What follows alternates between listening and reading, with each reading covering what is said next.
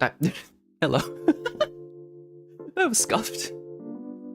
I was just randomly clicking buttons and I was like, oh right, this is the button that makes me go. This is the button that makes me go on the big screen. Right, I knew that, but for some reason I didn't expect that. I have these instincts that tell me if I press this button, this will happen, but then I press the button and then it happens and then I'm unprepared. And then I'm like, oh wow, it's funny that that does that. Good night. Apollo, Apollyon, VTuber, VPoet, VStreamer, VDumbass. Very, obviously very dumb. Very stupid.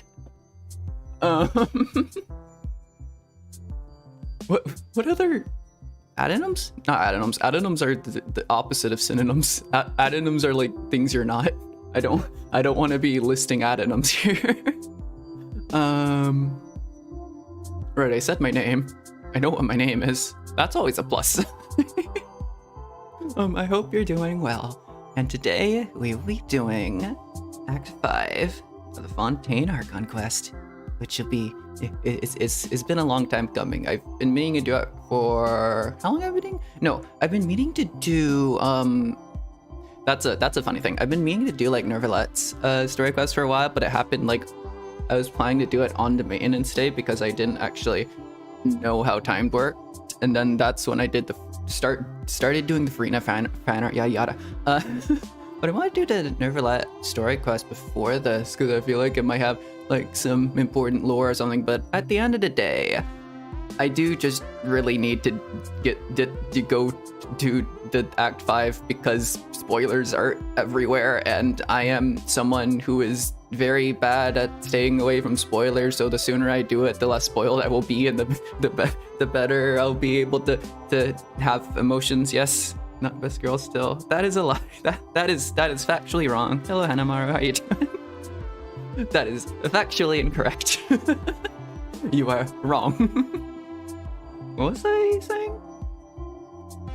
Yeah, okay. And also, because of the fact that I have summoned Furina, and I have her, there probably will be, like, I guess spoilers if you're not up to date with, like, watching Genshin teaser or something. I haven't watched like the things that specifically say like story teaser and like the ones they uploaded, and that I'm assuming those are like cutscenes from the Act 5. I do not want to see those yet. I want to see those when I get to them in the quest today, or I guess yeah, today, and because I'm kind of destroying my sleep schedule by doing this, but it is worth it.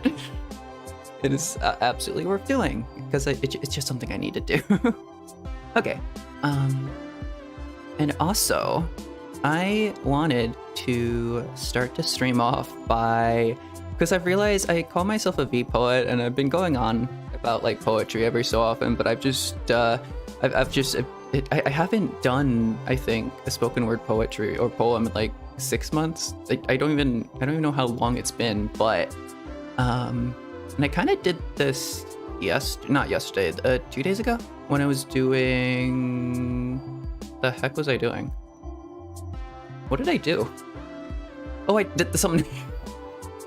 the summoning stream. I think for the summoning stream, I read out the little thing I have in my starting screen, which kind of counts as a poem, I guess. But I want to do an official thing. Maybe not every single stream, but at least for a significant portion of them, I want to either read out a new poem or read out like an old one or something like that. And for today, I would like to read a rather old one I have from over a year ago. And when I published this one, when I uploaded this as a spoken word poem, I think there was a comment about it being like similar to, or it seemed like it kind of suited Nahida. And this was like over a year ago. This was all the way back when we were doing Act 5 of Sumeru. Slightly over a year ago, yeah. And I feel like it slightly fits, maybe just maybe, slightly fits Furina. But we'll see. This one is called Delusions of Grandeur. Let me take a sip.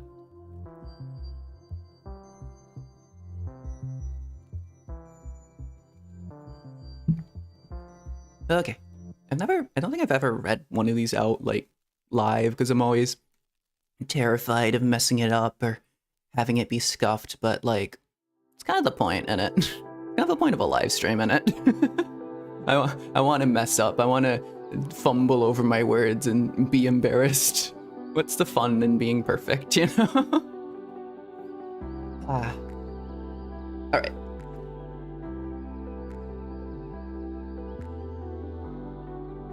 Sorry, my lips are...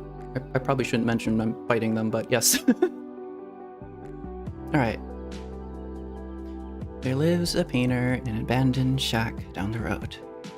He's never awake, despite growing old. They show up unannounced, begging for scraps, pawning off their life's work. At the end of the line, she lives and dies in a shack down the road. I was born in a city where I can't speak the language. I'm foreign to my homeland, despite the old adage. Sorry, I was turning down music. Scuff. My age, unlike my future, is known and tangible. But I can't shake the feeling that my legacy is illegible. She craved apotheosis, but fades without purpose. He had a daughter, that painter, named her after a sunset, and when she passed, he felt the hauling of the eclipse. I wrote a prophecy once. She was born in a town where no one shared her taste. Her paramour was just discrepant enough to their HAR. She never got to grow old, living youth barely in full. She was an untimely writer, not a book to her name. With delusions of grandeur, she feared the nameless death. But not a soul heard her words, for she took them to the grave. And the world was all but the same. I'll live to be a painter in that shack down the road. I'll learn to rewrite destiny. I hope to never see the day my daughter dies. I pray the fates acquiesce, so I'll never have to say goodbye. Yay! Very scuffed. Very, very bad reading of it. I am terrible at reading poems. Let's go. That was a nice one. I had this idea to like read out a poem at the start of this stream, and I just like randomly clicked on this. I was like, huh, this kind of makes sense. This is shiny. I'll kind of try to read it out or something. There's also an interesting note at the bottom here when I said the line is like, I hope to never see the day my daughter dies. It's the actual line is Apollo Apollyon, which interpret that as you may, but I have also put the note that it's read my daughter. So I could explain that, or I could just not and let that hang there and leave the meaning for you. Shiny, indeed shiny. All right, let me turn on Genshin audio. It's finally time. Let's see if I cry. I don't think I've ever cried on stream, but today would be an absolutely worthy day. Because I know it's probably emo. I know it's like an emo quest. It's very, very emotional, very cathartic. I'm really looking forward to that. I'm really looking forward to the emotions. I love the emotions. Genshin is so good at emotions, you know? All right, let me okay, pause music and then hold on, you don't have music. There we go. Okay. I should have everything here turned up. Yeah, all right. Everything should be good. Also, off stream, I did go and do a whole bunch of this because I was, for one thing, I was trying to get Furina's flowers, shiny little things, and yeah. And so I did like the one world quest with the melazine, not a melazine, whatever passive is, whatever they are. I did their quest, the spirit of Ernius, whatever that was. It's very cool because I figured I was going around grabbing all the teleporters and stuff. I might as well grab the statue of the 7, and then once I grabbed the statue of the 7, I was like, I might as well do the world quest because I kind of read that it spawns more flowers and like I need those. I really kind of need those, you know. Also, I just want to show this off quickly. The thumbnail for this stream, I actually took it here. I climbed up. Where did I climb up? Do I want to fight him? The really weird thing about this boss is that my Furina team is actually the best team I have to fight it, which is so weird because it's 2 Hydro characters. I only have 2 characters who can do damage to this boss, but it is my best team for fighting this boss. This Furina just buffs them. It's insane. Oh, also, I gave her Favonius instead of... I had like these on her, and then I started noticing as like, oh, you want her burst to constantly be up. I need some energy recharge. And then I can like do some... I also swapped out my artifact set for Golden Troop because I was doing the other one, and I don't think that's really what you're supposed to do unless you're using yours like a main on-fielder or something like that. So I swapped out for these, which is a set that I've wanted to use on Fischl, but I haven't like... I guess Furina gets like the first... What am I trying to say? The first full set of that. Probably shouldn't go with Nadar. Where did I... It's high. I know it's up there. I climbed all the way up there. I was looking around here because like this is a very interesting area. It looks like old and ancient, like there might be chests around or something, but as far as I could see and as far as I know, I don't think there's actually anything here other than the boss. But that is a really pretty area to take a picture just because it's like really cyan and really bright. Do I need? I mean, it wouldn't hurt to fight this, I suppose. It's Saturday? I don't know what Saturday does. I can't tell what you... I've tried to like max out as much as possible. I just need more flowers. And I'm not going to go into other people's worlds and ask because I am terrified of being rude. Alright. Furina and Kokomi literally do no damage to this, but they're always the people I take out first. Whoops. That's what I meant to do. Okay. Actually, I usually use Kokomi's burst first just to get like the stacks off.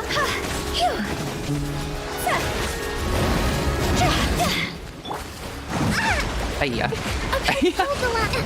Okay, well, my healer's dead. That's fine. Who needs a healer? I mean, Furina can be a healer. No, do your charge. Furina can be a healer. The show begins. Time to shine. This is fine. Who needs a healer anyways? Higher, higher, pants on fire. There we go. Who needs a healer? Who needs a dedicated healer? Alright. I also probably should be checking these more often than I do, because usually I just scrap them anyways. I never think to check. Right, let me mark that. I'm going to go revive my healer.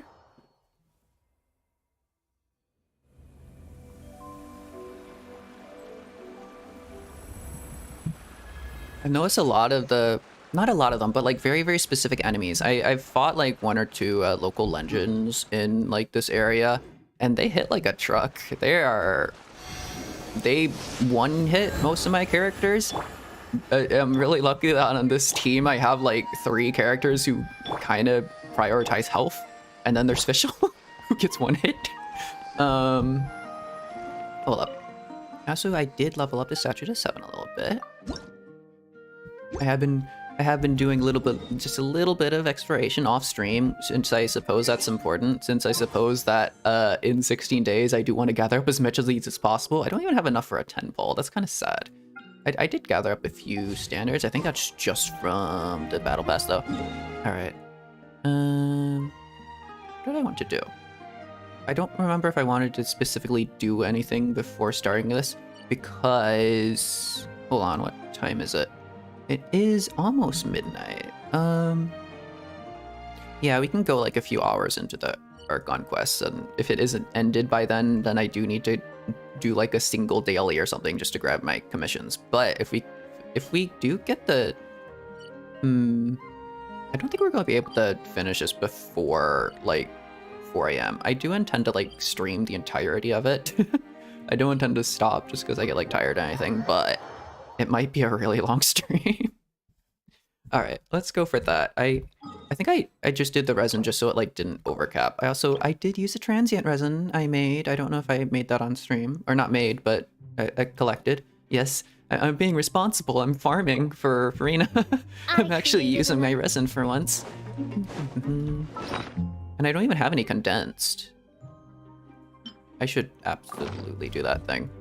I don't know how to use this like efficiently. Sacrifice the apples.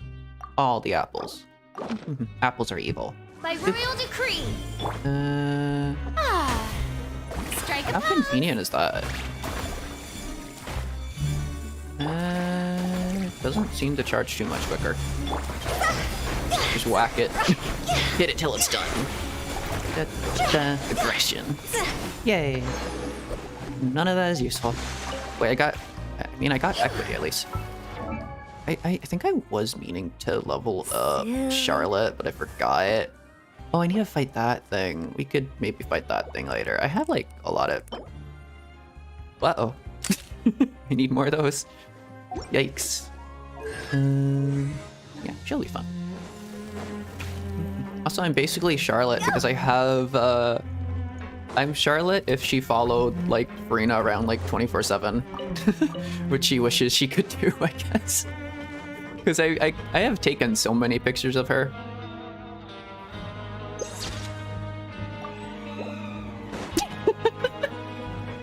I can't help it. Just every 5 seconds, just snap a photo. My entire screenshot folder, it's now just like majority her. She is the character I have screenshotted and like taking a picture of the most. I am a photographer and only for free. The obsession is going on strong. All right. Also, I'm surprised that the deluge of wrathful waters. Nice. I'm surprised that the I said this before, but that the Archon quest like takes so much time inside of the this fortress of Meropide. It's gotten a lot of screen time.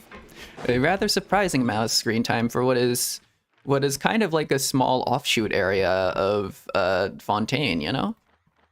That's pretty interesting. Okay.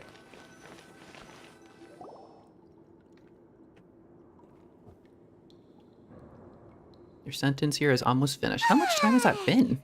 Now for a little rest after breakfast.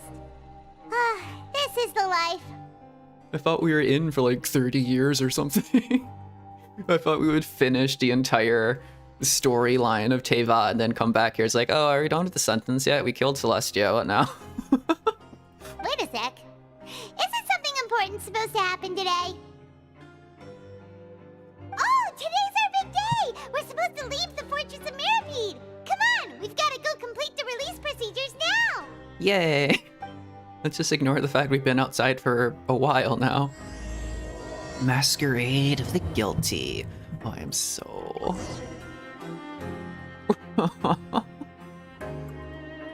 Okay.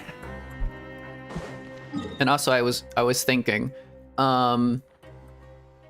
since at the end of the last arc, the last act of the Archon quest, I think was it right at the end? We saw like Furina run off somewhere, and she ran off in this direction. She specifically ran off in this direction, and this wasn't unlocked last update, the last time we were doing the Archon quest. And it's like, it's come to the realization, it's like, she ran off into this area, and like, also, I have a lot to say about Arenas, like this kind of area, because I was like going through some just in-game lore and stuff. I was going back and forth on the aqua buses. I did like once or twice because I know like the Melazine tour guides have like they speak out dialogue and it's like really entertaining. But I think this one, forgot her name. So I followed their voice actors on Twitter.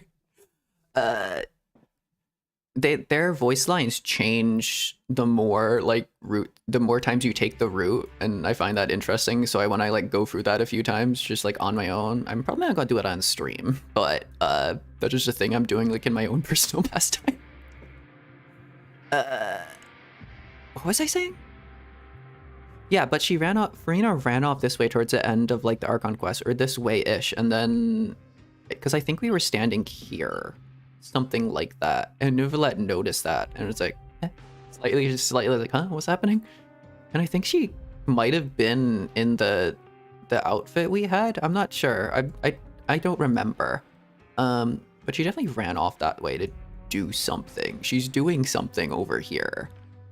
I think in Arenas, she's doing something here because she took this path, and that path only goes there, really. It doesn't really go anywhere else unless she decided to swim.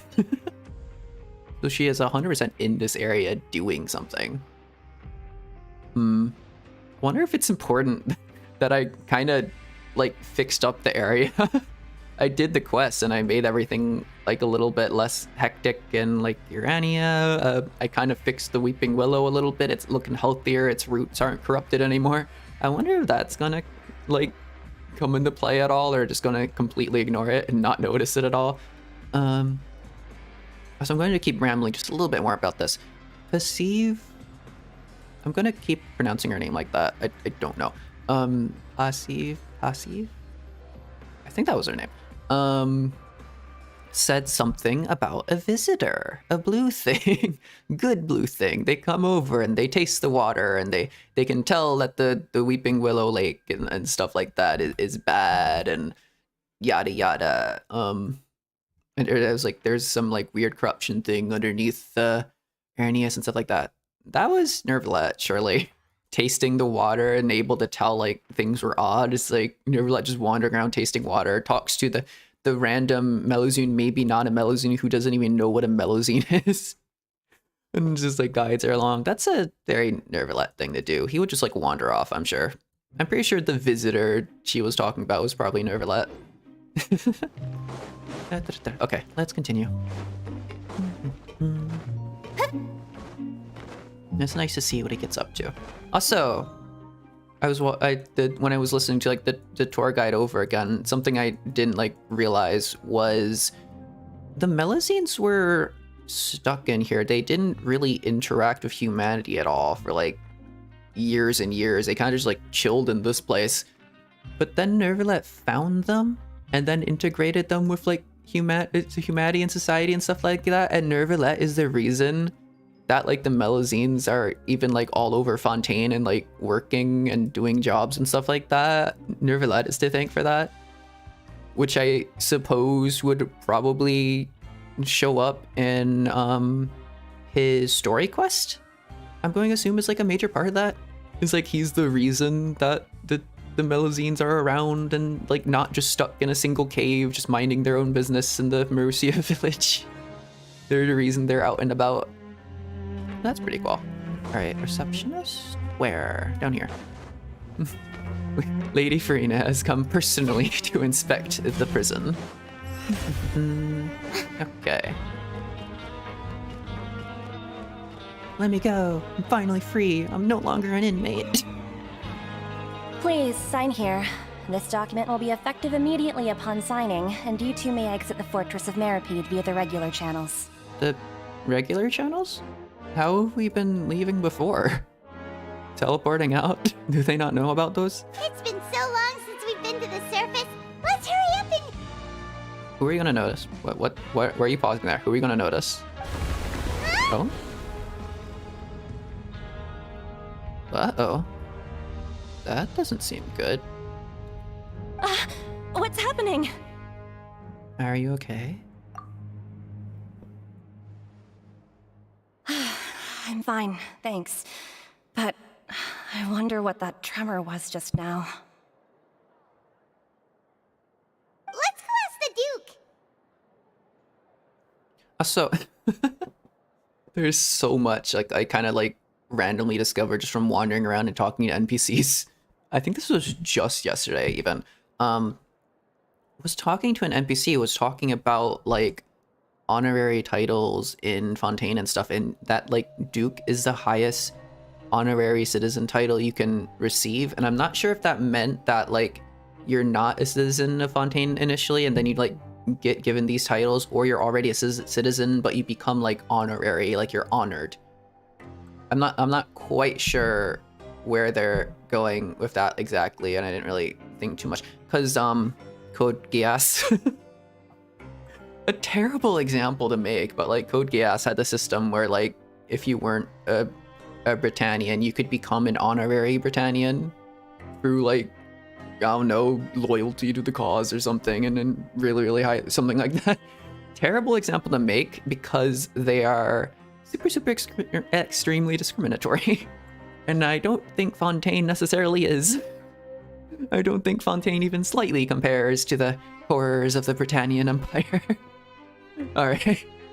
But like that leaves like two possibilities for like Realsley. Is like, was he not a Fontaine citizen and he was given like honorary citizenship, or was it the other meaning of he's definitely like a citizen of Fontaine, but he got like honored, and he has like the highest level of honor by being the Duke?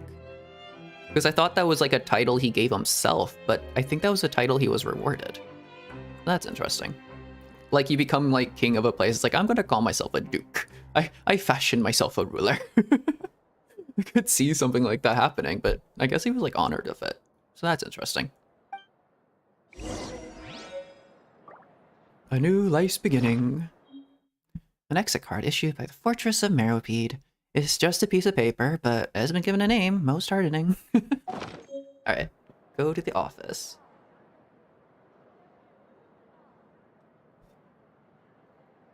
I'm drinking a lot of water, which is kind of ironic. I swear I just filled that up. How is it almost like empty?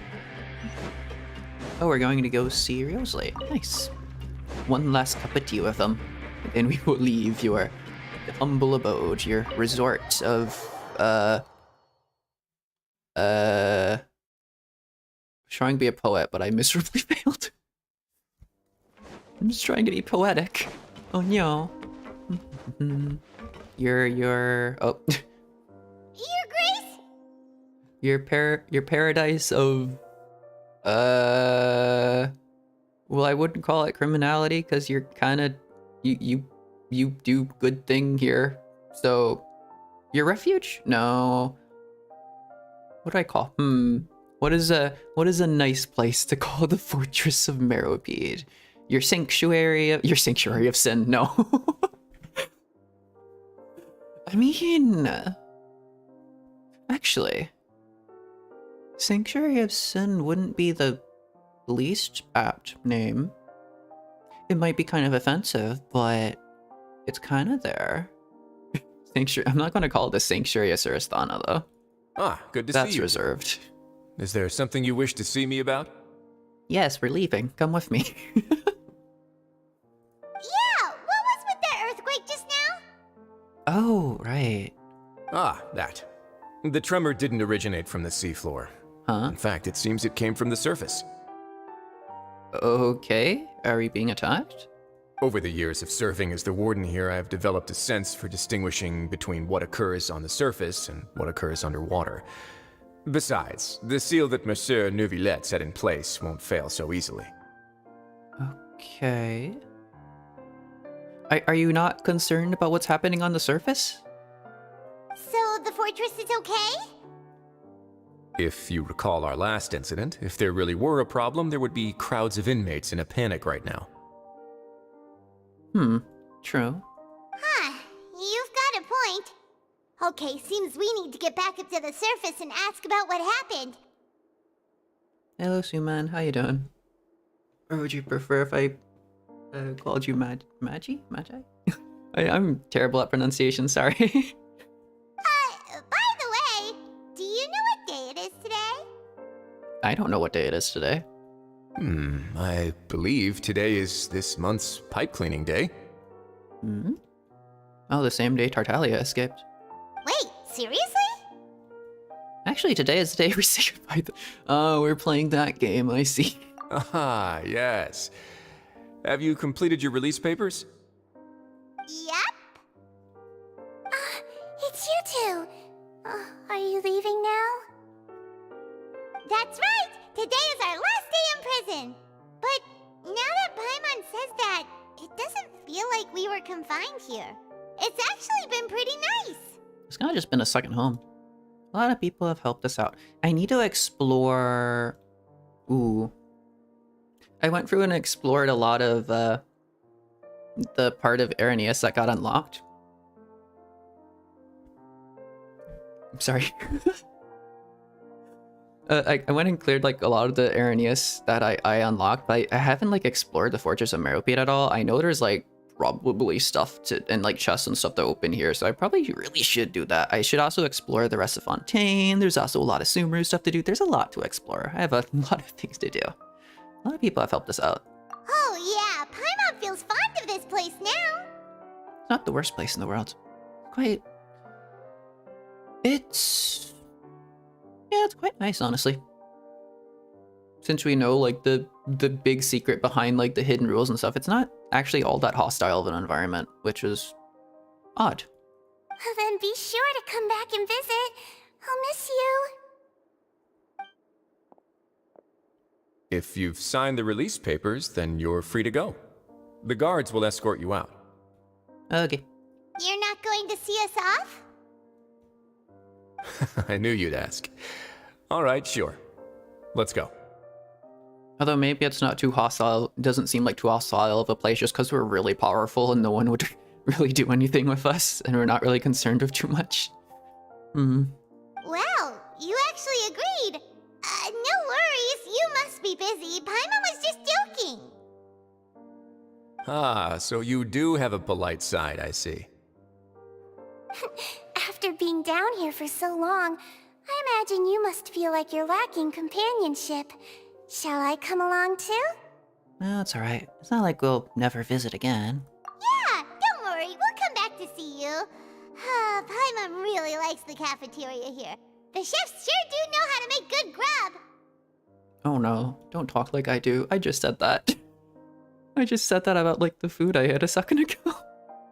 Paimon, don't use my lingo. That's bad. I hope you won't be here as convicts the next time I see you.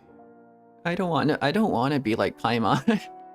Furina calls her the Salon Solitaire. She calls them besties. I love that because I like being like Furina. I do not like being like Paimon. If Furina uses my language, that is absolutely a-okay. If Paimon uses my language, I am really sad. We'll do our best to stay out of trouble. Well, it seems our work in the Fortress of Meropide is finished. That's the end of another chapter in our journey. And since Nervalet was the one who asked us to come here, we should probably go report to him now. Next up, the Palais Mermonia. Okay. You're going to see Monsieur Nervilette? Please pass on our kind regards.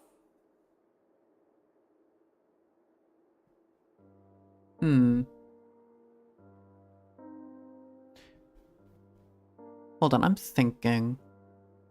Because, like, was she a Melusine that was, like, born or formed or whatever the heck, however Melusines work? Was she, like, formed recently? Or was she, like, is she, like, from, like, way back when, and then, like, Nervilette is the reason she was brought here as well? Actually, no, yeah, isn't Nervilette, like, the reason she was brought here? I think I remember something about that, but I don't think it was way back when. It was probably way more recent. Yeah. I'm sure just your regards will do, no? Nervilette I'm not entirely sure. I feel like he doesn't interact too much with like humans, but he interacts with like all the Melusines, and like all the Melusines personally know him. Which is pretty cool. He's ooh. Nervilette is the hold on, what's the word? What's the word I'm looking for? Nervilette is the celebrity of the Melusine world, while Furina is a celebrity of the human world. I believe it would be the polite thing to do. You're right. I've heard the Palais has been terribly busy these days. Tell him that I hope he hasn't been overwhelmed by the recent string of troubles.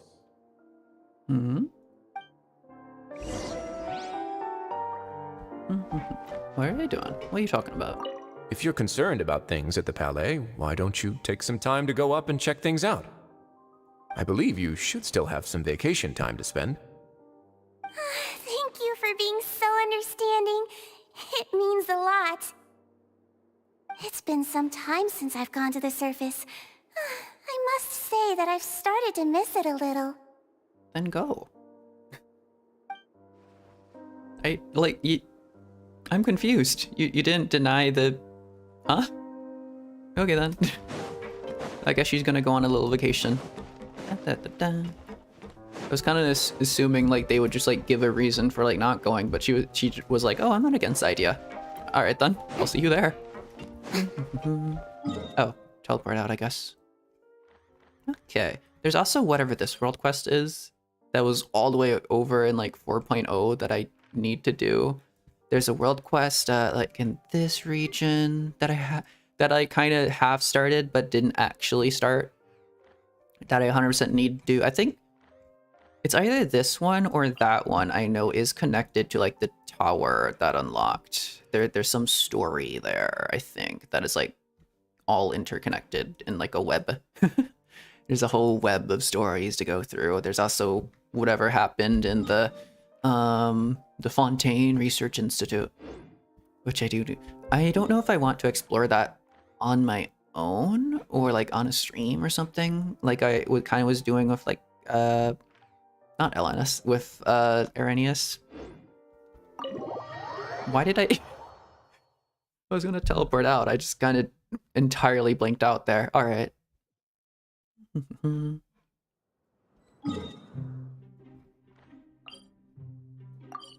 Go there.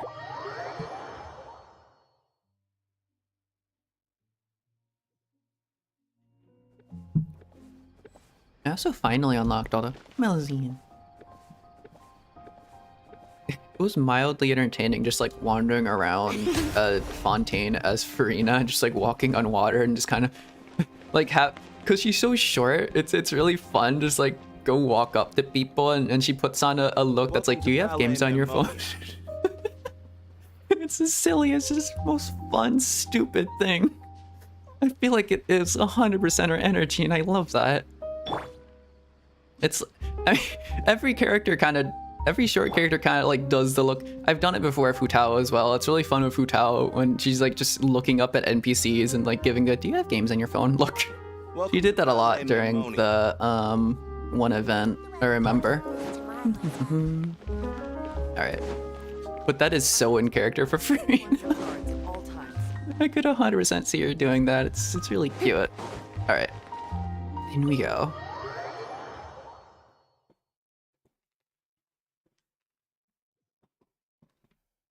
Also, I'm almost out of water, so I might have to take a water break shortly. There are some, like, story quests around here that I should probably start. Actually, probably shouldn't start, because if I know anything, it's that these side quests often get in the way of, like, Archon quests and stuff like that. I'm sure I'm gonna run into, like, some things where it's like, oh, you can't continue this Archon quest because the one place is like taken up by one of these things and whatever. I need to go through like the side quests and stuff, I guess. Is that done it? Oh. The Palais Mermonia sure is buzzing with activity today. Man, I was gonna talk to the Melazine. The Melazines usually have. Oh? Out! Huh? Oh, it's you two. Apologies. Monsieur Neuvillette did say you'd be welcome at any time. They usually have more interesting stuff to say than the humans. Excuse me, would you mind helping me take a look at this report? Auditor. I'll be right there. Sorry, I've got my hands full here. You can see yourselves in. Okay. Everyone's so busy. Seems a lot has been happening. That Melazine has a voice that really projects themselves. Very cool. Also, kind of posh. Kind of a culture shock. Hello. You've come at the right time, but you'll have to wait for just a moment, as there are some urgent matters I must tend to first. No? In the meantime, please, have a seat.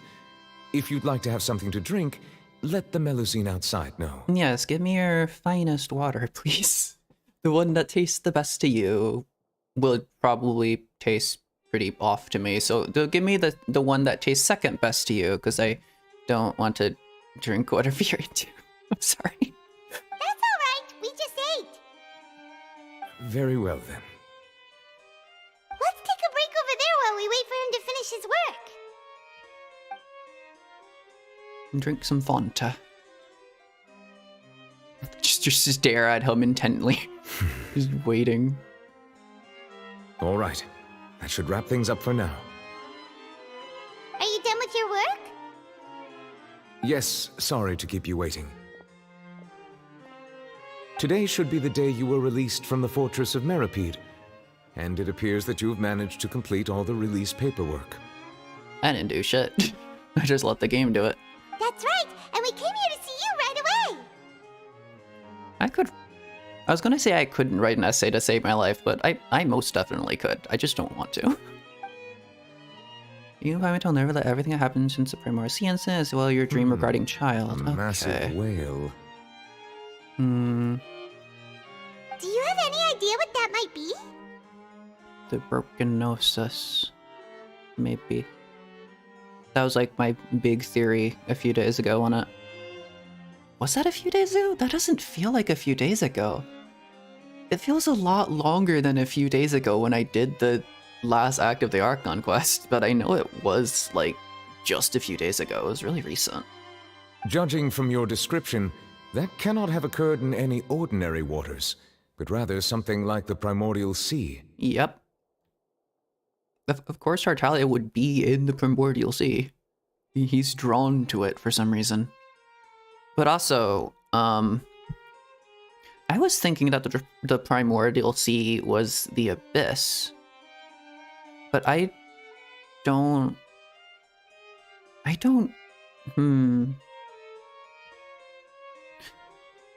know what the primordial sea is. Because like if it's connected, if the primordial sea is connected to like the primordial one, it can't be connected to the abyss. Because those are like two entirely separate things. Because I was assuming it was like the void filling in a vacuum or something like that, but no. It's some other entity entirely. I don't know what the primordial sea is. A whale of that size and shape cannot usually be found in the waters of Tevat. Therefore, we can only assume that Child is presently immersed in primordial seawater. Immersed in primordial seawater? But how? And is he okay? He's not from Fontaine, so he won't dissolve. Most people wouldn't be capable of entering in the first place. I'm not completely sure how he could have gotten there myself. I'm not from Fontaine either. I wanted to get in there. I wanted to look at I wanted to swim around a primordial sea. It looks fun. I haven't seen it, but it looks fun. There's something we'd like to ask you about. Yes? What is it? What was that tremor we felt earlier? Ah, right! Paimon felt it too! We asked the Duke and he said it wasn't from underwater, so we figured you might know something about it. Maybe some celestial nail is shaking somewhere. Celestia is gonna bring down divine... It's decided, like, today is the day to bring down divine judgment. Like, a celestial nail is, like, just jingling around nearby in the tower or something. There's gotta be a celestial nail in that tower, right? It's giving off an energy. It turns out that I have just received a report about this particular matter. Oh? In fact, that's exactly what I was busy with a moment ago. Interesting. The source of the tremor was here on the surface near Poisson. After the shaking stopped, the water levels in the Poisson area rose at an alarming rate. Uh-oh. The water levels rose? Oh no! What about all the people there? Fortunately, the water levels only rose for a short period of time and have already returned to normal now. However, I still have a bad feeling about the whole phenomenon. Huh. If the change in water levels is connected with the leaking primordial seawater, then the situation in Poisson may be much worse than it appears. Navia should be in Poisson, right? We need to go check on her! Yeah, Espino de Rosula's headquarters is there. I would also like to go there as soon as possible, but I'm afraid I can't leave just yet. We must immediately formulate disaster prevention plans for the surrounding coastal areas to avoid potential catastrophes. I'll have to ask you two to go to Poisson first. I'll meet you there to check on the situation once I've finished things here. Sounds like a plan. There's no time to lose! Let's get going! Please be careful. Well, you say there's no time to lose, but why did I just get a friend request? Nothing should be showing, right? Okay. I'm going to leave you just chilling there because I need to go and take a short break. Or yes, Voidaloo. I'm not entirely sure how to pronounce that. I don't know how to pronounce war. I probably should have looked that up at some point, but at least I know how to write this. All right, I will be right back. I need to grab some more water. Wait. Being too popular can be such a hassle. Who knew the people would adore me so much?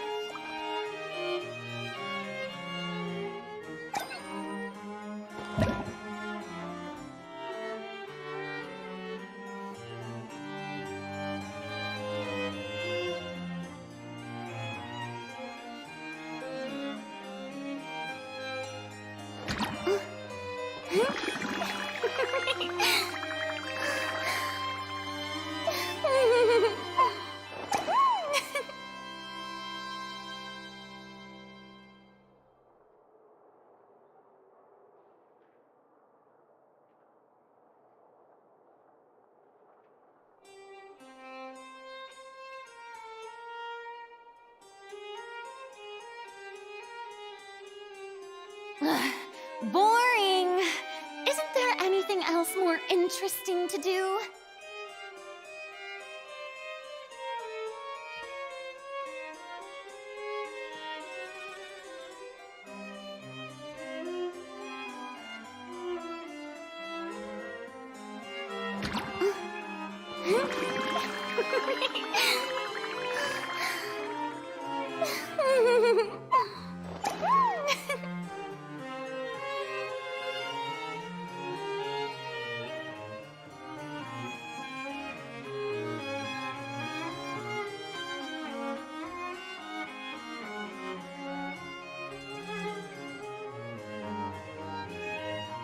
Tea parties are a must for the well-mannered. If you'd like to learn the proper etiquette, I'd be happy to teach you.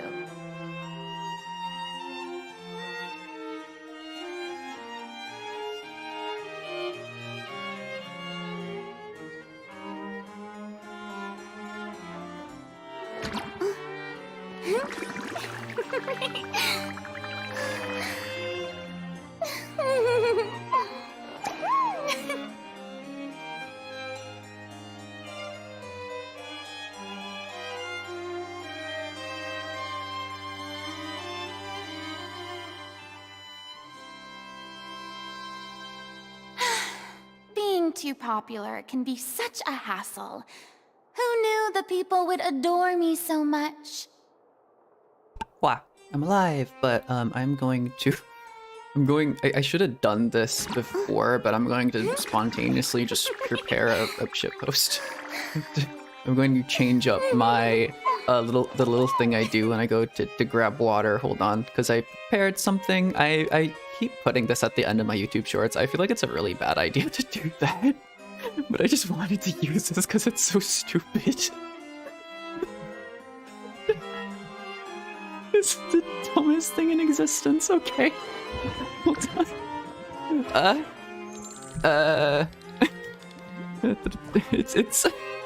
It's so me.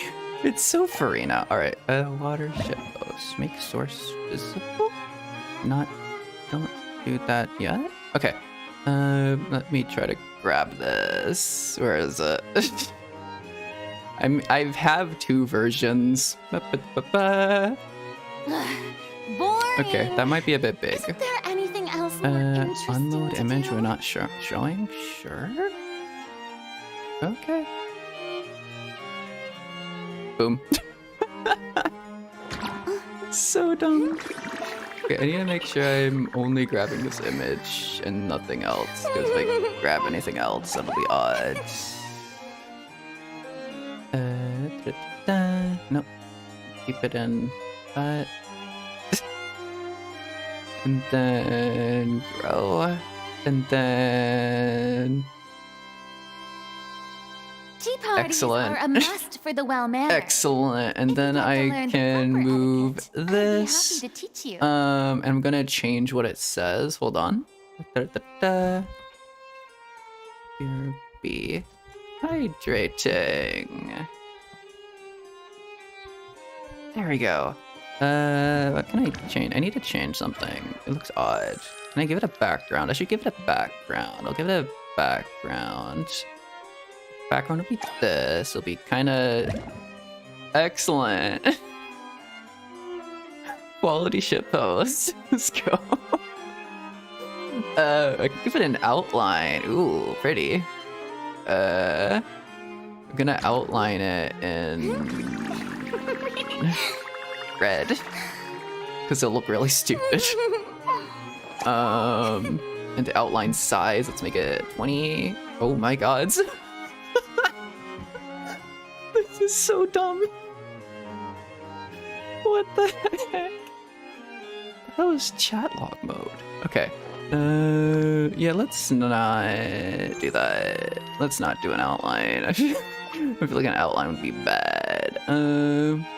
Okay.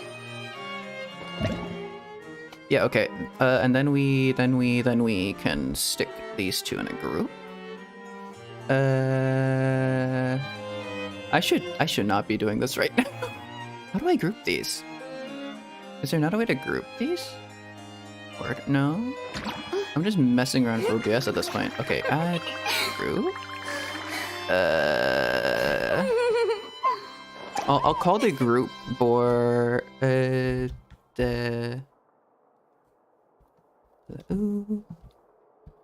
just so I remember what French is. In case I forget like the existence of the French, I'm just gonna put French here. Okay, and I'm yep, quality shitpost. I love it. It's so bad. I might replace that with like the version that doesn't have the weird lightning water lines coming out of her eyes, but yeah, I think that will be perfect. Okay, let's move on from that. Let's just... Hello, Neverlet. Nope, I didn't mean to stab you. Hello, Neverlet. The two of you have my thanks. If you need any help, just let me know. Okay. Maybe I'll pull you one day. But I don't know. I didn't feel like it. I love his ability is so, like... It's so, like, silly, but it's so... also kind of, like, menacing and stuff like that, and I like that, but it's just so silly. Whenever I see, like, his skill, his ability, people doing, like, co-op or something like that, it's just like, wow, that is intense, and also kind of really silly that he's kind of just floating there and just, like, massive spray of water, like, okay, dude. Chill. Also.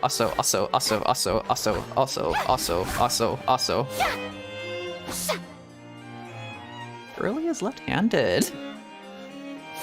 Yo! I discovered this like a day ago, 2 days ago, something like that. I was reading, I think, a Reddit post or something, and like someone pointed out that Furina is left-handed. Let's. Oh, she's. Yo! Wait, do that again. Nope. I think it's to 3. Is it to 3? Oh, that's awesome. You go, girl. What the heck? That fucking smirk? What is that? Don't stab at the sword. The freaking pointy ass sword I gave you. Don't just stab that into the ground, girl. Okay. Disrespect, yo. If I give you your weapon, you're just gonna stab it into the ground, although I guess that's why it's blunt at one end, huh? You don't need it to be pointy, because I know you're gonna stab the ground with it anyways. Oh my god, it's so dumb, I love that. Okay. That red mark is going to annoy me. I am so sorry. I'm going to click and see whatever that is. It's literally just, why, what? Who is this? Who are you? No, I'm sorry. I should also put co-op off. I need to turn off the reject join request. There we go. Just to get rid of any disruptions by first disrupting my own stream. Let's go. Best if I do it. Genshin no overlay. Okay. All right, back to it. Sorry.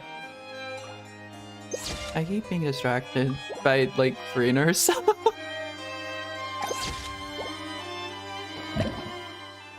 I think I'm really going to enjoy Charlotte with the one event there that's gonna happen. Okay, we need to be serious. There are serious things happening. We need to cut down the jovial mood. I need to get into the mood for like a good cry. I need to lower it down a little bit. Just the tears will fall, and they will be glorious. Okay. Just calm it down a bit. I'm too happy. I stare at like Furina, and then like there's a singular thought in my head, and I don't need that. I don't need that right now. I want to be sad. I need sadness. I want emo. Why am I like this? I don't need that wood. Okay, Brain. Thank you. Thank you so much, Brain. Okay. I'm sure most of this I have explored. So there's not like any chest around that I need to grab.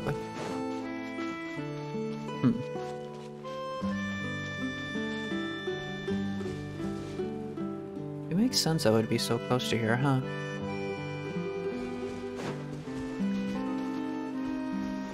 What's going on in here? Is that the place? Where is it trying to have me? Oh, it is like right here. It would just be the teleporter.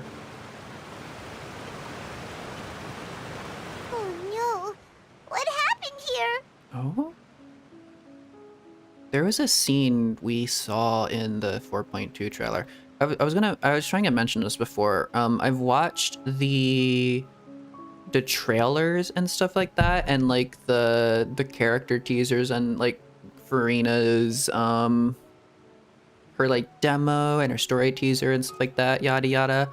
And I've kind of like formulated my own idea of like some stuff, and some stuff like might be like spoilers or something, some like small rudimentary theories and stuff like that. I haven't watched any of like the actual story stuff they've released, like the actual important cutscenes and stuff like that, because I saw the thumbnail of I think one or something like that. I'm not sure.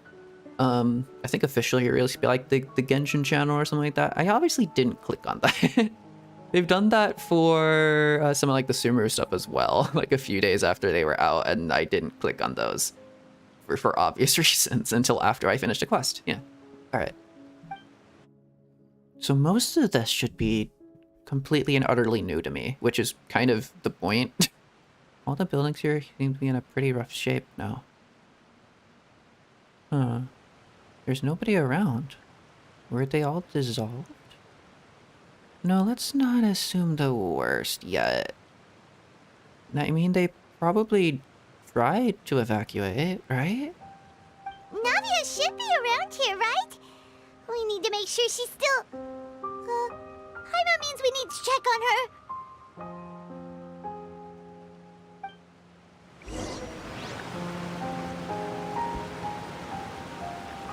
Have we figured out yet if it can be reversed? I mean, there's clearly a person right there. Wait.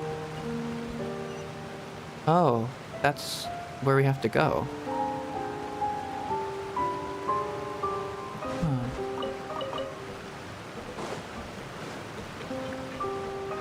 I don't remember in like the first or second act, like if you kind of figured out that the dissolving can or can't be reversed. I think...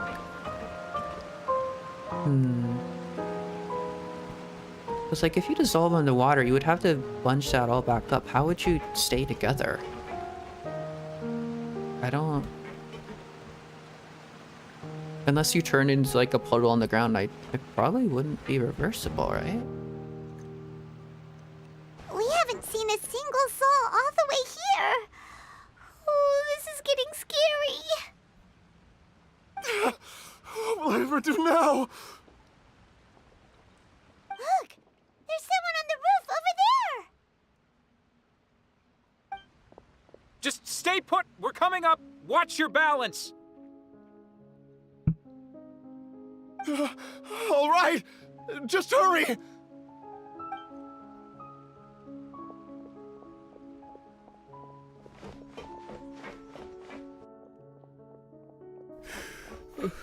I'm not young anymore. How will I survive on my own? Desiree's father? My Desiree! Oh, Desiree. Oh, he looks pretty sad. My leg! My leg! How could this have happened? It hurts! Just hang in there. Help is on the way. You can hold my hand if it makes you feel better.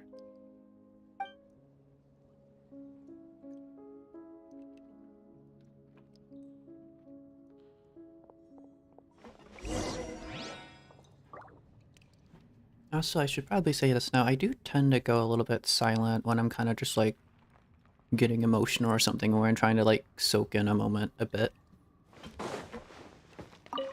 And usually I would apologize for that, but I'm going to try not to. Because I do want to soak it in. I'm not young Oh, enough. we heard that. They're just gonna repeat their dialogues.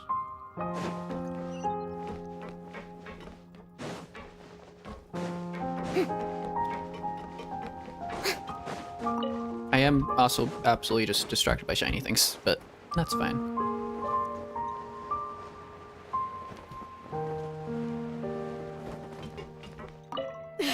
How could this have... Just hang in there.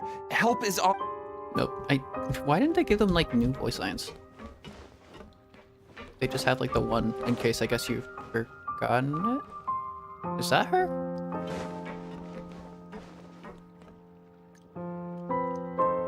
Is that her hat? I can't tell.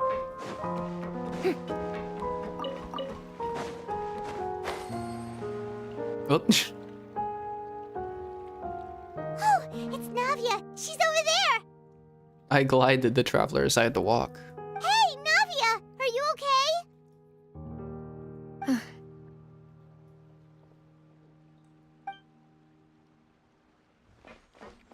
You're here. Oh. Yeah, I can hear that in her voice. We heard there was a situation in Poisson, so we came as quickly as we could. That's I would say that's some nice pronunciation, but I wouldn't know. But that's like very, very like that sounds very French, so that sounds pretty alright. Yes. As you can see, the water level suddenly rose. It caused quite the disturbance, in fact.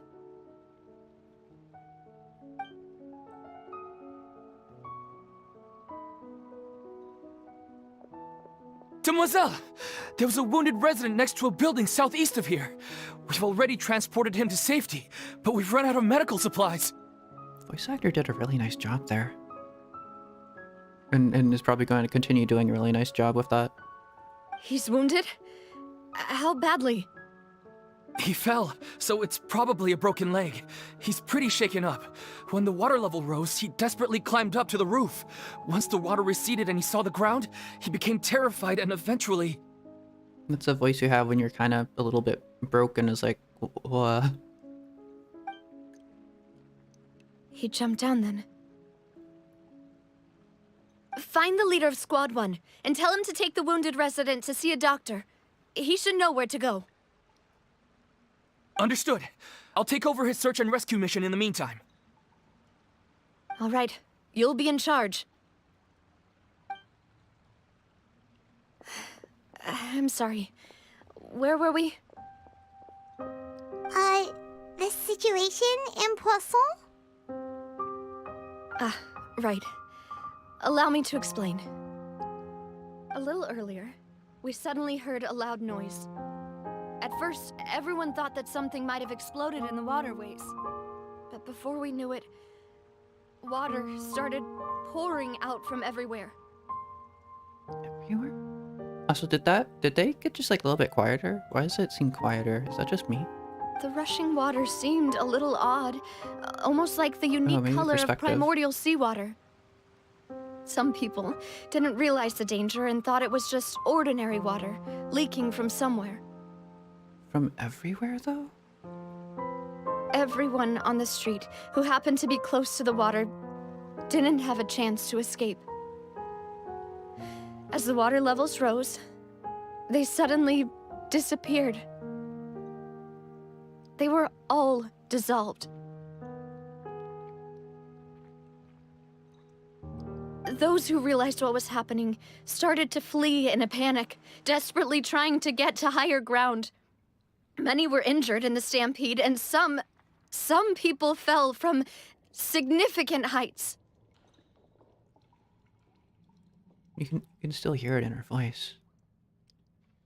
So I can feel like the tinge of like tears in my eyes, but they're not gonna start dropping for a while. I know. That's kind of how I am. I have like a weird inability to cry, but Genshin is like one of the games that actually manages to overcome that a bit. The Spina di Rosula initiated rescue operations as quickly as possible, but there have been a lot of casualties. Fortunately, the water began to recede after some time, and the chaos came to an end. The water that flooded the area contained primordial seawater, so the lower levels of Poisson are still hazardous. To ensure everyone's safety, I've asked the people there to leave as soon as possible.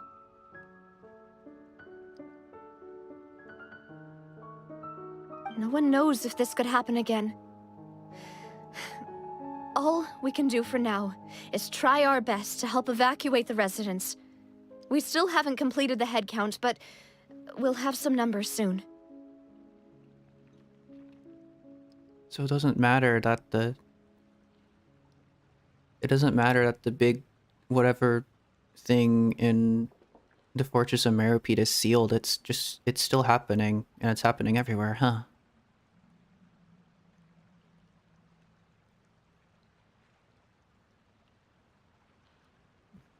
Plugging the dam is kind of just a futile measure because it's going to happen anyway. The prophecy's already begun. How awful. And all of this just came out of nowhere. It was quite frightening indeed. I only wish that everything that just happened was a bad dream. Is there any way we can help, Navia? Yeah, we're here to help. You can put us to work. Thank you for being so willing to help in a moment of crisis like this. You don't know how much it means to me.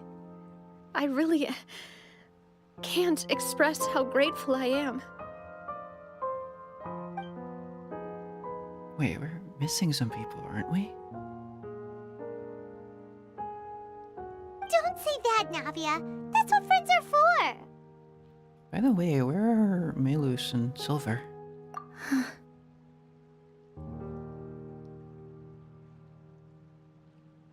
Demoiselle! We've got a situation here! I'll be right there. Sorry, I need to go for now.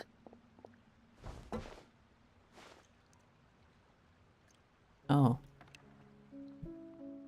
And off she goes. Seems it might be a while before she can take a break.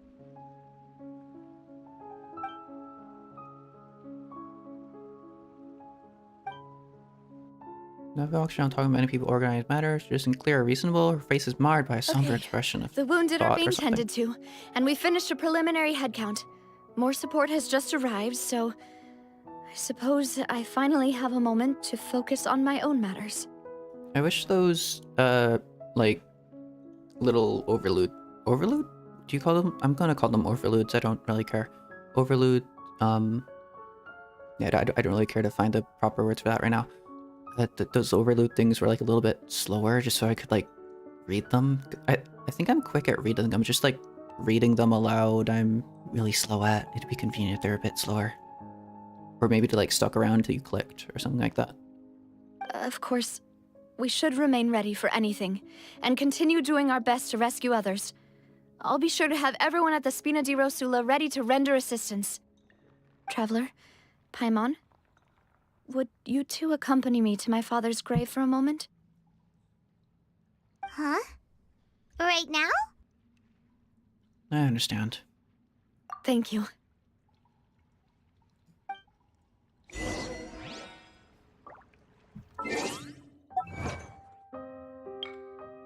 The goals one swept. Witness the Poisson disaster. Damn. So sorry, my brain like read ahead there and read disaster and like my heart sunk for a second. It's like, oh shit. Actually, there's like one more little just thing I need to side tangent, which is kind of like, it's a little bit odd to say, but like, what was it? It was, one of these is a Navia line. One of these is the, I forgot, actually, shit. But it was like, it was Navia. It was like, I think her mother, maybe? And like her father? The Callus line? Something, I forgot the exact word for it, but it was like, and it's just kind of like oddly ironic that the Callus line is the one that broke through a force majeure, an act of the heavens, or something like that. It's like weirdly ironic, and that feels like really odd and off to say, but it's like symbolism, you know? Kind of beautiful in kind of like a morbid way, symbolism kind of thing. Let's go up here.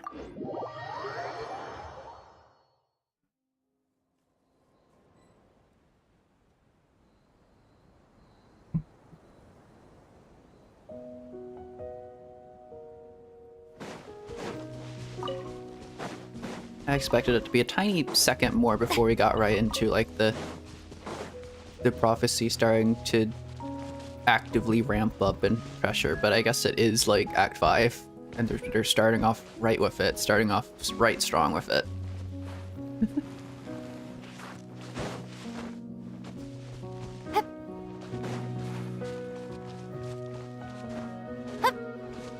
Fall of Fontaine begins.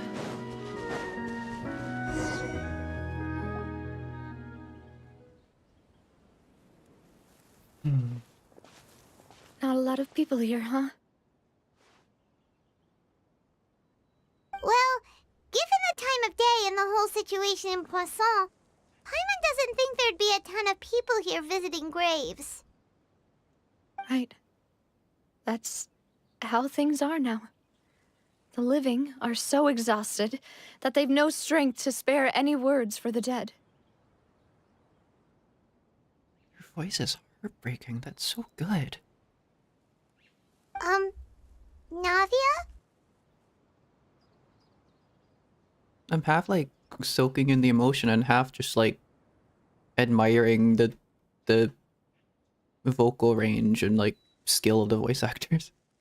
I don't know if that helps. Maybe I need to focus more on the emotion and less on like their ability, but I really want to acknowledge that ability. That's really good. There's no need to push yourself so hard.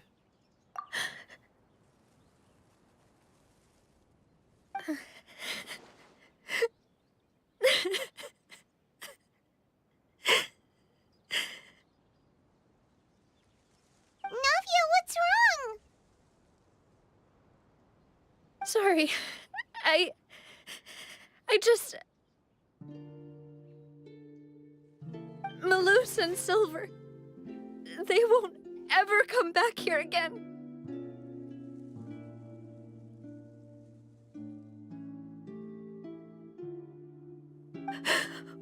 What should I do, Papa?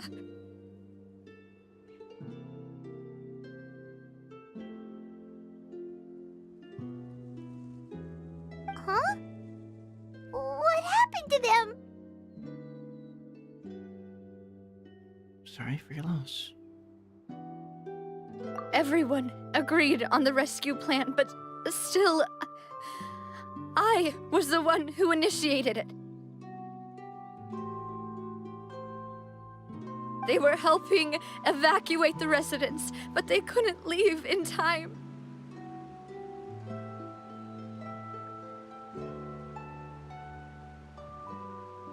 And they were caught in the seawater.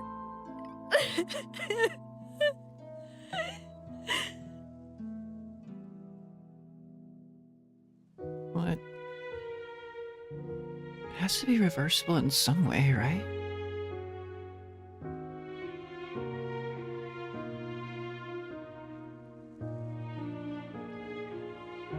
I mean, I don't really know how you would do that.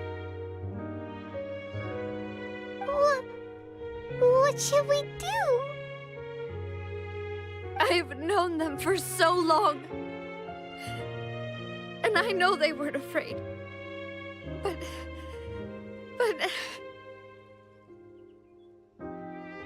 I could at least hold a funeral for my father.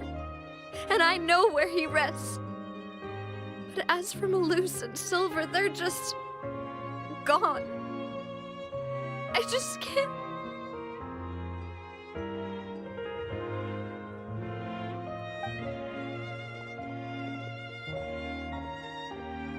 Everything looks so clean after it rains. Even the gravestones. I didn't expect that you'd enjoy a glass of red wine in front of Master Callus's grave. I can understand. Besides, the scenery here isn't half bad. See, it's not just me. I always want to bring something when I visit Papa. Perhaps we might even have a picnic. He wouldn't be angry, would he? I kind of wish I made a crying, what do I call it? Like, I wish my model had the ability to cry, because it's a little bit too happy right now, and that is not what I look like.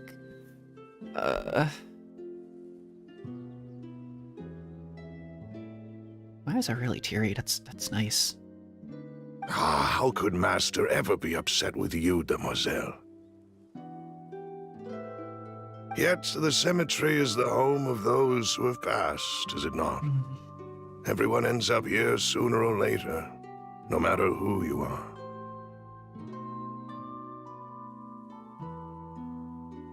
Buying yourself a plot in advance, are you? No need yet. But when I do, I hope you'll let me be buried beside Master Callus, demoiselle.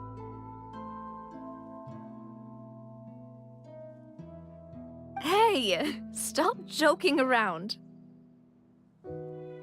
I'm quite serious. That way, it'll save us both the trip to see each other whenever you visit your father's grave. So I think I kind of made it like a point that I kind of sometimes show emotion a little bit through like the movement of like my mouse cursor or something. I hope that's kind of a thing that's kind of obvious. Just me kind of like moving slowly, just like soaking in. It's like, ah, shit. Because I'm kind of noticing I'm unconsciously doing that. Both consciously and unconsciously. That makes sense. In that case, could I be buried on his other side?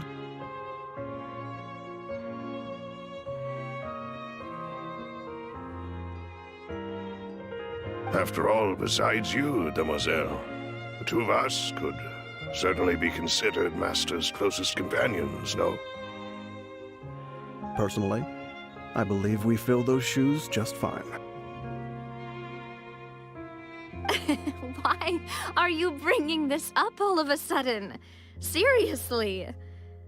All right. I'll remember your requests. But I'd really prefer not to talk about this stuff. And what do you mean by saving me a trip? I'd make the journey even if I had to visit you two somewhere else.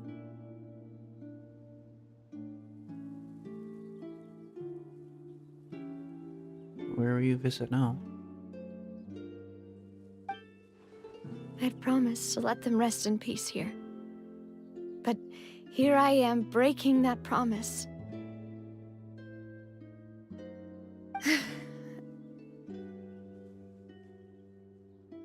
I'm sorry for letting you see me in a mess like this. I don't usually cry, really. You've cried in like two acts of this Archon quest, haven't you? Paimon doesn't know how to help you feel better. But, well, she understands how you feel. I had always thought I could make my wishes come true. But now that I think about it, that never solely relied on me. Many things can only be accomplished with someone else's help. Malus and Silver have helped me so much. But by contrast, I could do nothing for them. No, that's not true. I'm so sorry.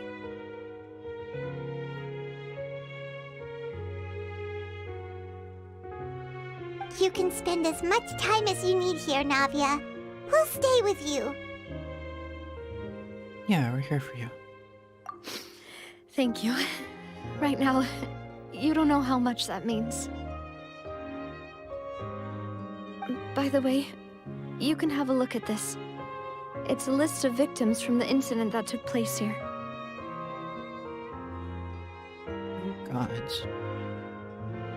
Obena, Khan, Burnett, Giverny, Francine, Karina, Daisy Ray, Joinville, Julianne, Esson, as well as Malus and Silver.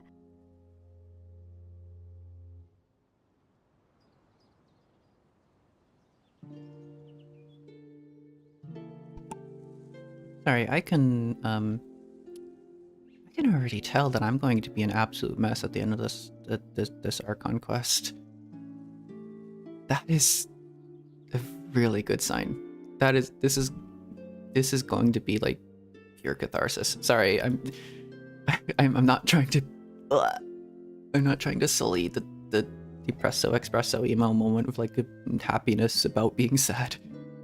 I just like catharsis. I like really emotional moments, and I think Genshin is... People may disagree with me, but I think Genshin is written extremely well. And I think the characters and the voice actors, the vast majority of them, the vast majority of the voice actors are really, really, really good. And the characters are awesome. What was I saying?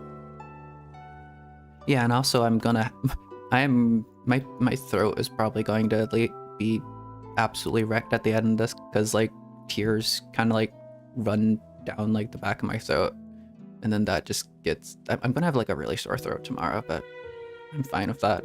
It's worth it. So, everyone else is safe. But still... Maybe I'll turn down my noise gate? No, I shouldn't mess around with my mic settings. Yeah, sorry. It's okay. I know what you're thinking. And you're right. We lost Malus and Silver. But we were able to save more than we anticipated. And I think they'd rather it have been done this way than any other... I was trying to figure out how to word this, but they passed away trying to save people. I think that's the best death they could have had.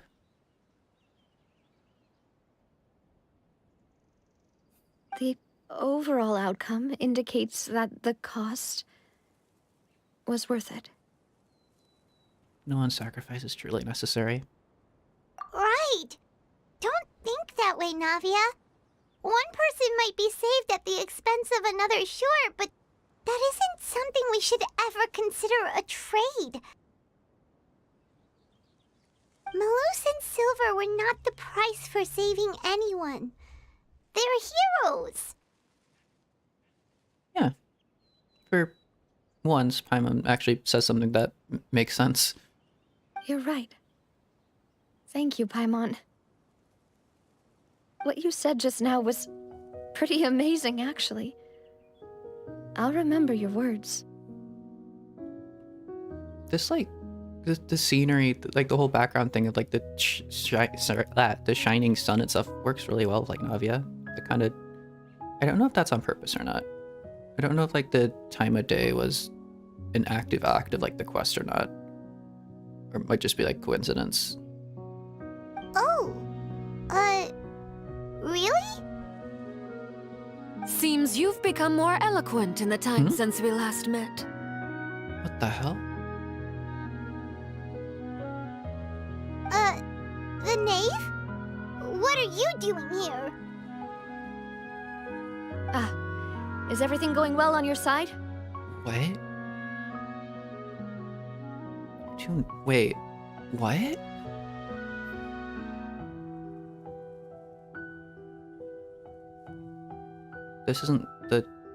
This isn't just the first incident, is it? There's been incidents like this all around, and Arlecchino is probably actively... Huh. Okay. The knave is making her move, and honestly we should probably help her with whatever she's doing. Because she seems to be the only person who's actually actively trying to save Fontaine. I mean, I say that, but I just mean, like, in terms of the... I have my own feelings about Furina, but I'm putting those aside. In terms of, like, the story right now. The Knave is, like, our best bet of saving, Fontaine in the Traveler's Eyes. Probably. Yes, my people are carrying out the mission according to your request. All the residents of Poisson Oh. have been evacuated, and we're preparing to relocate them to higher ground. As for these supplies, we have everything taken care of. There is no need to worry. Thank you very much. Because the Knave might be part of the Vitui, but... And she might be, like... I think she has been said that she's, like, quite loyal to the Tsaritsa and everything, but... At the end of the day, I think her main goal is just to save Fontaine. And that's a goal that we should really get behind.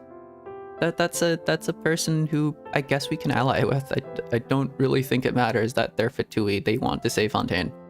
I don't think they're all that bad. I've heard one or two things about her, I think, like, lore-wise.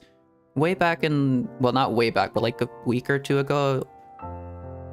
Hold on, when was it? It was after I did the 4th act of this Archon quest. I started reading one or two things about Arlecchino and, like, lore and stuff like that, and I don't think she's a bad person.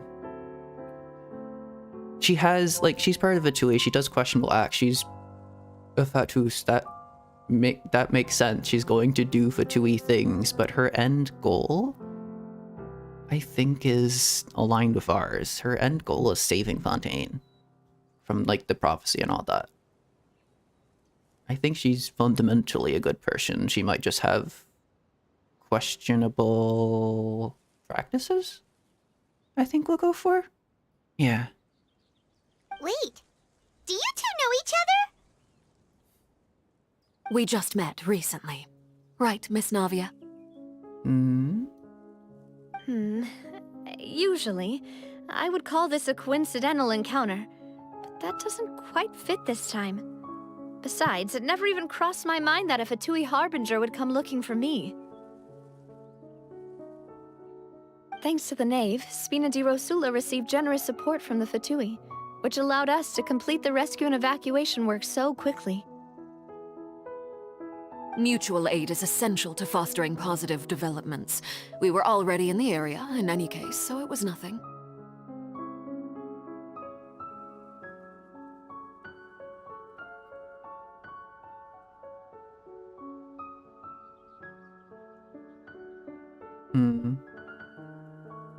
A Fontaine saved by the Knave is a Fontaine controlled by the Vitui, but is still better than a Fontaine that doesn't exist. Right? Although some people would say that a Fontaine that drowned is better than a Fontaine under the Vitui. That said, I must say that you're a lot sharper than you let on. I'm sure you understand what I mean. I apologize for all the ways in which I tested you previously. We've never worked with a Fatui before, and it's extremely important for us to know who we're working with. My subordinates have reported that Fatui soldiers have been observing water levels and taking head counts in various locations. I hear that they've also prepared a large amount of emergency supplies. I'm quite surprised. Why are we looking impressed? Did we not realize that the Knave actually genuinely cares about Fontaine? This is nothing to brag about, nor do I intend to. It is simply the way of powerful organizations to act forcefully, whether they are doing good or ill. You've witnessed that firsthand, in any case. Like, it's new for Navia, but it shouldn't be new for us. Surely we knew about this, that, like, the Knave is, like, going for all these efforts. As I've told this traveler before, I know of the prophecy, and I intend to prevent the impending disaster. Through the power of the Gnosis, which we don't even know where it is. It's probably in the broken sea. Sorry. What the heck is a broken sea? Where did I get that from? Probably Anbanar, I'll guess. What was I trying to say? It was probably in the Primordial Sea, and Tartaglia is probably about to eat the broken Gnosis or something. Lending your organization a hand was a natural first step in accomplishing that. As such, do not be troubled by this token of our sincerity. Perhaps one day, you'll also be able to help me in the same way. Without your help, there would have been many more casualties. I won't forget your kindness. Furthermore, I sincerely regret what happened to Malus and Silver. I only wish that my people could have arrived a little earlier to prevent this from happening. Don't say that. You and your subordinates did everything you could. Just as Malus and Silver did everything they could.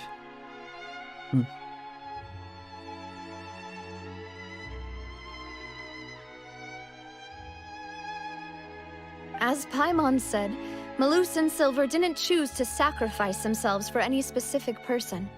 And they weren't the price paid for other salvation. They chose to become heroes themselves. Yeah. Okay, I feel like the sun specifically being there is a choice.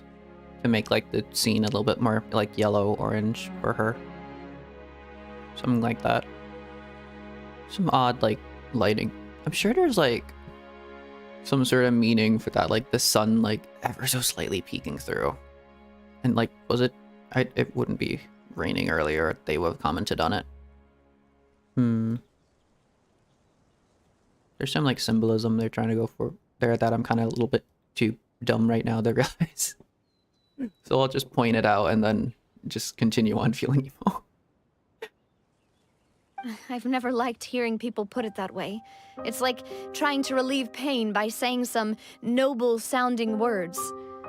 But right now, there's nothing more suitable.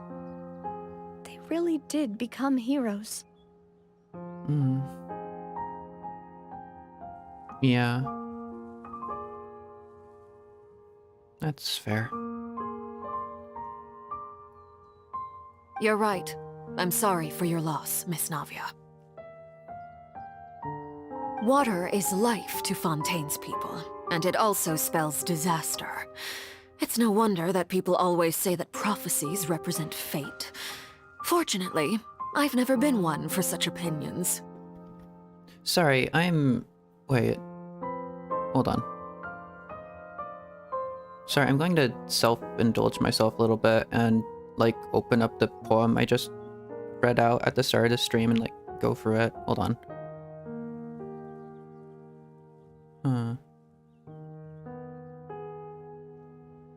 It really is, like, weirdly relevant, isn't it?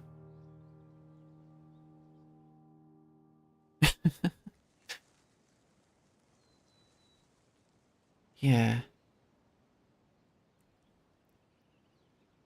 I felt like it wouldn't really apply to Fontaine and Furina, but it's slowly making more and more sense. But I'm also kind of like slowly forgetting what the poem even... I know what I wrote that poem about, and I know how it like kind of aligned up with like Nahida and the story of Sumeru, but now it's also lining up with Furina and the story of Fontaine in a way. I'm assuming, at least.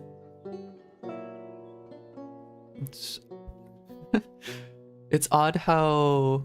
I was gonna say reality imitates art and art imitates reality, but it's more of art imitates art in a way that this one piece of art doesn't even know about this other piece of art, yet they're similar. I guess it's like similar theming, maybe. So, you're one who will try to change fate, then?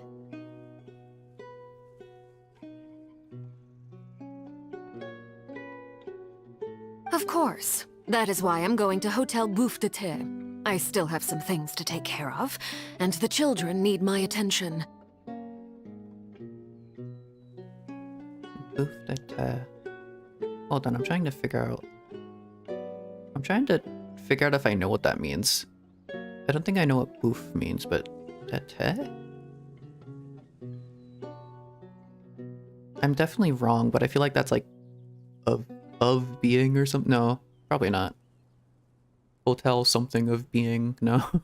I don't know what ete is. I feel like I should know what that is. I feel like that's come up in my French classes, but I can't. I don't know with any confidence.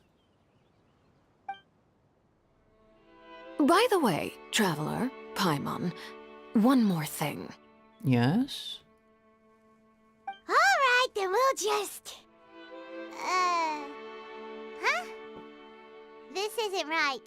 Paimon thought you would ask us to walk with you for a moment so you could tell us something in private. She's gonna say something about Furina, isn't she?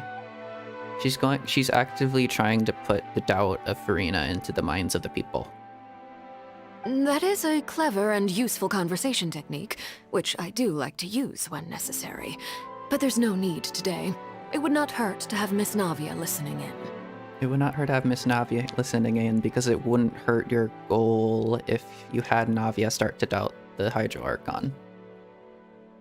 Traveler, I'm sure you remember that I said we could work together when we had the chance. Or never mind, question mark? Yeah, let's work together.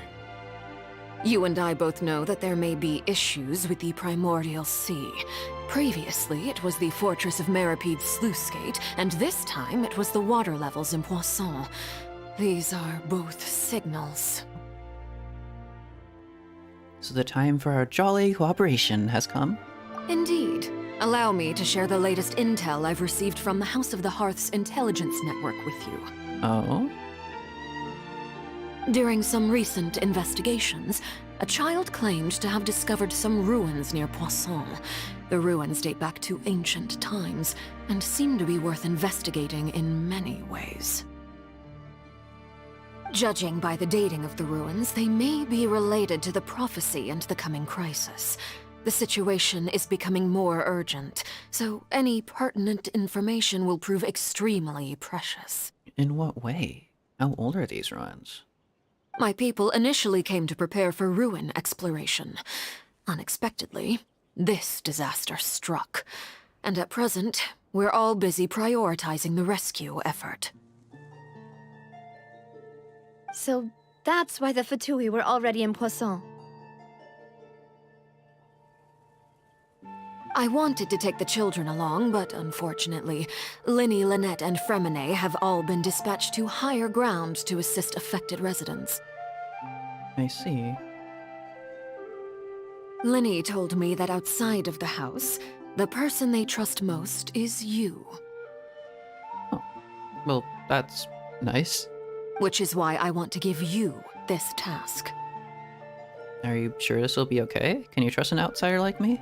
We won't be affected by the Primordial Sea, so I think we're like the safest pick as well. The House of the Hearth's members see each other as family, but Linny, Lynette, and Fremine said that they also see you as such, even though you are not from the house.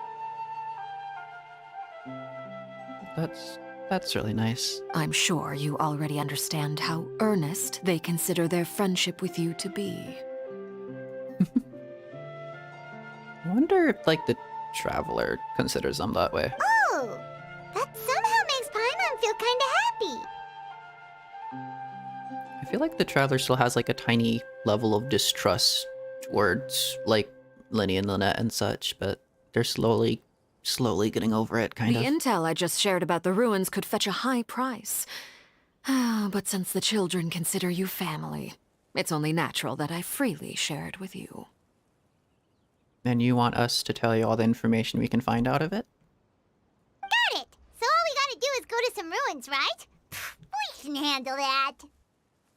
Excuse me, but may I tag along? Uh-oh. You wish to join, Miss Navia? We're probably immune to primordial water. You're not. But are you sure you're up to exploring some ruins? You need to rest. Well, I'm sad, yes.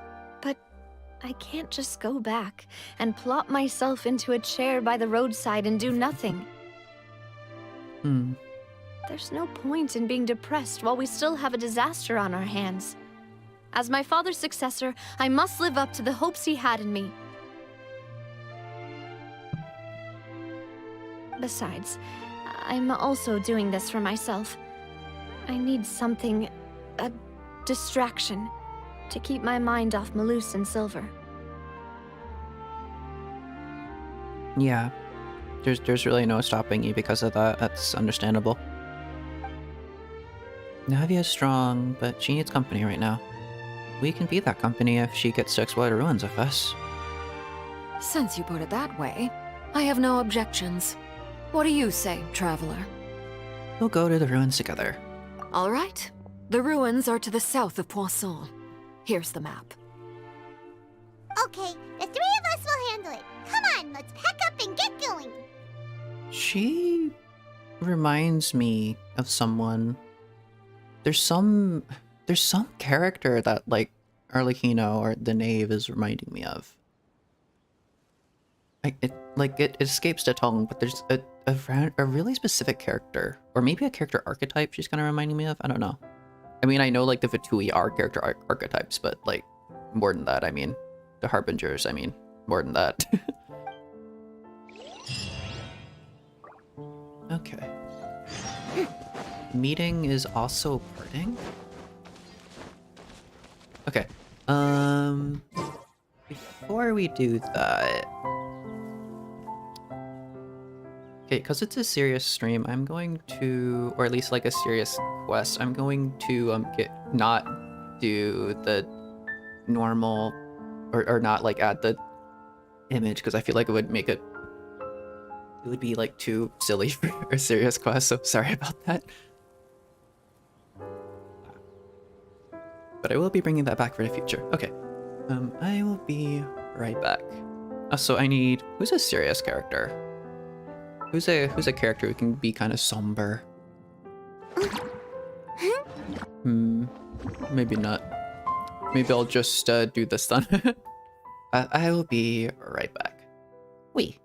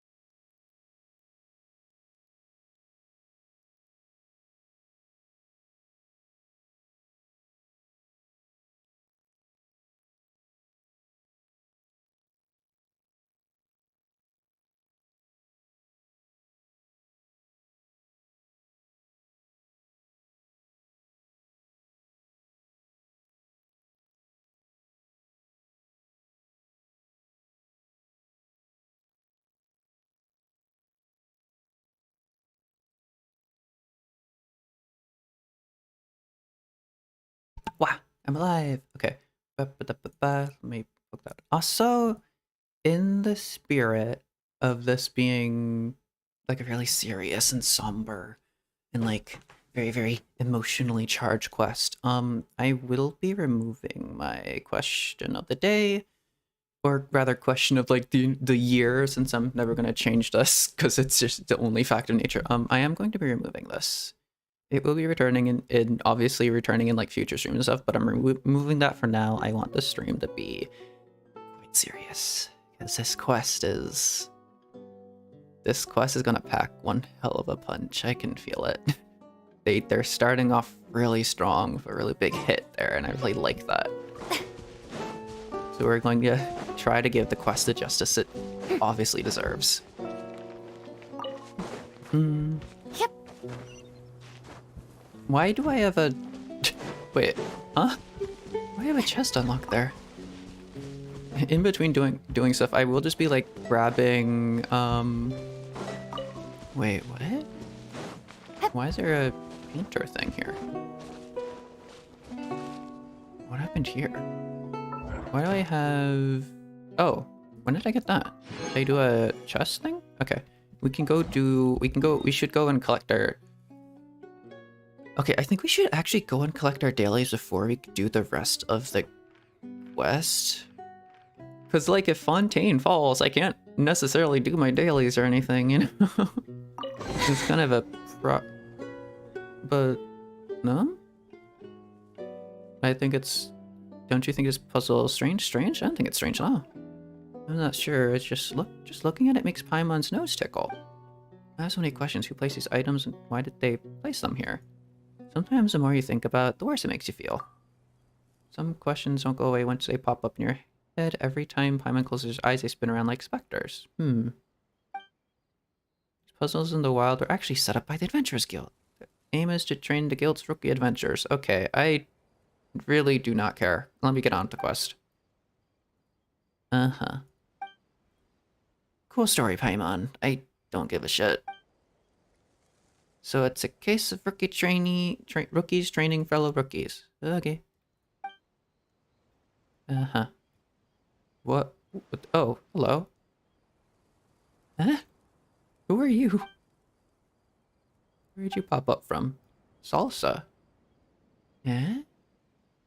Great artist Salsa. I'm a little miss, yes, but... Huh?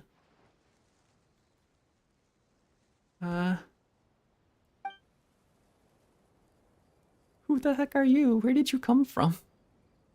A big sister in a year's time and you'll be a younger sister. Huh? I don't think it works that way. Canvas is yours? Usually prettier, so it'd be a great place to sketch. If it weren't for those ugly things, I would complete my painting long ago. Oh, so you're an artist. Okay.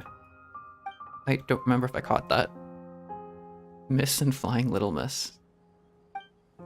I mean, I would sketch, but I'm in the middle of a quest right now. You guys... Sorry, you guys are members of that evil organization? Oh no, I let my guard down. Huh?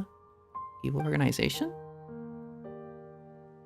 Those bad guys in green from the evil... What? Oh, so that was an Adventurers Guild thing, but she doesn't like them? Uh-oh. Don't tell them that we're part of the Adventurers Guild, huh? What? Huh? What's happening?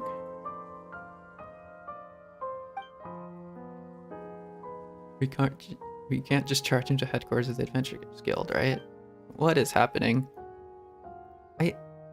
I know there was like some sort of a quest line that was to do with whatchamacallit? Irenaeus, but I don't think it's this, is it? Did they add this? What is happening? Right. Just let me get out of here.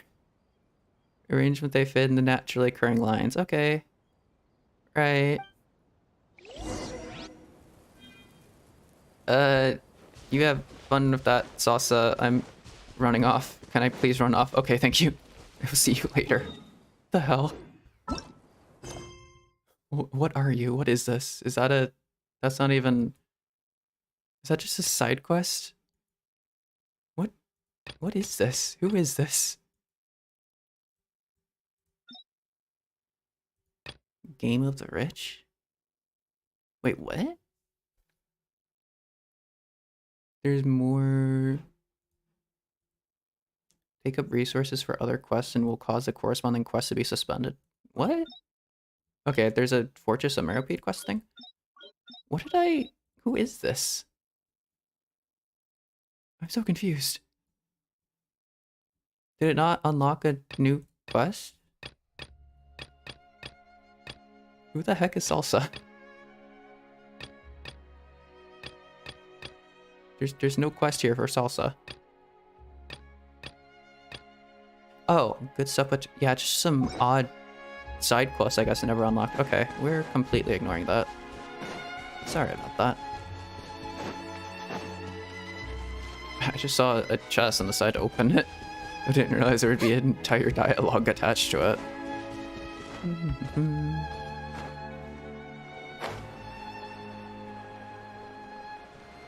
Is there no teleporter to that area?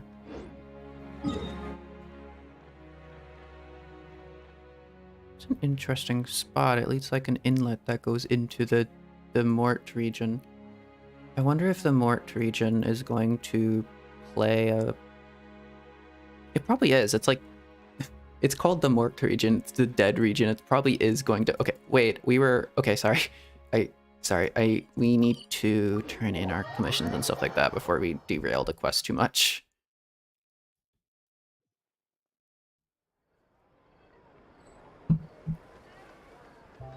If Fontaine is destroyed, I can't do my Fontaine commissions, so... Thank you for I mean, I could have gone to any other place, but it's best to get this out of the way before it messes up into... What? Why is my Farazan dead? Add Astra. I'm too lazy to do anything else. Okay.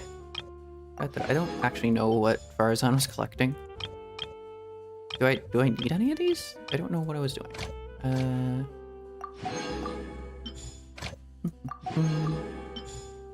What can we gather in Fontaine? Not necessarily anything too useful there. Maybe some Matsutakes would be nice. You're not alive. Kaya, go have fun. Okay. And then we grab these. Lovely.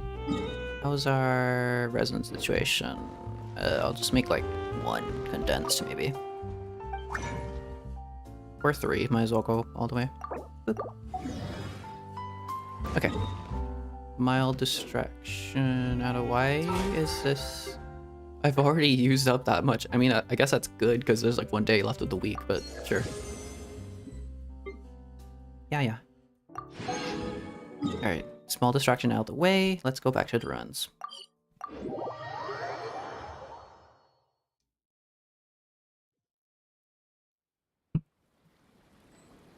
I don't think there's any other weird daily things I have to do.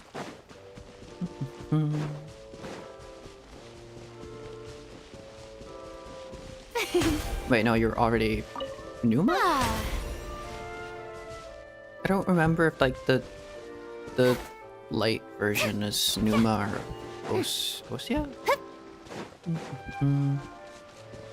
Because I think Numa, I think night, but I think that's wrong. I think Numa might be the light one? Hold up, there's a way to check.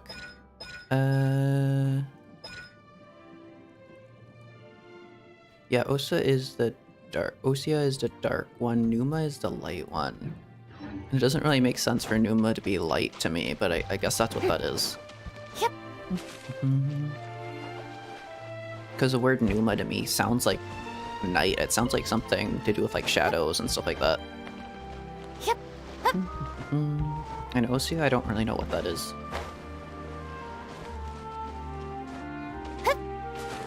It also makes me think of, what's it, a pneumatic something. Something to do with pressure or water pressure. So, are these the ruins the knave was talking about?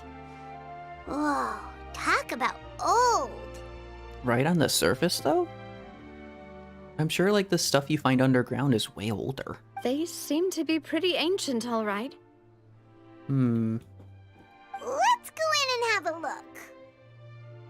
Just be careful. Speak for yourself. We're the one who's vulnerable here. We're pretty much invincible to anything.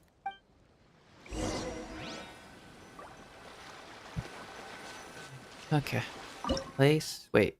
Place or place of secrets. Two intelligence indicates that this place may play host to heretofore unknown clues. Okay. I'll take my Furina team. That's fine. My Furina is actually moderately tanky. With her burst, she gets up to like 50 or so, like 1000 HP. Just because of like Kokomi's healing and stuff like that, overcapping it, and then I just switch to Hu Tao and have her do stuff. Although I suppose like a Bloom team would do more self-damage. What is this area?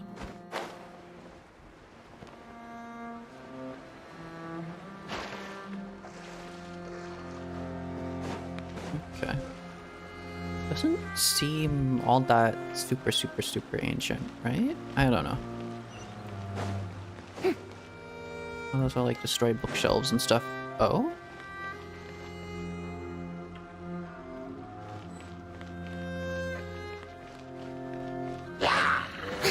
Just chilly chills. It's revealed! Shower me with prey! Rest and revamp! See?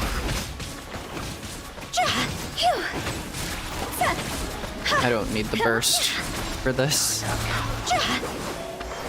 It's like 3 Erasure is fine. I don't need to proc the burst.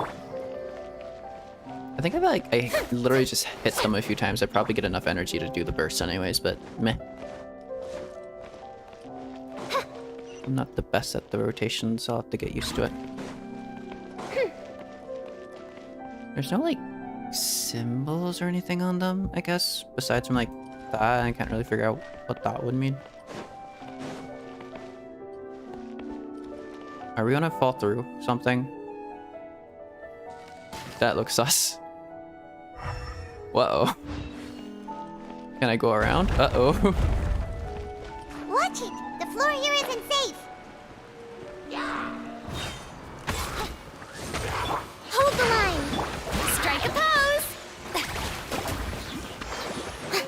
I love that the Salon Solitaire, they actually follow you around is like the best thing. They follow you around when you're teleporting. I've like on multiple occasions I've had them out. I teleport somewhere and they're just like following. They just like started wandering off. It's like, oh, okay. I guess they have a mind of their own.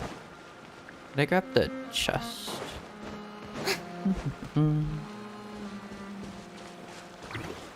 What's this area?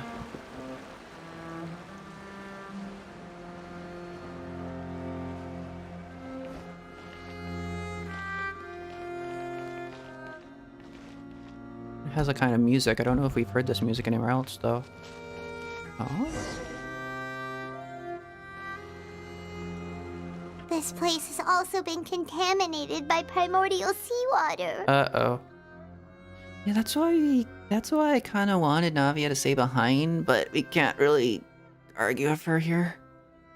Yeah. And a lot of it, too. A Fontainian would most likely dissolve the moment they fell in. You should go back to safety, Navia. Right!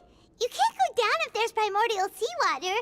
It's too dangerous, and it won't be any help for you to just stay here.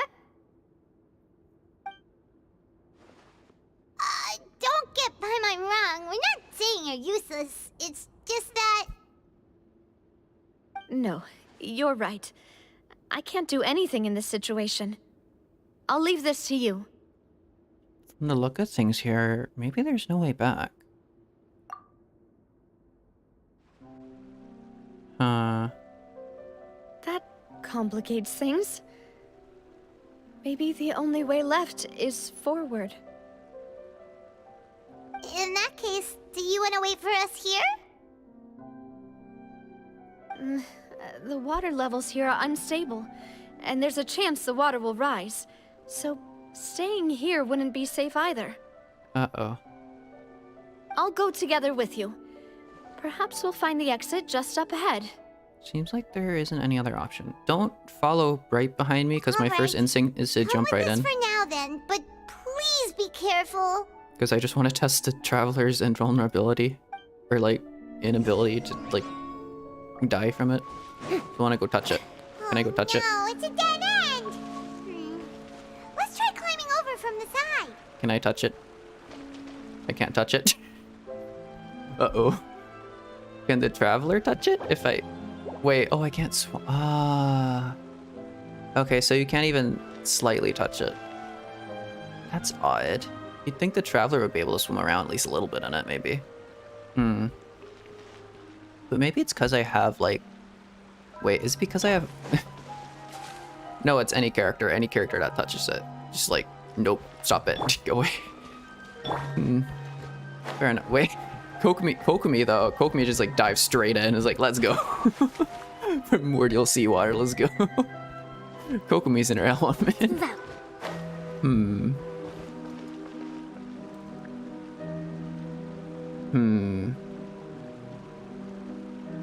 I might not be too far off there. But anyways. We have to climb this.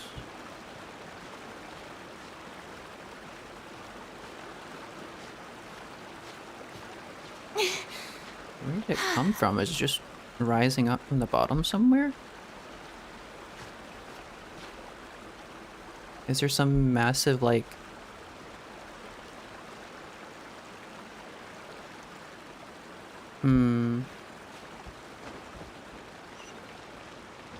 Like, the primordial sea is directly below Fontaine, so if you dig deep enough, do you just fall into, like, a pit of it?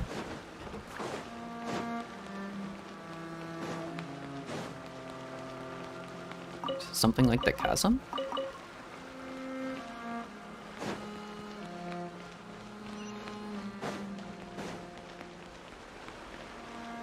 Open. Oh? Wait, this is like Onkonomiya. What?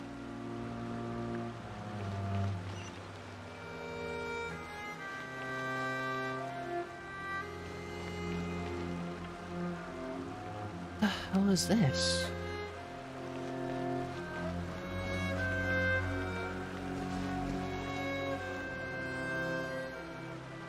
Wait, what? I can't walk. What? I didn't even slightly go. Excuse me? I just wanted to overlook the water. Your game said no. Okay. I guess if you're not like directly on the... What's happening? Is this stuff gonna crumble below us? There's something wrong with this bridge. Oh shit.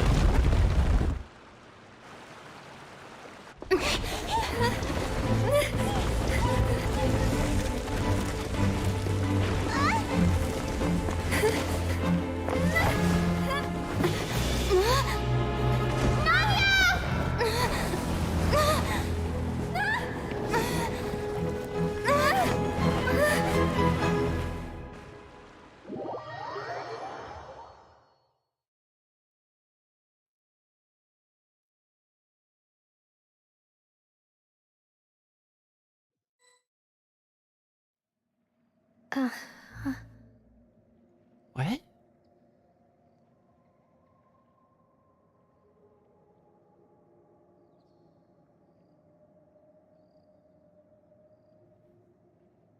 What's this? In waters contain memories or something like that?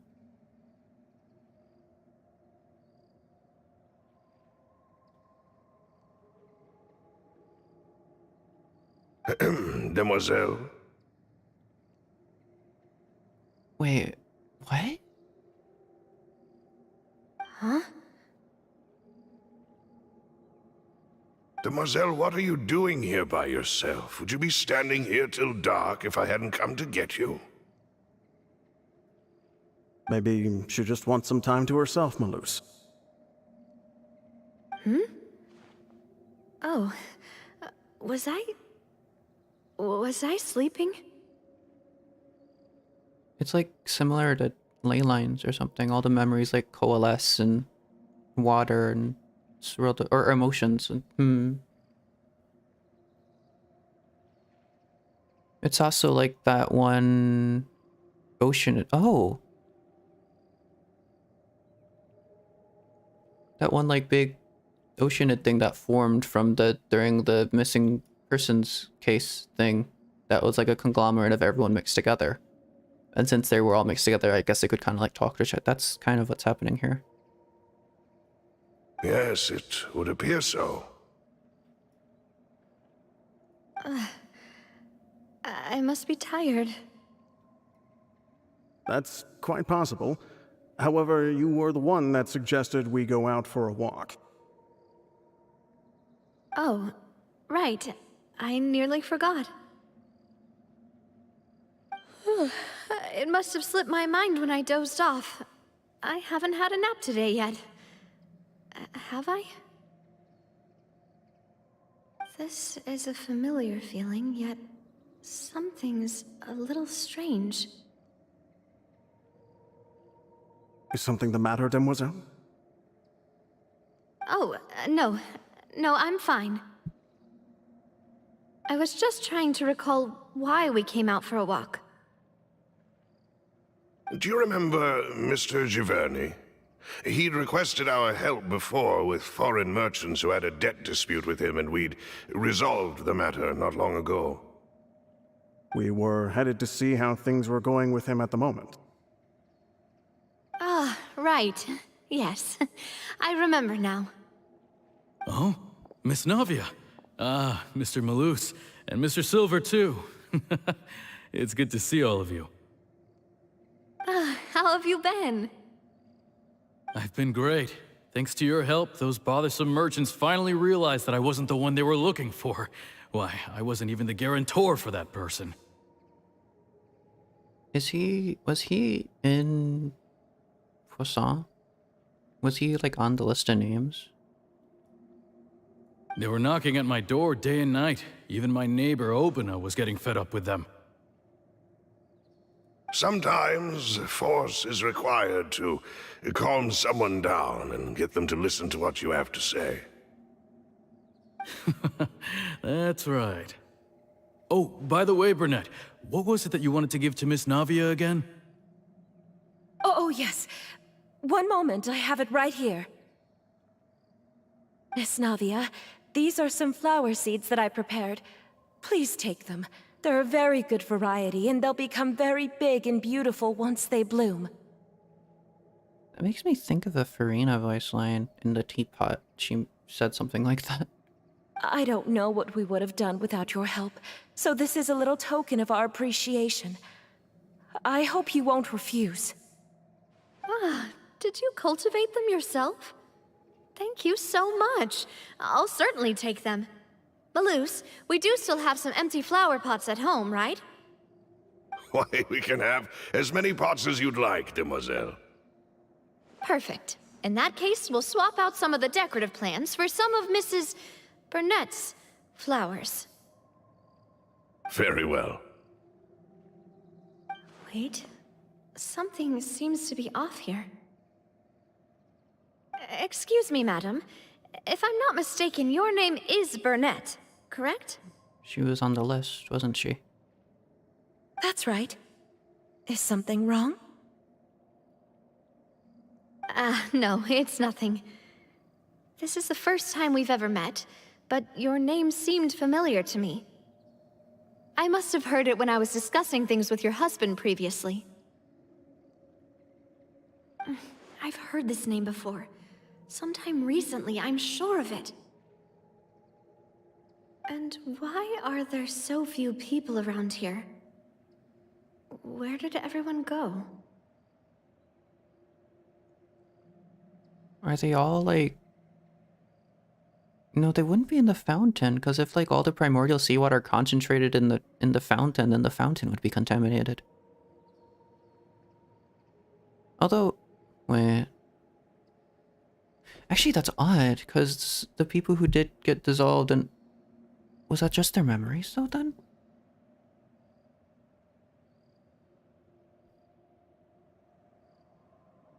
Oh, how does that work? We must mind the time, demoiselle. We still have important things to attend to today. They might be in the fountain right now. Huh? We do? Like what? Well, now, did you forget? Miss Navia, here you are! I've been looking for you. Please, come to the Opera House. Your trial is about to begin. My trial?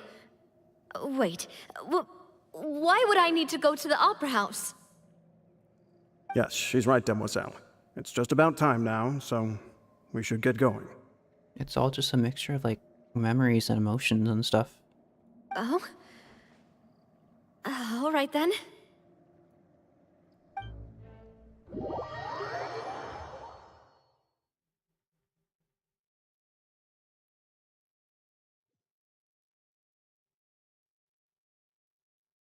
Look, it's Navia! She's here! And her 2 attendants are with her! Goodness, everyone's finally here.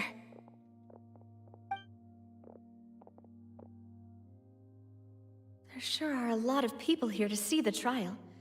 And they all seem to be oddly excited about something. I even know some of these people. Karina, Desiree, Joyville, Jolien, Essen. Why are so many people here? And why do I have no recollection of this case? They were all names of the dissolved. And as for the judge... huh? Where's Monsieur Neuvillette?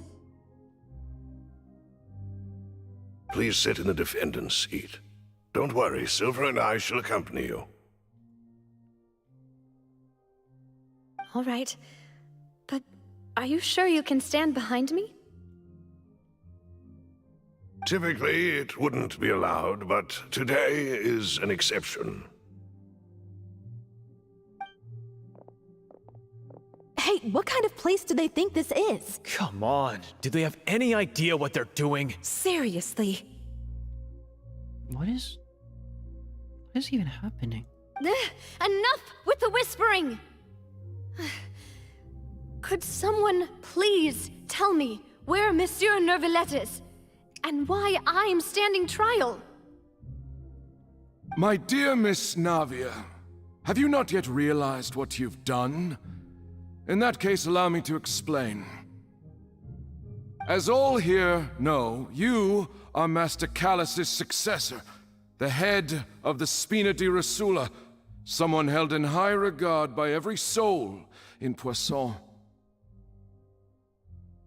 After you took over the Spina, you treated all of us just like the late Master Callus had. If anyone in need reached out to you for help, you responded. What are they doing?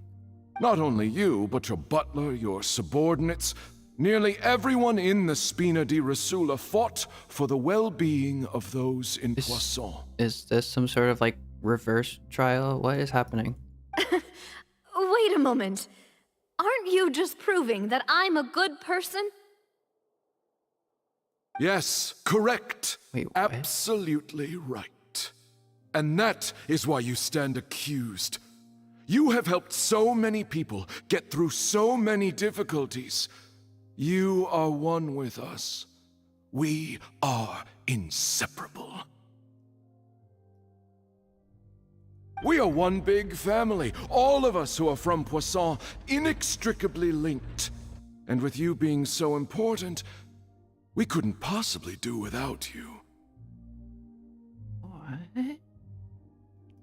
Therefore, this fair and honorable court shall declare you guilty, and you shall stay here. You will be together with us forever. What is happening? Huh? What are you saying? Is this how she... Is this like her interpretation of what dying is like? Everything you have said is correct. I have indeed done a lot for my hometown, and I would be willing to be with you all, but what is the purpose of having me stand here like this? What is there to discuss? Is this a reality or is this like an illusion of memories? Just interacting, but the actual person is gone.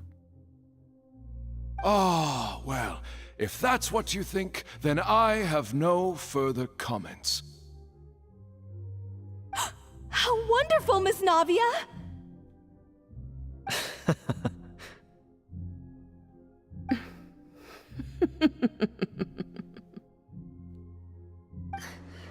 I know all these people. Why are they laughing? I seem to remember now. Yes, I get it. This trial is... Wait just a moment. This isn't right! Melus? What is happening? What was that, Mr. Melus? Our conclusion is very clear and unanimous. Let the court judge her now. She's guilty! Stay here, Navia! You're one of us! Is she... Wait, is she resisting the primordial seawater somehow? Demoiselle, don't admit guilt. This trial means to keep you here forever. How does... Wait... I wish to exercise my right to defend Our Lady. Mr. Joinville, you only know of Navia's goodness, but nothing of her utterly independent mind. She was born a free and independent spirit. She has never been tied down by anything. Indeed, even the death of Master Callus couldn't stop her. Her actions cannot serve as proof that she identifies herself as part of any group. She merely acted as an individual, extending her hand to help others. Why is this feeling very Code Geass all of a sudden? Wait, hold on. Please do not mistake her actions as being otherwise. Really? As an individual, you say? Don't forget, we are all Fontainians here. This is the nation of justice, the nation of Hydro!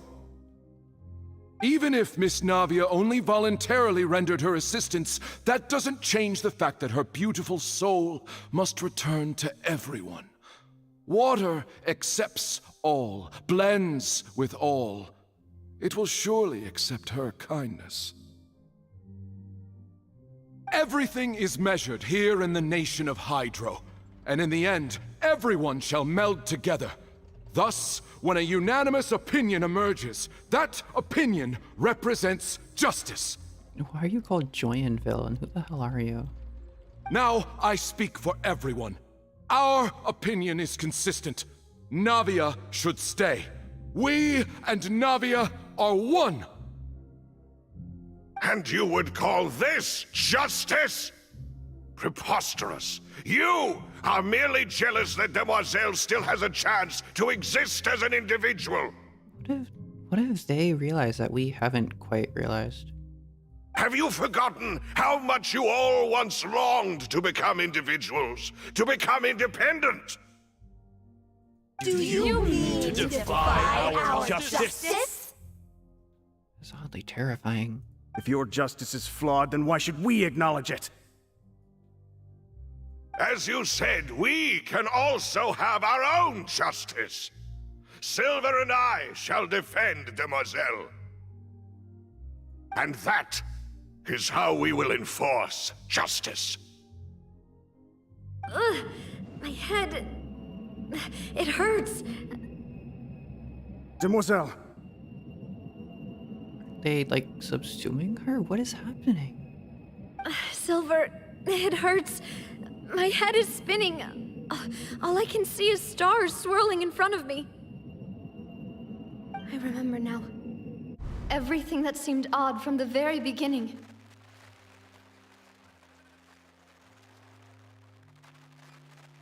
Karina, Desiree, Joyville, Jolien, Essen. And Mr. Giverny and Mrs. Burnett, No, we met Joanna is earlier. actually like a real name. Okay. Even Malus and Silver. I don't want to admit it, but they're all dead. Don't be afraid, and don't admit guilt. We will protect you to the very end. Absurd! Who are you to say that she cannot be judged? We are the majority, and in the nation of trials, the majority is absolute justice. We are the will of all. Don't let them escape! We shall keep Navia here with us! Mr. Malus and Mr. Silver, must you be so stubborn? How could the two of you possibly hope to stand against the collective? Do not resist. This judgment is fair and just.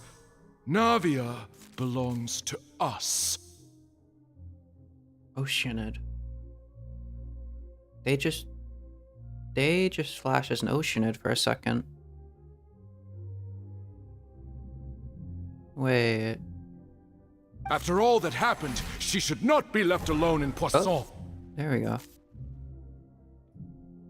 What are you saying? No more excuses. They're all... Wait, what? She says we're jealous. Jealous? How could she possibly be an independent individual? Are they all joined into one Oceanid, or are they all specifically Oceanids? What's with these people? Who's jealous of her? She belongs to us! Miss Navia, she... Silence!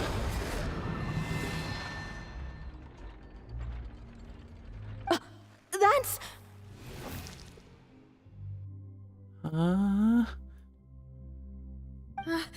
Monsieur Neuvillette! Such commotion is prohibited in the court. The accusations you just presented are nonsense and cannot constitute a proper trial. The court will adjourn for the rest of the day. In this, I shall hear no objections from any unauthorized party. Our thanks, Monsieur Neuvillette. Please leave with me, Miss Navia, while there is still time. But... How? Wait, what? Go on now, demoiselle. This is your only chance to leave this place. What, can't bear to leave us behind or something? Is this some weird secret of the primordial seawater that only Neuvillette knows for some reason? Malus. My apologies. I couldn't resist making one little joke once I realized that this shall be our last goodbye.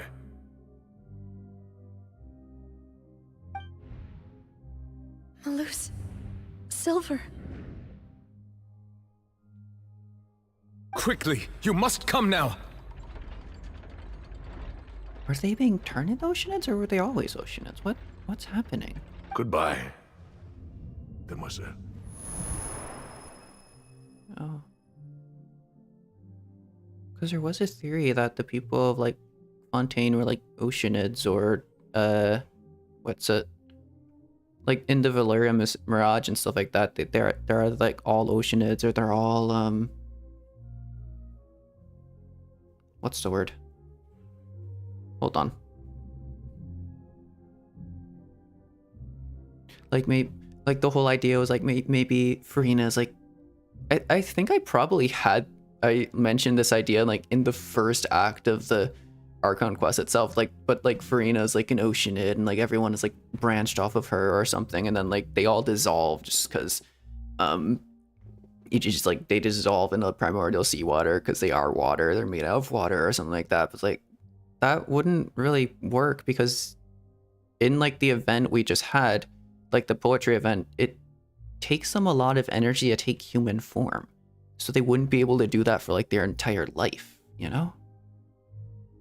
But there's maybe more truth to that than there may seem. The Valerian Mirage was like a little premonition of, like, the whole Fontaine arc or something. Farewell. So as I just stared at a white screen for like a while. How is any of that explained? No, wait! Just a second! What?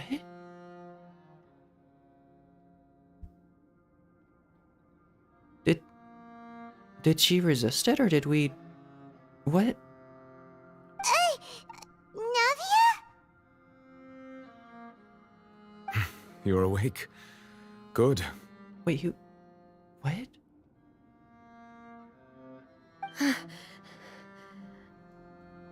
How? I must have been dreaming. Malus and Silver were still alive, and they were defending me at some insane trial. It looks like you're all right. Did all the sad feelings cause you to have a nightmare? Paimon could give you a hug. The ruins you were exploring suffered a cave-in. When I arrived, I found you falling toward the water. You were just about to be dissolved within, but I... What happened there? What is it? I think I saw 2 Oceanids protecting you. It was only for a moment, perhaps even a fraction of a second, but they gave me the chance to retrieve you. Were it not for their intervention, I would not have been able to rescue you before your consciousness dissipated. Are they turning into Oceanids? Wait, did you say Oceanids? You mean like what happened with Vache? So the people that are dissolved became Oceanids, or are they already Oceanids? They can't already be Oceanids though, because it would take too much energy to keep their form. Perhaps those 2 Oceanids were the people you saw in your dream.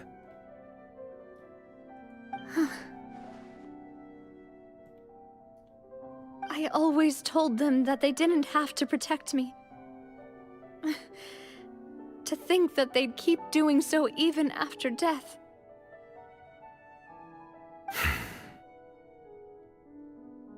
Please come with me.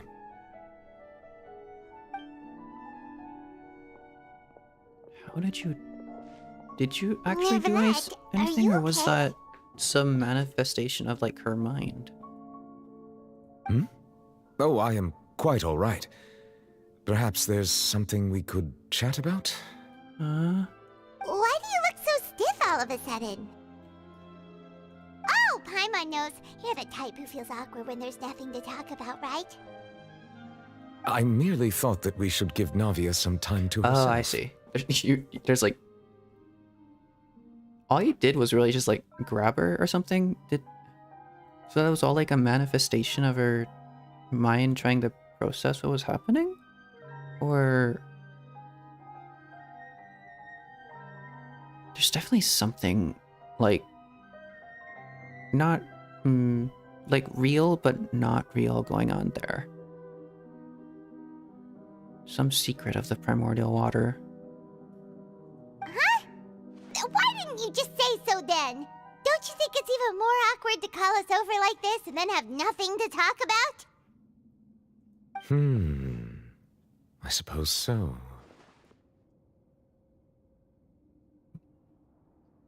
By the way, Sijun sends her regards. Ah, Sijun. I hope all is well with her these days. Her work in the Fortress of Meropide has not been too much for her, has it? No way! Don't worry. She's doing fine down there. She's an amazing head nurse. I see. Well, that is good. I have always worried that Sijun would need a lot of time to understand the world of humanity, just as I have. So you do have like a... I think he has like a personal connection with like all the Melazines. He like talks to them, makes sure they're doing well. Oh, and the Duke also says hi. Even though Sijun made him do that. He hopes that you haven't been overwhelmed by all that's happened lately. I just made a connection. The Araneas quest is like the fairy of the spring fairy or something about a fairy, and it's like Melazines, I think, in French mythology or European mythology or something like that are like water spirits. So that kind of makes sense then, for that quest to be like a spirit or something. But I still don't know where that Melazine in particular came from, because they seem odd. Thank you. I have indeed been busy lately, and I also hope that everything is going well in the Fortress of Meropide. I think they just manifested as like that place's protector or something. He still doesn't know what to talk about. Let's chat about something else then. You're the expert here, Paimon. What should we talk about? So, Neverlet, you're probably quite the swimmer, huh? Yes, of course. This isn't going anywhere. Oh my god. Let's try something else. How did you find these ruins? Did the knave tell you? Yes, in fact. I had arranged to meet you in Poisson, but when I arrived, I discovered that the Fatui were helping the residents evacuate. They had even transported a large quantity of supplies to the area. Amid my astonishment, I ran into the knave, and we had a chat. She informed me that she had asked you to investigate the ancient ruins here. Yeah, we originally planned to meet up with you, but we thought you might still be busy with all those official documents. We didn't think exploring the ruins would take very long, and who would have thought you'd wrap things up so quickly? Oh, Navia can get back on her feet. What? Love's destructive? Wait, no. I'm sorry to have kept you all waiting like that. I'm feeling much better now. I guess we should get going again. Now. Will you come with us, Monsieur Neuvillette? Yes, if you wouldn't mind my company. All right! Another one joins the party! Let's get going then! Yeah. Alright, whoa. Okay, hold we'll just do that. We'll just have her stare at you. I will be, right back. Wait.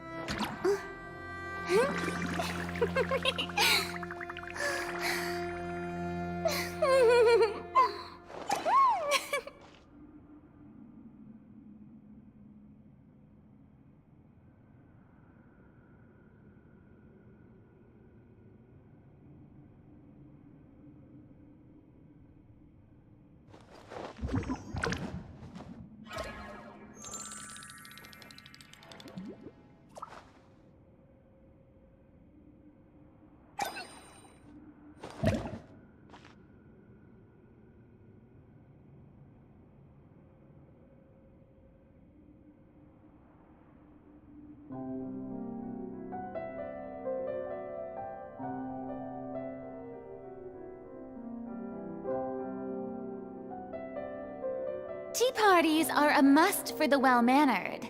If you'd like to learn the proper etiquette, I'd be happy to teach you.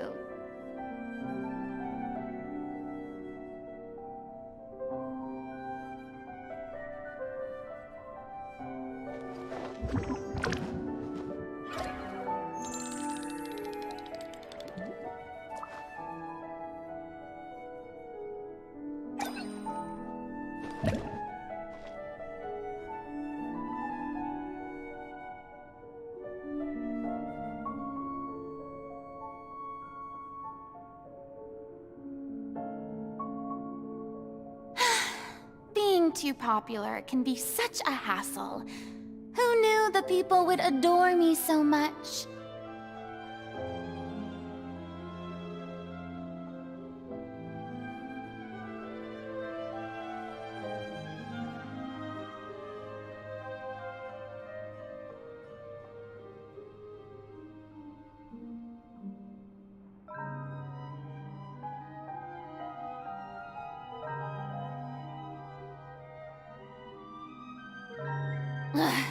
Boring! Isn't there anything else more interesting to do?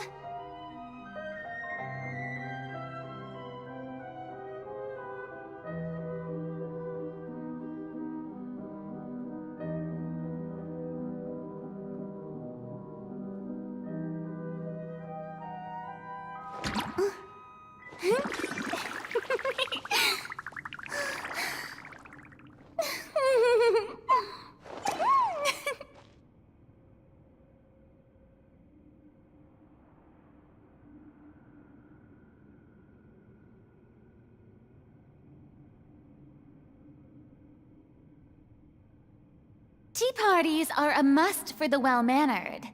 If you'd like to learn the proper etiquette, I'd be happy to teach you.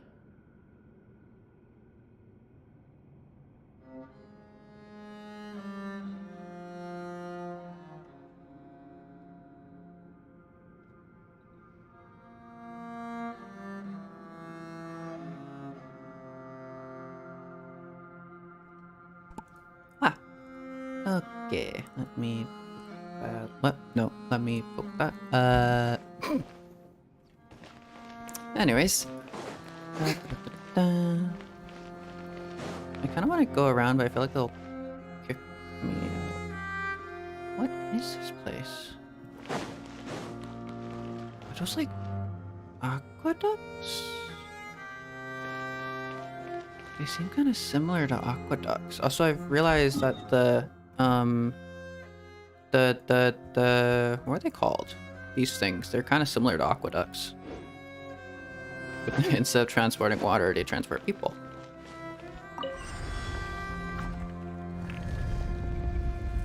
Uh-oh. Another one. Let my name echo in song! Yoo-hoo! By royal decree! Billowing surge!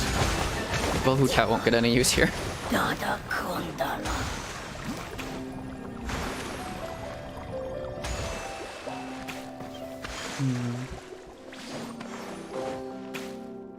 Seems to be a lot of hilly trails.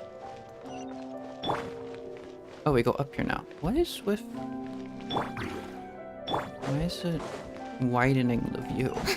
Oh no! Uh-oh. Another unstable path! Watch your step!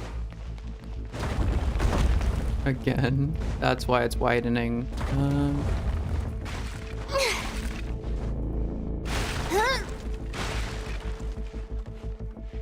Are these also called... Whoop. Apparently I can just do that and cheese it. Oh wow, those entirely collapse beneath us, huh?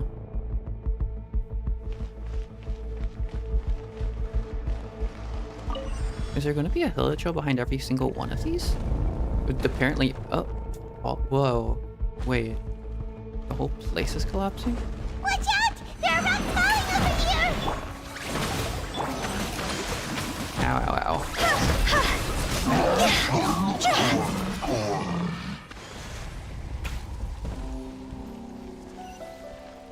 There's something up there?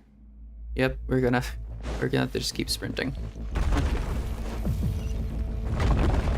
Oh?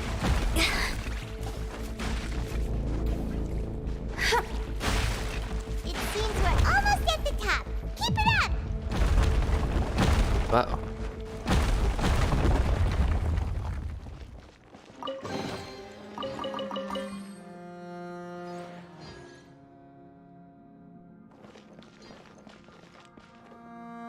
No, let me look. I can't look all the way up. Really? Oh, I guess because, like, point of view is, like, shifted. I wonder if this tower has anything to do with, like, the tower in the Mort region. I have to have something similar, right? Yes. Yeah. Oh, what is that gonna do when we poke that? It's gonna turn, like, the thing in the middle of the tower, and Strike a pose! Time to shine! I also have to have a shield. I don't think they have a shield. Torrent, bring refuge! Are they using their cape as, like, a shield or something? Midnight Phantasmagoria. I don't want how to do big damage, but oh well. They fade away too quickly. It turns it, I think. No, what is it? What's happening? It's already turning. It lets us go up there?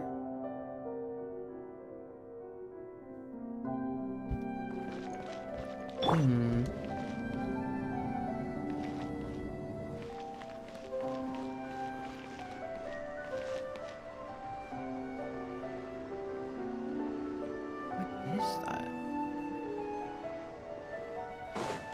There's nothing else around here. It's just like go to the area.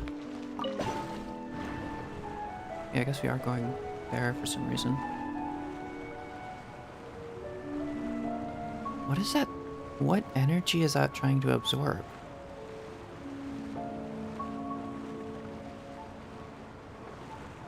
If it's related to like the prophecy and the primordial sea and all that, then what is the purpose of that? I was gonna say like the hydronosis is in there, but no. That would be dumb.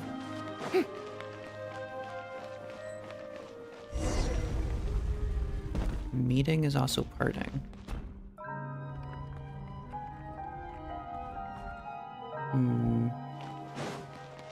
We've seen...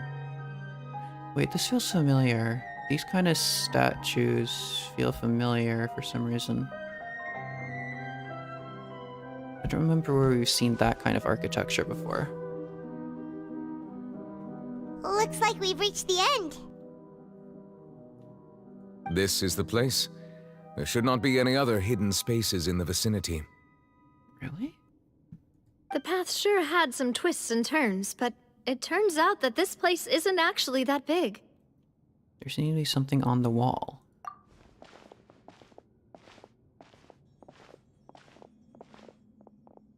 Huh? Stone slates. It seems like they were put here as an offering. Could we take them down and have a look? Immediately drawn to that. Perhaps we should just leave them be for now. There are 4 locations in total, but only 3 stone slates. The slate that should be in the first empty spot is missing. The surrounding walls also show signs of damage. There's something written below. Let Paimon see. Reason dictates that this nation be destroyed. I shall record the history of its future here in its past. Say what?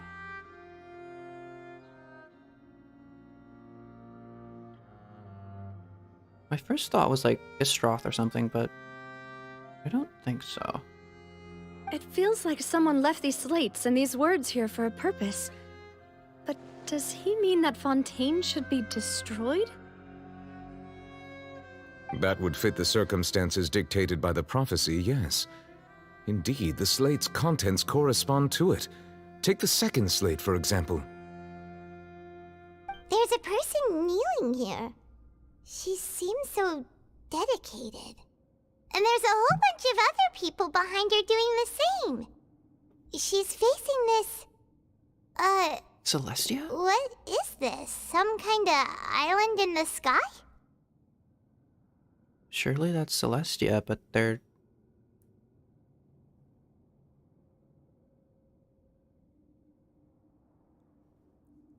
Celestia is like casting punishment down upon them, but they're still worshipping it? And is that Lady Furina in the third image? Did the Hydro Archon fall into the water?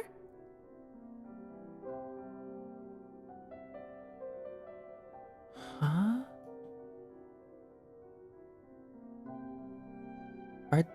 Are they attacking her or are they shielding her? And is that a ring of people around her? Paimon doesn't quite get it. Are they all in the water? The fourth image. I know this one. This exactly matches the content of the prophecy. The people will all be dissolved into the waters, and only the Hydro Archon will remain, weeping on her throne. Yes, they do seem to match.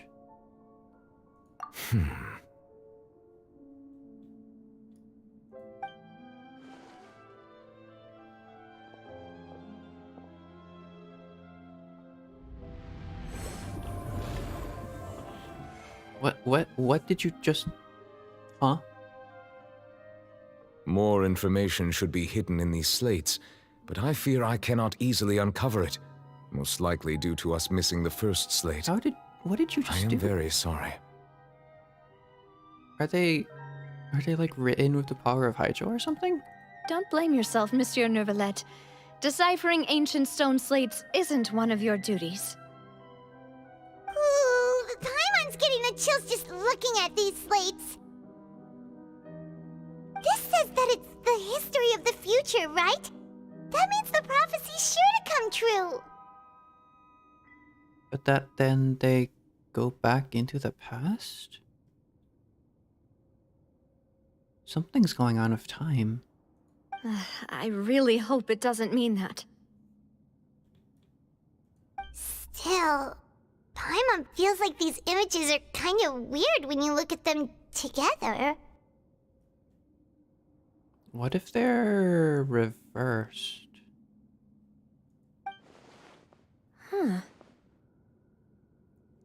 Because it's if it's a history of the future, does that mean that the future is flowing into the past?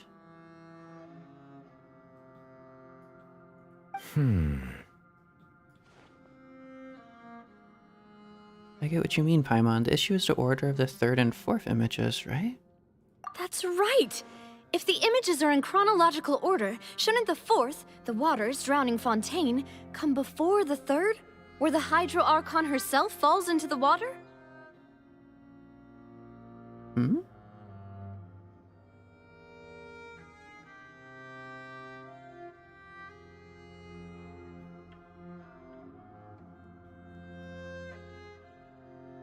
What? The fourth, the waters drowning Fontaine, come before the third, where the Hydro Archon herself falls into...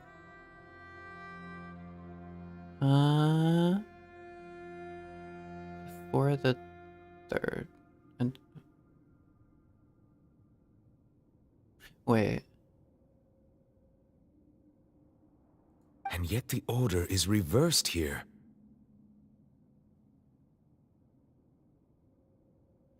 The second image is also quite concerning. What? That didn't make sense. The third image was the people surrounding her, and the fourth was the Furina sitting alone. What are they trying to say? The second image is also quite concerning. What sin are the people in the images confessing to? The sin of all Fontanian people. If we go by timing, Lady Furina only emerges in the third image. That means that the person in the second image might be the previous Hydro Archon. Egeria, then. I had never met her, but her appearance here does match the records. The previous Archon kneeling before the floating island in the skies, as if confessing a sin.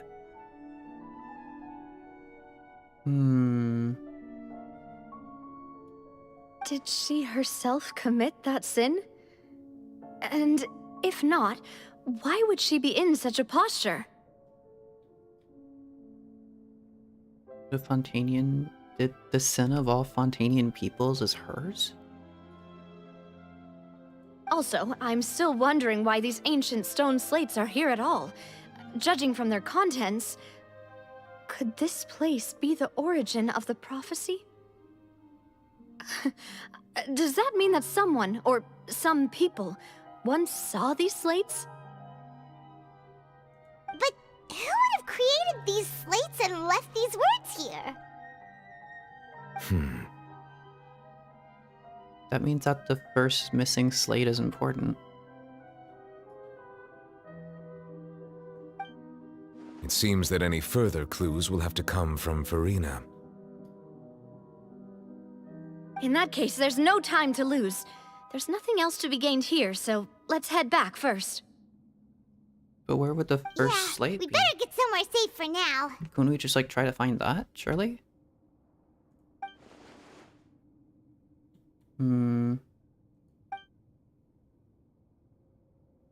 Honestly, who created a slate doesn't matter now. The real question is whether things will truly play out as a prophecy foretells or not.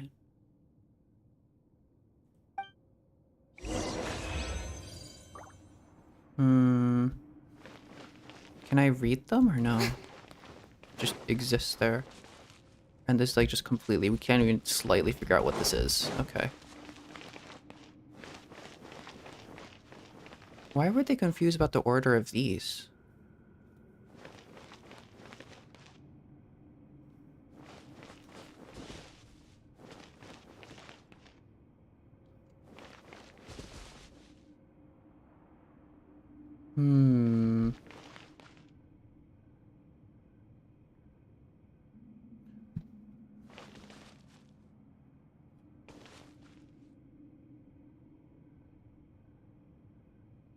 No, wait, what it...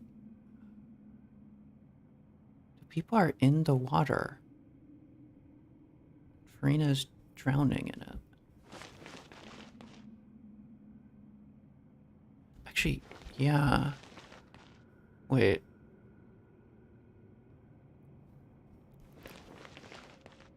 Wait, Furina drowns in the water and then she sits alone on the throne?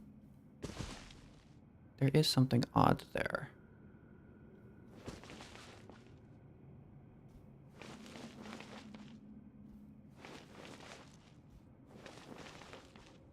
I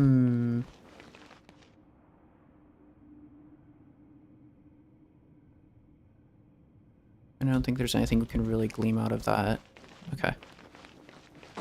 And there's no other actual secrets around here. No way you could, like, recover whatever broken slate was there.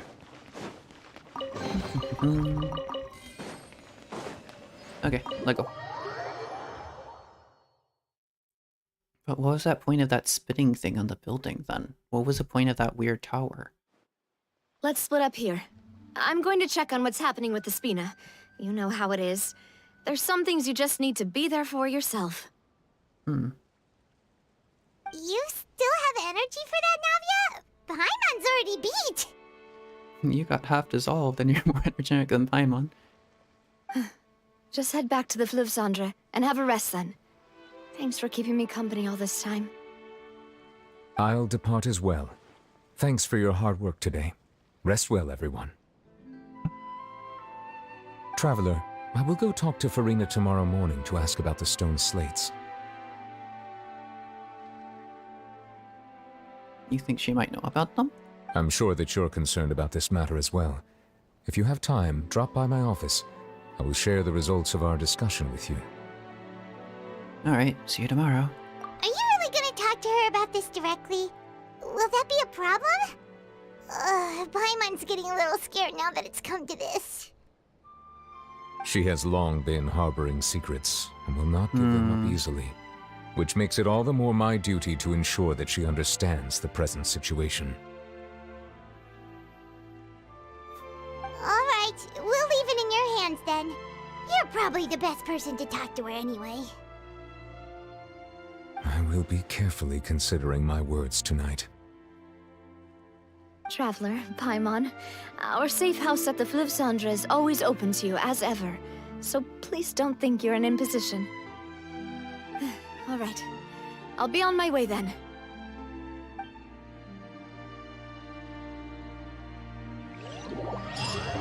Avia and Nuva both depart. You and Paimon head to the Spina de Rosula base at Flufsonder. Okay. We're finally back! And it's very echoey. Welcome back. We've got a special menu prepared for you two tonight. Ooh. Tetro. Yay! And there's good food too! I don't know if you pronounced the X or not. The boss is the best! You did great as well, Paimon. Ooh, desserts! Nice! These are all Paimon's! Paimon's Wait, already what? starting to forget what happened today. Wait. Mona. Hello, Mona. I was gonna say, the desserts, that is clearly a piece of chicken and a, what's it, garlic bread. Those aren't, I don't think those are desserts unless I misheard. Hello, Mona. Oh, that voice. Is that who I think it is? Why are you into Flufsonder? Huh? It's you two. What are you doing in Fontaine?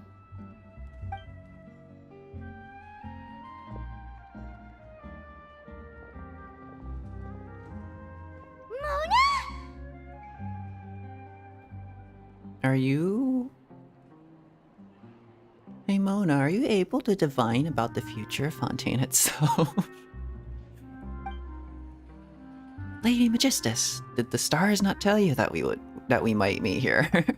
Seriously, nobody just uses a scry glass whenever they've got time to just see who they'll meet on the road. Still, we didn't expect to see you here! Wait, you're not a Fontainian, are you, Mona? Well, I have some business to attend to here, so I booked a hotel in the city. I was just out for a stroll when I bumped into you. Quite unexpectedly, if I might add. Why did you think I was from Fontaine, though? Is that because Magistus doesn't sound much like a Mondstadt surname? Yeah, let's go with that. Well, I used to have my own surname, which was, well, some other thing. Either way, the old hag told me when she took me as her disciple that the first step to being a great astrologist's pupil was to change that name. There was nothing for it, really. She really is amazing at astrology, so I changed my name to what it is now according to her wishes. To my surprise, however, Magistus is not the name of some ancient house or clan. It isn't? But what is that then? Nope. Although it is used by us in place of surnames, it generally just means great. What the heck? So you've just called yourself Mona the Great? I see. Wow! Imagine including a boast in your name. Wait, are you gonna have to put that into your genealogy as well? I reckon so. In any case, I'd give my disciple a name like this as well, if I were to take one. And may I ask what your master's name is? Astromancer Barbeloth Trismegistus. Huh. Whoa, that's a long one. Does it also mean great or something? My name means Mona the Great Astrologist. As for the old hag, hers is, in plain speech, the thrice-as-great Scholar of the Stars. Just take it as a title specific to astrologists. Yeah, I kind of figured that the thrice is great part. Okay, then. Thrice as great? That's so petty. I know, right? That's just how she is. She used to call herself Magistus, actually, but when she took me in, she changed her name to Trismegistus. Aw, that's kind of cute. She felt threatened by you, so she made her title even grander. Talk about excessive. Is that just how all astrologists are, I guess? In Genshin, at least? Magistus is thus the calling card of our school, so to speak, which makes it about the same as a surname. Ah, I see. It's all right if you don't get it. You can look into it further should you need to study astrology more deeply.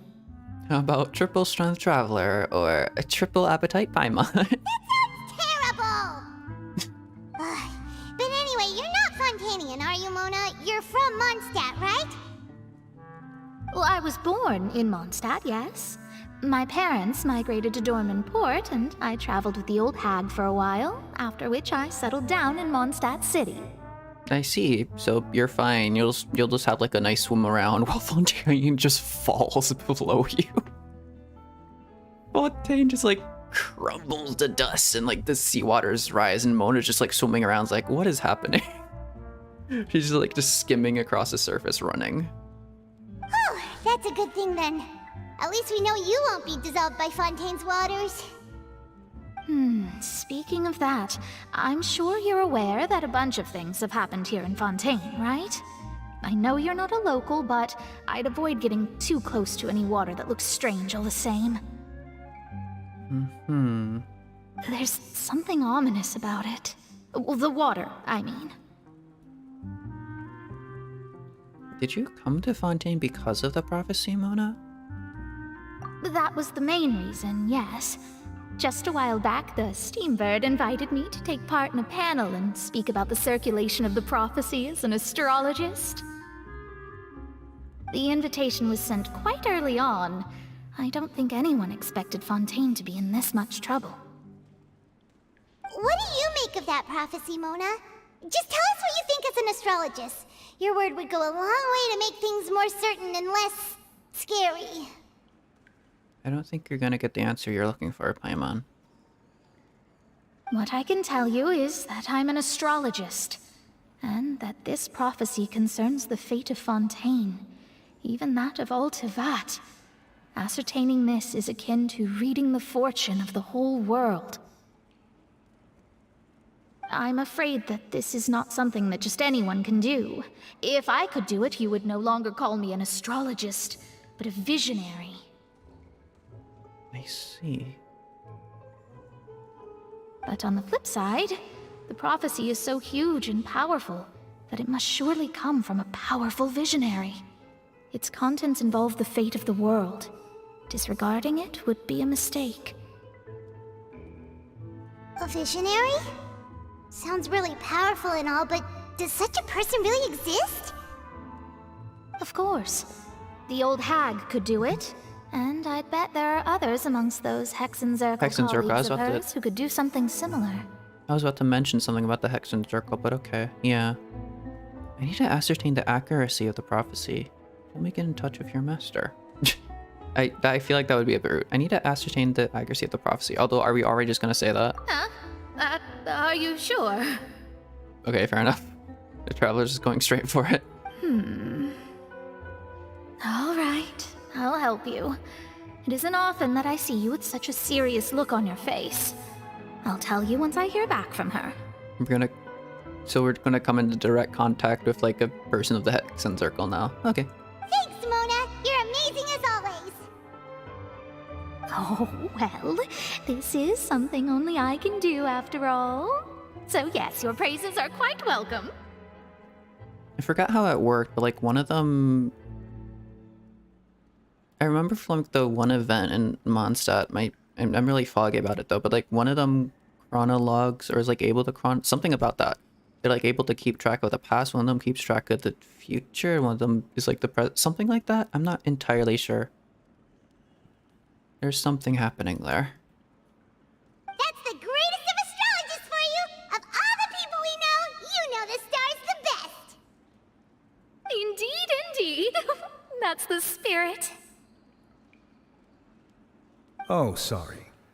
I came to see what all the commotion was about.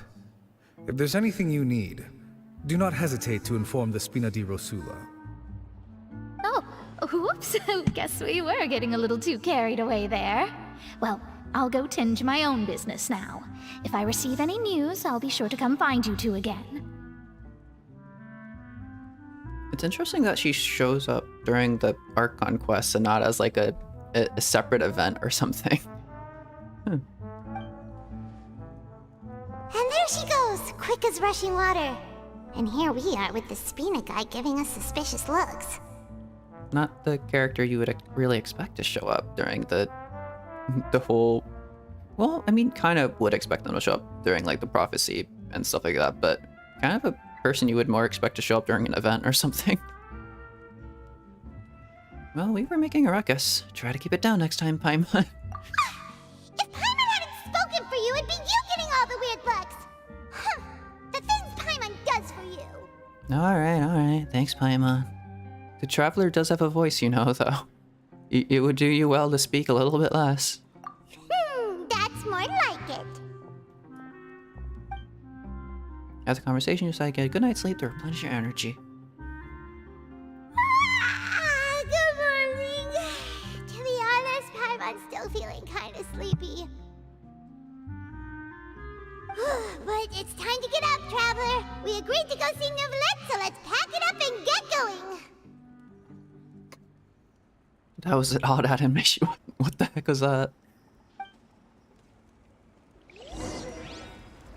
Go to Neuvillette's office. Hunters, Prophets. Okay. Burn. Anyways.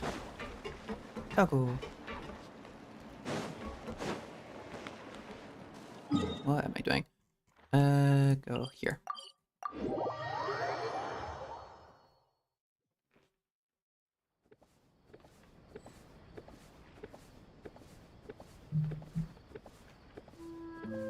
Sorry, I was shifting around in my chair. Anyways.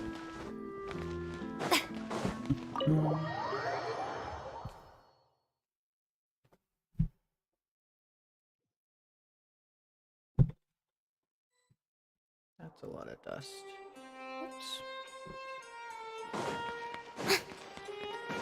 I just brushed a whole ton of dust onto my floor. It's fine. It'll never be seen again. Huh? You.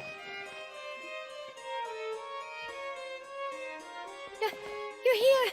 Finally! Did something happen? Or was he just waiting for us? Is something wrong? Monsieur Neuvillette and Lady Furina, they seem to have gotten into a dispute.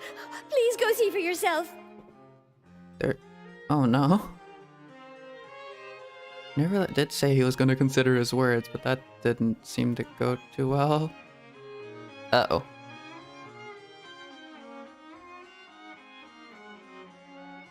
Like I said, I've already explained everything. And yet the problem has not been properly solved. There is little space for excuses between us.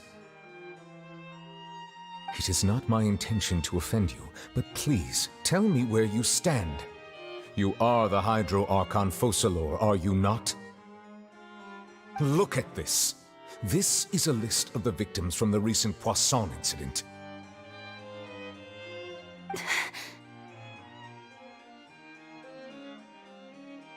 You mean... they're all... We did not arrive in time to avert this disaster, and I will not have it happen again.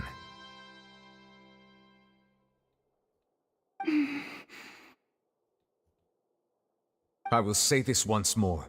You must tell me everything you know. Yesterday, I found 3 stone slates in some ancient ruins near Poisson. Do you know anything about those?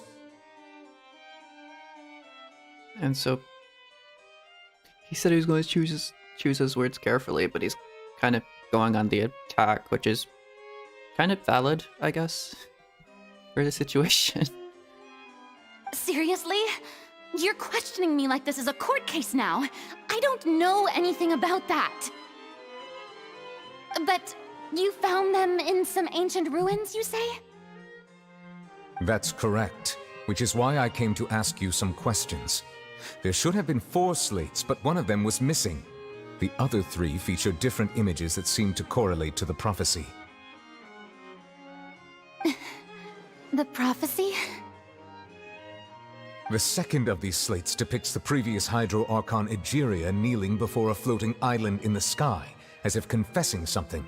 Do you know nothing of this either? I don't. I've never seen such slates.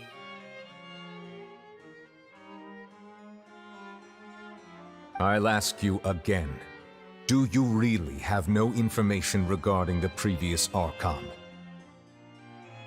She doesn't know anything about the past Archon. She doesn't know the sin that the Archon either committed or confess to, or like maybe falsely confess to or something? If you don't even know the... If you don't even know the sin of the Fontainian people, how are you going to reverse the prophecy at all? Or figure out how to work around it?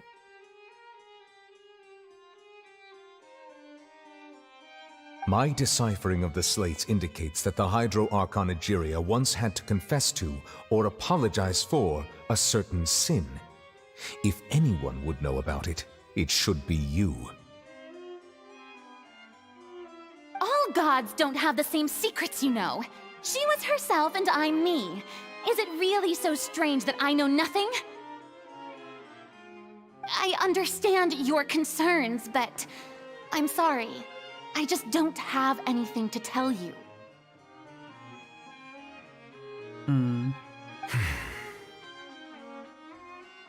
Forgive me for saying this now, Lady Furina, but I have long known of your various secret investigations into certain matters. There are several indications that you have been investigating the prophecy on the sly. This is not strange in itself, considering that you are the Hydro Archon. But it is strange that you should also claim to not know any of Egeria's secrets, as well as do nothing following your inquiries. You have never been as superficial as you have presented yourself to be, nor are you a fool. And yet, your behavior is very inconsistent.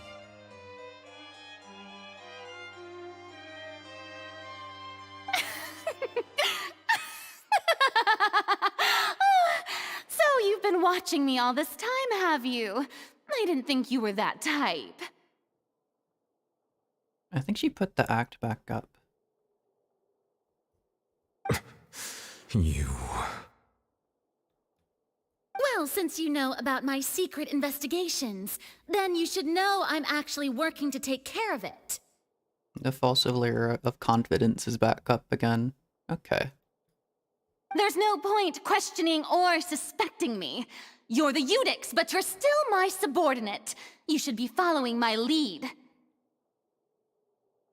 Just trust in me, your Archon, and do as I say. Never mind whether you can truly convince yourself to or not. It'll all turn out fine. There's something really Code Geass-y going on here. Sorry, why did I laugh at that? It's just like the thing my mind gravitates to that kind of makes sense of it, and it's weird that I'm using Code Geass as a descriptive tool. But that's the only way I can think of it. It feels Code Geass-y. I feel like there's something Code Geass-y going on there. That's all I have to say. We do not discuss this matter again. Oh, the opera's about to start. Toodles! And off she goes.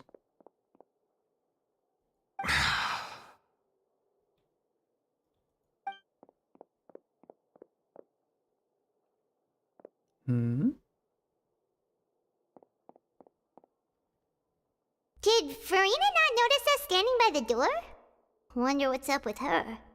She was smiling. She didn't seem in the mood to care if we were listening in or not.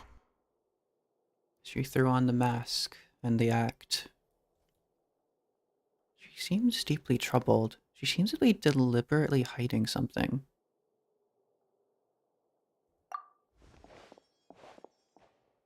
I assume you've been outside for a while now? I think if we follow her, she's probably going to deep into like the Aranias forest or something. Something over there, maybe. Because that's where she ran off the one time. Oh! You noticed! Seems Furina didn't even realize we were here. She was in a great panic, though I cannot discern the reason. Our discussion reached impasses time and again, a state of affairs that we cannot allow to continue. Still, I do not understand. Dialogue is the basis for understanding, so why did she keep refusing to engage? I'm afraid questions alone might not suffice. We need to make her understand how dire the situation actually is. Everyone in her inner circle has noticed that she is hiding some secret. The issue is her attitude. I fear that she will not reveal anything unless absolutely forced to. We may have to create a situation in which she will have no choice but to speak.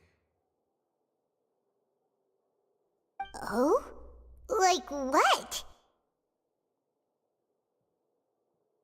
And thus begins the trial of the Hydra Archon, huh? Normally, people will only reveal the truth when standing trial.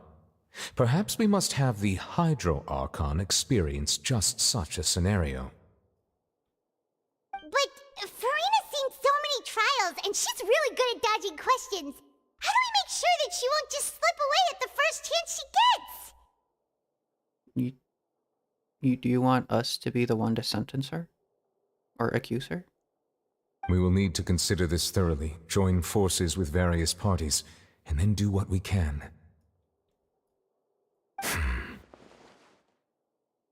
If at all possible, I would prefer to recuse myself from this affair, but we must prevent the prophecy from coming to pass. This may be cruel to her, but all Fontaine is in crisis. The information a god possesses is too precious, and so we must take a chance on this. In that case, we'll help. But who will lend us their aid to do such a thing? I think I know who to call. A few days later, on a boat somewhere in quiet Poisson.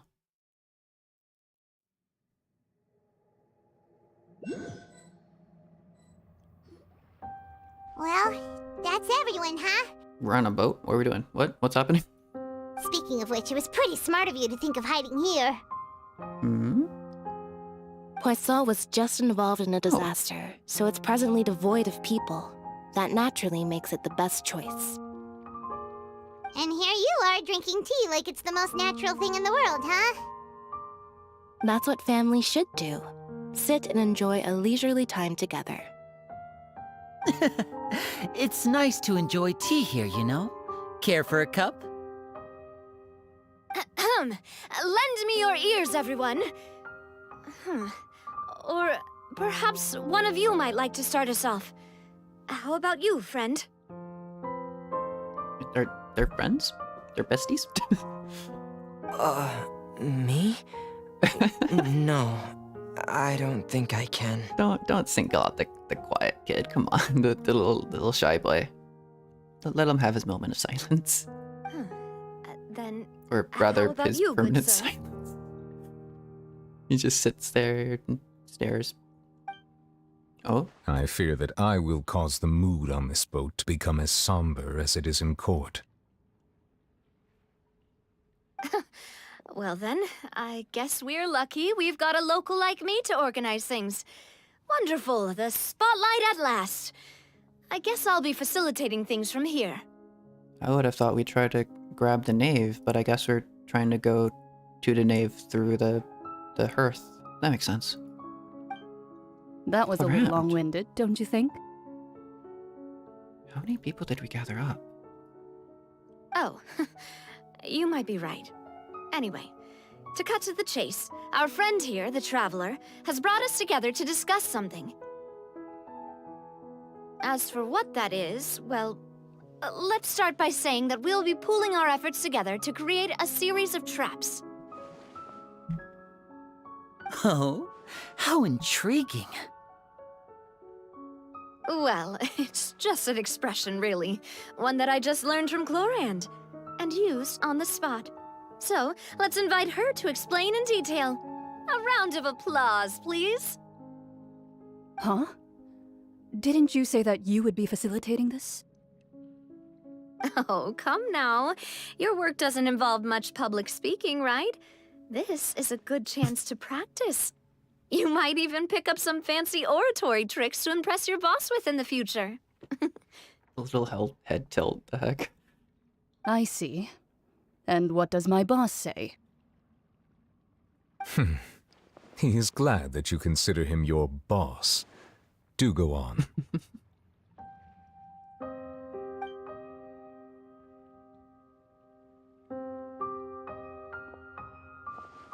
In that case, do any of you have experience hunting?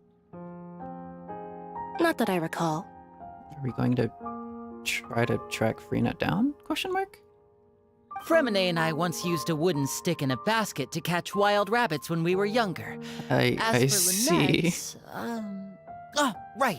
You were sick that day, weren't you? I've also gone diving to catch some fish before. Does that count? Close enough. I'm afraid not. You may or may not have heard, but Fontaine once played host to a group known as the Marechaussee Hunters. Though that was their name, they did not hunt animals, but rather various monsters left behind by the ancient dynasty of King Remus. Today, Fontaine's monster population has already thinned greatly, so the hunters have blended back into society, taking up arms in other lines of work. They even left a unique methodology of hunting in their wake. Oh? A trap comprises of the following components: bait, a trigger, and a containment device. Sometimes a lethal implement will also be necessary to deal with the prey.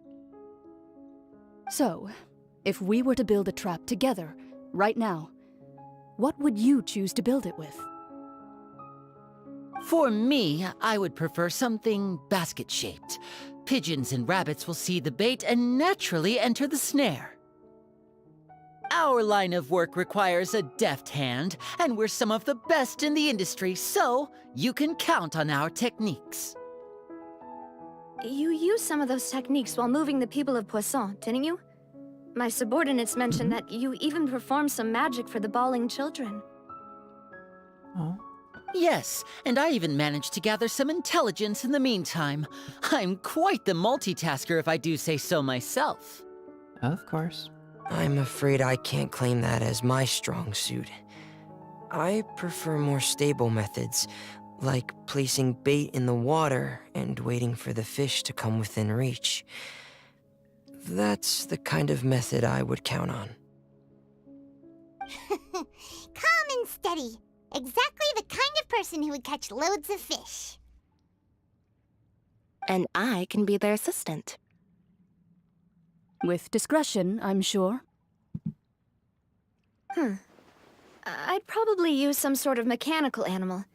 Papa once bought me some small clockwork squirrels, mice, and such. When placed in the forest, they can attract others of their kind.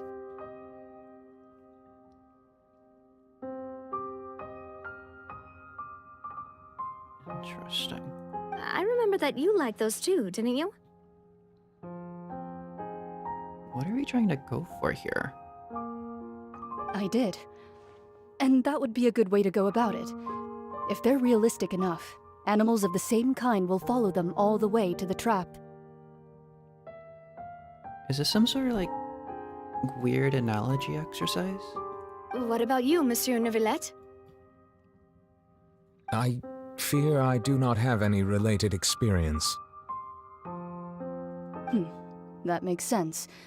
You usually solve problems directly, without the use of any such tricks. But I do have one more question for you, monsieur. If we were to create a trap now, how would you design it? I would like for it to be effective, but bring no harm to the prey. A more gentle trap would be ideal. Kind as always. However, our intention doesn't necessarily change the containment device and the type of implement we need. If we wanted to kill the prey in one strike, we would need a powerful implement. However, that also goes for prey that must be captured and safely contained. Wait, why's that? Only a hunter who's a true expert at subduing their prey can snare it without harming it. The line that divides life and death is often exceedingly thin. So are we going hunting together? You're trying to figure out how to carry out the trial? Huh. We hadn't thought ourselves as hunters. It kinda works, but maybe it's still not the best metaphor. If our means of capturing and dealing with our prey is to put them on trial, then the hunting metaphor is actually quite accurate. But we shall require much more courage than any hunter to judge a god, a being whose seat is an exalted throne. That's right. Oh, so that's what's going on. Sounds very interesting. Clan's hunting metaphor was just that, a metaphor. You will not call this a hunt, because that is not what you should do at present, nor has the relationship between you and Furina reached such a dire stage. What you need is simply the secret she is keeping. Attempting to take her secrets is an act of sacrilegious disrespect, but must be done to prevent Fontaine from sinking into the waters as foretold in prophecy. There is neither hunter nor prey, but there must be a trap. That is what you need. The Stage of Fate. Oh, love is destructive and the Stage of Fate. Survives your encounter with primordial seawater. Lay a trap with your companions that will allow you to judge a god.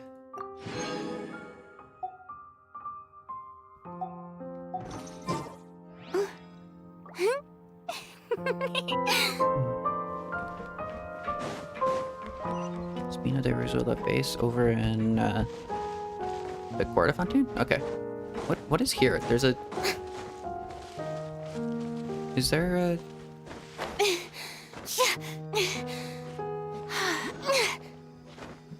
Oh! There we go. Hydroculus. Alright. There's another one. There's another one. No, I think it's on the surface? Is it? Can't tell. I don't think there's a Hydroculus right here. Okay, let's TP. Underground.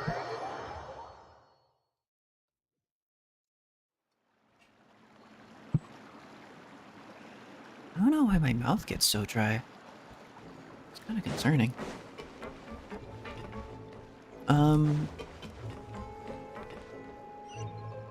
Actually, yeah, before we continue any further, I will just get a small refill of water. So, I will be right back. Wait. Am I imagining things? Or is all this standing making me dizzy?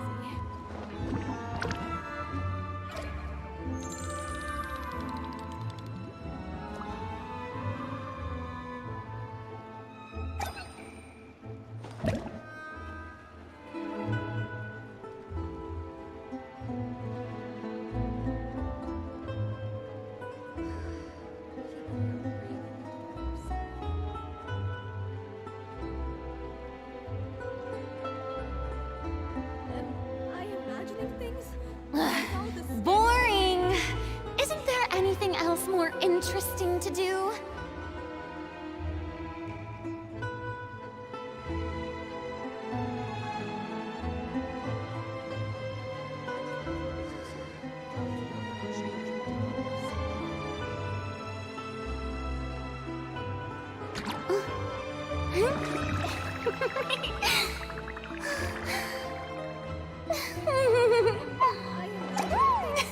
Or is all this standing making me dizzy?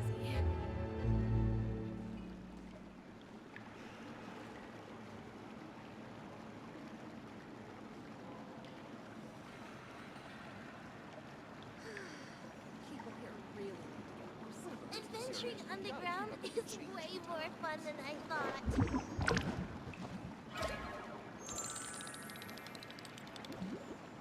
Am I imagining things? Or is all this standing making me dizzy?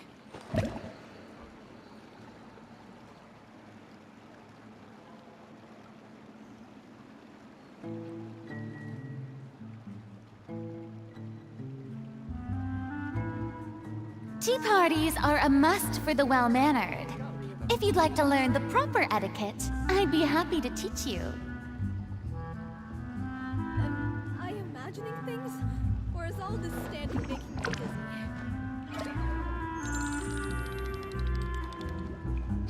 underground is way more fun than I thought.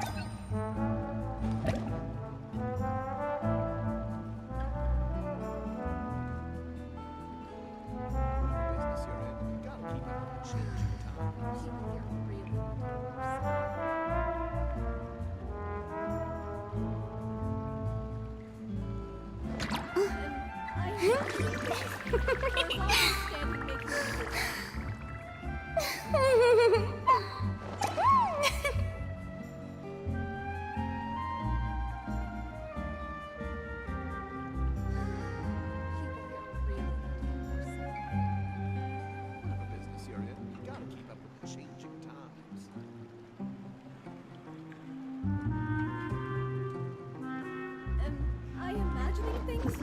Or is all this standing making me dizzy?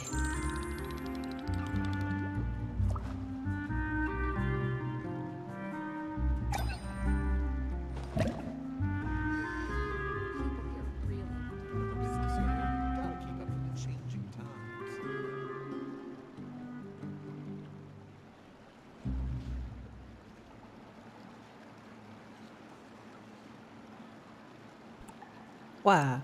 Okay, I have Being a too few popular thoughts. can be such a hassle. Who knew the Dun. people would adore me so much? Furina, just a little, just for a little bit. I love your voice lines. Just don't speak. I need space to think. That whole like metaphor analogy thing they were going for. What was it they decided on? I think it was, who was it that was like being odd about it? It was Nervilla, and it was.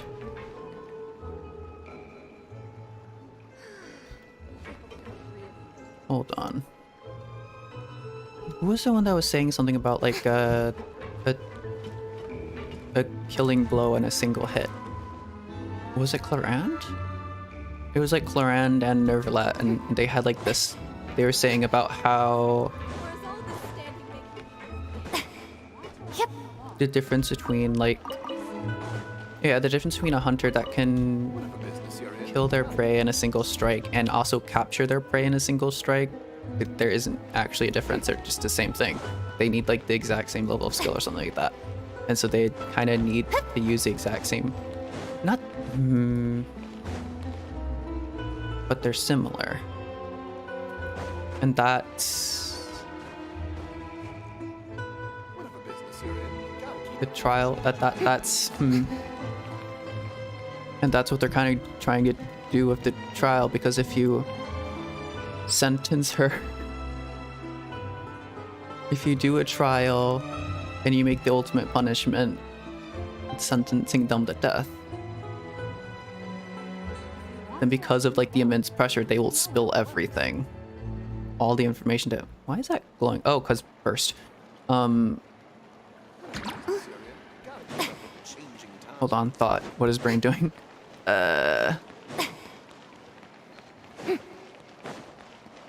Hold on. The amount of pressure will make them spill all the information needed, but that's also such a fine and delicate process. But also it's also like it's such an extreme measure that the jury of the people would never, surely, at least in our minds, surely the jury of like the people of Fontaine would never agree to execute their own Archon, right? And that's what they're betting on. That's the capture. We get the information out of Furina, but we don't kill her. Because the Fontainian people wouldn't accept that. The Fontainian people theoretically wouldn't want to do that. And so the Cardin or the Oratrice would never like say yes to that. It would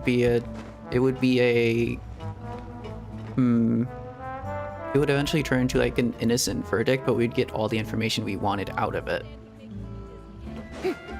And that's at least that's how we get the information.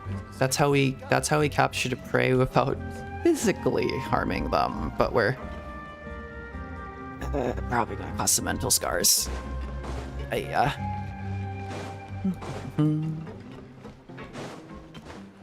think that's a big idea there.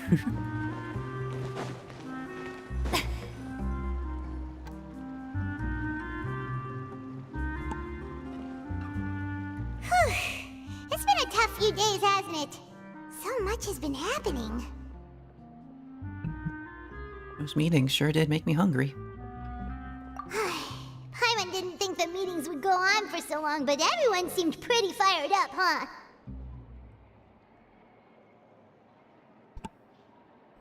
Paimon thought they'd be at least a little frightened. Well, Fremine was, now that Paimon thinks about it, but everyone else just looked a little surprised. You feel more confident after the meetings, Paimon? Well... Not sure why my throat is so, like, croaky. Maybe it's, like, dry. I don't know. It's hard to say. Paimon doesn't have any experience with this sort of thing. But with you around, Paimon sure will do great. After all, you're the most reliable person in the world, aren't you? Huh?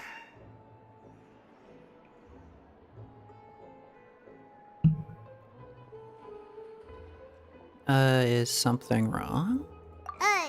Did you just pour some tea? Paimon didn't notice you doing that at all. No, I didn't. Then what's that? Paimon's never seen that cup before. Fanta? Don't be frightened. I'm just joining you two for tea. I merely refrained from saying anything till now. It's Mona's master, ain't it? Who's that voice? But there's no one here. Ah, have you forgotten me already? Wait. No? Is it Mona's master, or is it the voice we heard at the end of Sumeru? Or, yeah, during Sumeru arc. Wait, you are familiar. Yeah. The voice we heard from the sky in Sumeru. I forget, is that Istroth, or was that the one of the Hexen Circle that, like, observes time? Or something like that? The voice from the sky, I fear that description is wrong. Though, not completely wrong. You're feeling lost now, just as you were feeling previously.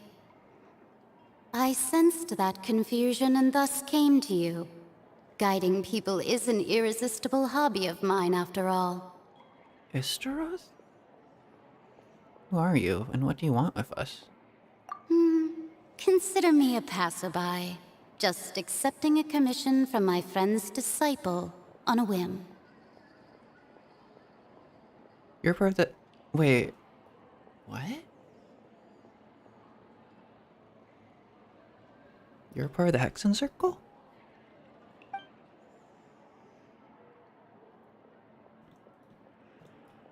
Friend's disciple, so this is one of the friends of Mona's master.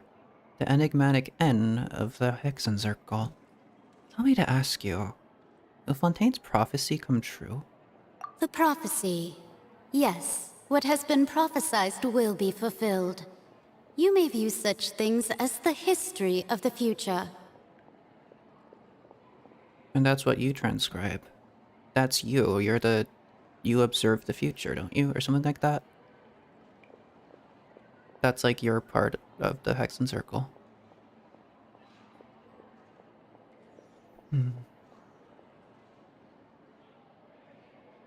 You can't escape from a prophecy. What? Then is there any way we can stop it? I believe you have witnessed a failed attempt with your own eyes. Can everything in Tevat so easily be changed? There it is again. Fate. Can there really be no exceptions? It's the whole purpose of the Loom of Fate operation as well, isn't it?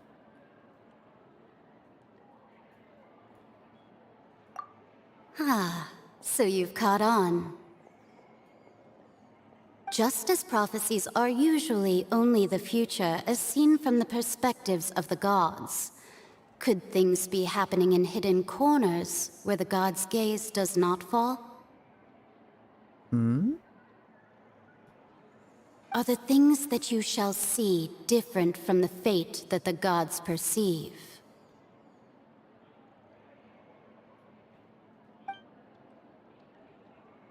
What? What is she talking about? It all sounds really impressive and important and stuff, but it also sounds kind of scary.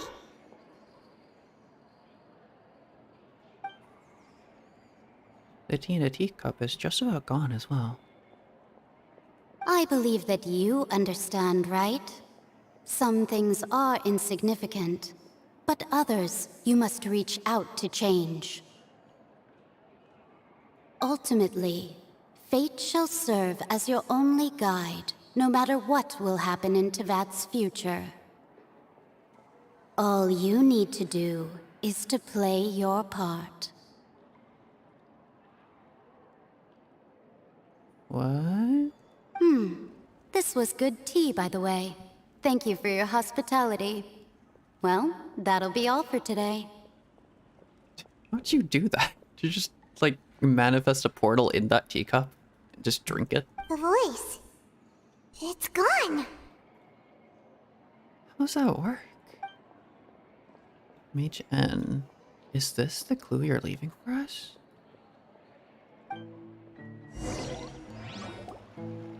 The unexpected news leads to complicated what? Huh? When you wake up, someone seems to be outside. I couldn't read that. What? I want to hear someone talking. Alright, coming! You're getting more diligent, Paimon? Hey, it's you who's getting lazy, okay? Uh-huh. Well, I see I've walked in on some lively banter. How have you been these past few days?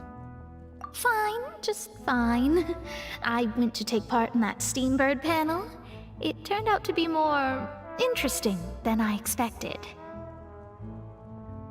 Not all Fontainians are pessimistic about this. One journalist mentioned that sitting around and waiting for the end to come would be wrong, and that they should make their own rescue preparations.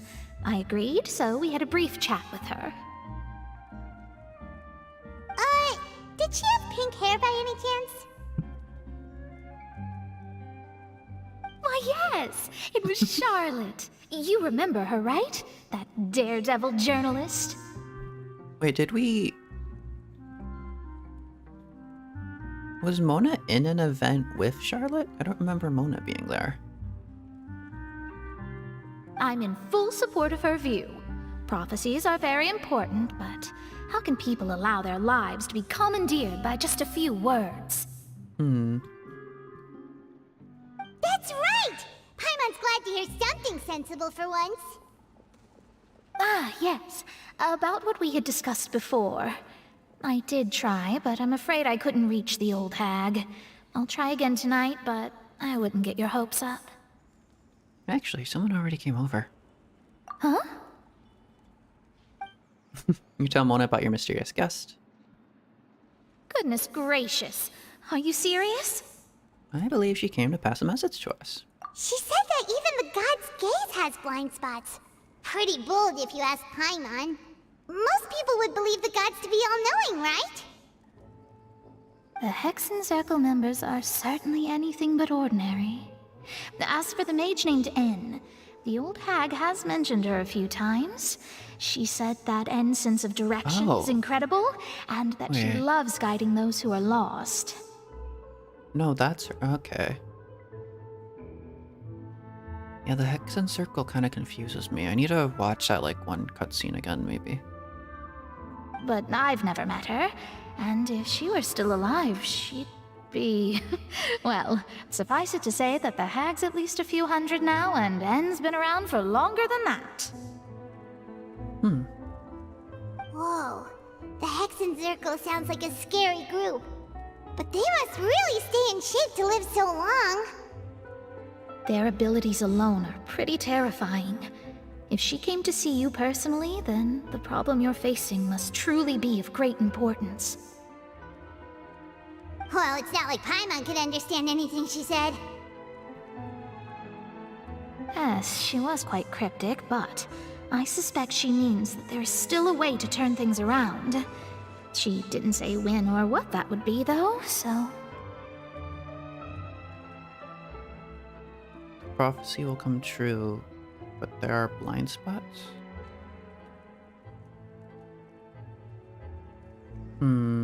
Perhaps it is something that you cannot know right now. True, her words were meant as a helpful hint, but when will we realize their value and meaning? Was that the best answer that my question could have gotten? Traveler, Paimon, are you two alright? What lies in Celestia's blind spot?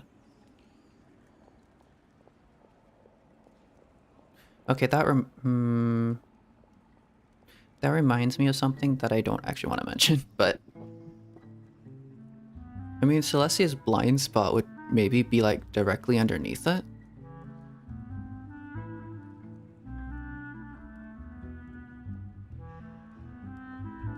But I don't think N meant literally, right? What would the gods be blind to? Oh, we're fine. We're just a little down right now. It kind of feels like the end is coming, you know? I see. I feel that same sense of desperation, too. I guess you could consider me someone who has often witnessed fate. So far as I have seen, it cannot be swayed. But even so, I still hope for, and believe in, miracles. Astrology is eternal and rational, but fate may not be. It is cruel, but it can also be beautiful.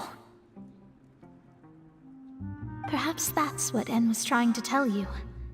Not to lose heart, and to believe that what you are seeing playing out before you is not yet set in stone. But it's what's been prophesized. I did originally think of steering clear of all this, but I couldn't. Even if this is all futile, I still wish to help everyone. If we don't struggle to the last, then how can we face the end when it comes? Huh. You do have a point. There I go, talking about astrological principles again. Sorry about that. The moment I start talking about work-related stuff... I need to get going. Don't worry about it, Mana. And thank you. It was worth trying to comfort you, even if only a little. I believe that you'll help those who are struggling in the same way I did. I suppose that might be why we always seem to meet by coincidence.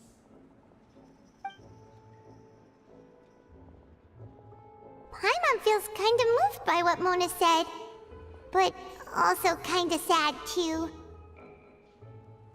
Hey, Traveler, Paimon suddenly feels like going outside for a walk. Let's go. What if we see something we don't like? Let's walk around the city, shall we? There's a few spots we always like to walk by. Go to the newsstand? Is Charlotte gonna show up here?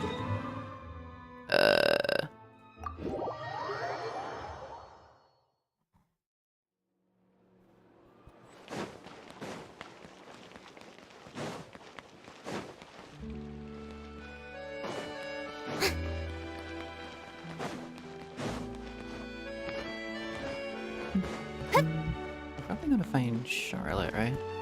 Or no? Or just some random NPCs? Our Wait, names what? are written in this newspaper. What's going on?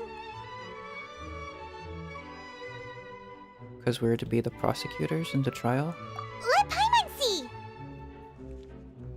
The underwater stronghold, Oh, the Fortress wait, what? of Meropide, has continued in its noble autonomy. I see. But that does not mean that others cannot interact with it. My recent attempts to enter the fortress bore little fruit. I see. Guess Charlotte still hasn't given up on that. Thus, did an Outlander friend become the focus of this report. A blonde adventurer with their white fairy legends trailing in their wake.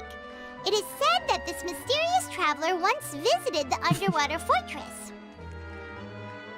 So while the fortress's interior remains a mystery behind closed doors, do not fear, for the tales of the traveler contain surprises in spades.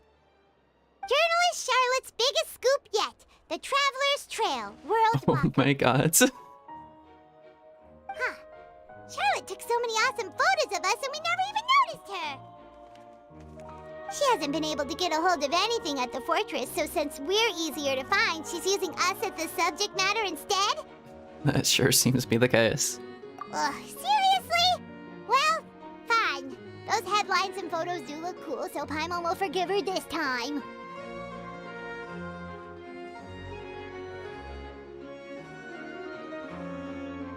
Sorry, my pockets are inside out. What was I? My brain was going in a weird train of thought. I'm coming up with like 7,000 different theories, but all of them are incredibly improbable. Ooh, light. What was my train of thought? I forget. Continue moving forward.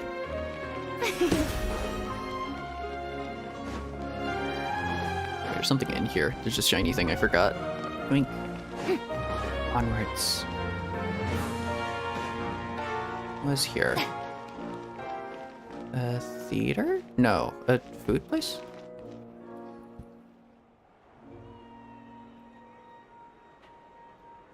We're here! Paimon's hungry. Should we go in and get something to eat? This is one of the first few places we went to. Hello?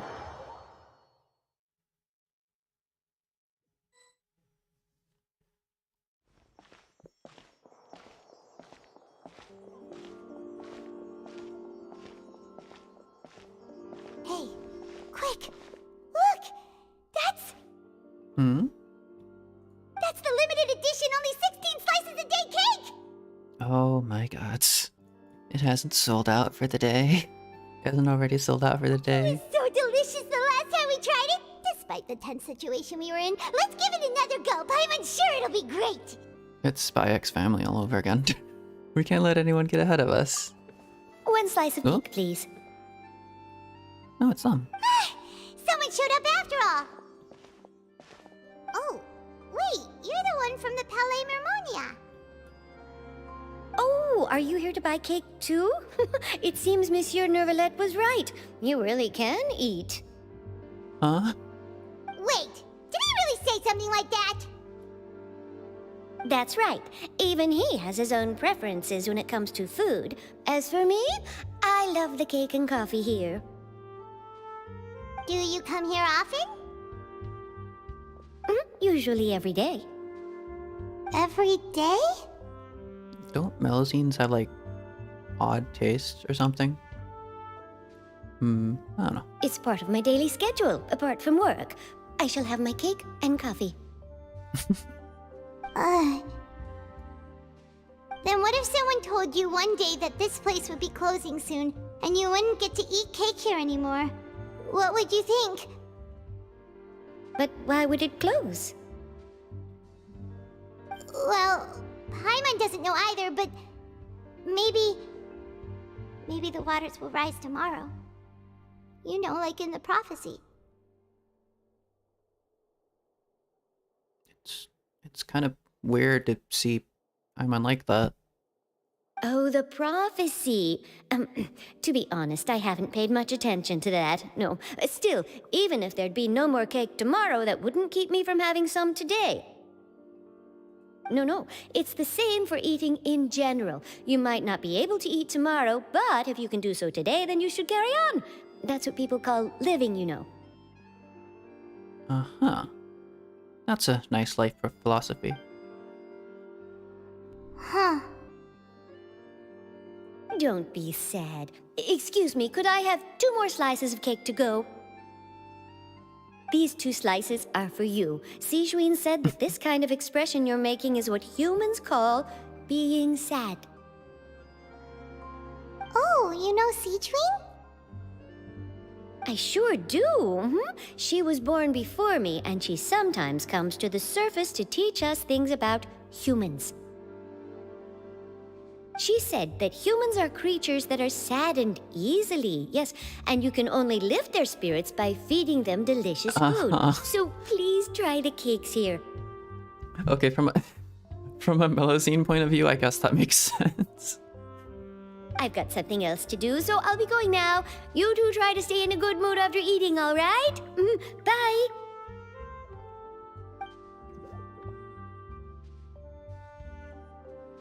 What was that? Oh, there she goes. Why'd she look both ways? All right, let's dig in.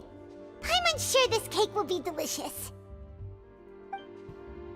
You share a glance with Paimon and snarf down the cake. It's more delicious than last time, and the flavor gets even better with a sip of tea.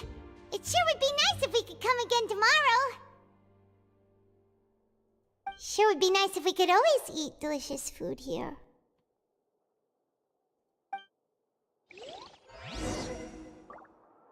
Leave Ota the board. Okay. How do I do that? Here? Something going to happen?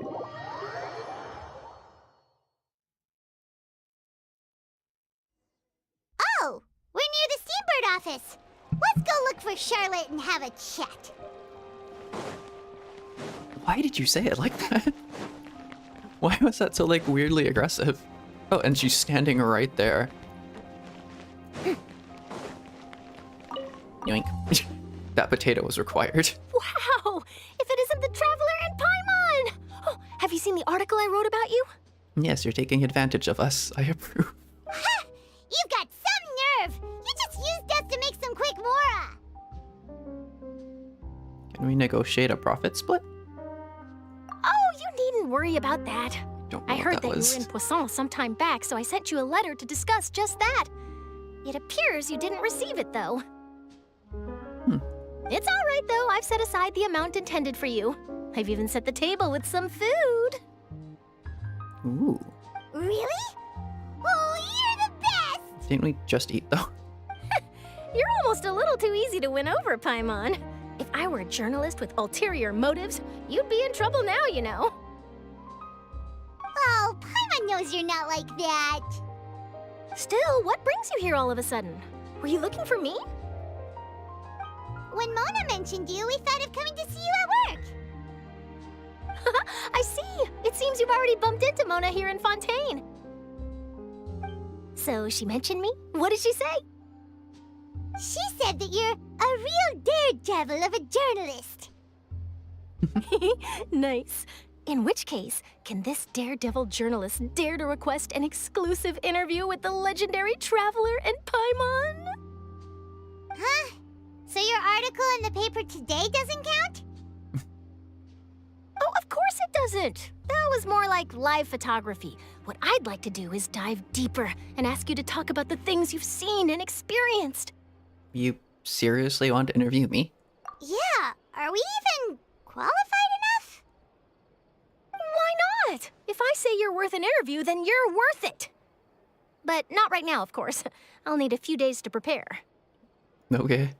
Oh, in that case, we'll just chat when you have the time then? Oh, so that's a yes? Ooh, splendid! I'll tell the editor-in-chief immediately. I'll have to apply for lighting, a venue, some props, and... Hasn't she tried like once or twice to get an interview with us? Whew, so much to get done now. Talk to you later. Oop. Wait, Charlotte, Paimon's still got a question for you. And what's that? If, just for example, Fontaine were to be flooded tomorrow, what would you do today? Huh. That's the prophecy you're talking about, isn't it? I mean, I do hear about it often, but I've never once thought that the day could be tomorrow. If you're seriously asking, then I might try and think of a way to leave Fontaine. Oh, but I'm still a journalist first and foremost. that means I have a duty to be reporting from the scene. And secondly, I wouldn't forsake my homeland that easily. From what I've seen, most people don't know what they'd do should the worst come to pass. In truth, it might be better just to behave like normal rather than worry over such an end. So in all likelihood, I'd probably still be prepping at the office for that interview of ours. I know what you're thinking. That sounds a bit sad, but I've always believed that it's best to do what you enjoy. If the world would end tomorrow, I'd probably still do the same thing today. Just think about it. If this nation really were to be suddenly destroyed tomorrow, but I still successfully finish an exclusive interview with a truly unique person, then the story I would wind up writing would truly be timeless.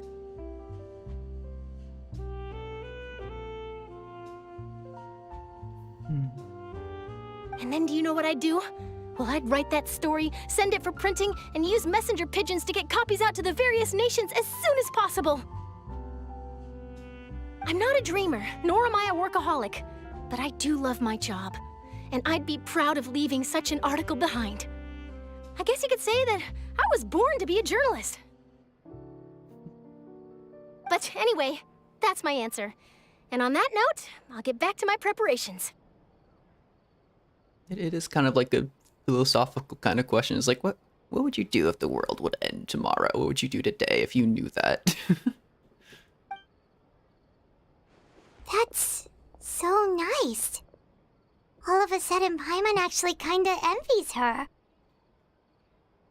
Anyway, let's go and take a look at the sea, shall we?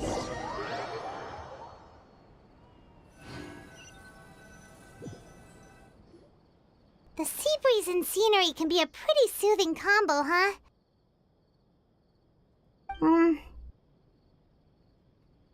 Paimon's been thinking. Yeah? If it wasn't Fontaine, but all of Tevat that would be destroyed tomorrow, where would we go and what would we do? I mean, if Fontaine floods, that doesn't exactly bode well for any of the other nations. Like, how does that work?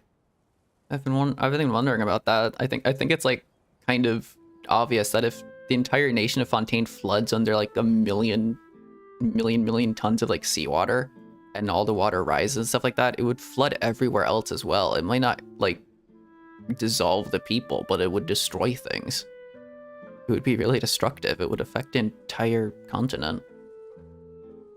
No, Paimon should ask, if you could choose, what would you like to do? If I could choose, huh? It's just like Charlotte said.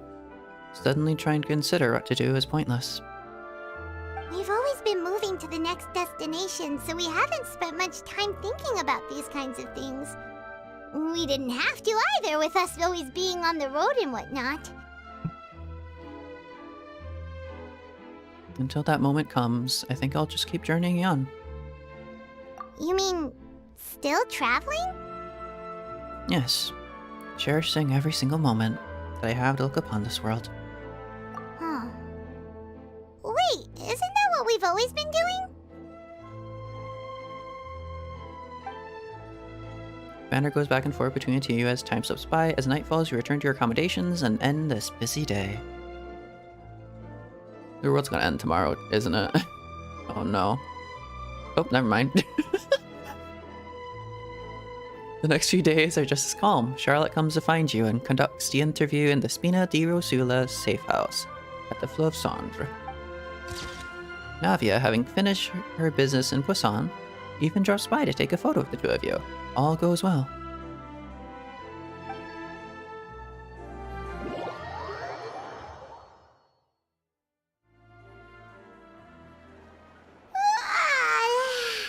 Feels like you'll grow mold if you stay here long enough.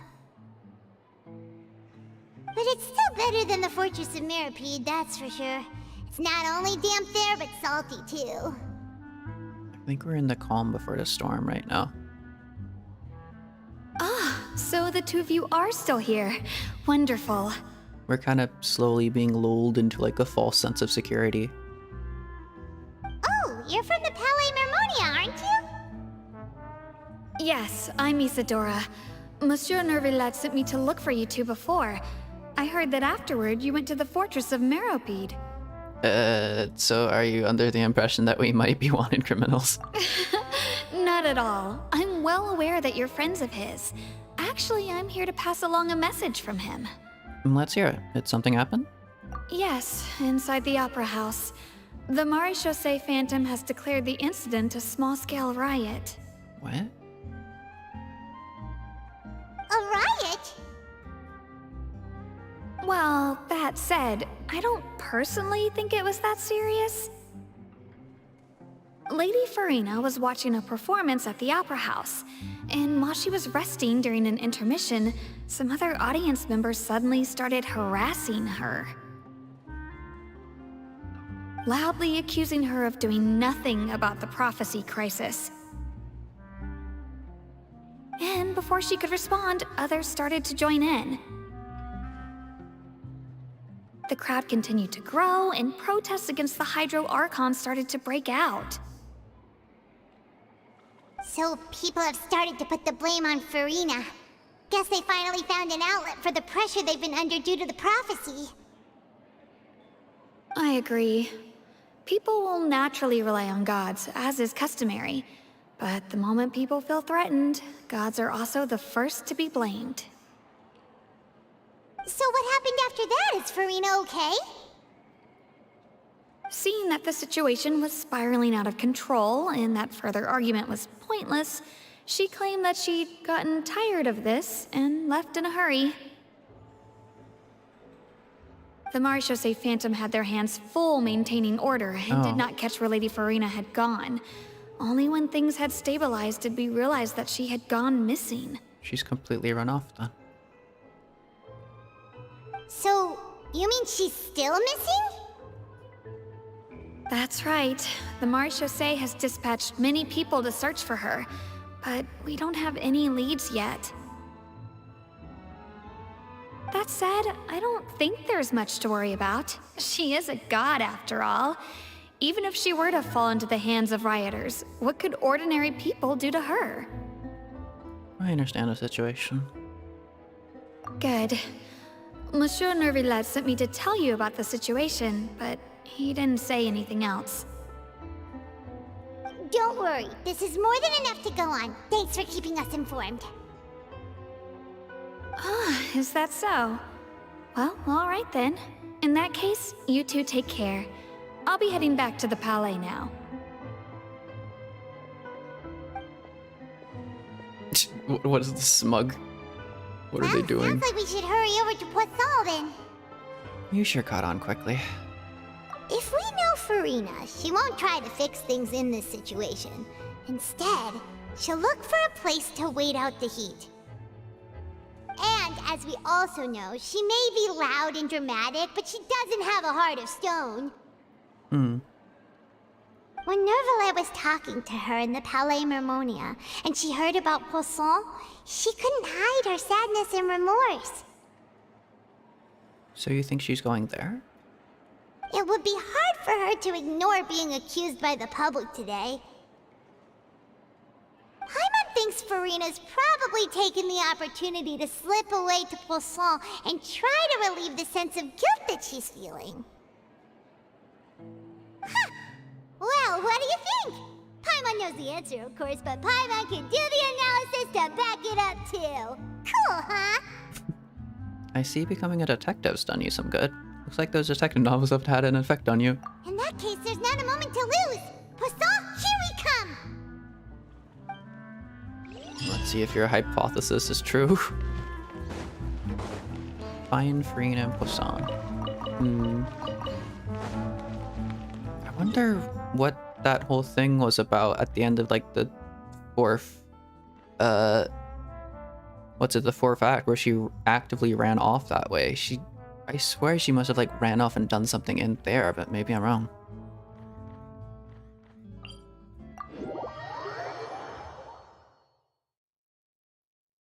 This place looks deserted. Guess all the survivors must have evacuated already. All that's left here are signs of devastation. Could Furina really be here? Let's try to find her as soon as possible. I mean, she's right here. Are other people gonna have different...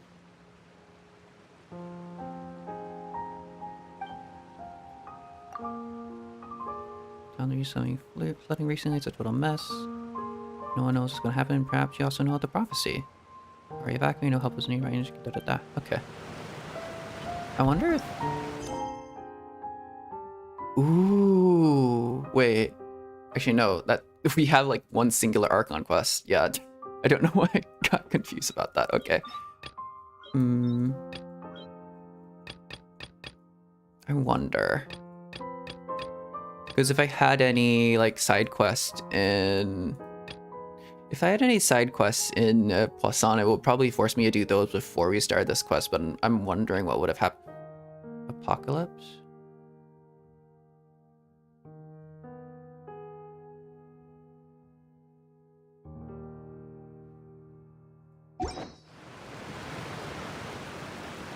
So we really were in the calm before the storm, huh? Yes. Okay.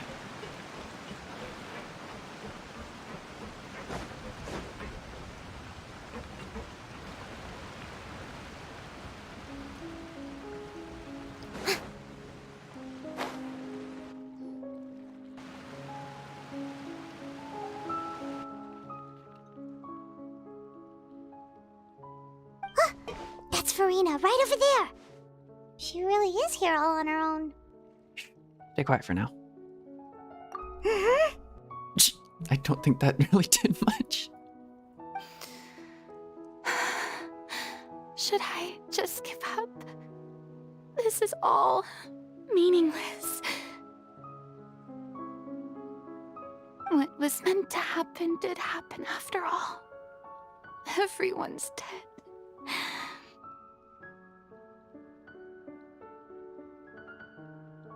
I'm sorry. I am so sorry.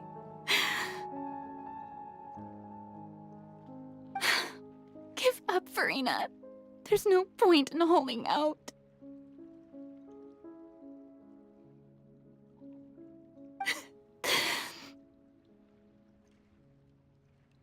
I'm sorry.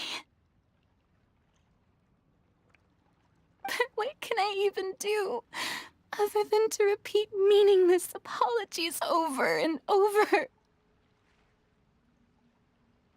Furina. Who's that? Don't worry, Furina. It's just us.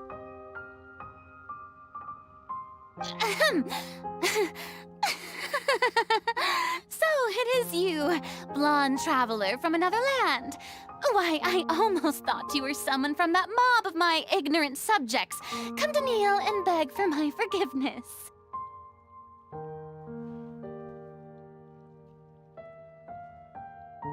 Furina, you were crying just now, weren't you?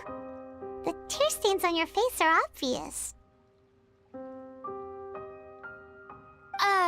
What do you mean, tear stains?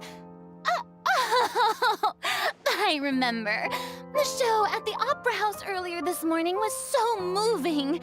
I'm still trying to process it.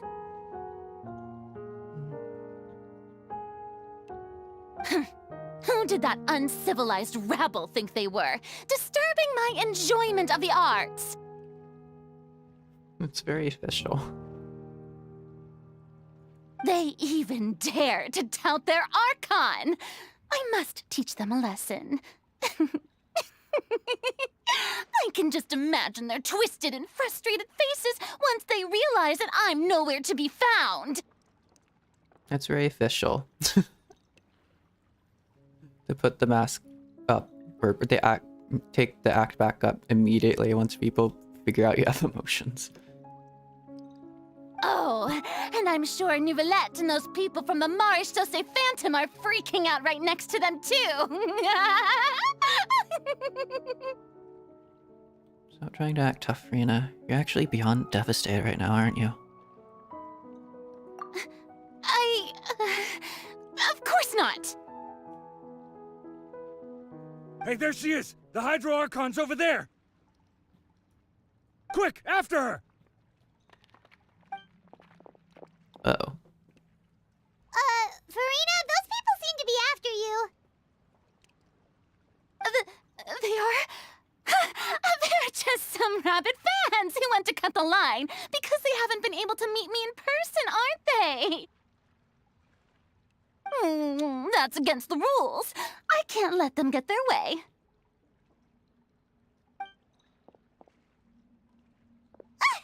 Furina just ran off! Quick, we have to catch up with her!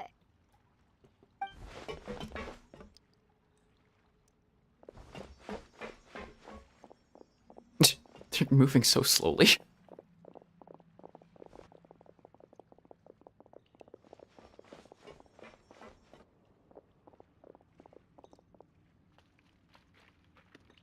What did they do? Oh.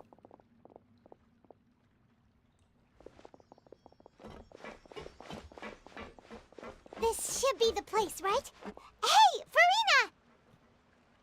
There's a good hiding spot over here. Quick, come to Paimon before the rest of them catch up to you. What is this place?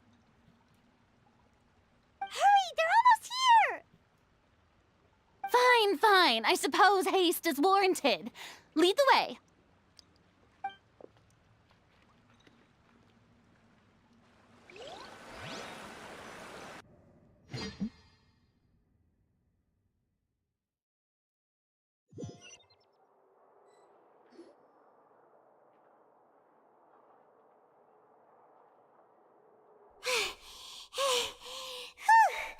Paimon's exhausted.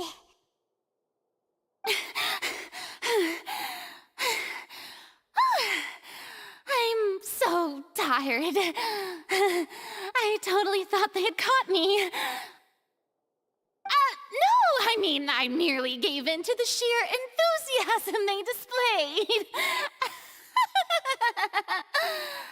This place is not what I'd call soundproof. You might want to lower your voice to stay hidden. You're right. Yep, that's a good girl. Question mark? Uh-oh. What's happening? The ground's shaking. Is it an earthquake? Another disaster just struck, I suspect. Yeah, a quake of this kind preceded the flooding in Poisson, didn't it? It can't be. It's happening again.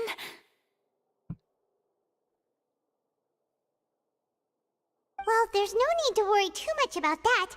Novelette's made some emergency plans, so the evacuation should go a lot smoother this time.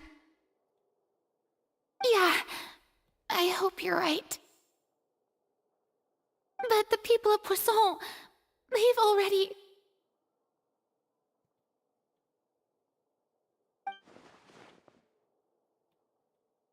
Furina finally reached her limit. Now that she's talking about her actual feelings, she's starting to look far less stiff. You begin to talk amongst yourselves as Furina slowly calms down. It's true. I've been investigating the prophecy for hundreds of years. I once had informants all over Tevat, searching for clues and feeding information back to me. When in the first act of the Archon quest, she had like someone come up and talk to her. That was like one of her informants or something like that, and I thought that was like very French or something. It was something to do with like us. Her informant probably told her about us coming into Fontaine. I've tried all kinds of ways too to hold back the sea. Anything to keep the coastline from advancing. But all my efforts proved to be futile in the end. Really, the truth has been clear to me for a very long time.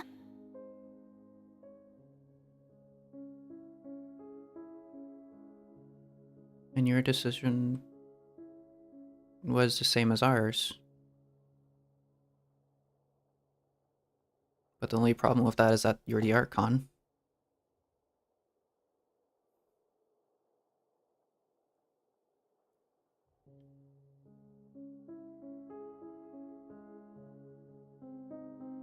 If the one person who's supposed to solve the problem can't, and the prophecy will end tomorrow, then what does the person who's supposed to solve it, what are they supposed to do? They just do what they've always been doing.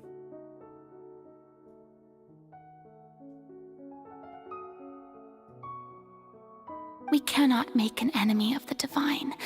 No matter what we do, the will of the heavenly principles will have its way, and the prophecy shall be fulfilled.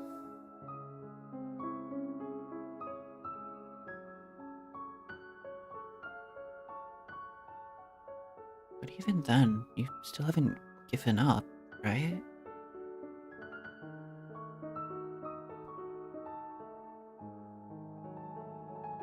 Isn't that what... Wait. Isn't that what Dainsleif said in the Travail trailer, whatever it was, when he went through like all the chapters and like had like things to say about it? In the Fontaine section, he said they know not to make an enemy of the divine or something, or was that... I don't remember if that was Fontaine or not, but even then, you still haven't given up, right? Give up. I do love the sound of that phrase. It would mean finally coming to terms with fate, but also for me to finally be free. But that would also mean that all hope would disappear. Indeed. I've thought about giving up so many times, especially after we almost lost Poisson.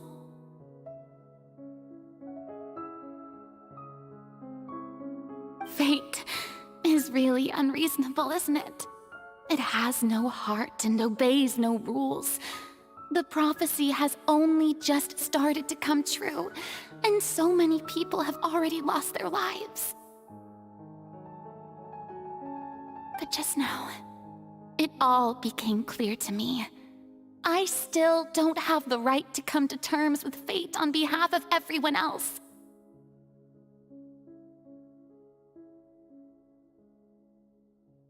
As long as the final moment hasn't come, it's still not too late. Don't worry.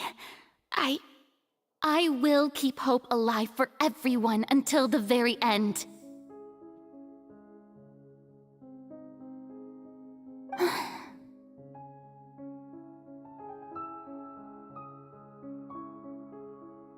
You'll keep hope alive for everyone but yourself. Well, that's enough for now. I got the impulse to play the stricken maiden, but honestly, considering my rank and station, that wasn't a good fit at all. Sorry, just the smug. The fake smug, I guess. Don't take any of what I just said seriously. How could I possibly let Fontaine fall to the whims of trivial prophecy? Come on! Paimon could have sworn you were actually being honest just now. We're running out of time. We can't just go back to square one like this. I have to get more information out of her. Furina, you might not have to shoulder this burden alone.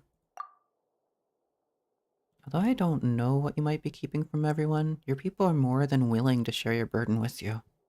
Share my burden. That's impossible. It was fated right from the start that this would be my duty alone. If any of your burden doesn't need to be shared, you can still choose to confide in someone. Just share it with me. I'm what you call a witness. A witness? Yes. I've heard that you came to Tevat from beyond the stars, yes. In other words, you never belonged here. Uh-huh, what are you poking at? It's like a similar thing to what I think a long time ago was like a thing with Zhongli, where he was saying like if if a nation falls or if a god dies, a traveler will still go on and they'll live in the traveler as like a memory, and thus will be like preserved forever or something like that. The traveler will live longer than Zhongli, and so he wants to be like remembered as like a memory or something like that. We're the historians of Teyvat, no. Or something like that. That was like what Zhongli was saying. And if Teyvat is, in its entirety, a show on a stage, then you're just a spectator, aren't you? Right.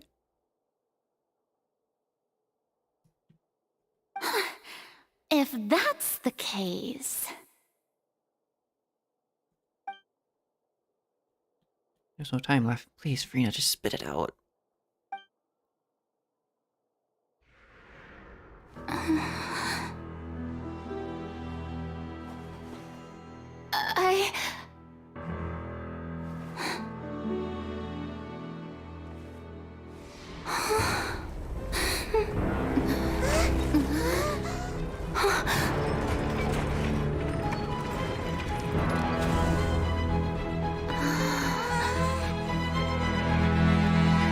Oh.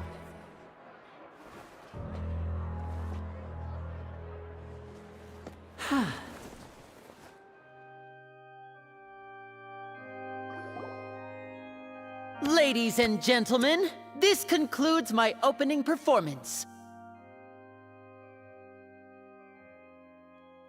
That whole... Wait. That whole thing was planned?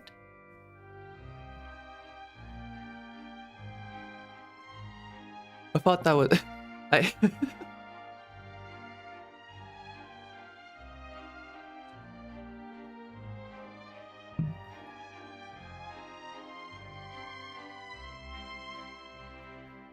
That was something. I thought that the massive shaking was like, no, we're not gonna just like drown one small area. We're gonna go all for it all at once. It's like, oh shit.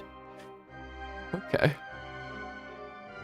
Now, without further ado, we may proceed to the trial of our god. So, this is what it is. Yes, you deserve praise for the effort you took to raise the dramatic stakes.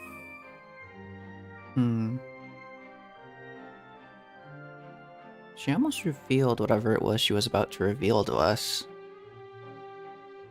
Do not forget, however, that I am Fosalor, the god of justice, the embodiment of justice itself. Does it not strike you as even the least bit absurd to bring the very concept of justice to trial? But if you're the very concept of justice, why do you have absolutely nothing to do with the court system? Why is your decision not even a part of it? You kind of just like sit there in the crowd and watch it unfold.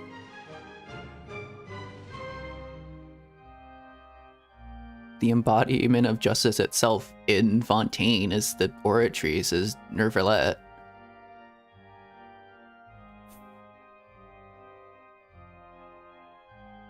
May I interpret these words as your refusal to stand trial? In that case, you will have the opportunity to defend your honor through a duel. Uh-oh. No, they weren't talking about the trial itself. They were talking about how to convince her to stand trial. I see. You would draw your blade against a god?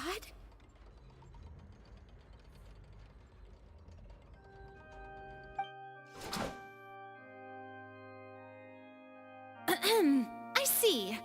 It seems like you have made up your mind.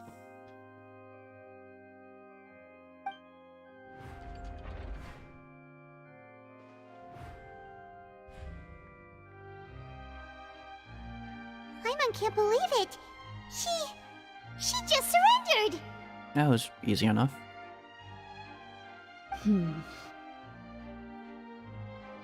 What the heck is going on? Did I just see an Archon surrender to a human? Wow, how utterly humiliating. Now the entire court will think she's powerless. Lady Furina, what is the meaning of this?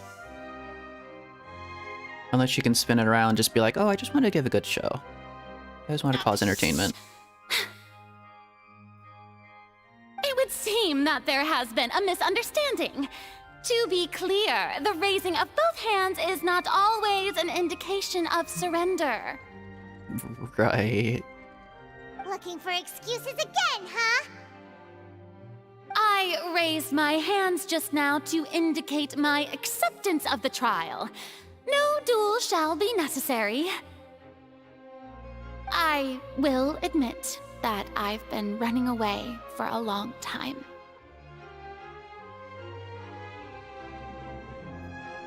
I'm sorry, everyone. I was unable to protect the people of Poisson. It is my duty to stand trial for my crimes. You are not the only ones to be disappointed in me. I, too, am exceedingly disappointed in myself. Has she, like, dropped the act completely in front of her people? But now, it is time for the Hydro Archon to show you her courage and resolve. What was the point of doing that? Navia's chilling there, I see Lynette. I, Furina, will use this trial to show the world the true meaning of justice! This time, I will protect you.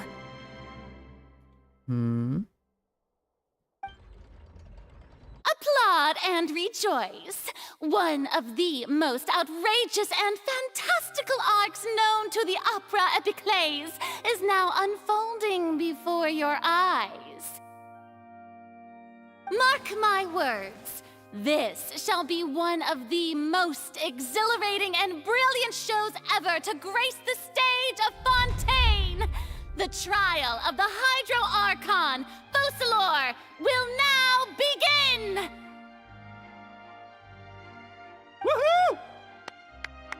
Oh, now we're making history! Why does it feel like Furina just took over the whole thing? Like, come on! Didn't she just get forced to stand trial for her crimes? She's a master of performance. Also, even though she's still acting super dramatic, she is taking this seriously this time, right? All right, then. Who will be my opponent in this trial? The court asks the prosecutor to please take the stand. Thank you, Your Honor. Is that so? Very well. Then please speak, witness of Tivat, my accuser and fated opponent. Okay, Witness of Tivat is a really good title there. That is like really, I think really similar to like what Zhongli was poking at, something like that. I feel like all the Archons kind of noticed that about us. We were so close to getting her to tell us the truth, and it still turned out like this in the end. It's okay though, as long as we can defeat Furina in court, we'll still have a chance to figure everything out.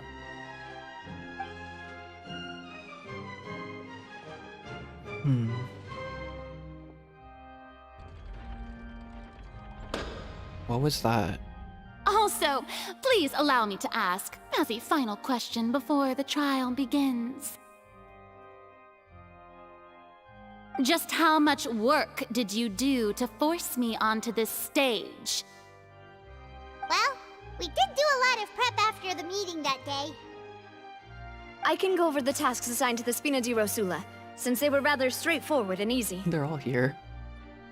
And of course, Charlotte is here as well. She's definitely gonna write about this. Not Octavia, the president of the Spina di Rosula. Most of the people who participated in the disturbance this morning were my subordinates. I see. They changed into plain clothes and came to the Opera House as regular audience members, waiting for the perfect opportunity to incite insurrection against you. Oh.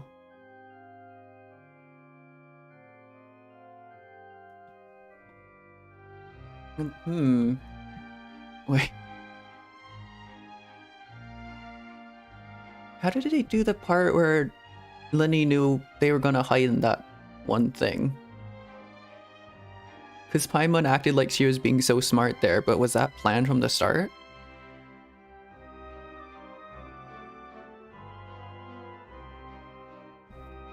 So what? There's some other thought I had. What was the other thing?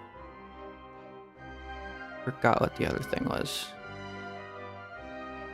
Oh yeah, and like Neverlat sending like the message that there's been like a small rebellion or something. That was like a signal, I guess, or something. The people's resentment against their Archon has been building as more and more of the prophecy is fulfilled. A spark was all we needed to turn smoldering anger into a flame. Moreover, according to our understanding and analysis of you, when something like that occurred, you would likely flee the scene and head to Poisson by yourself. So, we arranged for a second group to lie in wait there. So, you mean the ones who scoured the settlement for me were also from the Spina? Did we know those plans or no? Did we kind of just like stumble into that? And their goal was to force you to step into the giant magic box so you may personally participate in the greatest magic performance in all of Fontainian history. Behold, an Archon just pops into existence. That's right. That house was a magic box, rather than someone's residence. Oh, and that's why we guided her into it, yeah. That was our part to play. As the super ultimate version of the setup that I used when I first performed at the Opera Epiclese,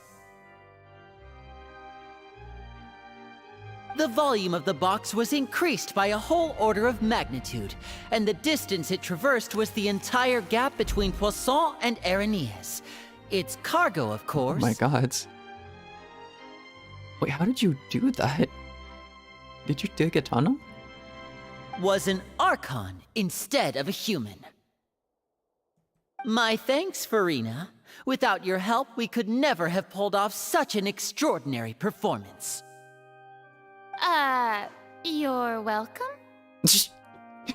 Just slight confusion. Of course, this performance was only made possible with Father's support. The House of the Hearth spent a massive amount of labor in Mora to pull this off. Oh god.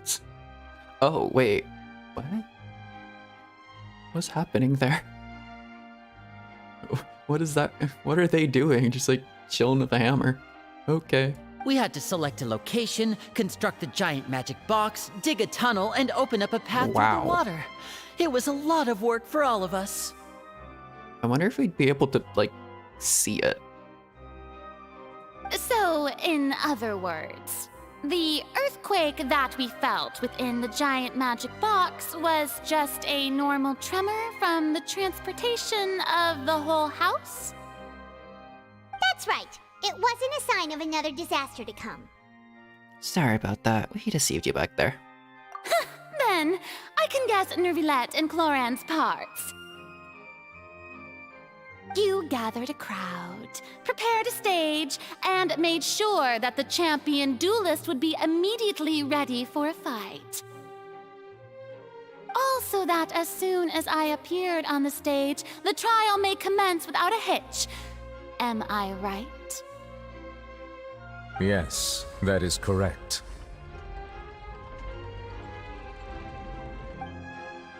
Well, Clorand, I must commend you for your courage. Only the most outstanding champion duelist in all of Fontaine would accept a duel with an Archon without flinching.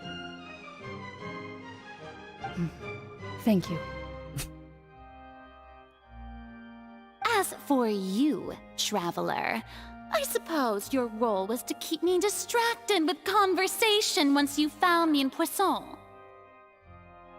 You'd make sure that I didn't notice anything amiss before revealing yourself as my prosecutor once we'd arrived onto the stage.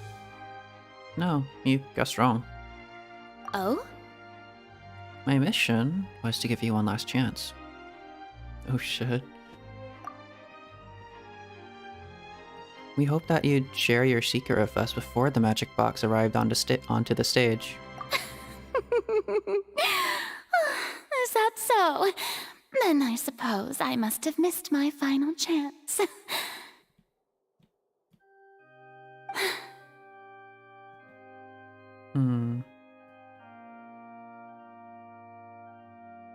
It's fine.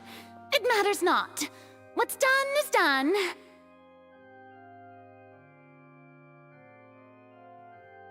There's something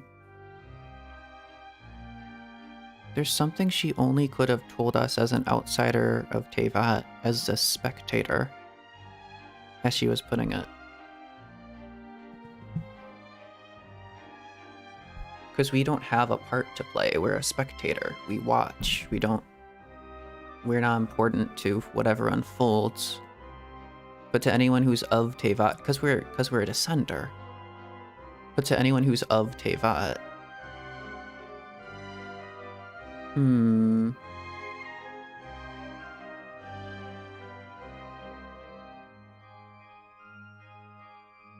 interesting. The stage is already set, so there's no reason to disappoint the audience. Let's see this trial through to the very end. She's hiding a secret so big that no one from Tevat could possibly know it.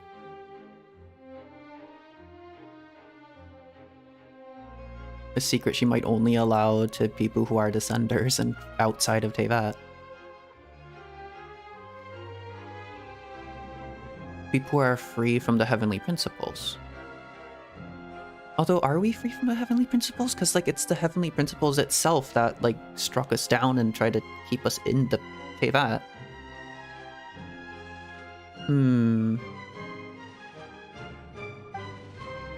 Yeah, the only thing we can do now is to judge the Hydro Archon. Still, I can't help but be a little bothered by that conversation earlier. What did Furina say to me, or want to say to me right before we arrived on the stage? Madam Prosecutor, please allow me to pass this along. What kind of secret could she have that could only be told to a descender? This is a document that Miss Charlotte applied for and received permission to share with you during the trial. According to her, it should speed up the proceedings. Oh? Huh? Charlotte wanted to give us something? Oh, so she's here too! Hey, Charlotte! With... Oh, Leb Hymancy! Isn't this the exclusive interview that she did with us before? So she's already finished it, huh? Wait, then that means this document is a perfect timeline of everything that's happened ever since we stepped foot in Fontaine! Ooh, useful. So in other words, we can refer to this anthology of evidence every time we want to use something from our journey as evidence for an argument! It's a super practical gift. I never would have thought of using it this way. Let's quickly confirm the information in it. Just think of it as a refresher, alright? You defeated the Hydro Archon in the very first duels you took part in at the Opera House. That's one for the history books, all right. Okay, before we continue this, I will quickly do this. I will go and hydrate. I'll be right back.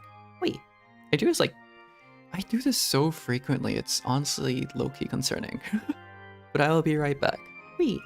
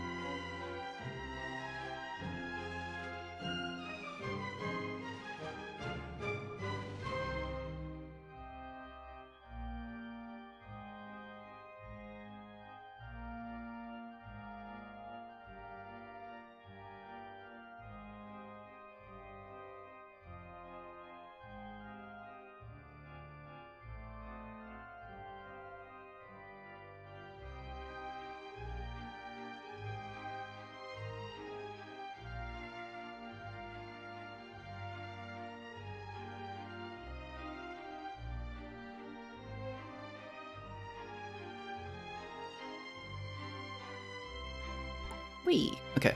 Boop. Why did I use that as a... Anyways. Also, I've noticed I'm probably going to get... Question mark? Yeah, I'm probably going to get the daily thing again, because it's about to pass over into that time for me.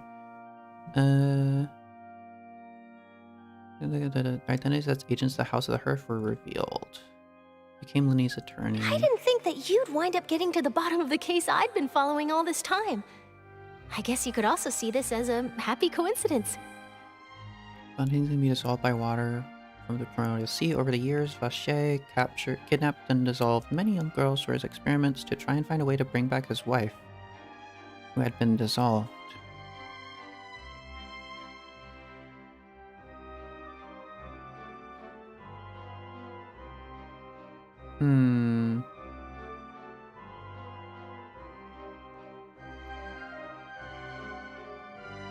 We're gonna discover something fundamental about the primordial sea, aren't we? Okay. This is the first time Monsieur Nervillette had a difference of opinion with the Oratrice. Even the Hydro Archon can't figure it out. Even Furina didn't know why. That's like an important thing in it. Because even Furina doesn't even understand what the Oratrice is. A Fatui Harbinger. She's an extraordinary person. Her instinct must mean something. During the knave, she revealed that she had already probed Furina on her own and believes it is possible that not only is Furina not really the Archon, but that she is actually afflicted with some sort of curse. Right. There's a curse involved. Okay. The fortress of Meripede was almost destroyed in a single day. That I didn't witness that scene personally will always be a source of professional regret, I think. Uh-huh. Okay, Charlotte, calm down a bit. Charlotte, I swear to God, if Fontaine falls, you're just gonna write about it. I love that for you, though. You go, journalist. Enters the primacy is sealed beneath the Forbidden Zone in the Fortress of Meropia, and recently the Primordial Sea has nearly broken out. It was only temporarily pushed back by Nervillette's power. The question is that if the entrance to the Primordial Sea is sealed, and the only way to get in is to open it up, and if you open it up, it all comes pushing out, then how did Tartaglia get in there? The whale in the According to Monsieur Nervillette, both Child and that whale should have been in the Primordial Sea at that time. How did he get in? Because he was obviously called to it for some reason, but how did he get in there in the first place? I nearly lost my awesome friend Navia. To be honest, that still gives me shivers. Oh, you're friends? I don't know if I knew that. They're besties, okay. Down to the Wargentine promote. Only the protection of the dead members of the Spina di Rosula prevented her from dissolving.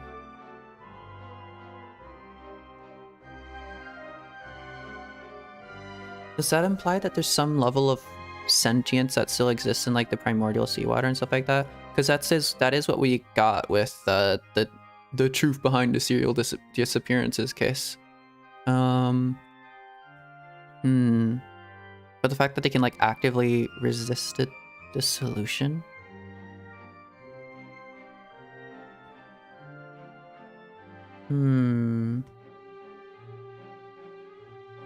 What? How did the very, very first Fontanian ever dissolve then? Like, if that's how that works, how did the first Fontanian dissolve into water? Or has there always just been like some form of consciousness in there or something? Something's odd about that. Tea time with N. The words of someone as extraordinary as a witch can probably only be truly understood when something surreal happens to you.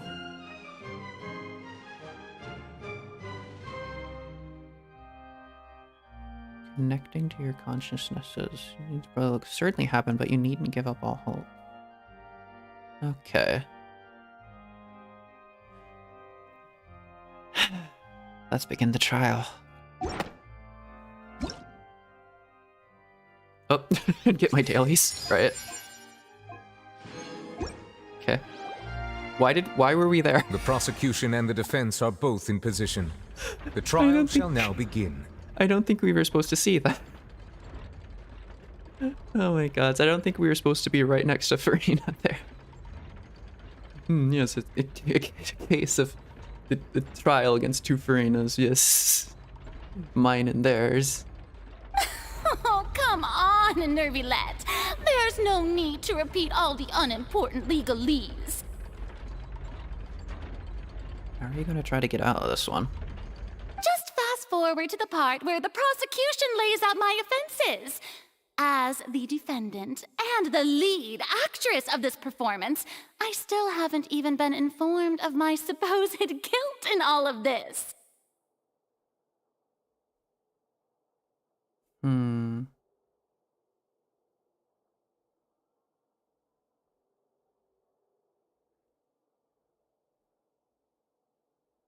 Of course, it is only natural for humans to struggle to understand the actions of a god. However, you will need more than that to convict me of a crime. I had a thought back there, but I lost it like immediately. That's the angle you're gonna try to go for this? I mean, it's a good angle, but... That's true, but my charge here is unrelated to your conduct as an Archon. Holy shit, the Traveler has voice lines? Yo. Instead, I would like to charge you as a fraud who's never been the Archon in the first place. Okay. Wait, what was that? Lady Furina's a fraud?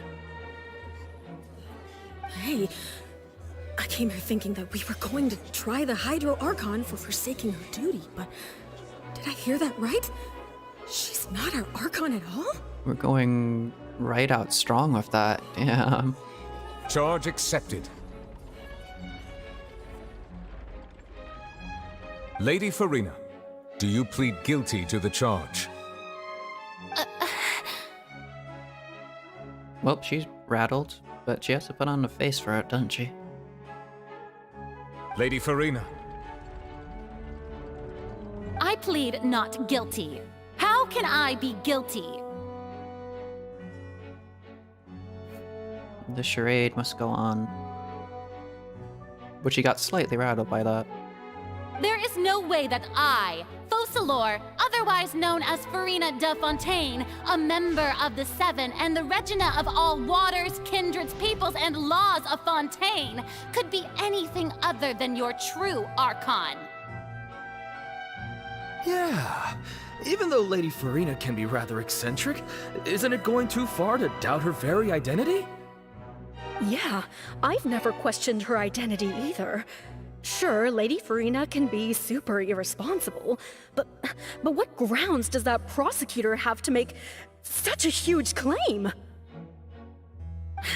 I have cause to believe that common sense will prevail in this case. Many of the members of the audience have known me as the Hydro Archon ever since they were born. There would be no fooling their memory. See? Even the Oratrice has decided to show me its favor. Are you sure you want to commit to a charge that will never be upheld? If you wish to drop the case, I can promise you as the God of Justice that you will not have to face trial for making a false accusation. We will treat everything that's happened as a dramatic spectacle and move on with our lives. What do you say to that? She's trying to escape.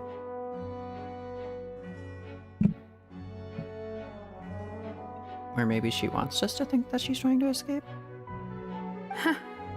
An argument with near impossible odds, huh? We have to not only refute Furina's claims, but also overturn the long-held beliefs of the people. The people only see you as their Archon because that's their long-held belief. Well, tried to give you the chance to surrender. If you must persist, then let me ask. If you believe I'm not the Archon, then what manner of being do you think I am? A really good actor. And if I was not the Archon, then how did I manage to live for over 500 years?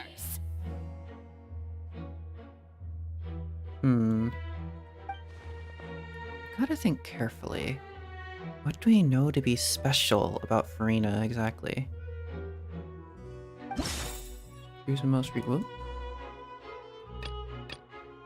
Irrelevant. Okay.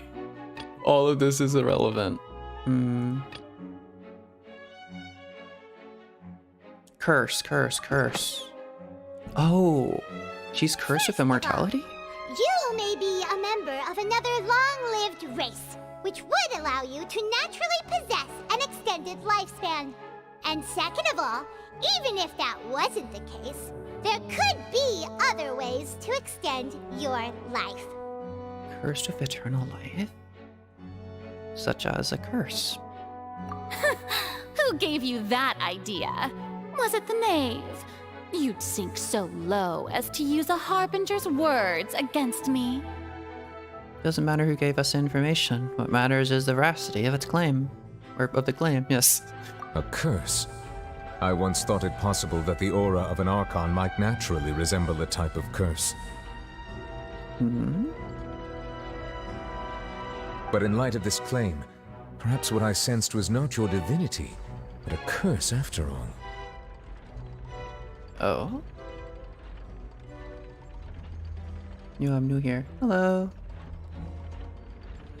Shakun. Hello, how you doing? You sensed it too, huh, Neverlet? So Furina, instead of an Archon, could you just be a cursed human? Lady Furina is actually a human? Well, it is true that it's extremely difficult to tell humans and gods apart just by looking at them. It's not impossible.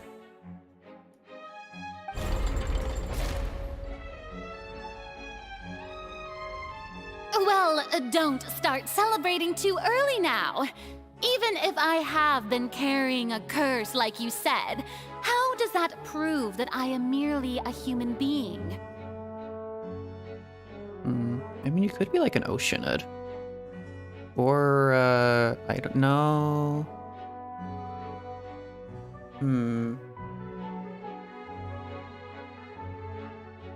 Because you wouldn't be able to keep that form. Although maybe if you wouldn't be able to keep that form forever, maybe that's why you keep like running off all the time to like turn back into an Oceanid and then like regain your energy and then turn back into human form and then prance around as the Archon.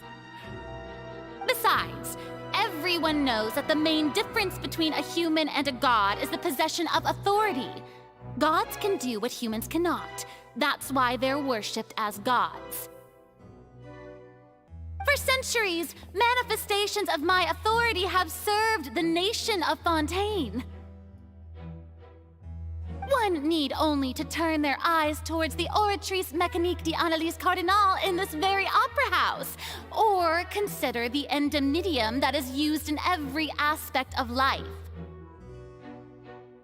Do you even know how the Oratrice works, though?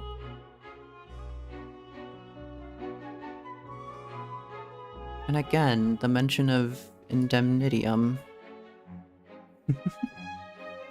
Used in every... Is it used, or are you saving it up?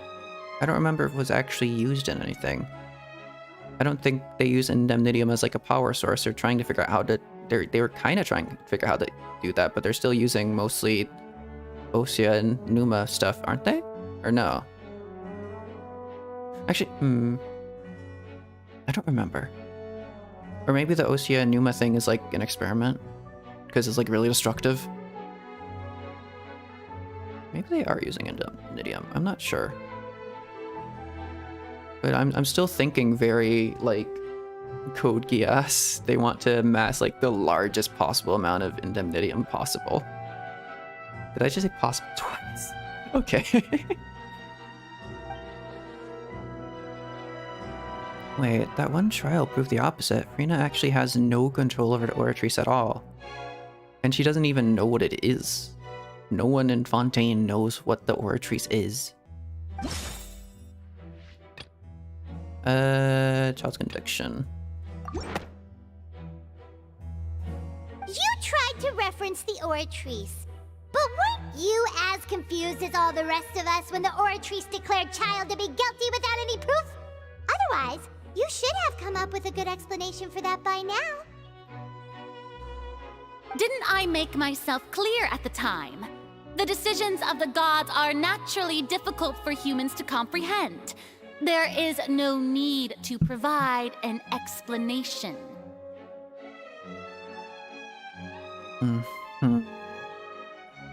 Lady Furina, I believe a reminder of your current circumstances is in order. While the court is in session, the principles of justice and the law must come before all else. While you are an Archon, you are also first and foremost the defendant in this trial.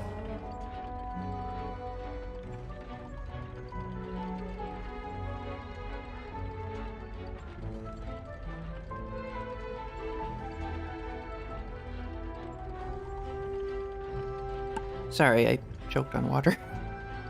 I swear I choke on water like every single stream. I choke on water and my solution is just drink more water. I am not the smartest. Okay. You will prove yourself unable to defend against the prosecution's charges if you continue to withhold vital information against the rules of the court. I swear it's been like every single court scene that I've choked on water somehow. Oh, the irony. I never thought you'd use that kind of rhetoric against me. That was no trick of rhetoric, Lady Furina. I've merely reiterated the rules of the court. Rules that all should respect and follow.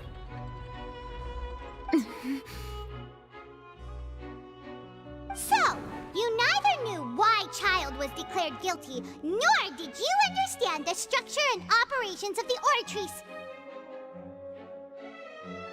Instead of having been created by you, the manifestations of authority you mentioned have been made by the real Hydro Archon, haven't they?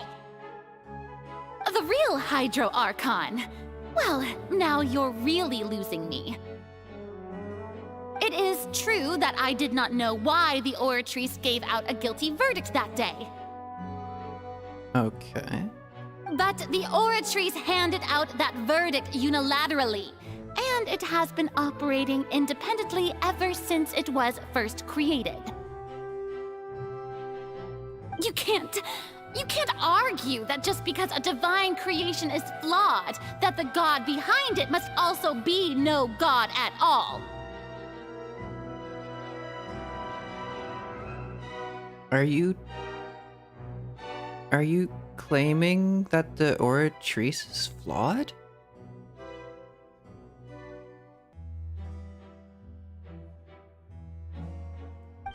She's still throwing out all kinds of excuses. Seems like she's confident that we won't be able to produce proof that she has no power over the Oratrice. You've always wanted to punch her in the face. I see. You must not really like theater kids then. Sure, you can put the Oratrice aside for now. Then, Miss Furina, could you also give us a brief demonstration of your powers in Archon? That was very interesting what she said, though.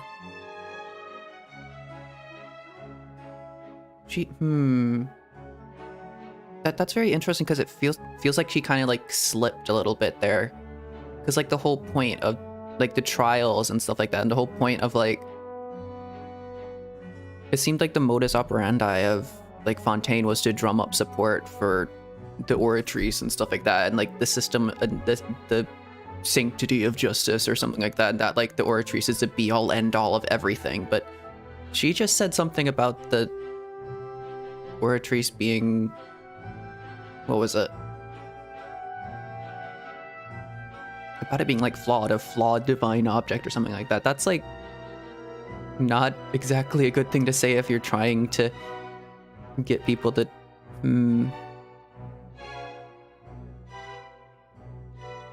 She's kind of like half grasping at straws or something. My power as an Archon. There are many ordinary citizens in the audience. How can I just carelessly demonstrate the formidable power of an Archon? If that poses a concern, I'm prepared to extend my protection to the audience.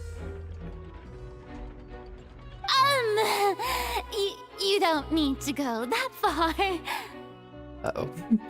A brief demonstration of your power over Hydro should be quite harmless. Surely an Archon can at least match the capacities of a human with a vision?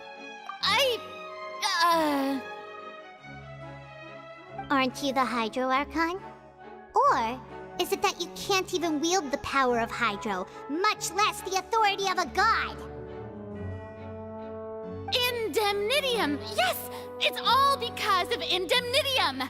All Archons derive their power from the faith of the people, and I've converted the people's faith in justice into Indemnitium!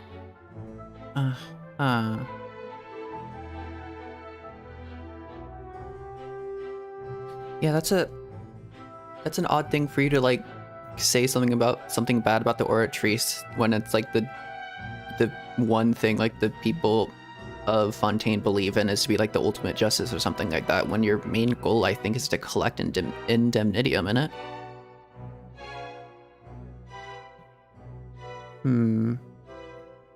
Thus did I give up all of my divine power to provide everyone with energy for their daily lives. Have you ever seen a more magnanimous god?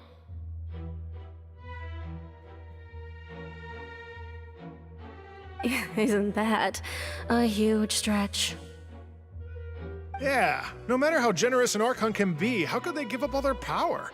Can a god with no power even still be called a god? What a dolo. Yeah, they're very official-like. Oh? It seems like nobody's buying Furina's excuse.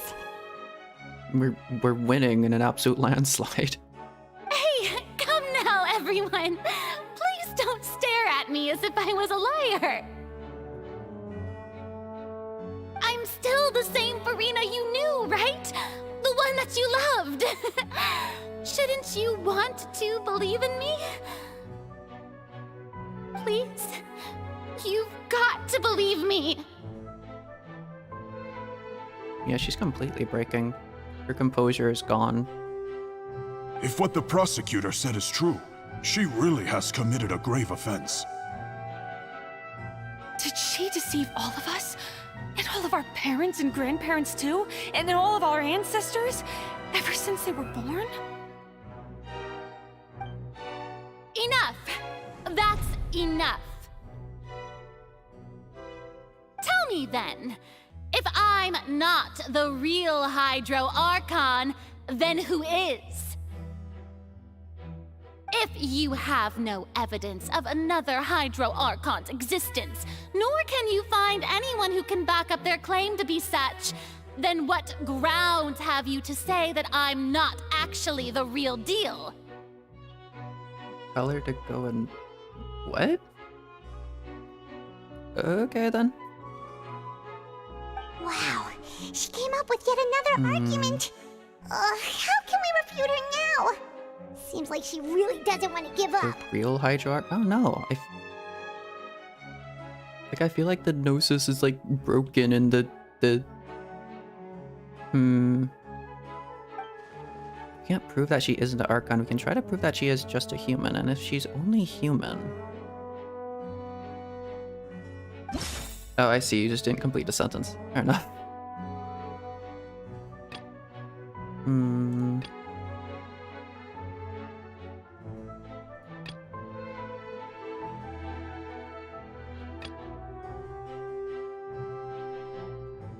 What evidence can prove that Furina is a human?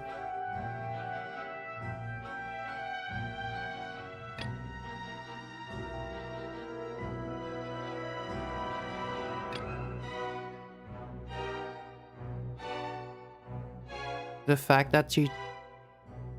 The fact that the primordial sea breached the fortress of Meropide and the only person who pushed it back was Neuvillette? Maybe? Let's go for that. That doesn't sound right. Paimon doesn't think this clue can be used as compelling evidence to build our case.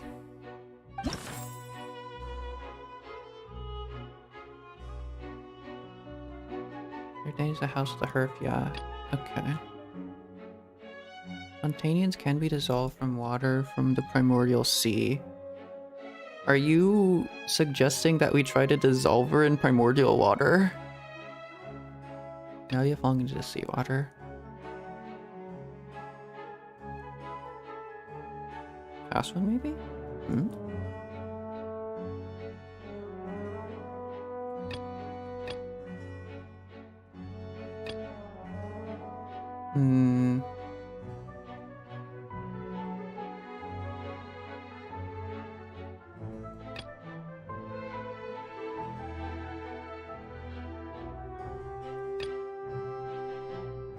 Let's go the seawater one, maybe?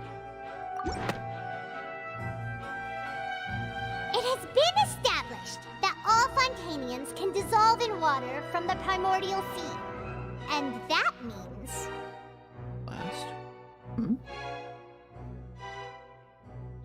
Oh, you want the Navi one? Since you insist on claiming to be a god and not a human, then there's a method that you can use right here and now to eliminate all suspicions of you being the latter. Oh. Because if you really were an Archon, you wouldn't be scared of pouring primordial water on yourself. I see. Miss Navia, please apply to serve as a temporary attorney for the prosecution before addressing the court. Though you act in partnership with the prosecutor, you must still adhere to proper procedure. She just gets a little bit excited. Super sorry, Monsieur Chief Justice. I swear this really will be the last time that I'll speak out of turn. Now, I've brought some seawater from Poisson. As everyone knows, a massive flood struck the area not long ago, taking many lives, including those of some of my closest friends. So, Miss Furina, would you dare to touch some of the seawater? That is quite a lot. If we are to believe that you are indeed the real Hydro Archon, touching the seawater would have no effect on you. All it should do is strengthen your case. But if you don't dare to touch it, then we would have basically proved the reverse. That's the coup de grace, isn't it? I think that's the right term. Oh, and I must remind you that after the disaster at Poisson, nobody wants to see any more people dissolve. She is nothing but Godmailer? I do hope you'll act prudently and choose the simpler path of admitting guilt. Navia from the Spina di Rasula. The Spina has governed Poisson for many years. I guess her suggestion is valid. If Lady Furina is indeed just a human, she's probably Fontainian like all the rest of us. Would she really dare to try?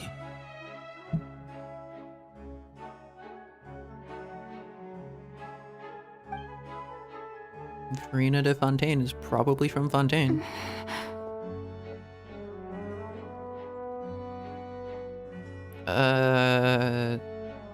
Furina? Lady Furina, this test has been unilaterally proposed by the prosecution. As it falls outside the realm of standard court proceedings, you possess the right to decline participation.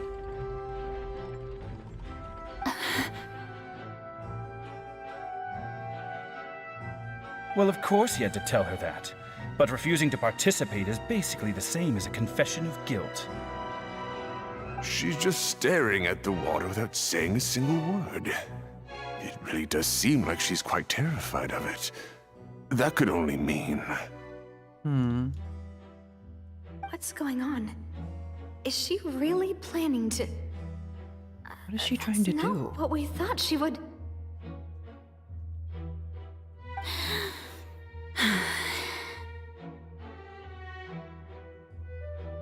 Due to the inherent risk of the test, Lady Furina, you may... What? What? Hey! She actually...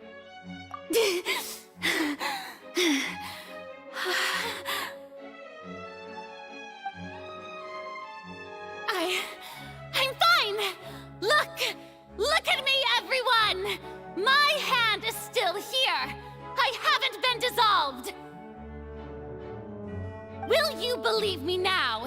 I really am your Archon! I'm nothing like a normal human who would fall apart as soon as they touch this water! Really?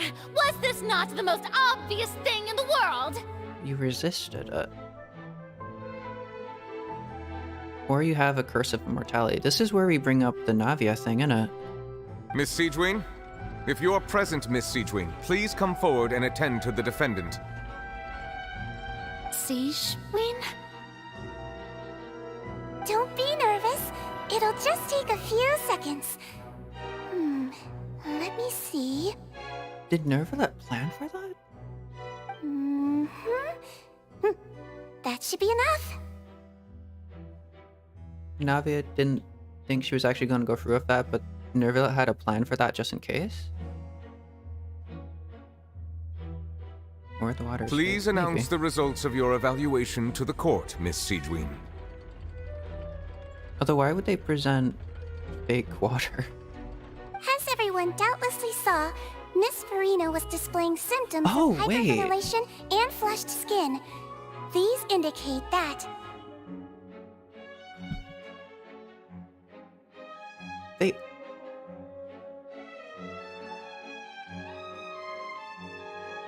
Oh. Yeah, because they wouldn't actually actively put her in danger of that because they knew she was probably going to maybe try to do that. Or there was always potential there, but they just wanted to make her panicked. And then she would be able to tell that she was panicked. She was experiencing the adverse effects of exposure to primordial seawater. The extent to which she was affected is the same as other humans when exposed to primordial seawater of a similar concentration. That could have been the case, though. I wouldn't be surprised. Thank you, Miss Siegewien.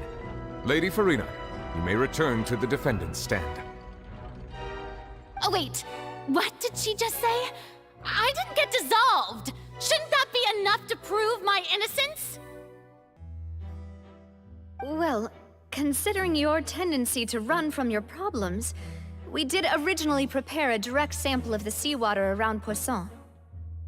However, after extensive discussion, we exchanged it for a sample that is not concentrated enough to dissolve an actual human.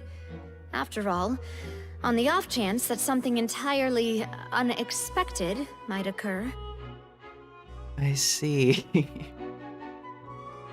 Yeah, you always have to prepare for, like, the worst case scenario, because you never really know what might happen. We don't want anyone else to lose their life to the sea.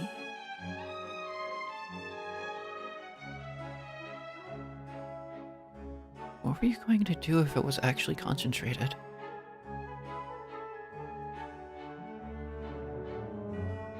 Yeah, so out of regard for Furina's life, you secured a low-concentration sample and asked the head nurse to serve as an expert witness. What did you expect to gain out of that, Furina? It's a great thing that the direct sample wasn't actually used. Furina could have... I can't believe... You...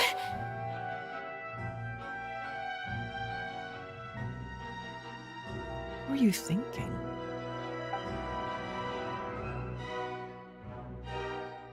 But what's really going on here? Furina can't have not known the consequences of touching that water as a human. Yeah. Is she, like, losing it or something? Or... Did she have, like... Did she think, like, the curse might have protected her?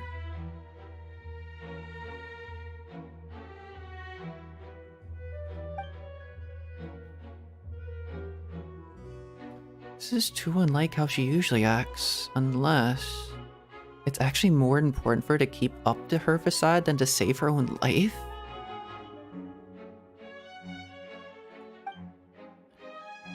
But hadn't she given up on everything a long time ago? Listen to me! Listen to me, everyone! Please don't give me such cold and disdainful looks! What happened just now didn't prove a single thing!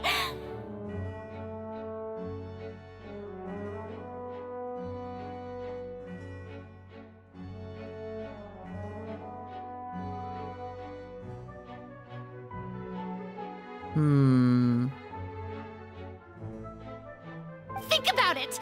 How can you conclusively prove that an Archon can't also be affected by the primordial seawater? Also, if I was really just a human, why would I dare to just put my hand in that kind of water? The facade is completely broken, now she's just hysterical.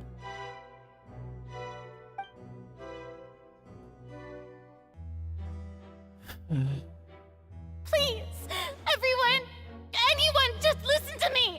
I swear, I really am your Archon!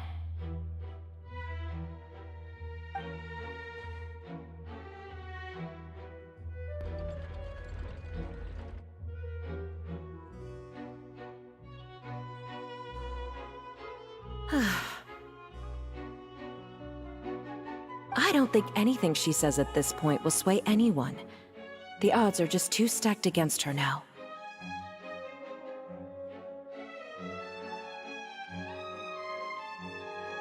That secret she wanted to tell us. That thing she could only tell a Descender who was like outside of Teyvat, who was a spectator to the stage that is Teyvat itself. The Witness, who doesn't actually have anything to do with Teyvat itself or the Heavenly Princess or anything like that. Whatever thing she wanted to tell us was to do with her...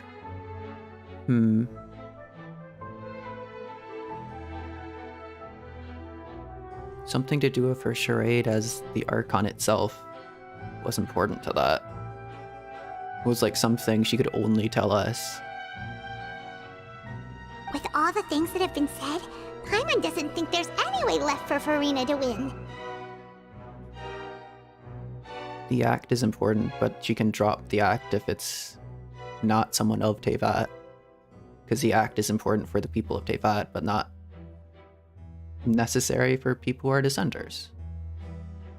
I believe the time for arguments and presentation of evidence has come to an end. If there are no objections, we will move on to the final judgment.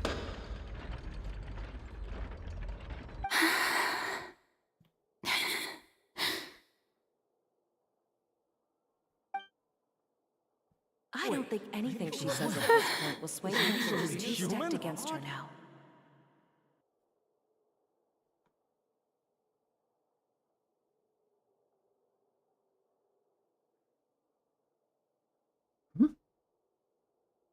In my capacity as Chief Justice, I shall now render judgment on Furina's misrepresentation of herself as the Archon of Fontaine. As a human who knowingly deceived her fellow citizens, Furina is...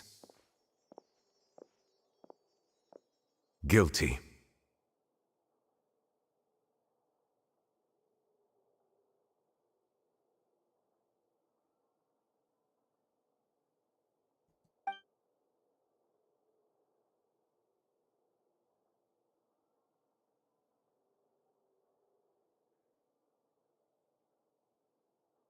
We shall now turn to the Oratrice Mécanique d'Analyse Cardinale to render the final verdict on the charges.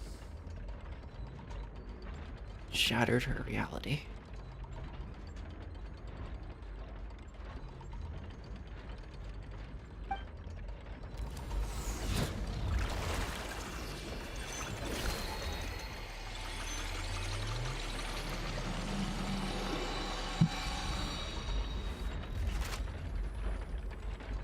According to the judgment of the Oratrice Mécanique d'Analyse Cardinale, Furina is...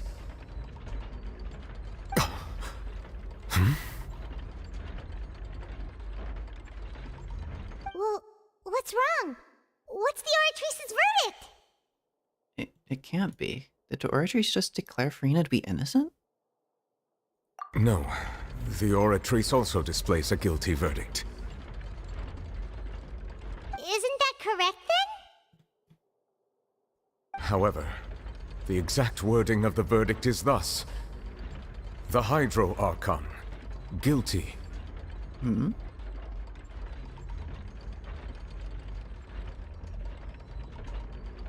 To be punished via the death sentence.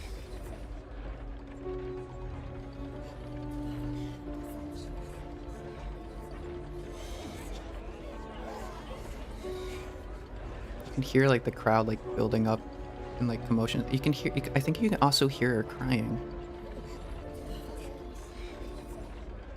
Like underneath all the slight commotion, you can hear the tears.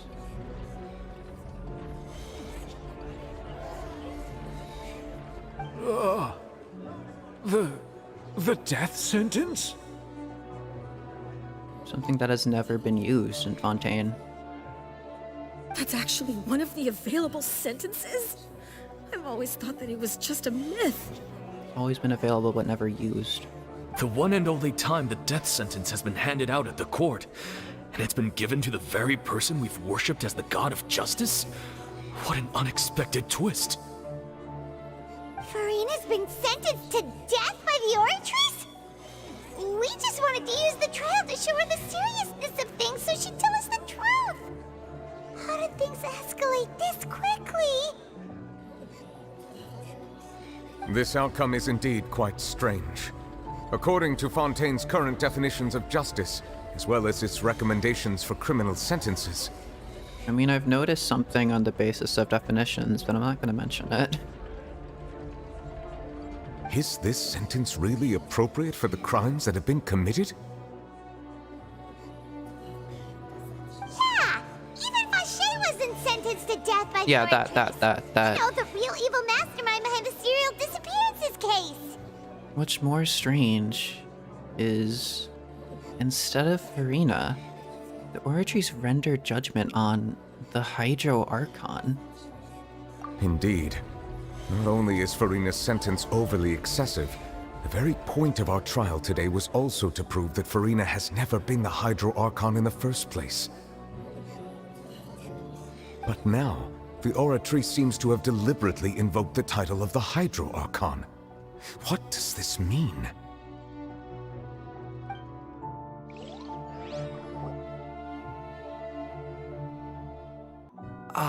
Excuse me, if I may interrupt. Renee? Is the trial still going? Fremine! Oh, you finally made it. I assume this means you've completed your mission? Huh? Mm-hmm. Any mission Father assigns to me will always be top priority. Some help from the other Vitui. Remini brings us so. Is that the first prophecy slate? That's Ikaria? What is this? What is she doing? Is that the sin? Huh. So the knave privately arranged for Fremine to try and find the missing slate. I looked everywhere and finally found it at the bottom of the sea. It took me a long time to get around some dangerous stretches of water. But has the trial already concluded? Then doesn't that mean I've come too late? Oh no. Father will be disappointed in me. Don't worry, the mystery hasn't been resolved yet. It's still not too late for you to shine. Thank you for your hard work, Mr. Fremine. Please allow me to review the record left on the slate.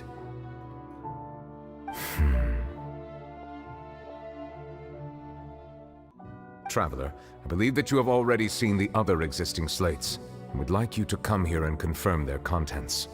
Okay. Huh? So what do you see? What is it? The first part of the slate, the beginning of the prophecy, the very sin itself that every single Fontainian is guilty of. This looks like the previous Hydro Archon releasing her divine power, turning the Oceanids into human beings.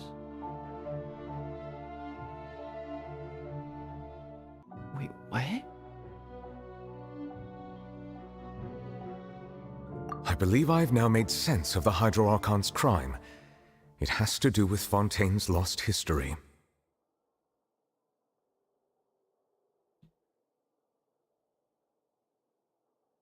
All Fontainians were... But then how are they able to keep their form?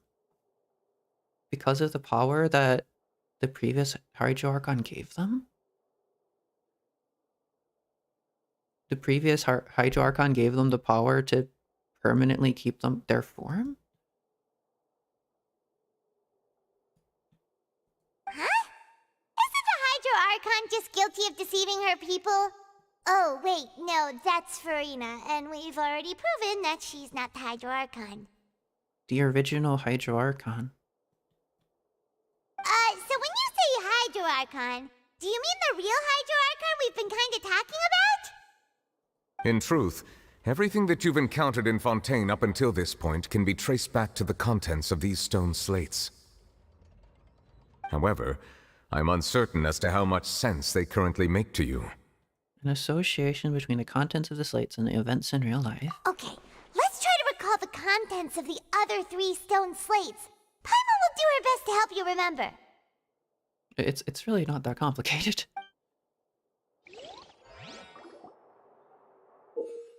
Huh? I'd like to check the stone slates to extract key information from them. Scenarios related to the stone slates. Contents and the incidents recorded in the interview notebook. Okay. Where did a fountain water level rise in the menu interface? Okay. In this verifying all the stone slates, the truth behind the prophecy shall be revealed. The real events related to the prophecy. The first stone slate describes what you just said. It seems to show the previous Hydro Archon using her divine power, and then the Oceanids turn into humans. But why is that a sin? Does that mean that Fontainians are transformed Oceanids? Oh, Paimon wasn't expecting that. But if Oceanids can turn into humans, then perhaps this process can be reversed as well. Who created humans in the first place? Was it Celestia? Wait.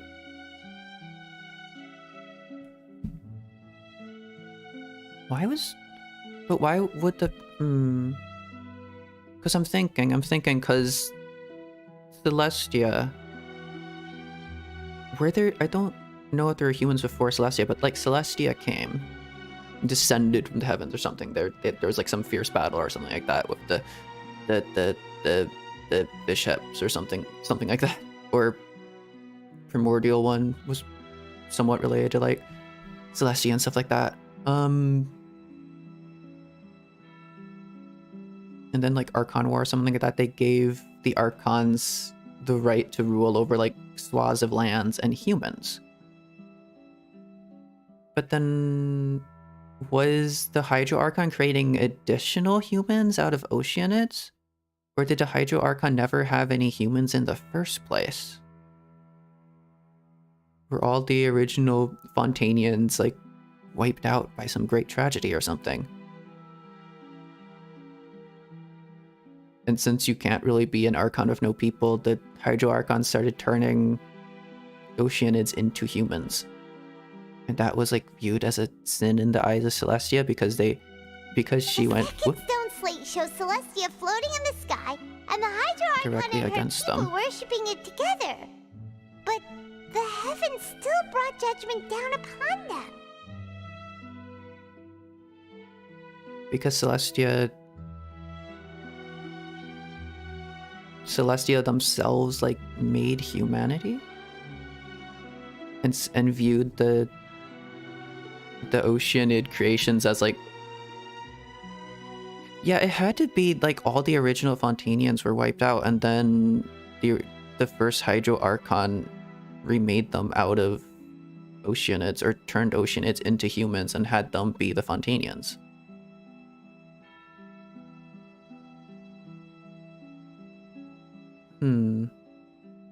This must be the point when the Hydro Archon and the Fontanians were branded with their original sin. Does this mean that the original sin and the Hydro Archon sin are the same thing? The third slate shows the Hydro Archon sinking into the sea surrounded by many people. You can't just keep calling all of them the Hydro Archon. There's 2 separate Hydro Archons here. That reminds Paimon, didn't we also watch that happen to someone else? Well, the fourth slate is the prophecy the Fontanians have been talking about. People dissolving into the sea, the Hydro Archon crying on her throne, and so on. We didn't believe that such a crazy disaster could happen at first, did we? But after that incident, it was just a question of when and not if.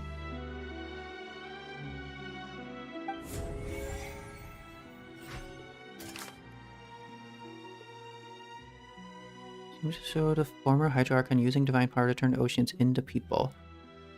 And the primordial sea turns the people back into Oceanids.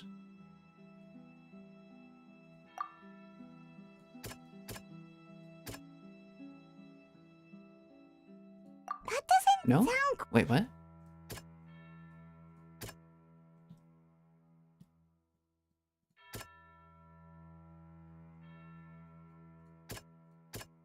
Oh, this.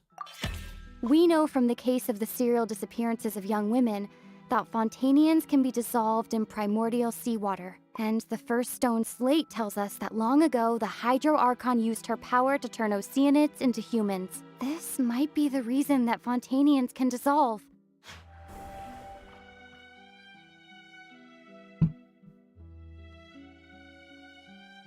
Because the will of Celestia is to reverse the change, because that in and of itself was the original sin. Was there never supposed to be a Fontaine? Was Fontaine never actually supposed to exist in the first place? Maybe there just was never actually Fontanians.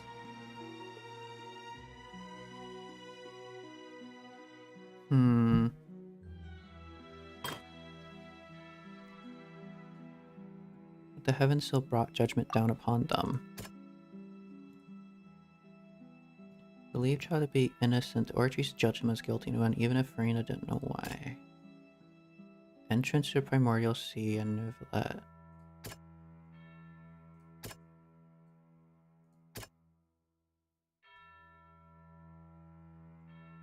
I don't know.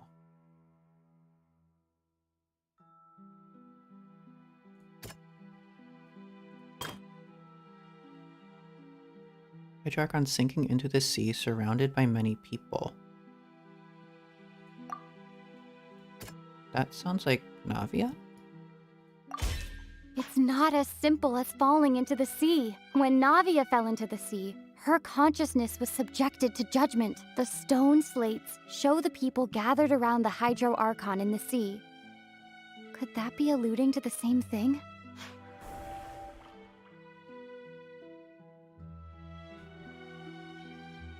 Oh.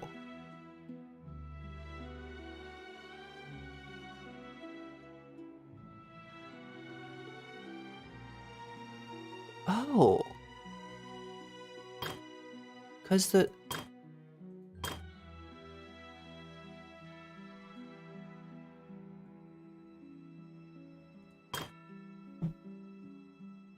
primordial seawater itself judges people. Because every Fontanian is guilty of this original sin, and that original sin is being transformed from like an Oceanid into a like fully fledged human that can stay human or something like that. And Fontaine, and the primordial seawater is Celestia's like response to that, and like Celestia's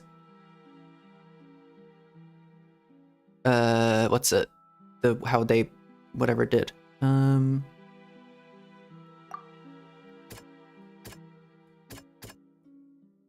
entrance of the primordial sea.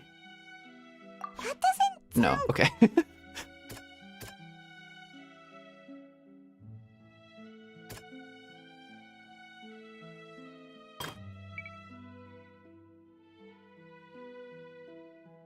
Not sure what that could be. Wait.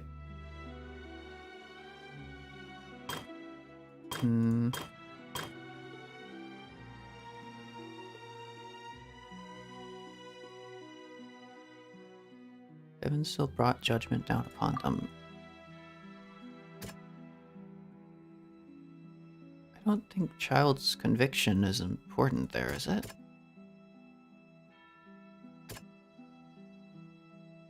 Connecting your consciousnesses. Can we not? No. Okay. Maybe we'll find something else?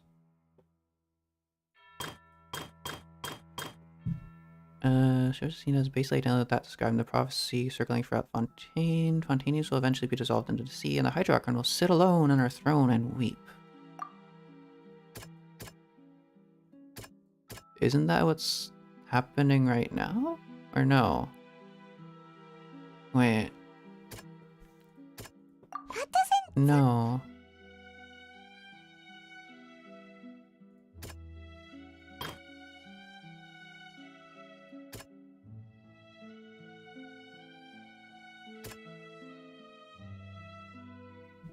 Confused.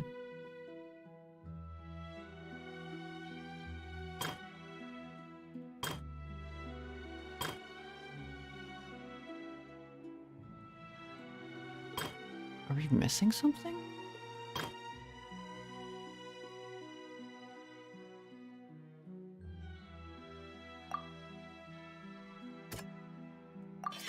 Perhaps what is about to take place has all happened before. The true sin of the Hydro Archon that Nervilette mentioned, and the original sin cast down on the people of Fontaine by Celestia, I as guess this recorded kinda on the makes stone sense. slates. Sentence never before passed in the court of judgment has been handed down to the Hydro Archon. Just what kind of sin merits such a verdict?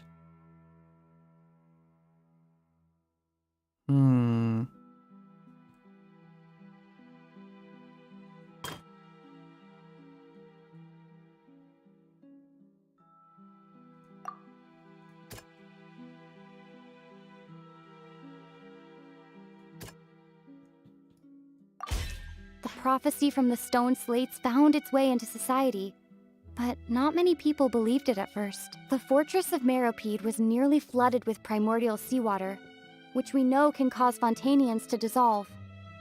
It seems increasingly likely that the prophecy may come true. If we hadn't dealt with it in time, things could have gone very badly. Okay. They'll dissolve into the primordial sea but won't cease to exist. Their essence will flow in the seawater, converge, and take the form of an oceanid. The Hydro Archon was sentenced to death in court, shocking everyone present. Perhaps this means that her sin was actually Fontaine's original sin.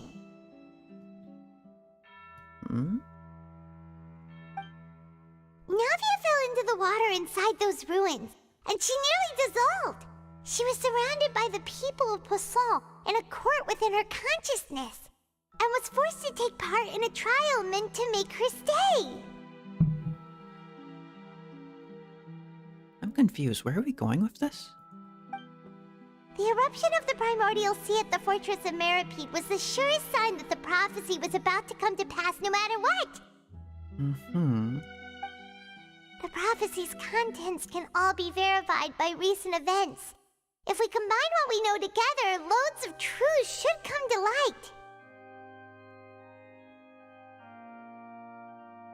Okay.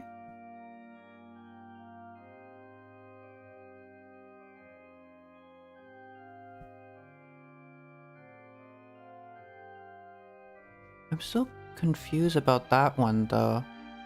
Because it is the Oratrice. Is it like the judgment, the absolute like state of justice that the Hydro Archon will always be guilty? That regardless of the charge, a Hydro Archon will always be guilty of something? Question mark? Because the Hydro Archon is like the original sinner of all of Fontaine. Regardless of who that Hydro Archon is.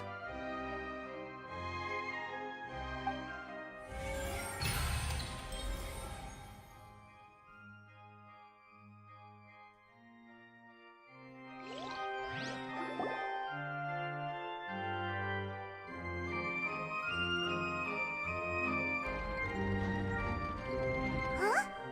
Oh, Paimon gets it now! So that's how you can make sense of it! Huh? But then it feels like we're going to have to share some truly shocking revelations. Hey guys, some fun news. You're all Oceanids. Let's hear them. The first slate reveals that Fontainians are not real humans. But then how did the first Hydro Archon come into being? Or like come into, like, how did the first Hydro Archon get given the seat of the Hydro Archon by Celestia if there weren't humans to rule there? Incredible. Linny, did you hear that? We're not real humans. All Fontainians were originally created by the late previous Hydro Archon, with Oceanids as their basis. But why? The evidence for that can be found in how only Fontainians could dissolve in primordial seawater, and how all the girls Vacher dissolved were also turned into Oceanids. Oh, and according to Navia, when she was about to get dissolved, she also saw everyone gathered around for a trial, all of them in the shape of Oceanids. Indeed. The second slate reveals that the crime of the Hydro Archon was her creation of Fontainians from Oceanids. Yeah, and it follows from the content of the first slate that she probably angered Celestia by creating humans without prior permission. Because humans were like the planned beings of Celestia for some whatever reason. That could also explain why the Oratrice judged the Hydro Archon to be guilty. It's to account for that ancient sin. Because it's a fundamental truth of Fontaine that the Hydro Archon will always be guilty of that original sin. The Hydro Archon's true sin was creating us? And yet, after many hundreds of years, the Hydro Archon's creations have turned around to try to judge the Archon within the Opera Epiclese. The twists of history are often the most unexpected of all. As for the third slate, I'm still convinced that it should come after the fourth slate. Really?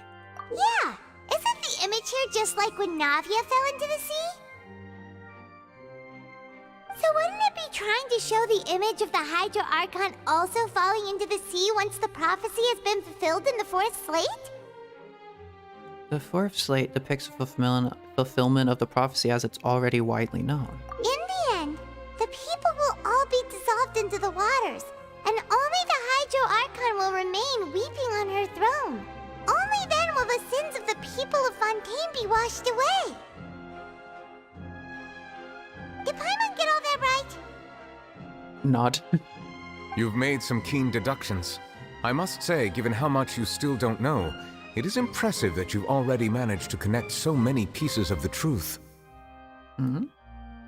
However, while you were able to decode all the information on the slates, they've also been etched with an additional layer of hidden information using a different power source. When we were at the ruins, I tried to decipher the hidden information recorded in the slates. But since we only had 3 slates at the time, I was unable to come to a full conclusion. Now that the slate collection is complete, I shall make another attempt to decipher the narrative recorded within. If everything goes well, we should finally be informed of the unadulterated truth.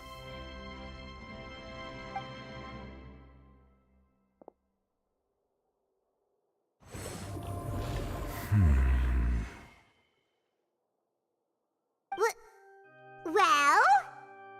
Did you get it? I believe I should share this truth not only with you, but with all the people of Fontaine as well. I will try to briefly summarize it for you.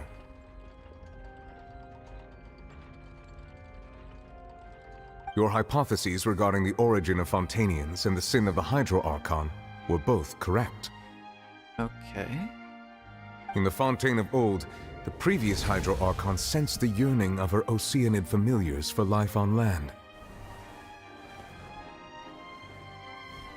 But was there no, like, people on land? There was no nation of Fontaine? The Oceanids were enamored with the beauty and romanticism of human beings, and wishing to have those experiences for themselves, expressed to the Hydro Archon their desire to become of a similar kind.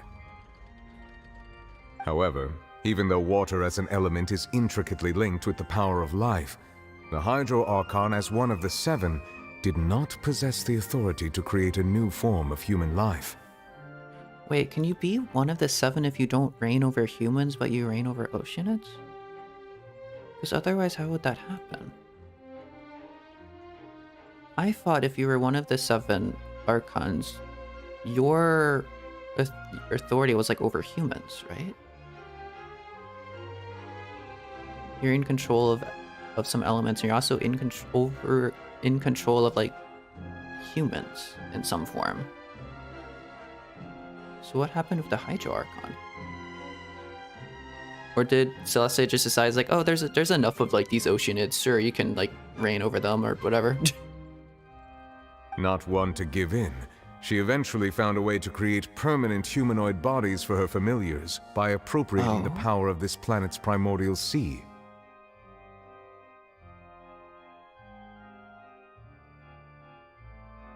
She poured primordial seawater into the Oceanids' blood vessels, creating humanoid mimics in the process. But if Fontainians were to ever come into direct contact with water from the primordial sea, the power within their bodies would escape these artificial restraints and return to the sea. As a result, their forms would collapse, and they would be reverted to their original forms as Oceanids. Of course, the Hydro Archon never received permission from the heavenly principles to create a new human race. And thus, the Hydro Archon and all of her creations came to shoulder the original sin of appropriating the power of the primordial sea. That is the true history of how the people of Fontaine first came into being. Huh. I'm so confused about the Archon part though, because like, I guess it doesn't define being in control over humans or something like that. But did the nation of Fontaine exist back then though? So we were all Oceanids before we turned into human beings? That's way too much information for me. I think I'm just going to pretend that I never heard a single thing. Wait, but if that's the truth, we can't let the Hydro Archon be sentenced to death. After all, her only sin was creating us. This really might be too much information for your regular Fontainian, but it does answer a lot of our questions. Alas, your hypothesis regarding the third and fourth stone slates was inaccurate. The slates' respective positions are, in fact, correct. So they are in the right order? What is the third slate supposed to represent then? A key point of the visual on the third slate is how all the individuals depicted in the water are humans rather than Oceanids. Uh-huh. They have not been dissolved, which implies that the water depicted in this slate is not water from the primordial sea. What? The nation of Fontaine is the nation of Hydro, as well as the nation of Trials and Justice. Instead of being the literal element, The water in the scene symbolizes judgment and justice. They would judge their own Archon.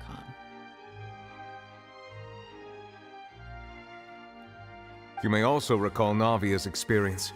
When she fell into the sea, her consciousness was surrounded by that of many others who intended to hold a trial to determine her fate. Therefore, the meaning of the third slate is that the people of Fontaine shall try the Hydro Archon at the court of justice. It can't be. Yes, it refers to our present situation. I think I'm following now.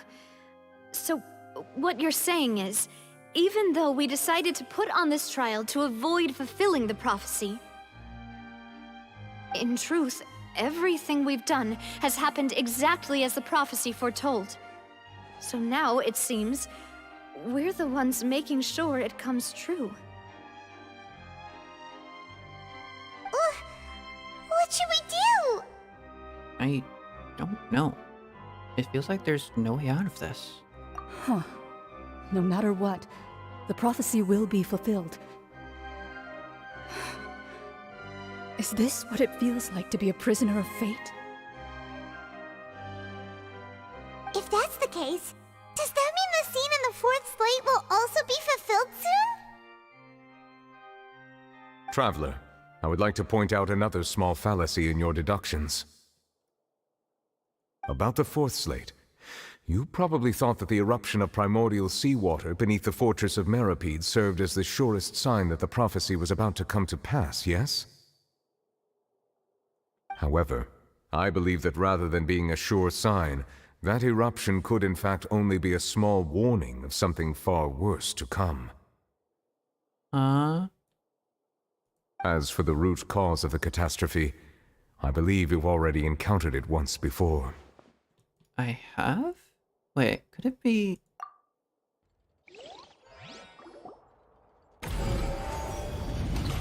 Ultimate proof. Just what is a true source of the catastrophe? This eruption was just a small warning of the things to come. We must find the root cause of the disaster. Okay.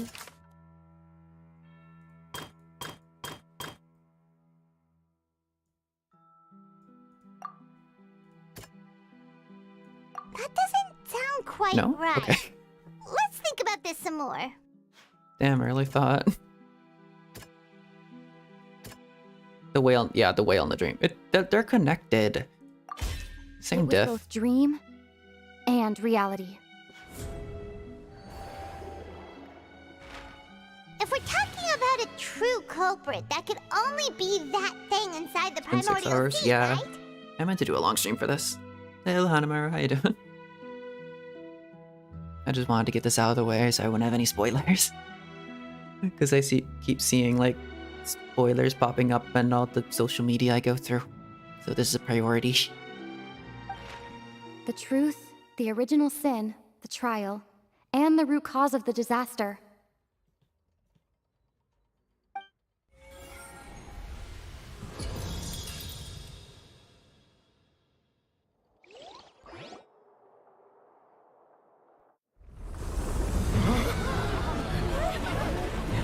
Uh-oh.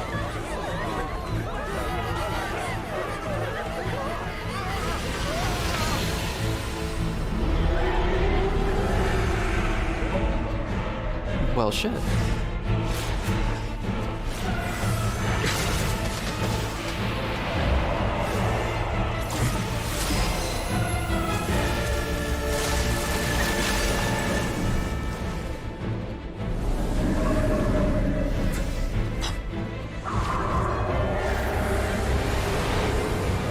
But if it's here, does that mean that the sea is gonna flood?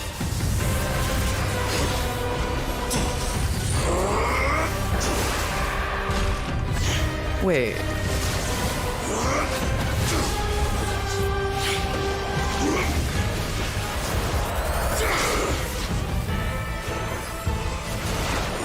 Gallia's fighting it?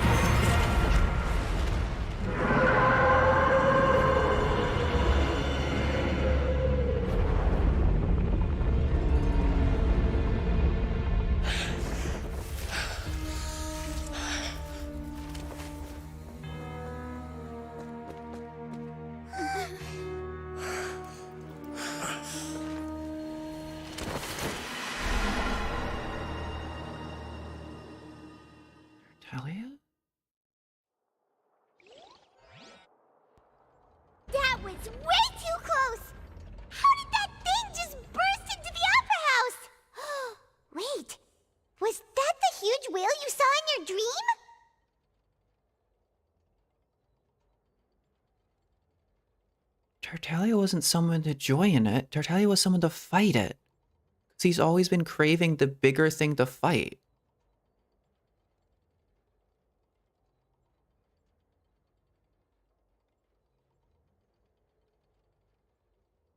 Tartaglia's destiny is to fight the whale.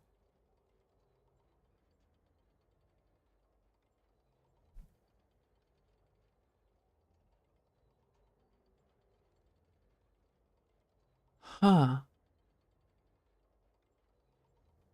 That's right. I wagered that that's also the one that child saw when he was young. Yeah. That whale thing has always been calling out to him as like one of the...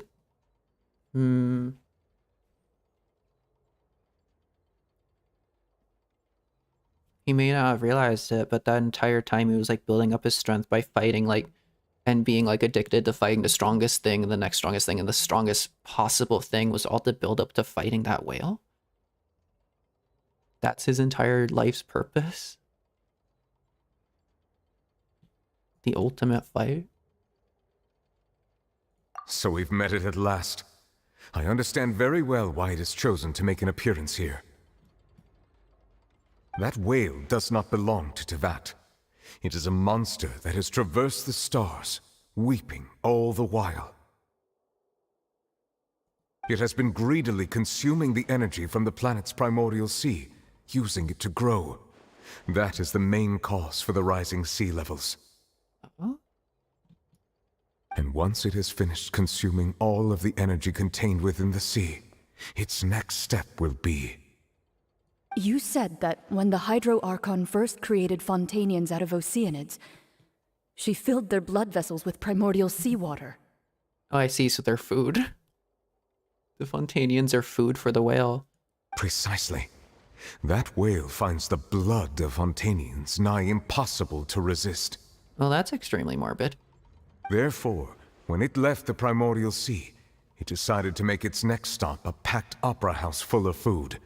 Food in the form of Fontainians. Wait, it's already consumed all of the... It's consumed everything within the primordial sea already?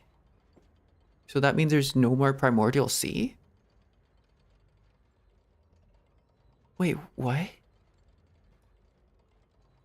We just barely managed to push it back, right? Wait. In that case, won't it come back to target the people again once it's managed to recover its strength? That is correct. Indeed, it is more accurate to say that we should thank that Harbinger for buying us some time. Without him, the whale would have likely come onto land far sooner.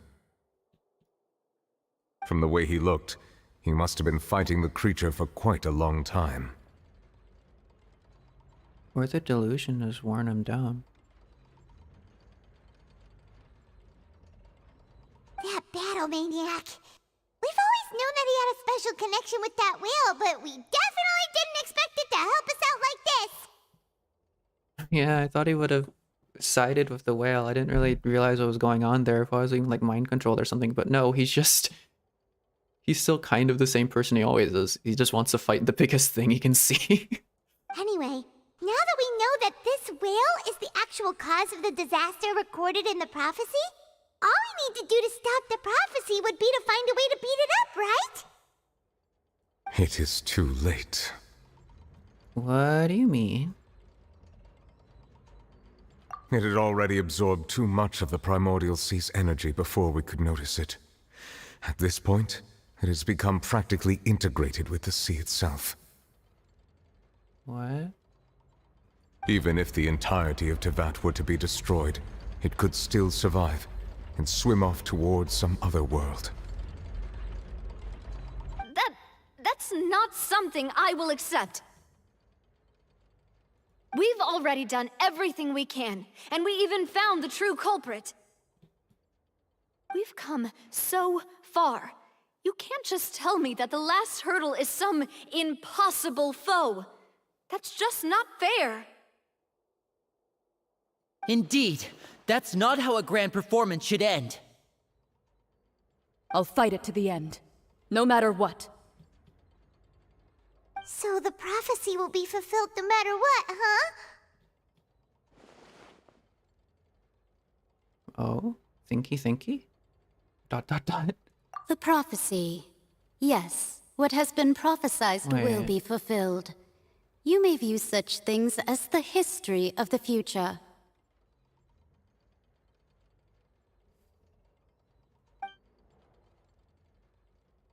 After everything has still turned out like this, we couldn't fight against fate. Wait, but if this is all about fate... Just as prophecies are usually only the future as seen from the perspectives of the gods, could things be happening in hidden corners where the gods' gaze does not fall?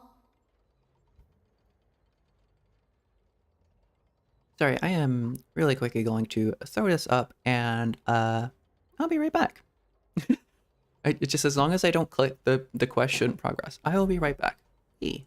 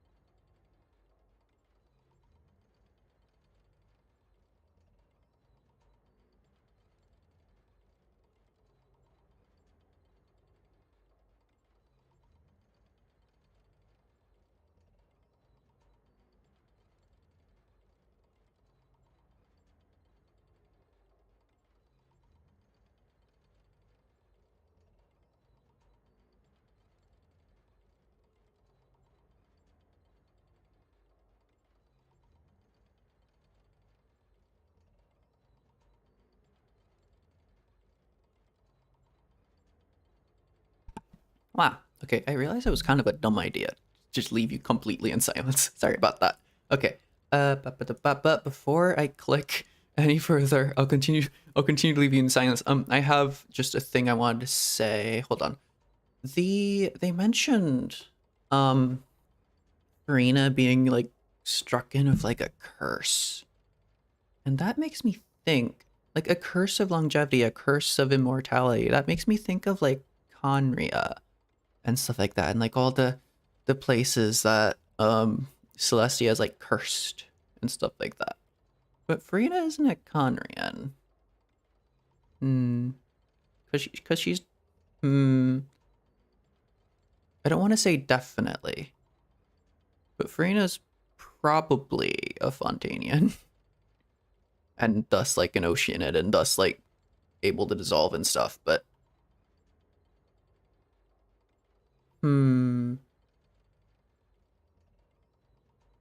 odd. Okay. I guess so like the Oceanids turned Fontainian suddenly have the ability to have like a lifespan instead of just living forever, because don't like Oceanids, do Oceanids have lifespans? I'm not sure. Fontainians definitely have lifespans though, right? Some of them grow old and such. Yeah, they definitely do. Okay. Ultimately, fate shall serve as your only guide, no matter what will happen in Tevat's future. All you need to do is to play your part. Could it be that even if the prophecy will be fulfilled, there will still be a way to save everyone? Did I miss something? Wait, I forgot about Furina. What was that she wanted to say to me back at the last moment in the giant magic box? What is her real secret?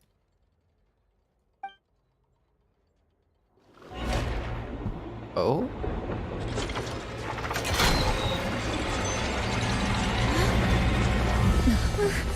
What's happening with the oratories? I believe it is preparing to carry out the death sentence.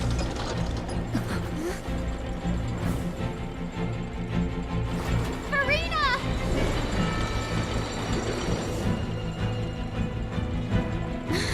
No, I still need answers.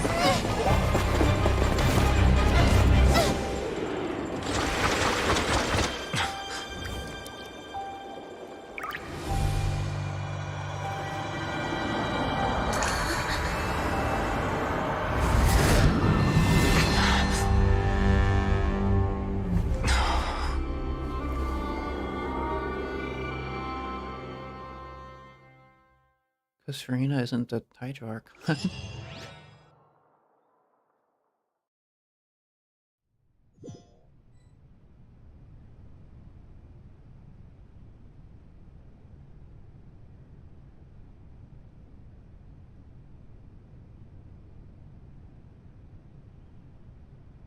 You...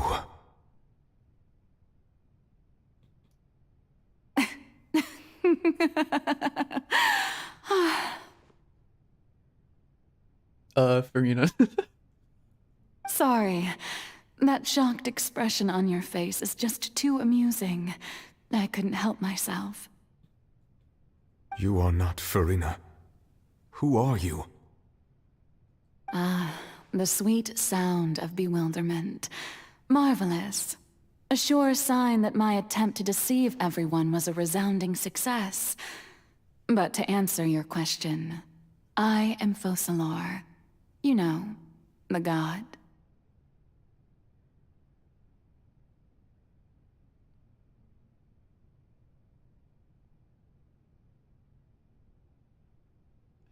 Huh? Okay. Focalor, why did you deceive us? Oh, that wasn't my goal, of course. Goodness, no. But I had to fool everyone else too, if I was to stand any chance of deceiving the heavenly principles.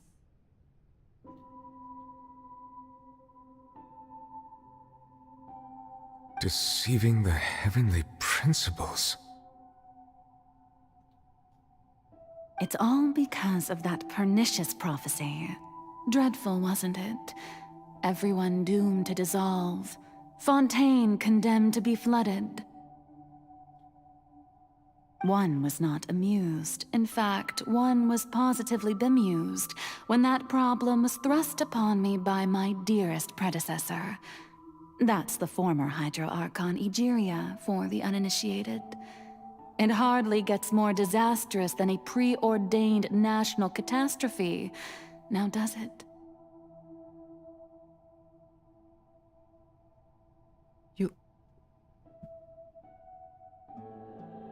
You sound almost nothing like Furina, but also at the same time you sound slightly similar to Furina, just like in manner. Also, you sound like Cloud Retainer. She knew full well that the prophecy would surely come to pass. And as one of the seven, she also knew full well that one defies the heavenly principles at one's peril. So yes, as you have no doubt surmised, it was a rather impossible situation that I found myself in. I spent a terribly long time mulling it over, alone on the ocean floor.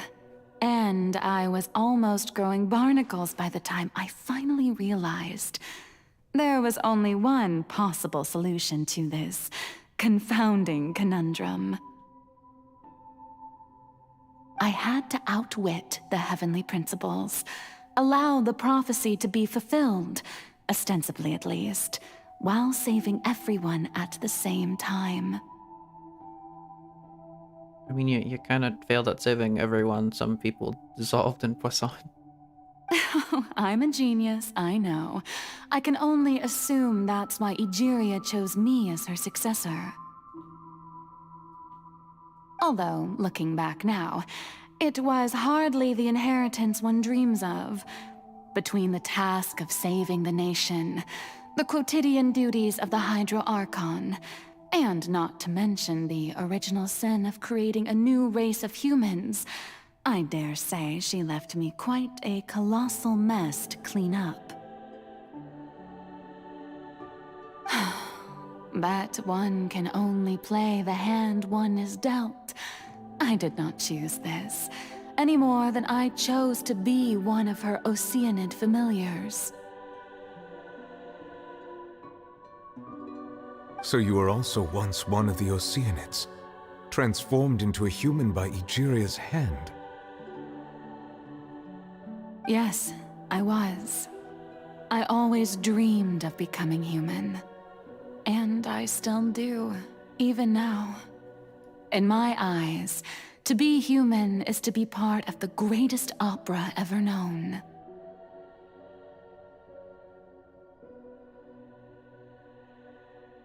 After becoming a god, I separated my divinity from my body and spirit, leaving behind only a self that was as naive and bewildered as my past self on her first day as a human being.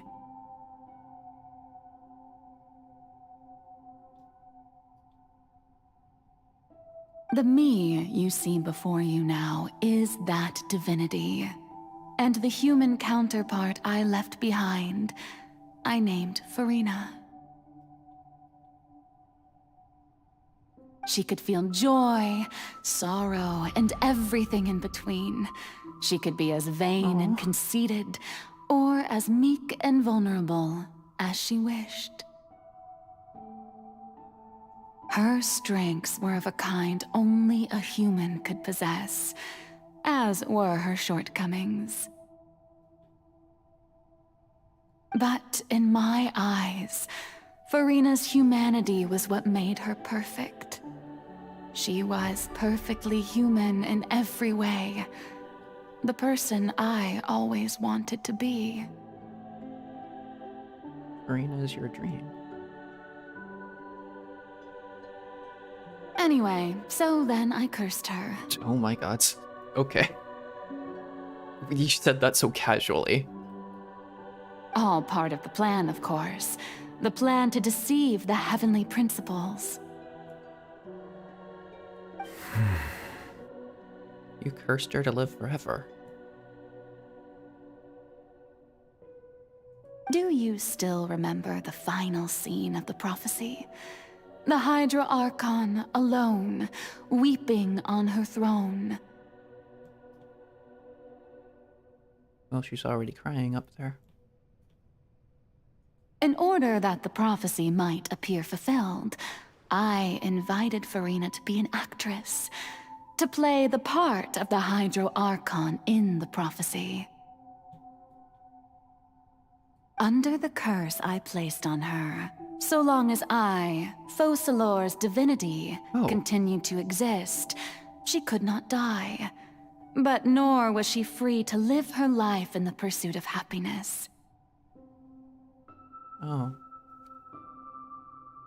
Instead, she was forced to take the stage in the opera house, to embrace the role of leading lady, to forever play the part of the god from the prophecy, all to create a deceitful appearance of that prophecy coming to pass. I suppose now you probably understand why your court is called the Opera Epiclese. But Furina is only human, isn't she? Opera Epiclese? Is that like the greatest opera or something?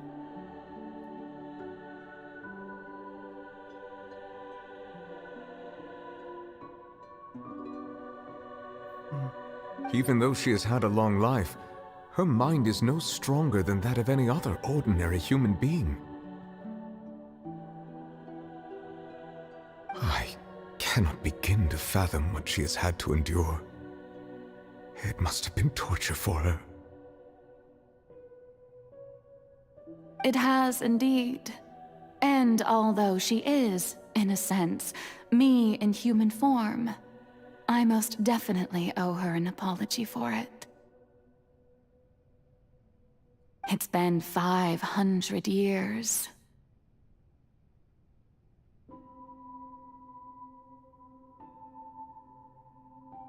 And all along, she's been playing her part in the most unimaginably long, unbearably lonely, and agonizingly painful opera of all time.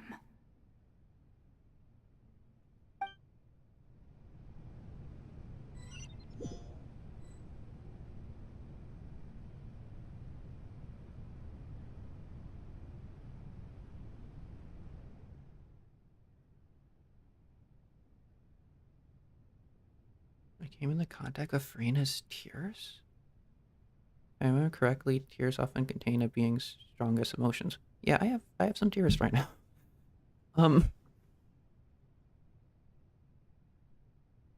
Yeah. Okay. Hearing about Furina like that actually kind of made me cry.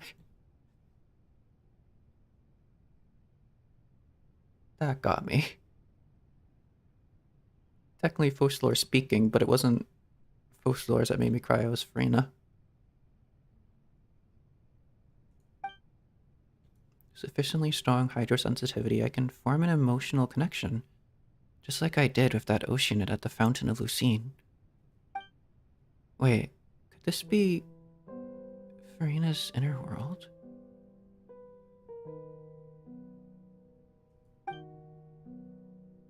Furina? What's she doing on stage? Wait a moment. That probably isn't Furina. That's likely a reflection of her inner self. I can directly speak to that self. I might be able to easily get what I wanted to know. I came here for answers. Either way, this is an opportunity to... this opportunity is not to be missed. Let me try talking to her.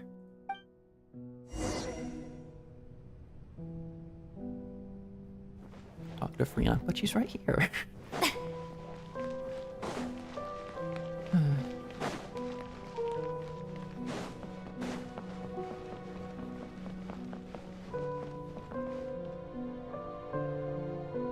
Yeah, I can't really say much because just brain mush. Tears go in you. It's only like 2 tears, but oh. Just kind of like sits there in a state of tranquility.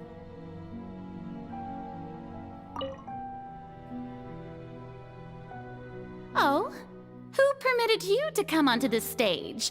Now, I understand your admiration for my august self, but I must ask you to keep to the rules. Come on, it's me. Furina? All right. It is not my intent to reprimand you. There is no need to state your name. Just be off with you. Do not distract me from my performance. What was that? But I don't see an audience here. Oh, do not Only jest. for 1 Can you second. not feel it?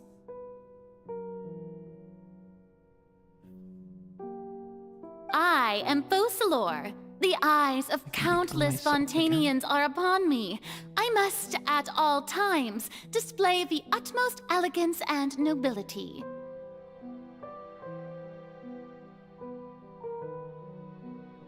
She does all this because she wants to one day be free from it.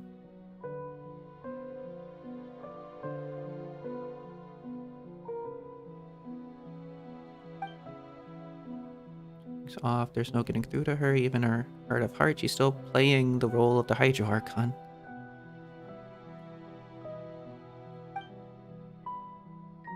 What sort of resolve must she have that even her inner self and subconsciousness would have such an impenetrable defense?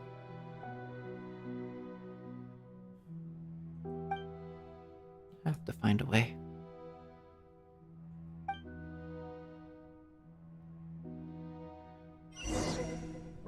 Turn off all the spotlights? Okay.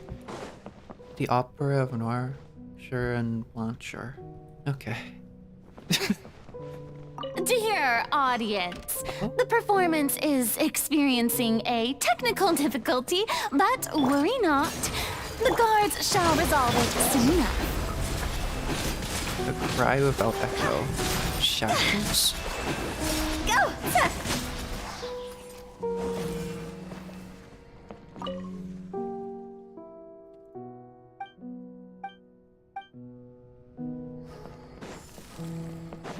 Hey, what gives? The audience is still watching me, you know. Guards? Wait, where are the guards? Guards!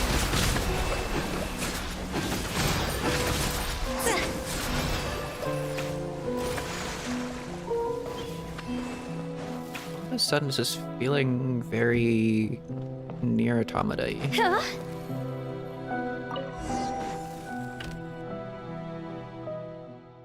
So the spotlights turned off in Furina's heart. They must have symbolized the eyes of the people on her.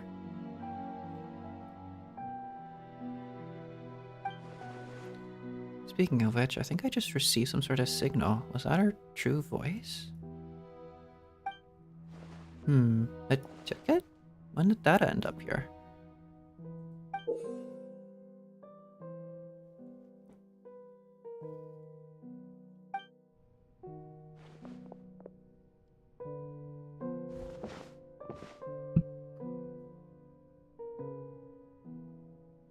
Either way, looks like the show is about to begin. In that case, show me how you truly feel, Furina.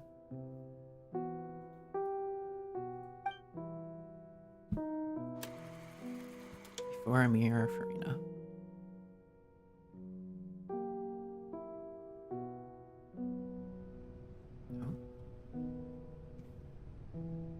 Wait, are we actually playing as... Oh, wait, oh, this is a...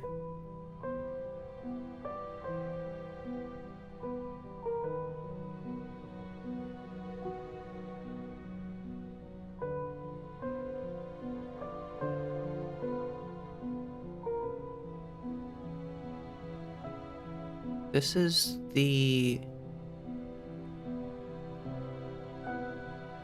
I saw this as like at the end of her demo. This is like a scene that shows up, or something similar, very very similar to it, but only for like a split second. And it was really similar to like the art I drew as well. I think at least, or no? Something slightly similar to this. Furina. Furina.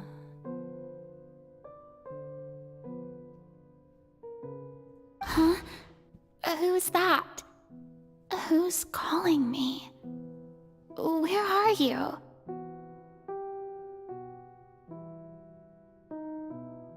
Be not nervous. Be not afraid. I am before you. Oh. Wait a moment. You're near me? How can this be? She's also taller. Mirror you, huh? You know what? That's not bad. Let's go with that. Mirror me. What do you wish to say? Is this the person she sees herself as? Truly, when she's not, like, the Hydro Archon? That's what, like, this clothing choice is? The prophecy. Have you heard of it? What prophecy? Wait. I know. I think. I don't know why, but it's in my head somehow. The people will all be dissolved into the waters, and only the Hydro Archon will remain, weeping on her throne.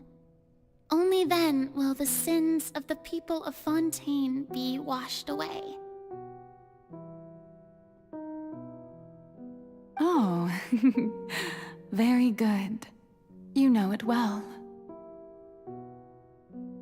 What's going on? I can't seem to remember anything clearly. The only thing I know for sure is this prophecy. Will it really come to pass? What's happening? Oh wait, is this... Is this the very beginning?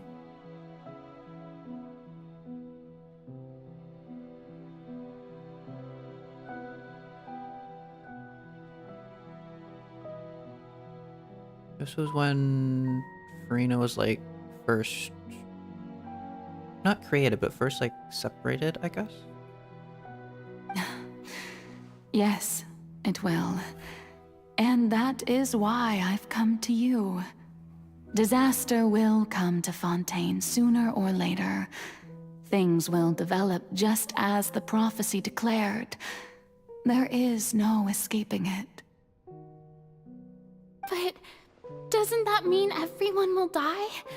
I'm a Fontainian just like them. Will I dissolve too?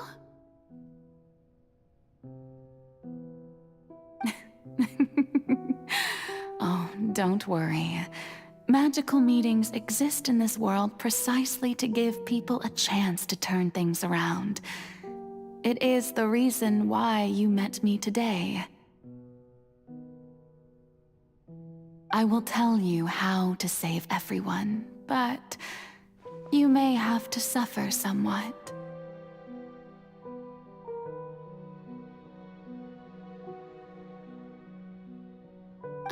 Oh, so there's still hope after all.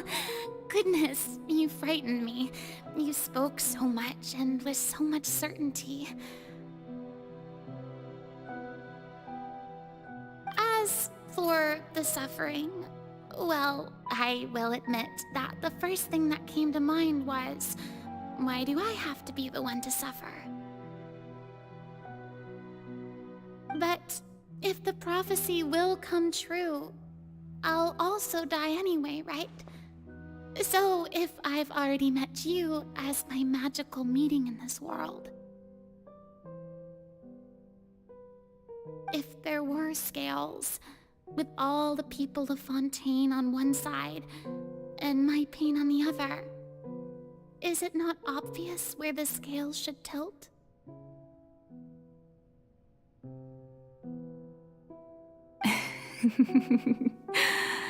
You truly are the perfect human, my ideal.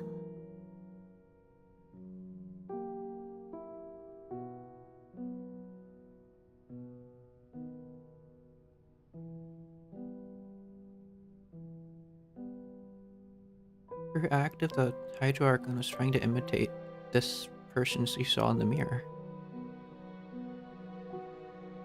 That's why their way of talking sounds slightly familiar, because she was trying to imitate that.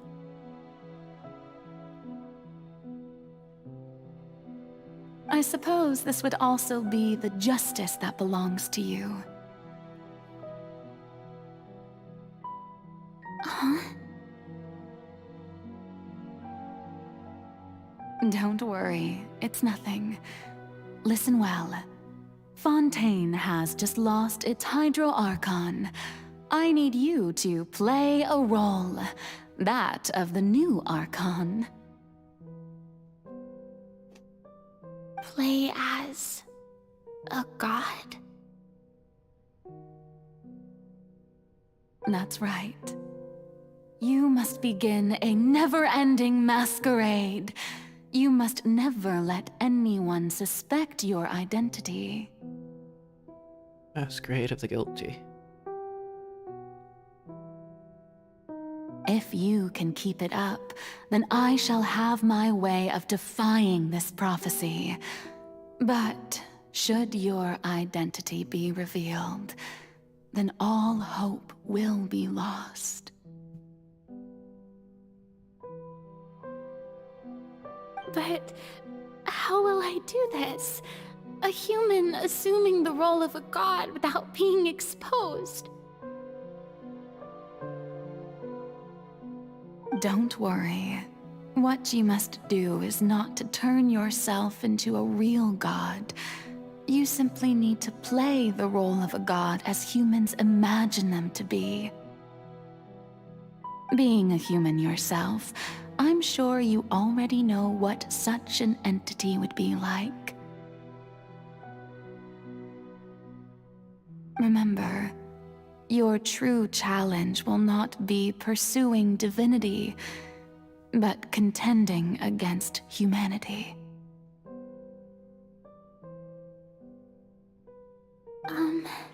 I'm still not sure I understand, but I'll try. I'll try to do this. So, how long am I going to have to play this role?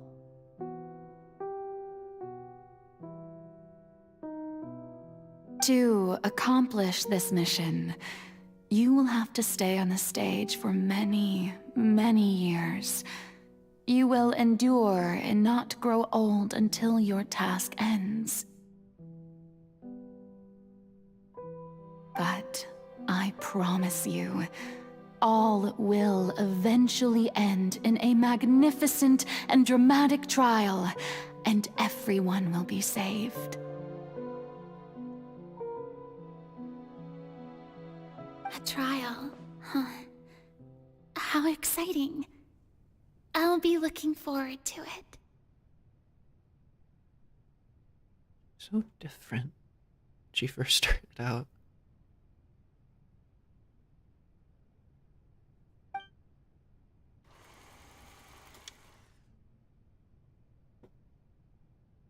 Accession speech?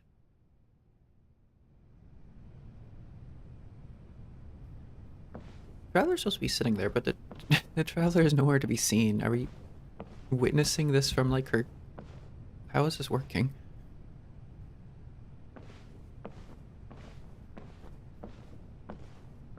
Oh, now she's wearing the white colors.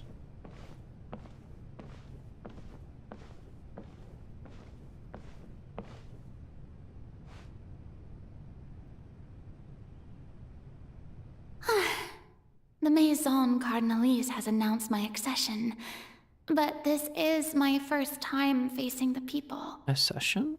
Ascension? Accession? Okay. What should I say to most appear like a god? To be honest, I still don't know. Perhaps I should first try to act natural. Summon courage. Ladies and gentlemen, good evening, and welcome to the Opera Epiclese. I'm sure you've all heard about how I have taken on the role of Hydro Archon. Indeed, I am Furina de Fontaine, your new Archon. Appear earnest. In truth, I know little about becoming a nation's new god, but it will be my honor to guide you all.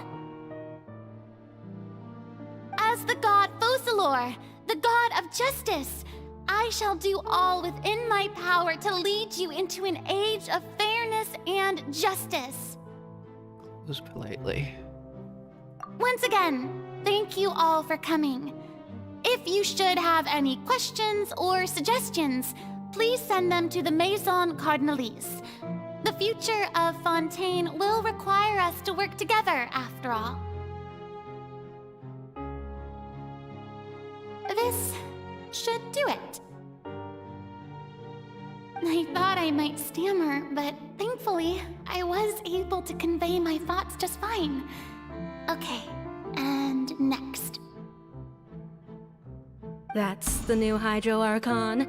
Is this some kind of joke by the Maison? I would have thought that a being that surpasses humanity would be a bit more assertive. Hey, did you hear that?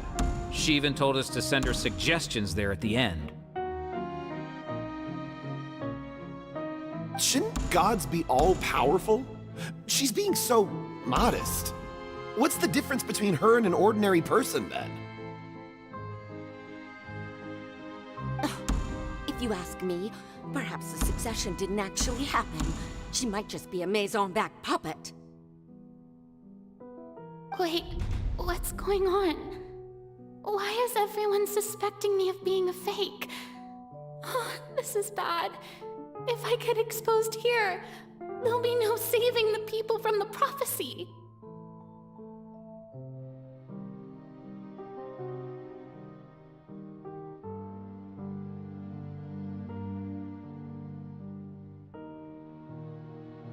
That's why she dipped her hand into the water. Right. Mirmi said that I just need to play the role of a god as humans imagine them to be. Calm down, Furina. Think. What do the people want? How would they imagine a god to speak and act?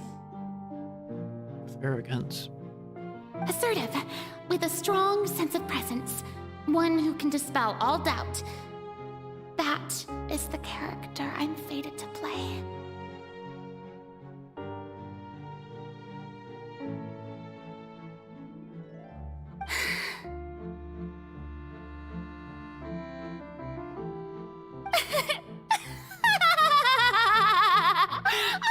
Oh, very good, my people.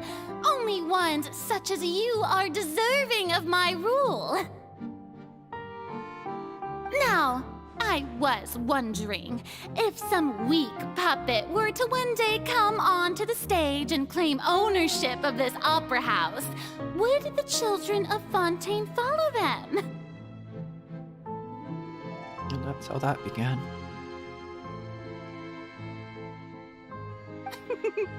Well, it seems that you would all see right through them. Having passed my test, you are qualified to witness wondrous trials alongside my august self, here in this opera house. You may consider my previous act a door gift of sorts.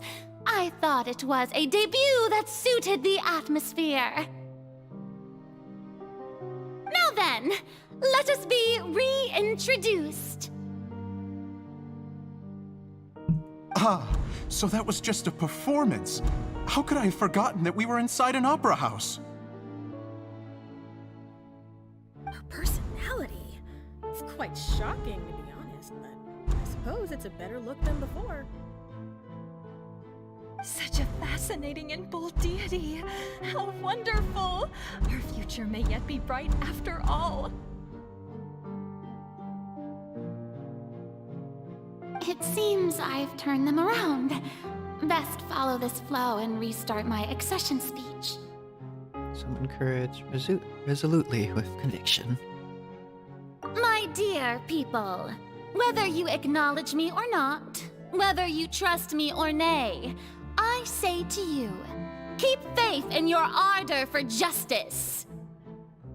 We have heard it said that this nation's sins can no longer be washed away. Well, I say that justice is most fragrant when it blooms amid sin. Here, Ernest, turn up the drama. The scales of justice should not weigh heavy in the hands of its God. On one side, it must carry fairness and justice. And on the other, praise and applause. May law be the prayer on our lips. May judgment be our worship. Let us light the fires and drink to the future of Fontaine! And this speech empathetically. I do wonder what would happen if you chose the other options. There is no trouble in this world that justice cannot solve.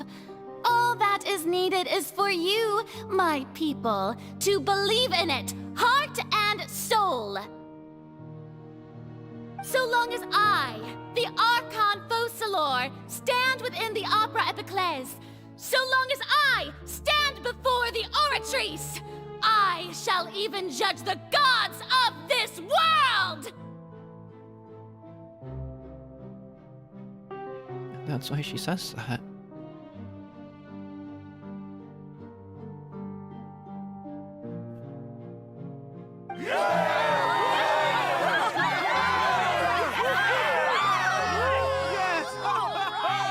That's the origins of that phrase, huh?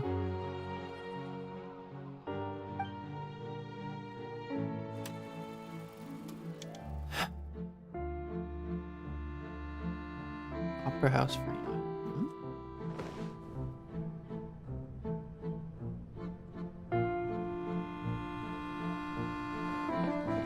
What's happening here? Lady Furina, here are today's case reports, as well as a summary of the follow-up for your perusal.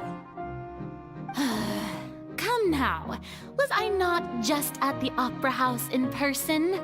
Leave these kinds of things to Neuvillette.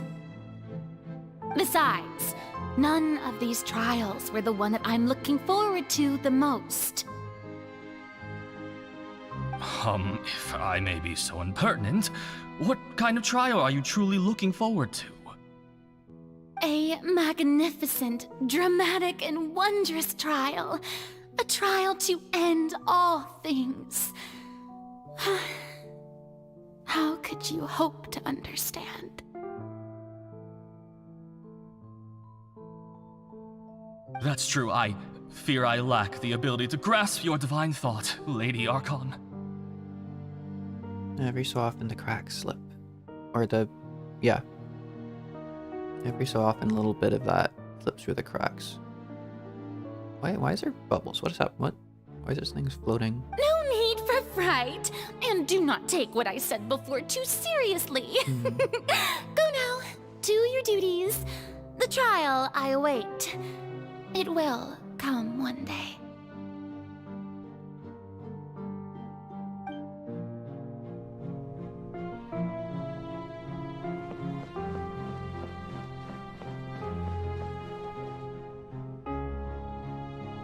Lady Furina, I don't know what to say. Thank you for agreeing to see me. No need to thank me. Or rather, thank your own sense of perseverance instead. Long have you stood in line to meet me, have you not? Oh, I'm afraid that's just an inevitable consequence of my divine charm. All right. Deoteria, is it? How is your son's illness? You remembered me, and you knew of my family, too. He is doing much better now. In fact, he is far more of an ardent believer than I. He was the one who forced me to seek an audience with you, and to bring your words back to him. Oh, good. Very good. If this should happen again in the future, please do not hesitate to come and tell me. Going down to citizens' homes every so often, while not usual practice, should serve as a fine change of pace. And drum up their faith in you. Ah, you're such a gentle and wise god. Thank you once again, on behalf of my son. And the more faith they have in you, the more willing they are to ignore the cracks in your facade.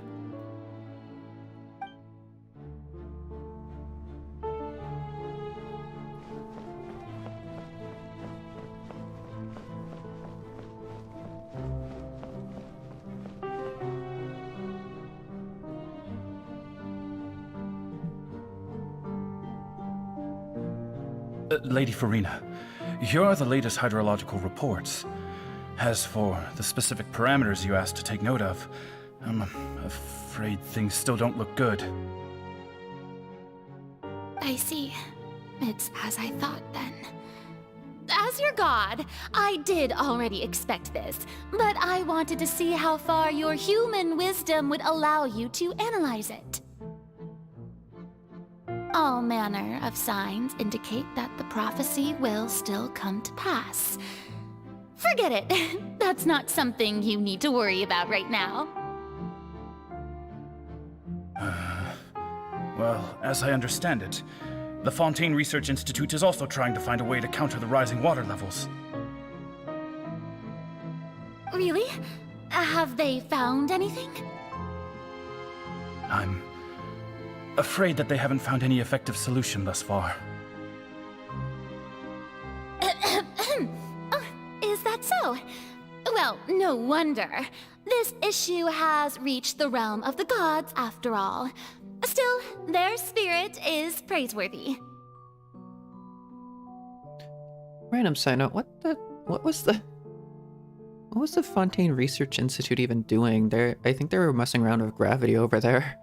They have that like weird gravity boss fight thing that you have to fight to level up Charlotte. They have just floating cubes of water. Were they planning on just picking up the sea and making it float into the sky?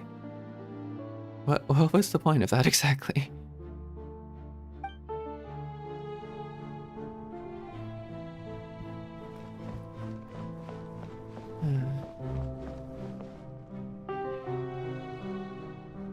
The day is finally over. I haven't had a moment to breathe this whole time. But it's good to see that everything's getting on track. There are no longer any voices of suspicion.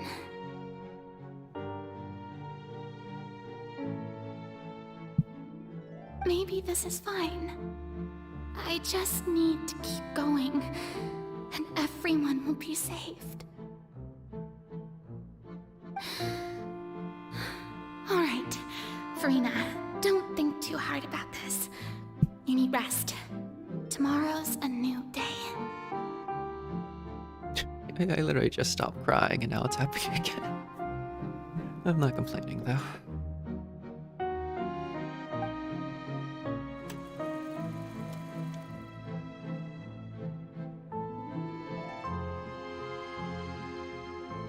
Lady Furina, here are the new trial reports for the latest cases, as well as a summary of the follow-up. There'll be no need for that. I've seen them already. There's no need to go back over scenes I've witnessed in person before. Lady Furina, I've waited so long for this chance to see you in this manner.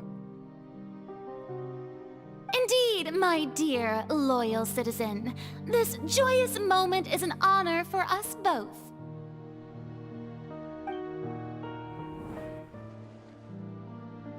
Lady Furina, we're detecting significant hydrological anomalies near Poisson. Understood. Keep monitoring. Keep me informed should anything come up at the Institute.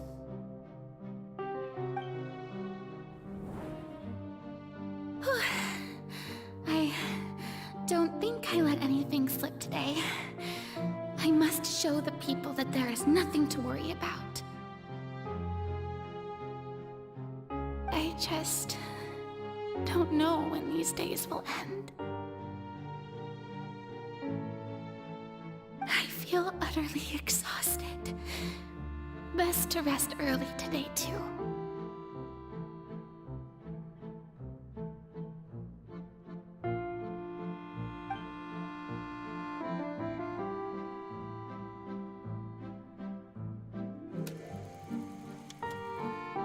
Scene 5.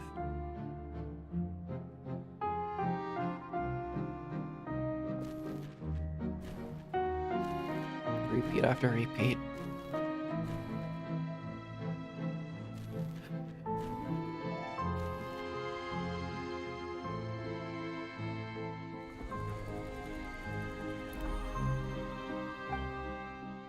Oh my god.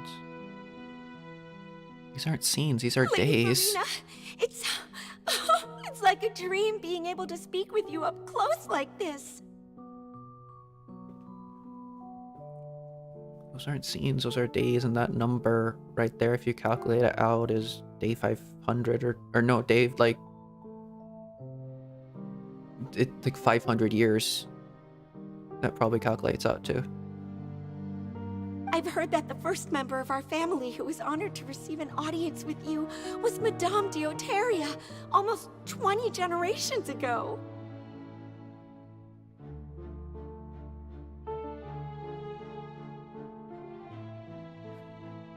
500 years ago.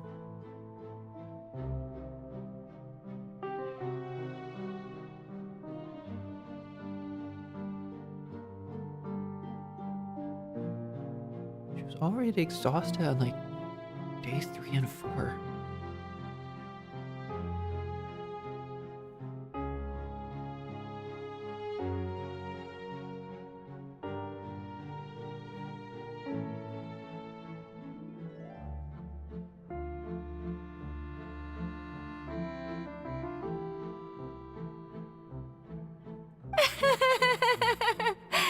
And what a fine family yours is indeed. It brings me great joy to meet such a faithful believer, a descendant of a line most ardent. And she's realized that too. Surely you exaggerate, Lady Furina.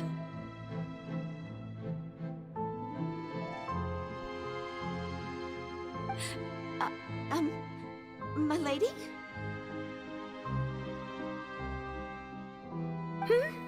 What is it, good citizen?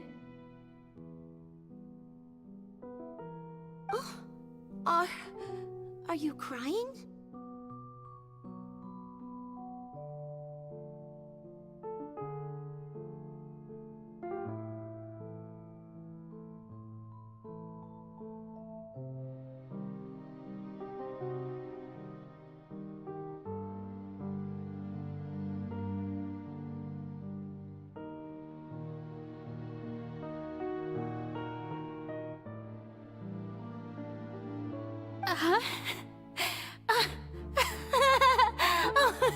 Really now? I didn't even notice.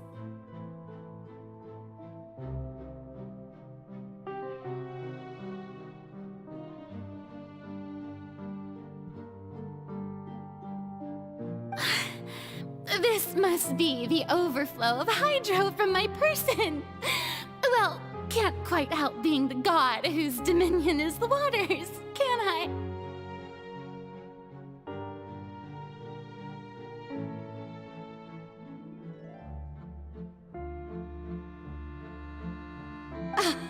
No wonder. A manifestation of your power, then. Oh, Archon, I am honored to have witnessed it. Honored indeed. Okay, I'm sorry that's audible.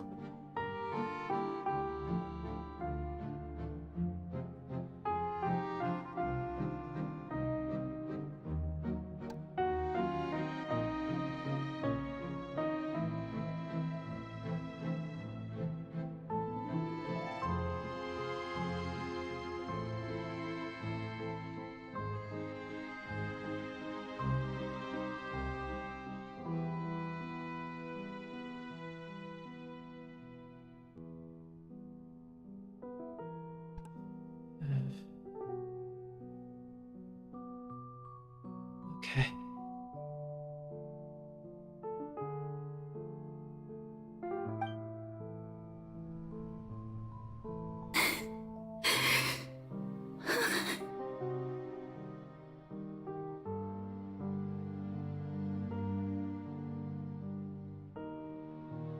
So interminable. So lonely.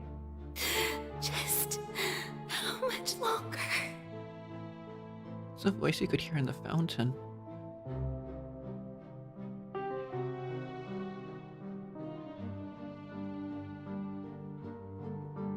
Since all the water that flows in Fontaine, and I guess Tebat, flows into that fountain. And I guess all the tears that flow as well.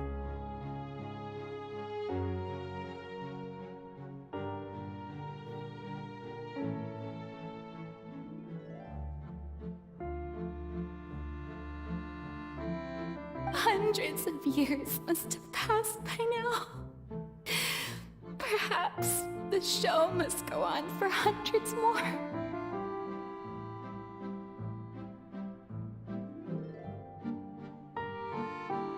I never imagined that it would hurt so much.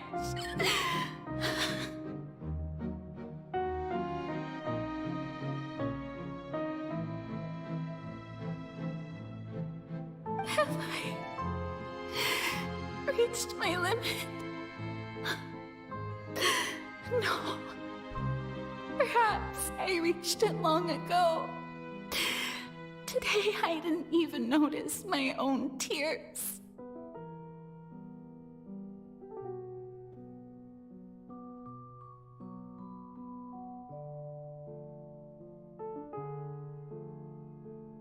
I want to tell someone, anyone, about this.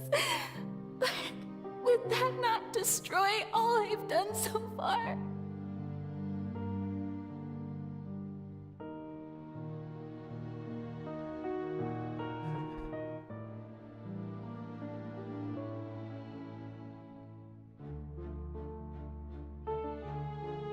I've conducted so many investigations across the centuries, but there's not even a sliver of hope that we might break the prophecy.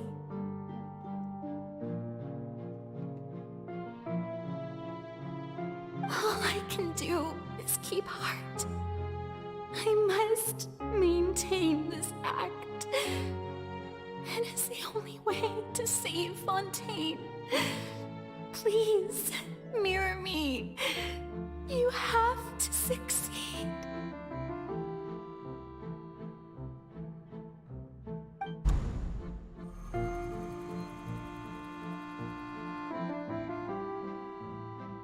Furina and? That's today? Or no?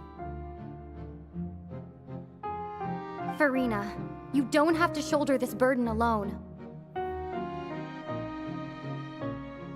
That's today. Wait, that's...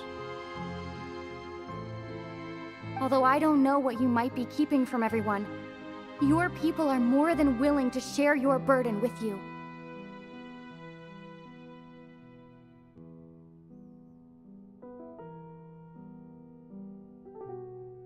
That was right before being transported. Or while being transported. That's my voice? Is this scene from where we were within that giant magic box? Yeah. It's great. I didn't think that the scene would replay in her inner world. Surely I'll find out what she wanted to tell me this time. Share my burden. That's impossible. It was fated right from the start that this would be my duty alone. But even if your burden doesn't need to be shared, you can still choose to confide in someone. Wait, this wasn't voiced before. That was just like a thing we clicked. It's nice that they're giving the traveler voice lines.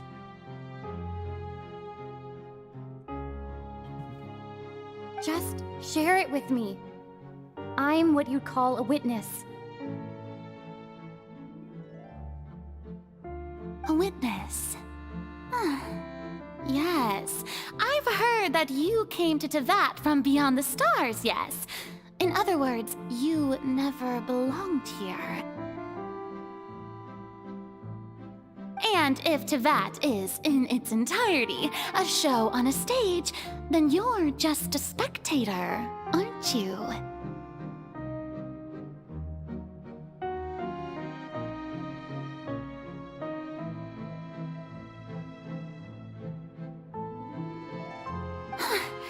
If that's the case... She's right. I could confide in her, couldn't I?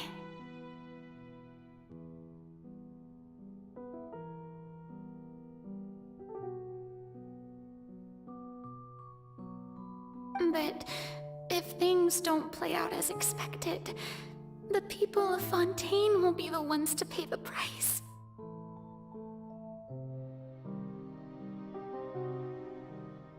No, Furina. You shouldn't be selfish.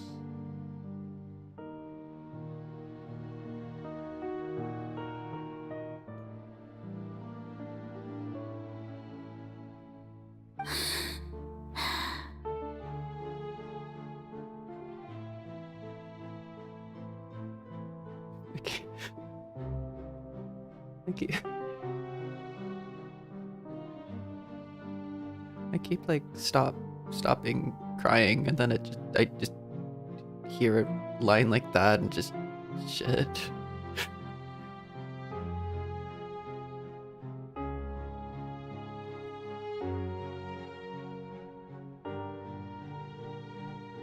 But what if it's really all right?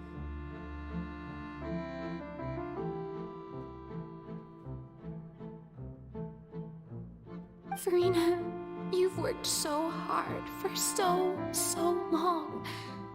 Surely it would be okay to put yourself first for once. Just this once.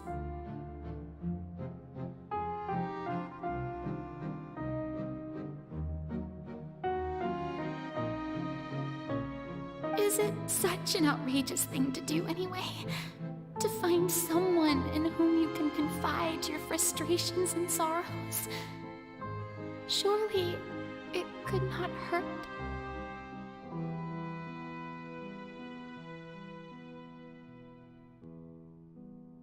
If you let this opportunity slip through your fingers, it might never come by again.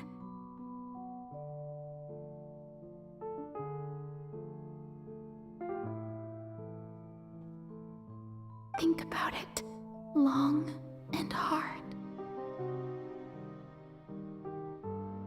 There might be a few too many papers on my desk.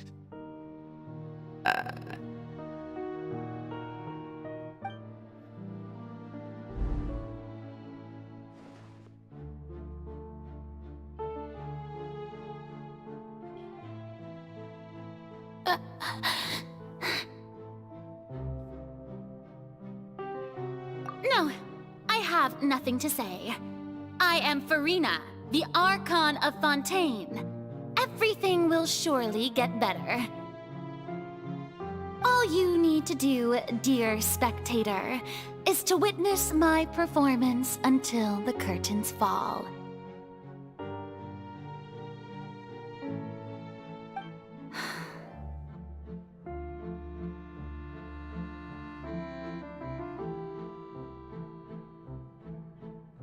Steadfast even to the last second?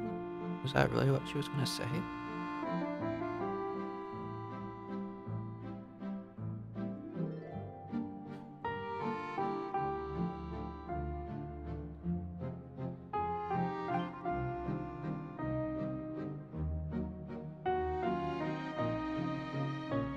Fine.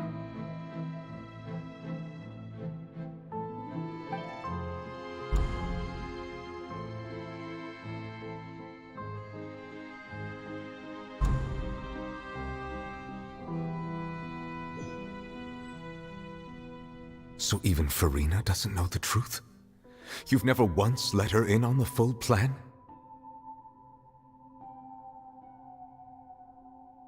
Yes, it had to be done. To deceive the heavenly principles, you must first deceive yourself.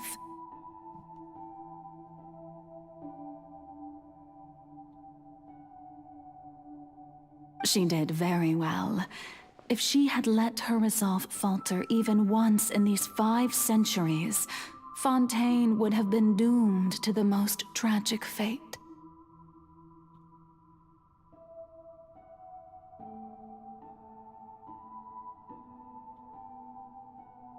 It seems that trusting humanity was the right decision after all.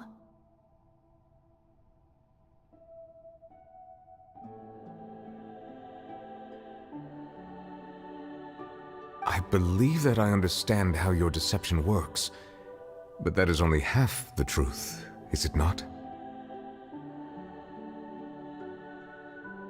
How would you build on this foundation to save the people of Fontaine? That is the most important thing. Ah, good. Of course, the Iudex of Fontaine has pinpointed the crux of the issue. She might be taller, but she's still so short compared to him. Everyone is short compared to him. I'm sure you've long sensed that the Oratrice is no simple machine, yes? I've always suspected that it had its own consciousness. And Lenny did mention that he heard a human voice within the core chamber. Yeah. It now seems that that person was you, hidden within the machine all along. Am I right?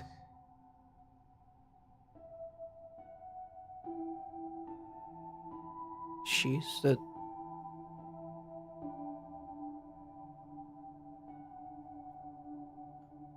Why did she judge Tartaglia to be guilty, though?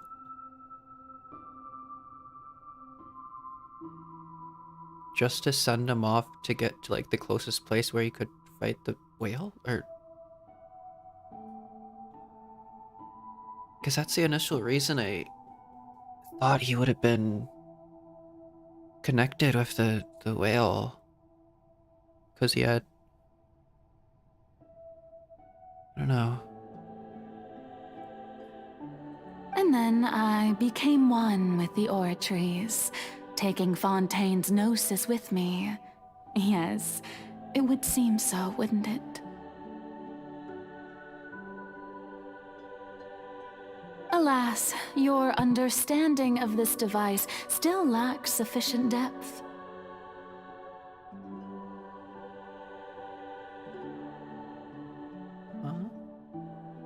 In truth, it is no enactor of justice.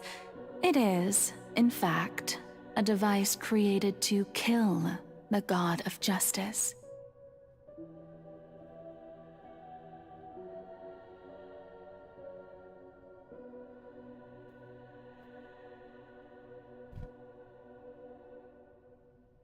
A guillotine. I beg your pardon? Oh, you have it. And to be more precise, not only will the Oratrice take down the god of justice, it will also take down the divine throne upon which she has been placed. You'll destroy the Gnosis?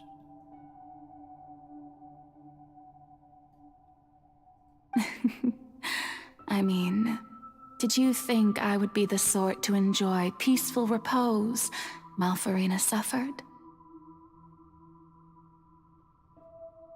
Yeah, that's fair.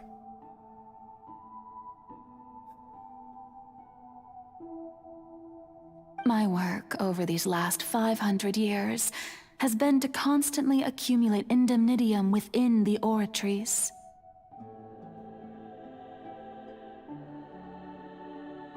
But really, some have already discovered that only a small fraction of the energy generated by the device was ever used to provide power to Fontaine.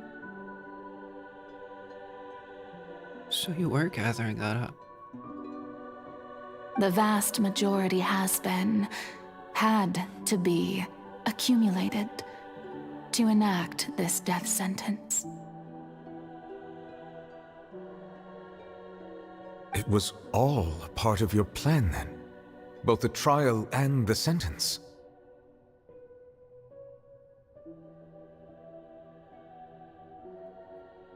Indeed. This power, accrued over 5 centuries, could have sustained Fontainians for millennia, had it only been used for that purpose. Almost all of it has now been stored within the oratories. But only power of this magnitude could hope to destroy the Hydro Archon's divine throne, shaking the rules established by Celestia, and breaking through the institution that is the Seven. Wait, what does that mean? How do you destroy? Wait, is the divine throne not the Gnosis?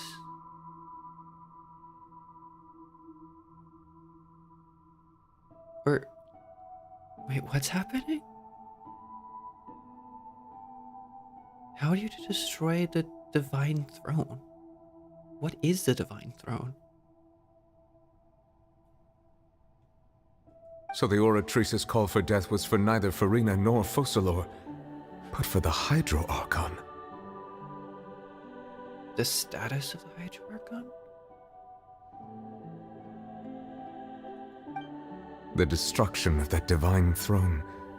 If I do not misunderstand your intent, you must be... Wait, how does that...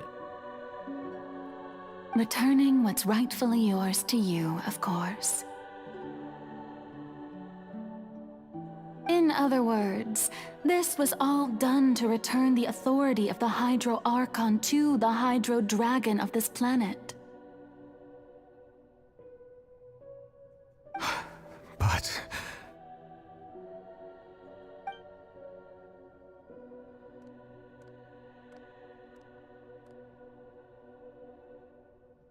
Oh, what? Getting sad again, are we? The authority of the ancient dragons shall soon be yours once more, O Hydro Dragon Sovereign. And this is the face you make.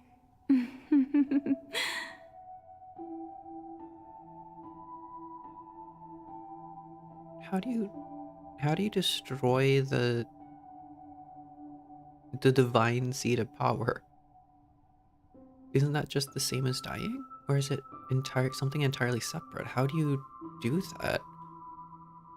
all you've done throughout the years is just so you can sacrifice yourself at the very end.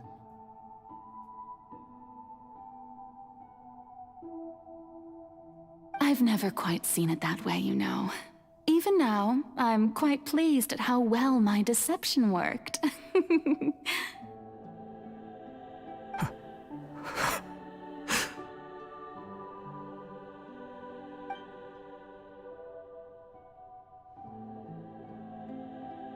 Hydro Dragon, don't cry.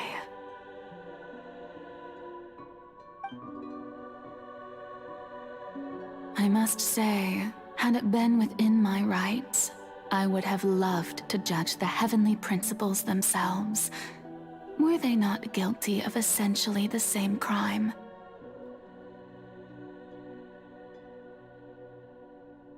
Egeria stole the power of the primordial sea, and the heavenly principles stole the power you ancient dragons possessed. I, for my part, am the god of justice. And is it not just that your original powers should be returned to you?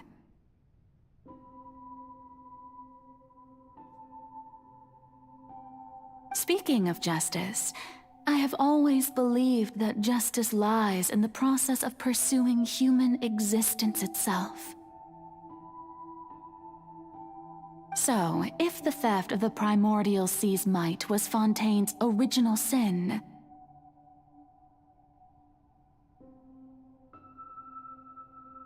then Leaving matters of procedural right and wrong aside, the descent of the Fontainians as humans and their right to exist in this world would be Fontaine's original justice.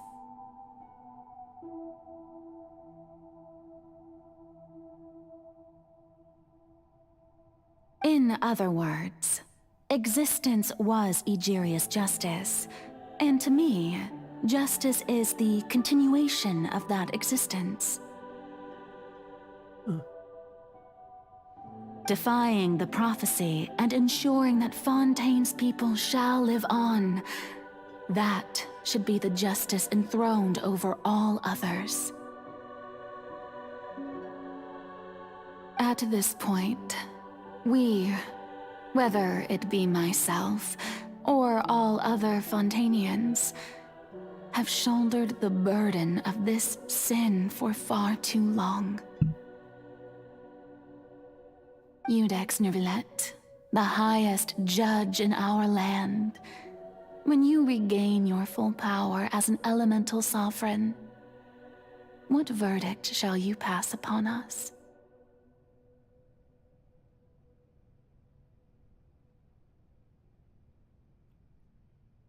So when I was invited to the court of Fontaine to serve as Iudex, I see now that that was your idea too.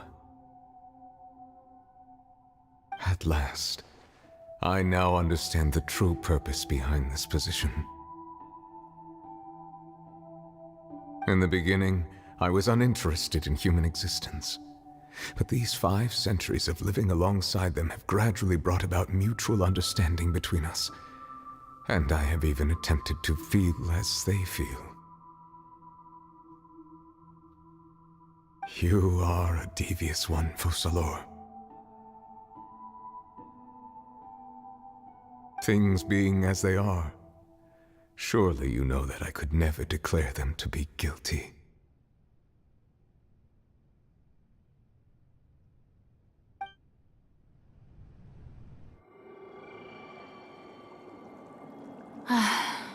The hour of my execution is almost here. For the sinner, the curtain call has come.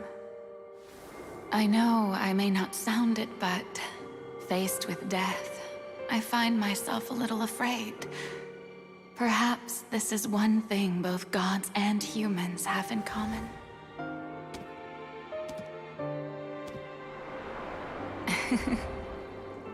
Farewell, Nervillet. I hope you've enjoyed the part you played these 500 years.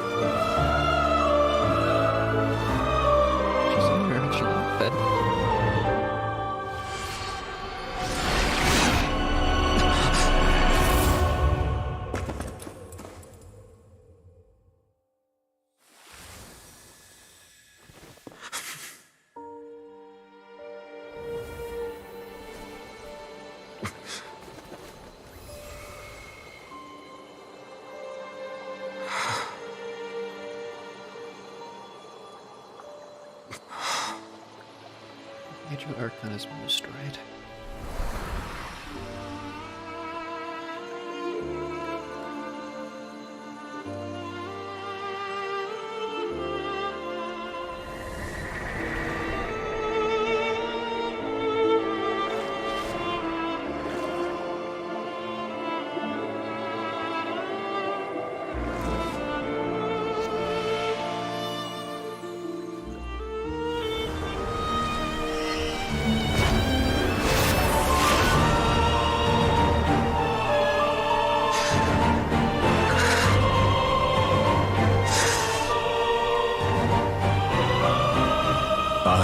Iudex Nervillet, hereby declare, people of Fontaine, your sins are forgiven.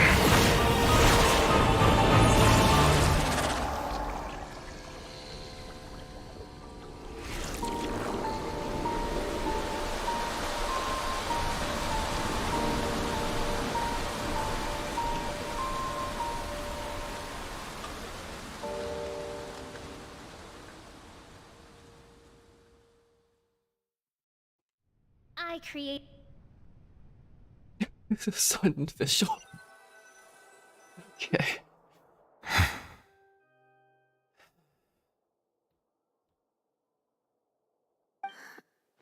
What just happened? Has the death sentence been carried out? Was that bright light some sort of misdirection? I have a feeling that something huge just happened. You are now a nation with no god. But since we're all still alive and haven't been dissolved, I assume whatever happened was good for us. It's time to end this. We must mete out punishment to that beast. But didn't you say just a moment ago that it can't be defeated? I have gained the strength sufficient to deal with it.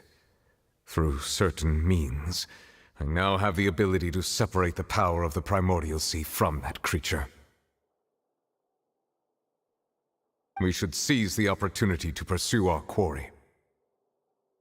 You obtained power just now? Traveler, now that the oratories can no longer function, I require an executor to help me mete out justice. You mean me? The root of the calamities befalling Fontaine, the beast that enacts the prophecy. Its name is the all-devouring narwhal. Come with me, traveler. The hour of execution has come.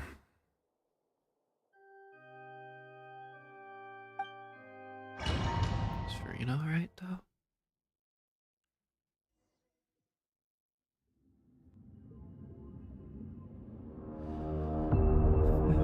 Okay. We're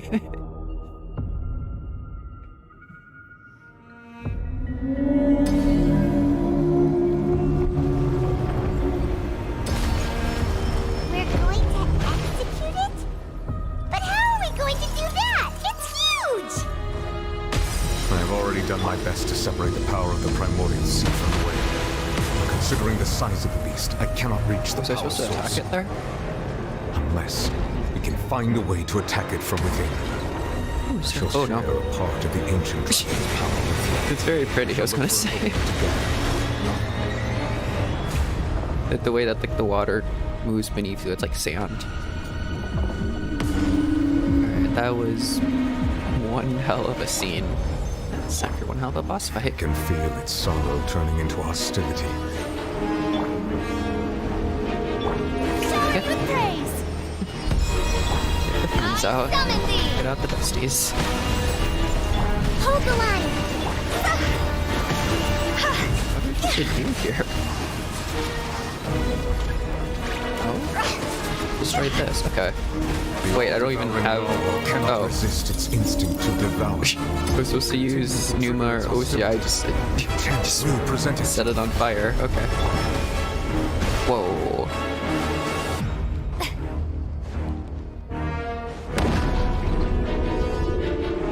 So I'm pretty sure I need materials from this, like the... Uh-oh.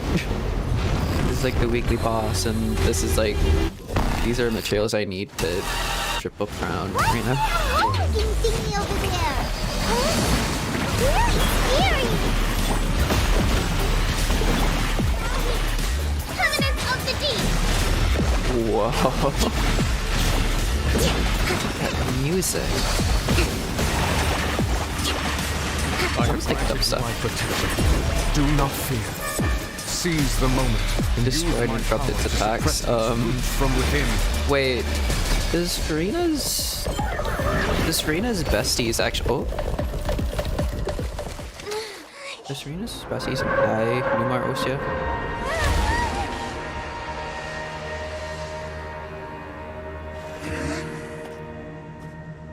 Where did Tartaglia go, though?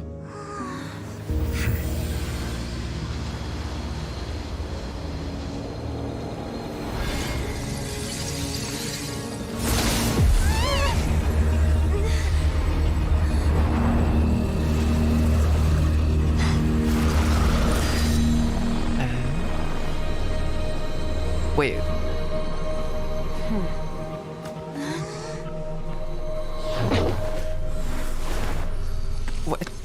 Huh? What? Did you just... That was Tartaglia. Thanks for helping with the cleanup. It should have been my job, but... Oh well. You just yeeted Tartaglia... What?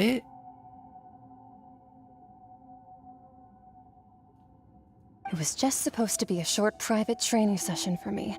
I didn't think that my disciple and my master's pet would start brawling in the meantime. Your master's pet?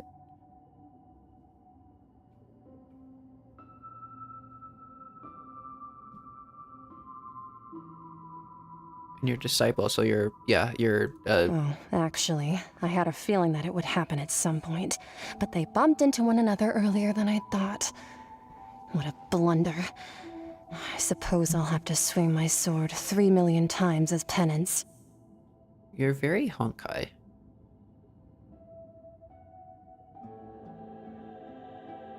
So this is probably like Sea of Quanta or something. Disciple? Your master's pet? That power. Who are you exactly? Paimon has an idea. From what she said earlier, she must be Child's master. Skirk, right? Tartaglia, who the hell did you meet? How did you even come into contact with someone like this? It's just that he gave us the impression that she was the less talkative person. I simply did not have anything to say to the weak. But you, on the other hand, managed to defeat the all-devouring narwhal without using power from beyond this world. Are you talking to Nervalette? So you may speak to me as equals. Are they talking to me or Nervalette? Because don't we use power from... Wait, no, wait. Huh? What is power from beyond this world? Because that's something Dainsleif says, isn't it?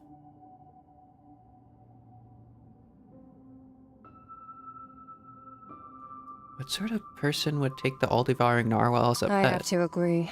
It's a strange use of a planet's primordial waters just to raise an all-devouring narwhal. What, does every planet have primordial waters? That kind of power is wasted on it. It's not cooperative. It eats too much. And I have more important things to do with my time than pet sitting. The only thing that creature has going for it is its looks. What the heck are you? All in all, it fails as a pet. Miss Skirk? I think you might have missed the point. The point being? Well, being that this pet almost destroyed an entire nation. So what sort of person is your master? Well, Child's master's master. Wait, is that right? Oh, right. So you don't know him. Sorry, I assumed you did. The primordial one? His name is Sir Deluge. Who the hell? Huh? I am unfamiliar with that name. Huh. So Master isn't sufficiently famous. How should I describe him then? Have you heard of the name The Fowl? No? The Fowl? Still nothing? Well, how about the Visionary? Vetterfilnir then? Or Gold Rhine-daughter? What?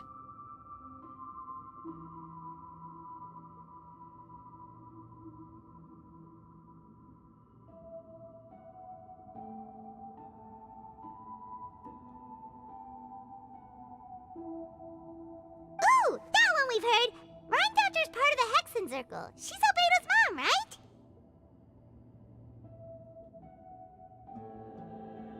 Oh, so you do know that name. To be honest, I also heard all of those names and titles from my master. I don't actually know them either. Huh? But I suppose you understand now, yes? My master is likely a similar sort to Rhine-daughter. They are both pursuing some form of perfection. Oh. Oh, okay. Wait! Didn't you also mention a visionary person? Paimon didn't quite catch their name. How do you know of them? Actually, never mind that. I believe it expedient to inform you. Hmm? That the all-devouring narwhal used up nearly all its strength fighting you.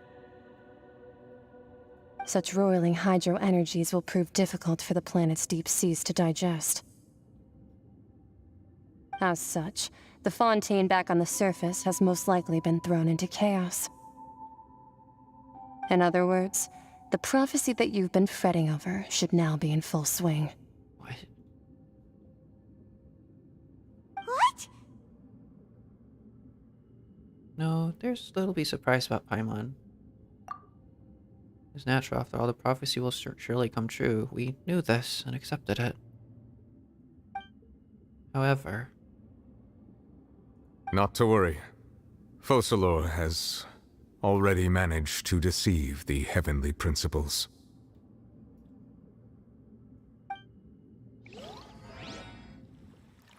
In the end, the people will all be dissolved into the waters, and only Furina will remain, weeping on her throne. Oh my gosh.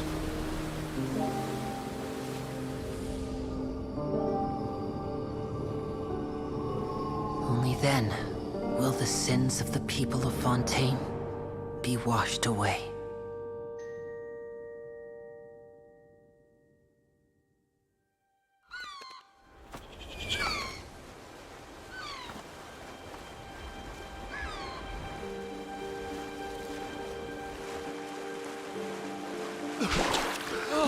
Yeah. No one dissolved, but there was a flood. Hey! Help! Over here!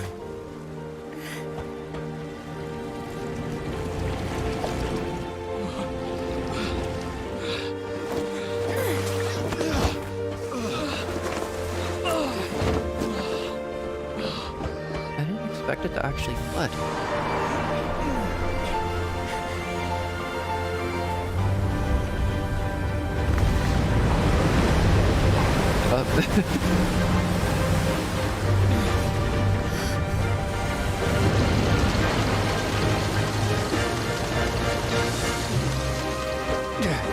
There's a Fortress of Merpeed ship. Emergency rescue!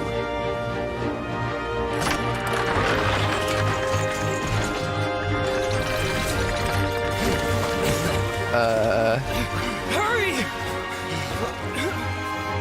That seems quite dangerous, but okay. Hey, lend a hand!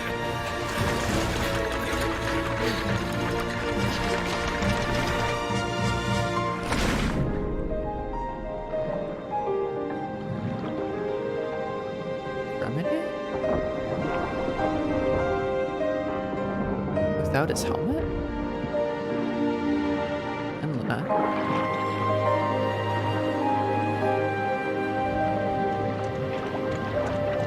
Oh, they're doing rescue operations. Look! The water's receding!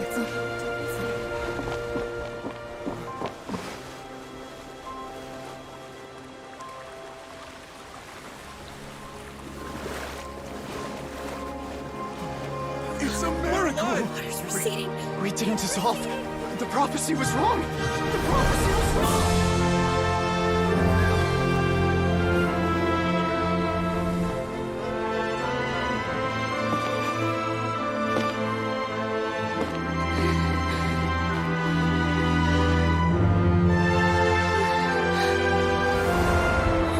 Are you alright? We're saved. The prophecy was wrong.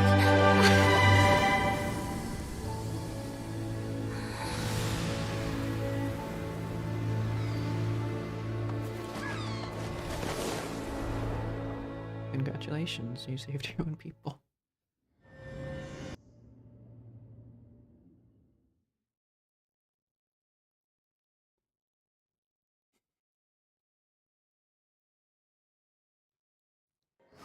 The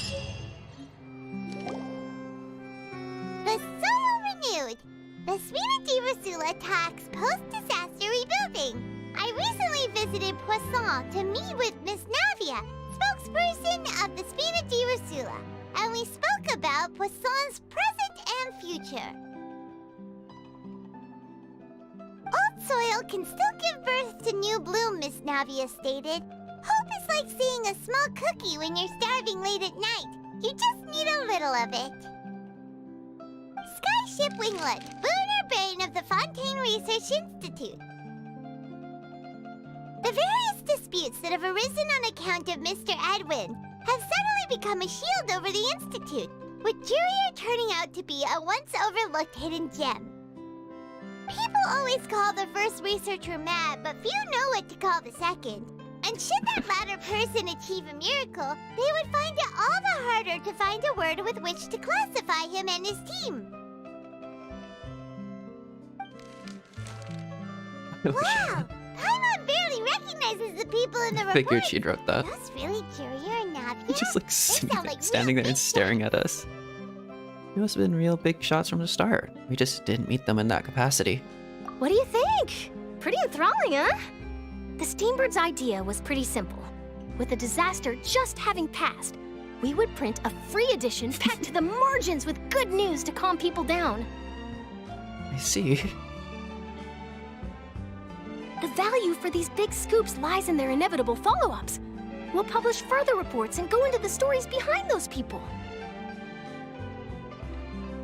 Edwin's assistant, Jurier, created a true flying ship, while Navia is leading people in the reconstruction of their home. I'm sure that these stories could draw even your well-traveled eye. The articles do make me curious about how things will play out. Paimon's curious too! Wait a minute. Didn't we watch everything happen from start to finish? What's there to be curious about? And that's exactly why I'd like you to come conduct interviews with me. You're the best incubators of news, if you haven't noticed. And also, with you around, I'm sure I'll get to see that Duke. Are you sure? Hasn't he turned you down several times already? Oh, this time will be different. Come on! Let's head to Poisson first, and then make a trip to the fortress. There are some things you'll only know when you get there. Okay.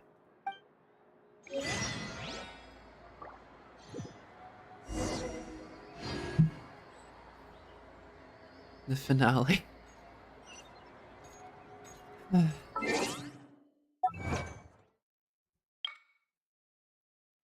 People rebuilt their home. Okay. I am going to take the shortest possible break and be right back. Yeah. Wee.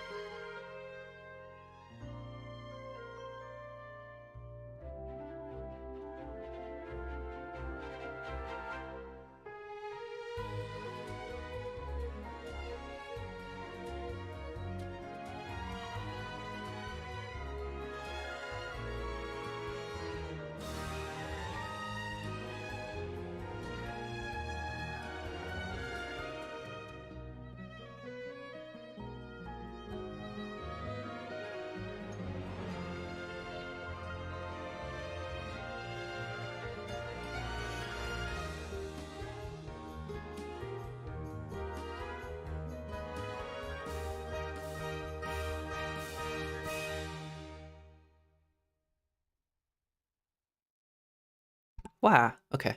I should be all good. Okay.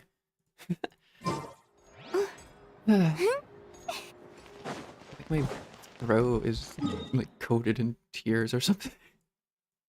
It's awesome. Okay.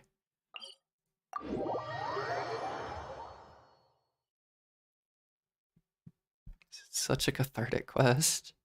Damn. Do you have everything to say? Uh-huh. It's still fine here. You have the same dialogues. Okay.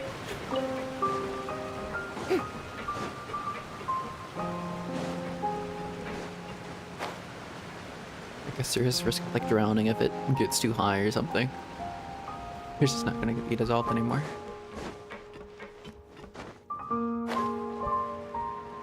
Navia. Navia! Who does? Batui? Oh, it's you. What brings you all here? Hey, we're just having a look around. I'm here to update myself on how things are going here. Oh, the Fatui are here too. Batui are gonna help with the rebuilding efforts, I guess. Let me introduce you. This is Mr. Garunt Snežević. He represented the Knave in sending us a large amount of supplies, and is helping with our work. Our residents are hard at work as well.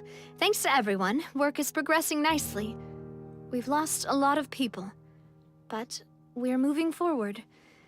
That will have to be enough. Hello, Miss Charlotte. I'm a big fan of yours. I especially like that article you wrote last year about Fontaine's stray cats. But if you don't mind, could you not emphasize our role too much in your report? It's not charity we're doing here. We just happen to share the same interests as the Spina.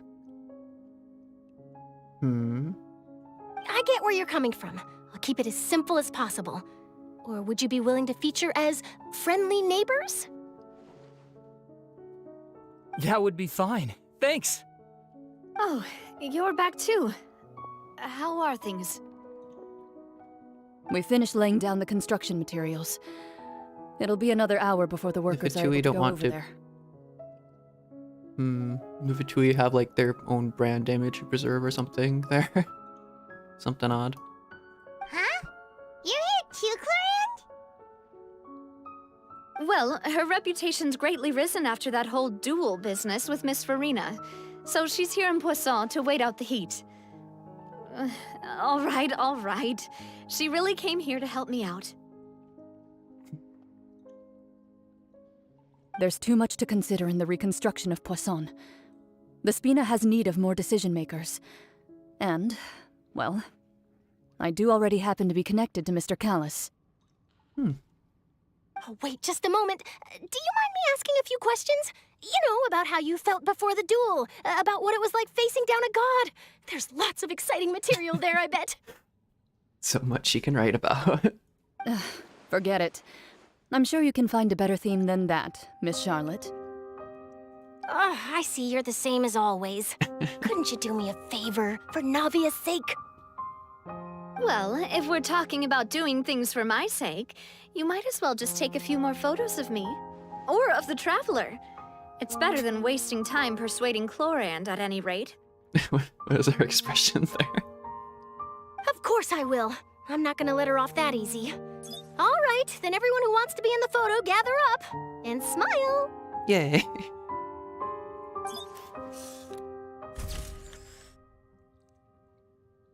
How did it go? Was it a good shot? Did Paimon look cute in it? Not bad. Your addition really helped the composition of the picture. All right, hang on a moment. Let me snap a few more shots. Gotta take more picture of Poisson and the clicking of shutters. Also to... All right, that should do it. I'll be back here later anyway, so let's call it a day. You're very quick. What? Speed is of the essence when it comes to the news, and freshness is the key. Also, not to brag, but I'm pretty good at building connections. Who knows? I might eventually get that interview with you after all, Miss Clorand.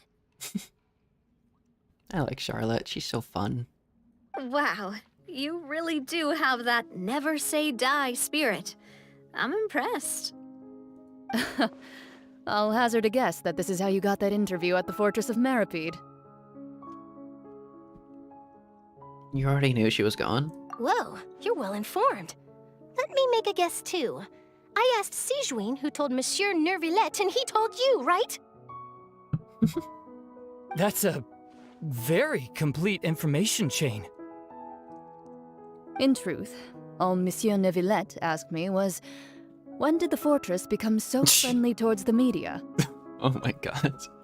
I told him that it was best not to speak too soon. There's no guarantee that Ridsley will make a personal appearance. You're right. I've got to treasure every moment I have with them. In which case, I'll be making a move first. Uh-oh. Stay safe now. And tell me if you hear anything interesting. I'll treat you to afternoon tea in exchange.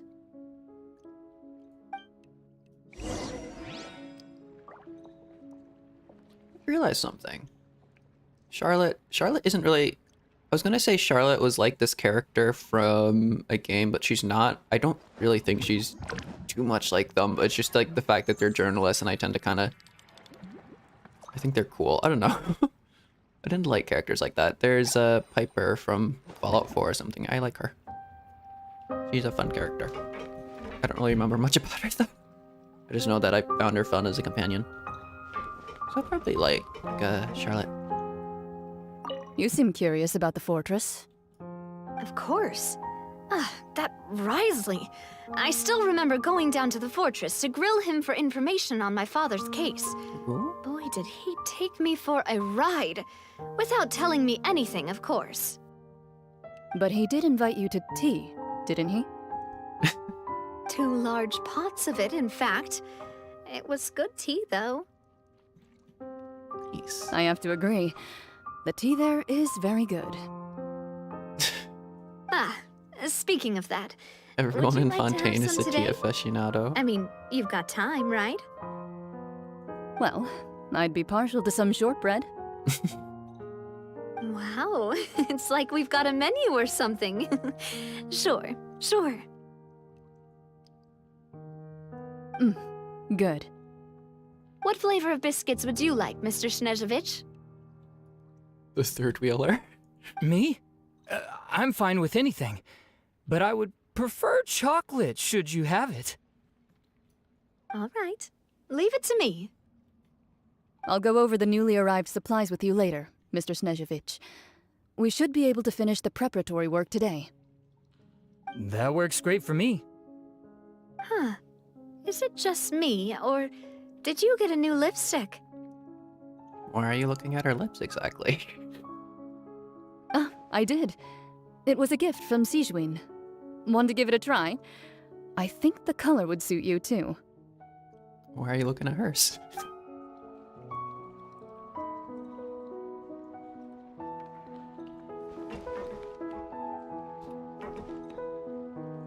And they were roommates. I had to say it. Fortress of Meripede. Okay.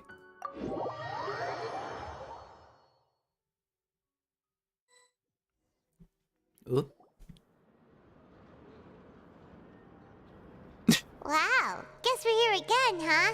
There's a real nostalgic feeling to this place. Welcome to prison, Charlotte. This is what prison is like. Looks like you've been missing us. Yo. Duke! Did you come all the way to the entrance to greet us? How kind. Of course. I'm here to welcome you and our dear Miss Charlotte, whom our good head nurse recommended to me. It's an honor to finally meet the much-rumored Duke. Thank you for consenting to my visit to the fortress, sir. No need to thank me. But that said, I shouldn't be the focus of your interview. I trust you recall our agreement? No. Of course, of course. All right then, this way.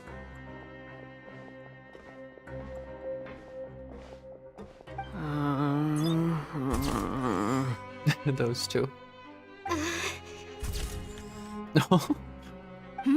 Hey, no need to be so nervous. I I've already taken all the photos we need. He wants them to be the focus of it. Miss Charlotte, do these pictures really need to be published on the cover of the Steambird? It would seem that Miss Lorvine doesn't want her face to appear beside that of Mr. Jurier. Sir, please don't say things like that. But it looks like dear Mr. Jurier denies it. Might this interview be very important to you then? No, I just... This is my first time being interviewed, and I'm very thankful to the Steambird for... Now, I might not look it, but I actually did meet Mr. Edwin once. And I'll be honest, I enjoyed chatting with you more. You've definitely got more of that genius vibe going on. The boat that brought about a miracle, the ark that saved the people. Why, you recreated a myth back there, like an emissary of legend. Why is it traveling looking at that? What? Paimon's like, What are they doing? Still, if I might ask, where's that flying ship? Oh, I see. Charlotte is like trying to compliment them up just to be able to get to the ship. She wants to see the ship. Of course. Trying to get herself another exclusive scoop. Typical Charlotte. I have to apologize, but that ship is presently in the bowels of our factory. I'm afraid it won't be easy for you to get a shot of it. I could take a picture of it for you. Really? Well, then in that case, could I have an interview with you to make up for that loss? What a negotiator. She really does know how to squeeze opportunities for all they're worth. You already know my answer, I'm afraid. Best you interview our head nurse instead. Or perhaps you'd like to take another photo of this couple of researchers? Did you really have to use the word couple? Well, then, 2 solo photos will do. Is my hair messed up? Please, someone help me have a look. Things sure are getting pretty lively here. We've seen this kind of thing before. Oh, seems like everyone's here. Would any of you like to try this new drink I came up with? So it should be really obvious what is taking up like 75% of my mind right now. I'm 25% focused on like the characters before me. It's like, oh, they're look at them interacting. That's awesome. Wow, that's sweet. 75% of my brain is occupied on something else. Some other character. Ah, Sigewinne. Wondering if some other character's okay. Hey, Miss Charlotte. Why don't you, take some pretty photos of our head nurse? Sure. Come on, Miss Sigewinne. Over this way. Let's find a brighter spot. Huh? Sure. Do I have to smile? Do you know how to smile? So, how have things been at the fortress? I feel like you know how to smile. That shouldn't be a challenge. I think you'll be good. Same old, as you can see. Oh, look at them in the Fontaine's back. undergone some changes, but this place is still more or less the same. She's just going through all her like idle poses. Other than that flying ship, it got a tad too much attention, I think. That's why I decided to let the interview go through. We should direct more public opinions toward the behind-the-scenes heroes. Am I right, Mr. Jurier? Miss Lorvine? You're too kind, sir. I believe that you too should have your day in the sun. Not that you would want that, which is a pity. I'll just leave the spotlight to you two. You walk with Rosie for a while and share the news from above with it. Above ground. I see. Lots of things happened that day, huh? Anyway, regarding that Harbinger, I'm not sure you remember, but his 3 young followers are still waiting for his return. Yeah, what happened to him? Skirk straight up just like picked him up and yeeted him away. What the hell? He sure did win them over, huh? Was yeet into like another abyss. I'll tell them that there's good news and bad news. The good being that their boss seems fine, and the bad being that they must face extended sentences for abetting his escape. Wait, his boss seems fine? Where did Tartaglia show up? Oh, actually, what about you? And also, why was Tartaglia charged as guilty? What change can there be? The fortress will keep chugging along, and so will my duties. As to what Miss Furina's departure will mean for the nation, and if our laws and governance will be transformed, we'll leave those to the folks in the overworld. Hey everyone, the photo shoot's done.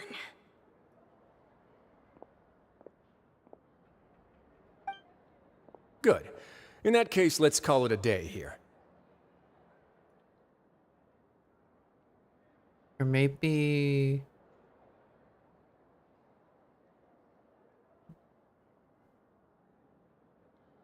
Wait. Yeah, that it. Wait.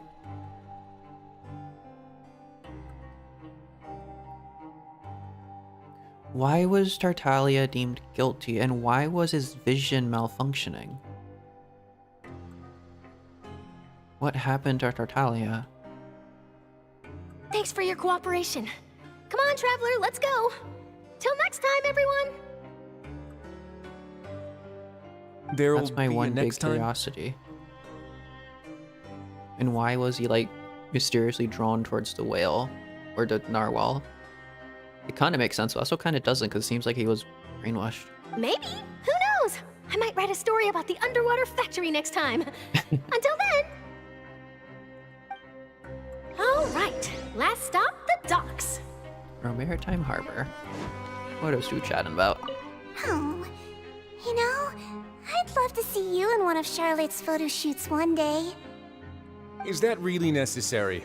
Our line of work doesn't really require much photographing. I'm starting to like Riosley more and more. I probably wouldn't like Wolfram if he reran, but he is pretty cool. Pretty cool dude. It's precisely because we don't need the picture that they'll have value as keepsakes. We don't really look all that opposed to the idea, you know?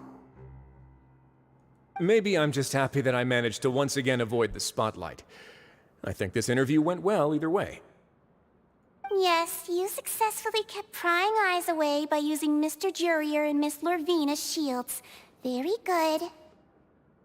You should be happy for them. They have a bright future ahead of them.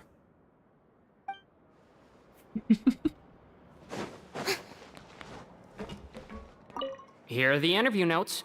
They mentioned that the flying ship may have many uses in the future, and the journalist asked me what I thought of them.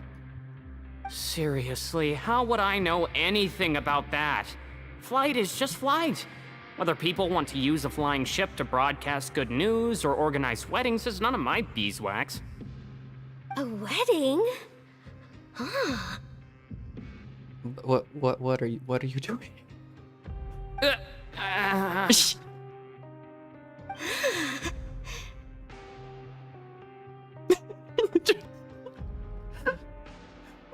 They're doing this, the Traveler just standing there. Just like, I can just imagine him like noting stuff down. Right? Okay. Oh my god. Why are you looking at me like that? So the flying ship can be used for weddings? I didn't say that. That journalist mentioned it, and what does that have to do with us anyway? Uh-huh. True. What does that have to do with us?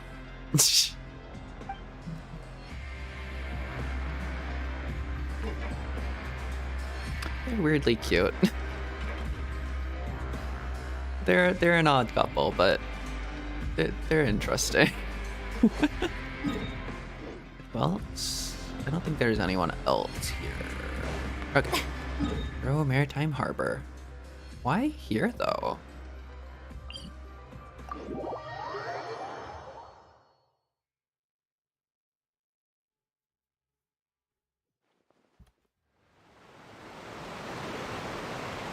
Where am what? Huh? Oh, it wants me to go into there? Can't I just go around? Here we go. I wanted to look at the statue once more. Just to try it. That's exactly it.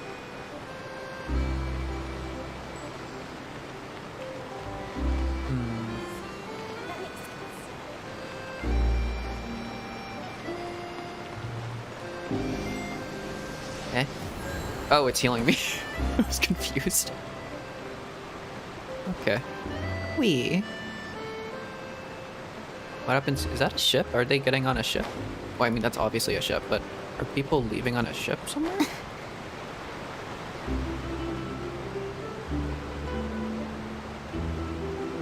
Lenny and Lynette. And Femine? What are they doing? Who else is here? Just those three? Alright, Charlotte wants to interview the children of the hearth.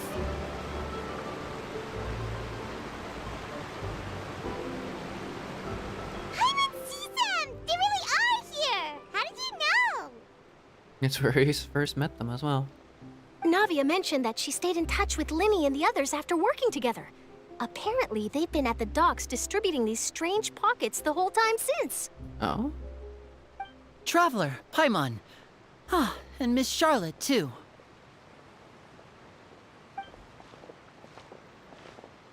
Would you like a magic pocket? Wait, what for? What sort of gadget is it? Why would we need that now? It's a wondrous bag that can be used to carry many things. The water level has returned to normal, but if you see any of your things floating around, you can use this to carry them. Oh. Or you could trick a friend into doing it for you. Why are you looking at Remedy? Trick a friend? I wonder which of my friends would fall for that. Is she looking at us? She's looking at us, isn't she? She's looking at us, and she might be right.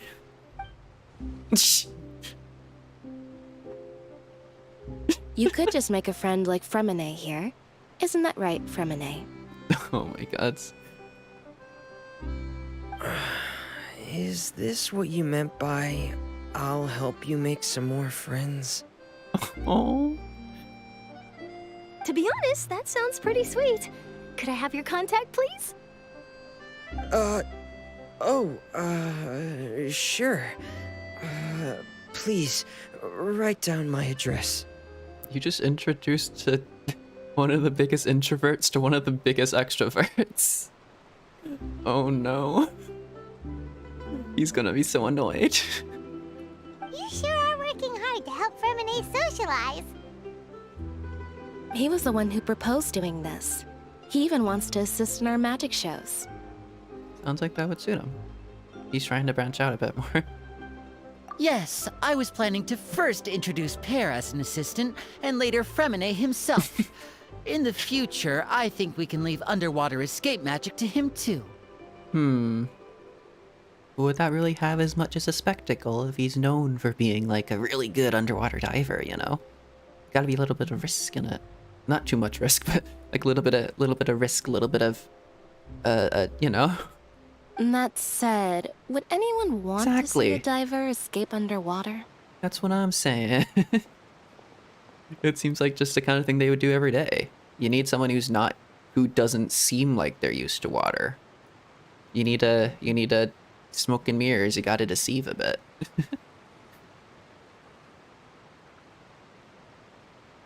Huh. You gotta put on a theater act, you gotta do a bit of magic, you gotta do some sleight of hand, you know?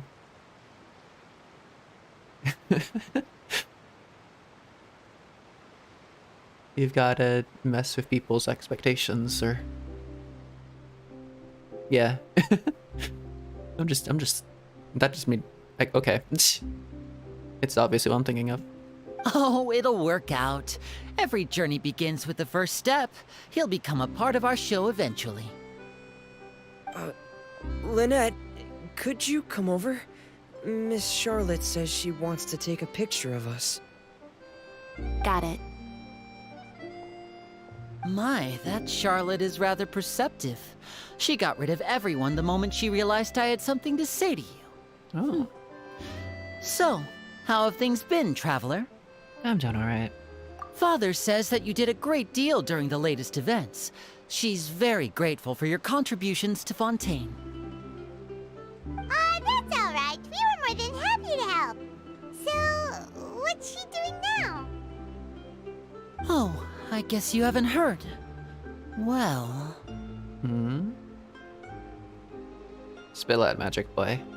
After Lady Furina left, Father and Monsieur Nervillet opened negotiations, during which he gave Fontaine's gnosis to her as a diplomatic gift. Wait.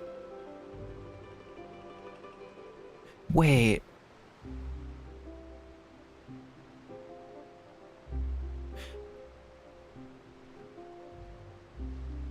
Wait, so the gnosis itself isn't the stolen power.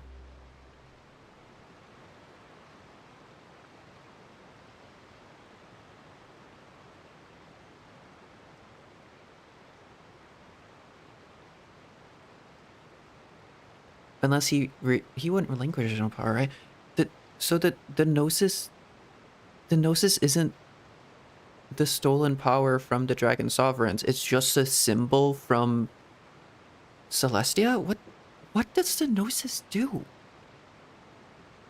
And the actual stolen power is stored in the seat of the god, whatever that means, the seat of the Archon. The seat given to them by Celestia. What is that? How does any of that work? What is the seat of the... How do you... What does that mean? A diplomatic gift? A gnosis? Yes, I was quite surprised at first myself. But when I thought it over, there were actually a number of things going for it. Both the Fatui and the Dragon Sovereigns have the same enemy. It could have been done as an apology for the incident with Lord Child, or as thanks for his help in tying the all-devouring narwhal down. Furthermore, Father did also lend significant aid to Fontaine and Poisson. Or as a wish to further cooperate in destroying Celestia. Well, that's true, but this is a gnosis we're talking about. Doesn't this seem a bit irresponsible? What use would he have? What would he have for it if it doesn't actually have any power in it? He doesn't have a use for it. And the Hydro Archon is dead. The seed of the Hydro Archon doesn't exist anymore. I would agree, but I've also heard that it seems that Monsieur Nervillet has had a significant change of heart regarding the matter. Hmm? So there's some reason for this that only Nervillet knows about? Oh right, the Traveler didn't see the scene between Nervillet and Fossilor. Okay. I suspect you'll have to ask him about that yourself. Ah, yes, speaking of which, I did see him strolling around the entrance to the Fortress of Meripede a while back. Isn't he real busy and stuff? Paimon didn't think he'd have the time for that. But back to the topic. The gnosis was given to the knave, right? What about Child? Yeah, where'd he go? Also, why did Riosley say something about Tartaglia being fine? They say that he's returned to Snezhnaya to recover from his wounds. I hear that the recent disaster really did a number on his health. Oh. Well, I guess I can now call him one of my war buddies? What? That's true. When you think about it, we've had loads of run-ins with the Fatui. To think we'd be allied with them this time. Quite interesting. So shocked by such a simple switching of sides? The knave? Hello. I think. Or no. Hello. Father! Well, what do you know? Come to the docks to see how my children are doing and meet the Traveler by chance. Please do not pay my accomplishments in Fontaine too much mind. I would have done them regardless. Yeah, that's fair. Are you going to take the gnosis back to Snezhnaya? That What, are you is gonna our stop duty them? as harbingers, yes. Don't be too preoccupied with sides. The goal of the Fatui concerns not a single place or person, but the entire world. With such a grand goal in mind, it is inevitable that we must wear many masks.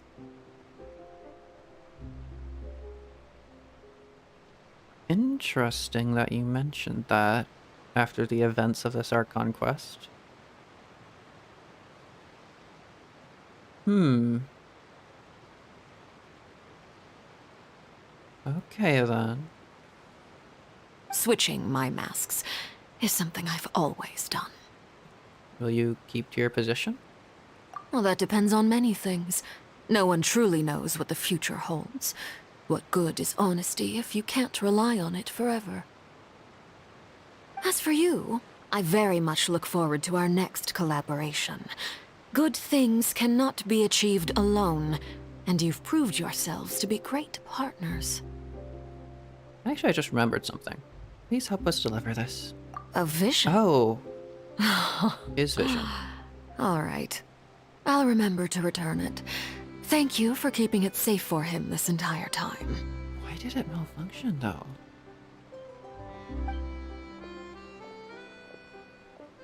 And Uh-oh. that's a wrap for me. Uh-oh. Huh? You're... Greetings, Miss Journalist. Hello. If I'm not mistaken, there are diplomatic channels I'll need to report to take a photo of you. That is correct. So forgive me, but I'll not be able to serve as a subject in your article. However, feel free to write as much as you'd like about our dear magicians and our upcoming rookie talent. I will. The sea breeze is quite pleasant. I shall continue my walk while the weather remains so agreeable. Farewell. I actually quite like the knave. She has an interesting air to her. An interesting Farewell, Father. method of doing things. Oh, she has such an intimidating presence. I didn't even dare to take a picture. Thankfully, I've already wrapped up all my pre-scheduled interviews. Thank you all. This'll be more than enough for me to write about, I'm sure. I don't think the knave is ultimately a bad person, but also I don't know if the knave is someone we should necessarily trust. Because at the end of the day, they are still a Fatui Harbinger.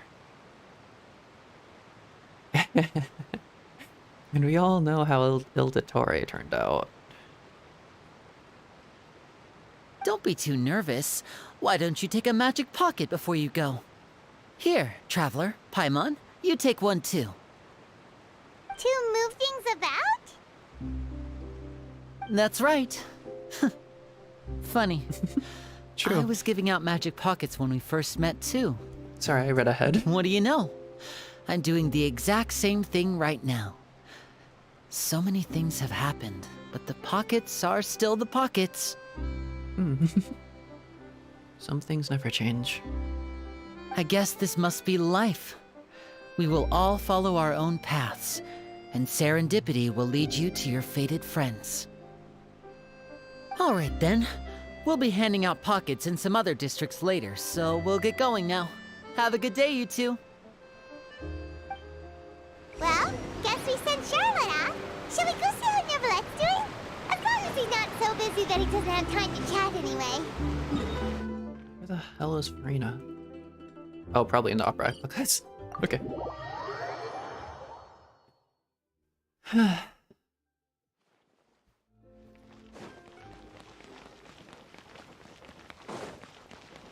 There's probably no more tears in the fountain, I'm going to assume.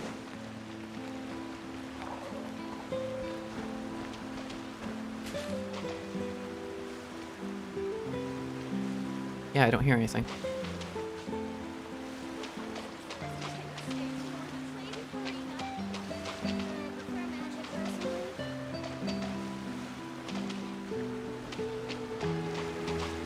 Yeah, it's gone. Which is odd, but it's gone. I think, at least.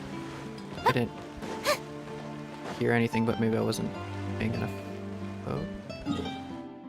Wait, he's at the back? What's he doing back here? The entrance to the fortress! Ooh, he really is there! What's he up to? Is he just standing there?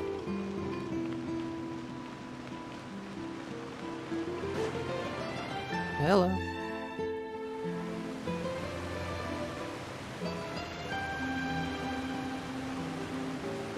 So, you really are here, Neverland? You waiting for us? You were going to have free time this hour of the day. Really? Oh, I suppose you must have met Mr. Linney. He took the time to greet me earlier when he passed this way. In any case, you came at a good time. I was just considering reaching out to you to set up a meeting, so I may explain some things that I haven't had the time to before. Okay, awesome. Aw, Paimon's glad that you remembered. Thank you for keeping us on your mind, what with you being busy and all. Alright, let's have it then. How was Fontaine actually saved? The whole business is still quite the mystery to us.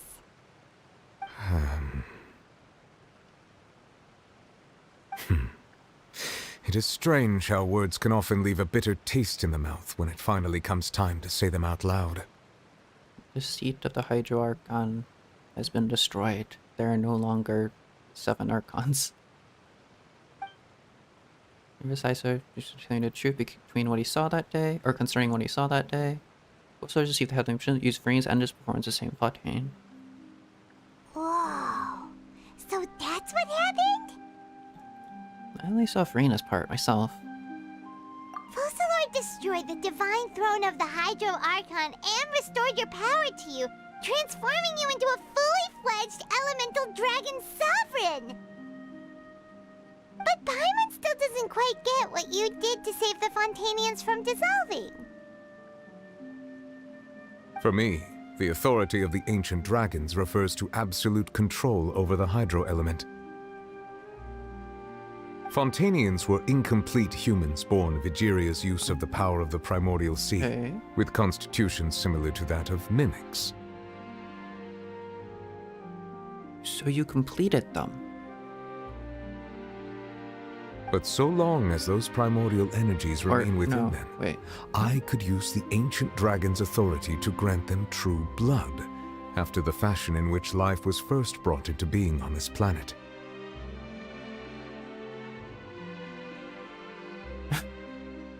They were incomplete humans and you completed them. In other words, when I gave my verdict, Fontainians became true humans, and thus would naturally no longer be dissolved by water from the primordial sea. But what of those who had already been dissolved? Focalor must have counted on you to make that decision as well. Your verdict was the key to making the prophecy appear to have come true while saving everyone. You could say that it was at that moment that the Fontainians were finally truly born. Yeah, and in a manner of speaking, Focalor finally managed to fulfill the original Hydro Archon's wish to turn Oceanids into real people too!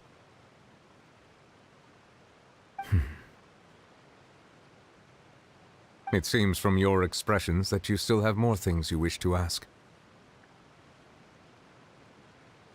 Ask away. I will tell you the truth as I know it.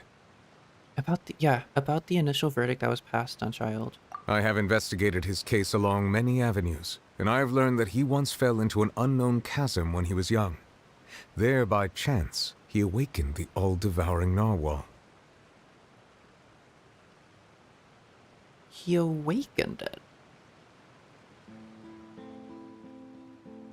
Which then, by definition, would have him responsible for the primordial seawater that exists in Fontaine, I guess.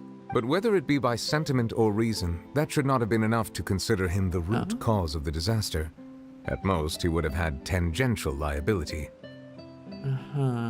As for the judgment passed by the oratrice during the trial, whether it was due to that liability by association, or Focalor deliberately using him to buy time for us on the assumption that he would be able to hold the creature off, I cannot say. Yeah. She knew that he had a connection to that creature. So she purposely sent him to the Fortress of Meropide because she knew that he would seek it out. But also I want to know about his vision. Guess Focalor had Fontanians in mind His the whole time. vision went all In weird. the end, it was thanks to her that they finally became real humans. And you know why his vision messed up there. Hang on a second. Paimon suddenly got another question. Back when Fontanians hadn't yet become real humans, were the children they had also transformed Oceanids? Life has always flowed like water. Do you recall how Fontanians would often come to the Fountain of Lucine to pray for children? Wait. Yeah, Lynette said the fountain is where all the waters in Fontaine converge. In truth, even those couples did not know that such prayers were no mere custom, but instead a form of ritual. Those Oceanids who were blessed within the spring water would later descend as new humans in the coming months. Paimon sorta gets it now. Either way, seems like this ritual won't be of any further use, but it'll probably live on as a local custom. Wait, hold on. Hold up. So Fontanians just spawn into existence. What? What the heck? They just pop into existence one day. There's no like... Okay. Ask away. I will tell you the truth as I know it. About Fontaine's future. Yeah, about that. Risley said Furina has already left. What's that all about? Yeah, where's she gone? Ah, Lady Furina. The people are only aware that her death sentence has not been carried out. She abdicated the post of Hydro Archon and left affairs related to that title to me, before leaving the Opera House. I related Focalor's words to her faithfully and completely. After hearing them, she seemed neither saddened nor comforted. Oh? She simply said that she was tired and needed to rest. Yeah, that's fair. 500 years in act. Couldn't even imagine. Having said that, she then packed her things and moved out of the Opera House, not unlike how an ordinary person might. But she's still got a place to stay, right? You need not worry. I will make arrangements to ensure that she will not want for food, clothing, board, or travel. In truth, I am somewhat happy for her. The wear and tear on her spirit will, of course, take time to heal. But now that she no longer has to play the role of Focalor the Hydro Archon, she can finally lay down her burdens and lead a normal life. She well deserves. What about you then? What are your plans now that you've regained your full powers as the Hydro Dragon? After Focalor passed on, the Oratrice also ceased to function. This matter will directly affect our trials. After much careful consideration, I've decided to take over its role in our courts. From now on, I shall hear cases and pass verdicts by myself. Looks like you're still considering stuff from the perspective of the Udex, huh? As an elemental dragon, there are indeed many things that I must do. But this power and this duty, in a manner of speaking, you could say that both were granted to me. As such, before I attend to my other responsibilities, I must first and foremost continue to serve Fontaine as its highest judge. The duty of the Hydro Sovereign and the duty of the Udex shall coexist within my person. Alright, you're now just the leader of everything Fontaine. Awesome. Additionally, the Hydro Archon's departure has brought about another problem, which is that the Opera House shall no longer produce indemnitium. Uh-oh. That's true. That power was derived from the people's faith in the Hydro Archon, wasn't it? Wait, but the various mechs and machines in the city are all still okay. Where are they getting their energy from? As I am now, I have full command over New Musia, and it can serve as a complete substitute. Another reason why I cannot quite leave Fontaine immediately. Wait, what? Wow. This ancient dragon's authority stuff is really quite useful, huh? It's like an inherent part of Hydro, and he can control everything to do with the Hydro element. So I guess he can control that as well. Okay. Ask away. I will tell you the truth as I know it. About Fontaine's Gnosis. Oh, that's right! They say you've given it to the knave as a diplomatic gift or something! Leaving aside their intentionality, the two Fatui Harbingers have indeed done much for us during this crisis. Their sole remaining goal in Fontaine, at least at this point, would seem to be the Gnosis. Oh, you just wanted to kind of like get them out? Just have them no more reason to stay. The Oratrice has ceased to function. The Hydro Archon's divine throne is now no more, and I do not need the Gnosis's power. How do you destroy a divine throne, though? As such, it has lost all meaning for Fontaine. I mean, you could have given it to me, I would eat it. If the Fatui have impure designs, then we might as well accede to their request now, and avoid unnecessary conflict. I'm sure it would be crunchy. I don't know what it would probably just taste like water, you know? It'd be really hard to chew on, but I'm sure I could do it. Might break a few teeth, but it'd be worth it. Crunchy rock. What complicated considerations? Paimon thought you were just giving it to them out of gratitude to the knave and as an apology to Child. Yummy, yummy, crunchy chess piece. Ask away. I will tell you the truth as I know it. About the next step on my journey. Let's go, Natlan lore. You will soon be heading to Natlan, I presume. I'm afraid that I have little talent as a travel guide, so all I can do is tell you what I know about that land. Okay. As far as I'm aware, Natlan can be said to be a nation of dragons. A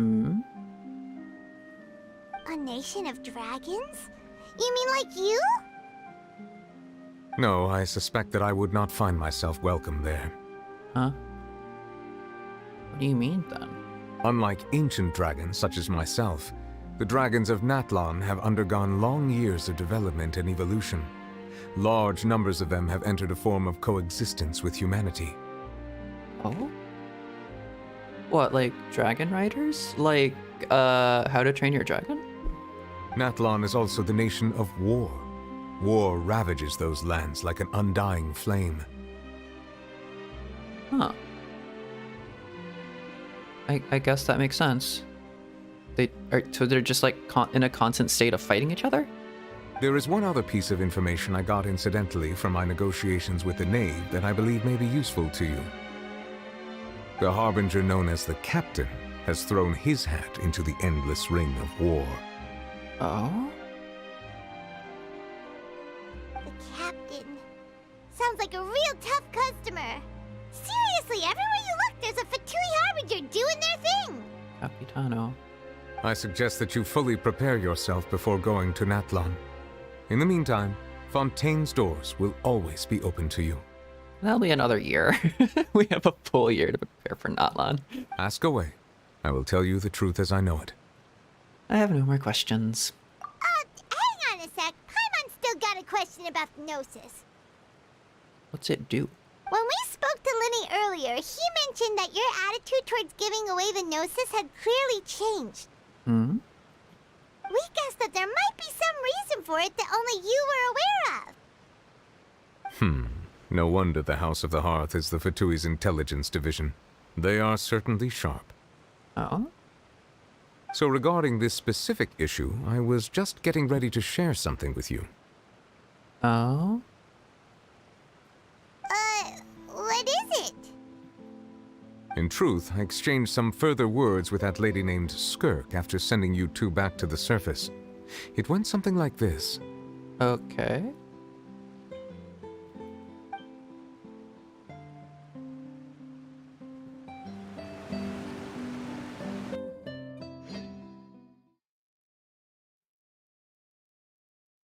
What is happening? Well, we're going to head topside to see what's going on. You hurry over soon as well, all right, Nervalet? Whoa! What next? The all-devouring narwhal isn't here, so I'm no longer getting any interference. Oh, they yeeted them out of existence. Okay. They just sent them back. I can finally catch the scent of your power, what it's made of. Oh?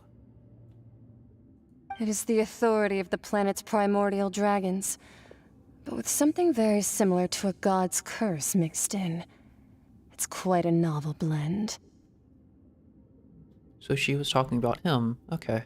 When she said, like, with a power, not with a power that's not from this world, or something. I'm sure I've encountered something like this before. What was it again? I do not know what you speak of. Ah, of course. How could I forget? Hmm? You should have the remains of the third descender on your person, yes?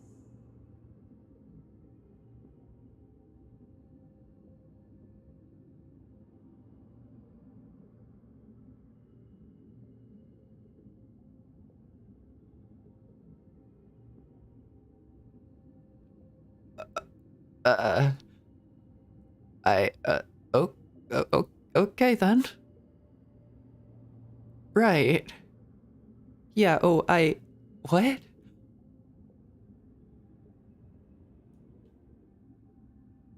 Remains?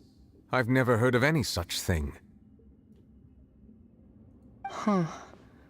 According to your parlance, I believe it may be called a gnosis.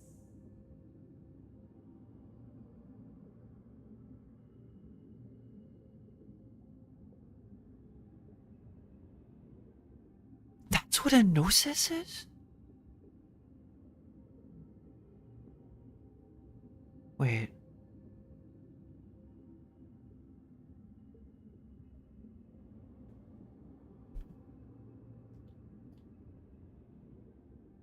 So Celestia carved up the third descender and put all their remains into the 7 gnosis.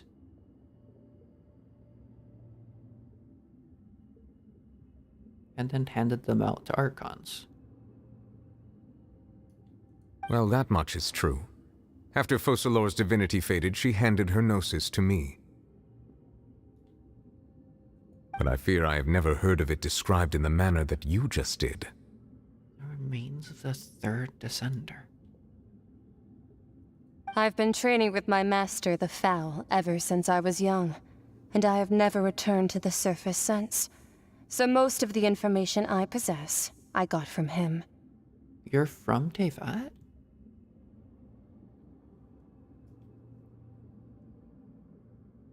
You don't look Tevadian, you look like you're from Honkai.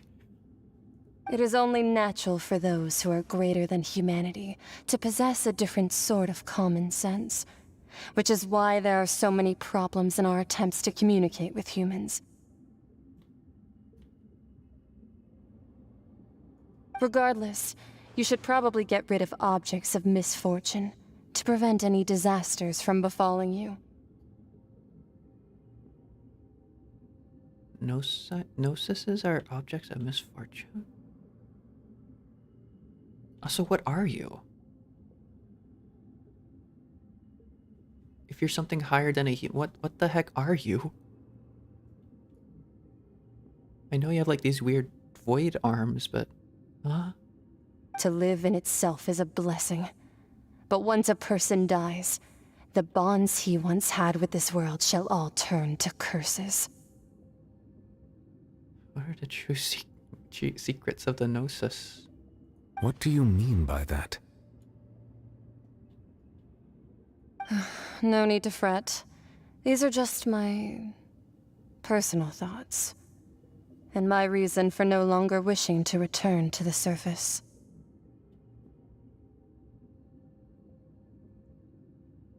So we know that the Vitui are researching into the Descenders, and they're also actively gathering up all the Gnosis, all the Gnosi.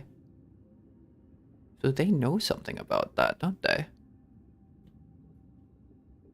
This third descender you refer to, who are they? And when did they die? Master never mentioned them to me. Perhaps it just wasn't that important for me to know. If you're interested, though, I could ask him. I'll be sure to pass the answer on to you next time. Next time, you believe we will meet again? When it's time to fight Celestia? I do. Wait. I have a disciple of my own, don't I? He can be the messenger then. Oh, shit. Okay.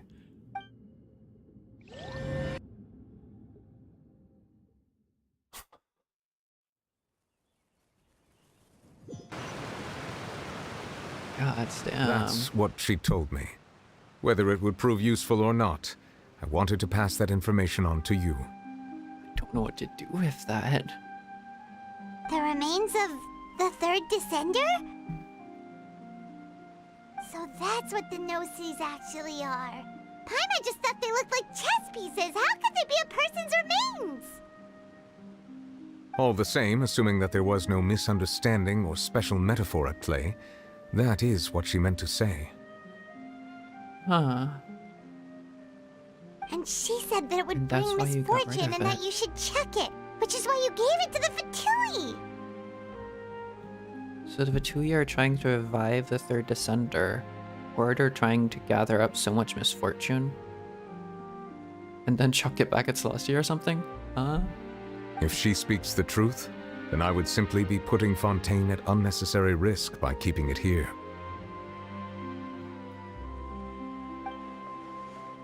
A descender.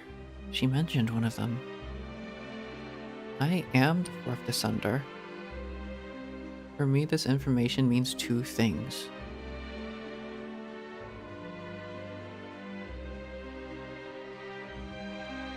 Trying to think. Wait, I'm trying to theorize what the traveler's about to say. Hold on. For me, this information means two things. If we're the fourth, yeah, we're the fourth descender, so we're destined to fight Celestia, surely. Celestia has to be our enemy, then. Because they carved up the last descender and turned them into the power of the Archons. That means there's a target on our backs as well, right? The Celestia is definitely aware of the fourth descender. One, that the no-sees are related to the two descenders. And two, that the one who came before me has already died.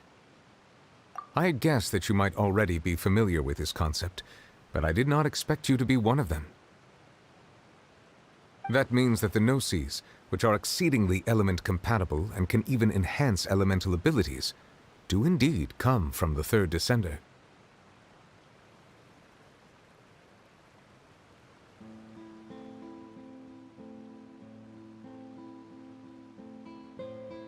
That exceedingly element compatible and can even enhance elemental abilities, that's kind of what we do as well, isn't it? We just like absorb powers from the statues of the seven.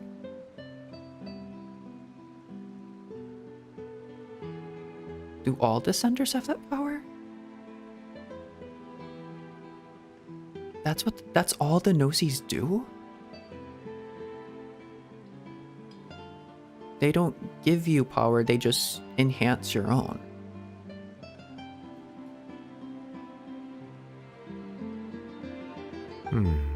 I wonder, does your body also possess similar properties? That's what I was thinking.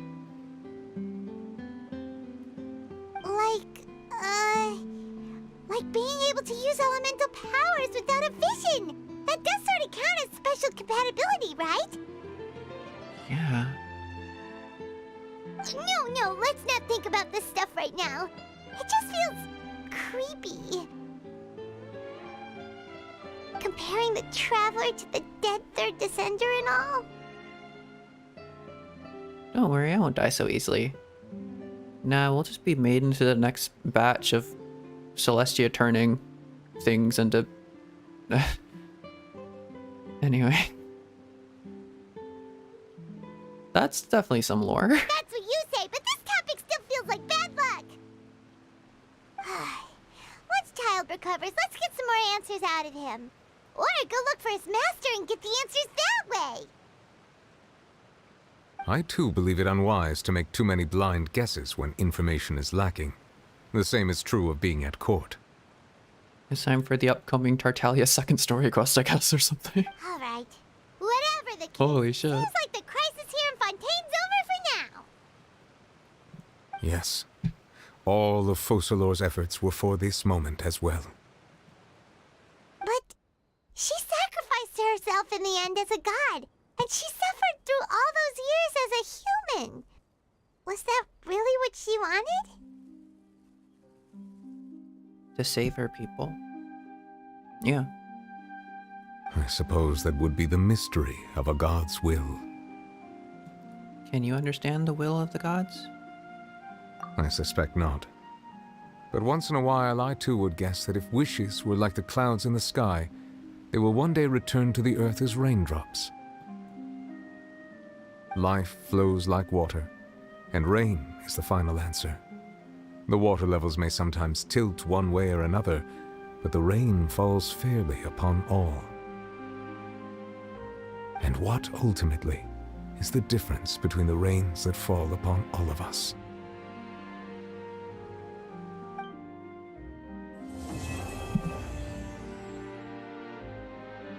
Masquerade of the Guilty complete.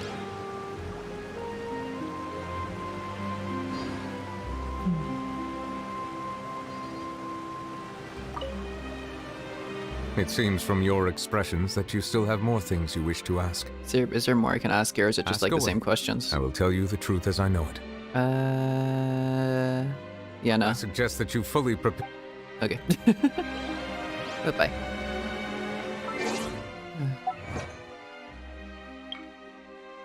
Complete Masquerade of the Guilty.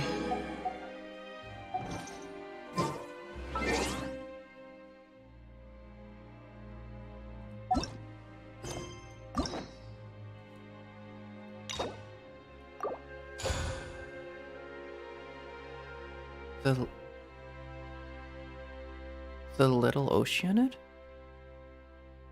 Is that referring to her?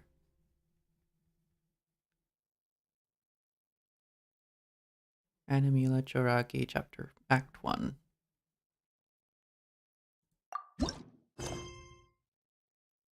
Uh-oh. That's bad. Go to Adventurers Guild. Uh-oh. I guess I can't go to the Fontaine Adventurers Guild for like a day now. Okay, I shouldn't have done that.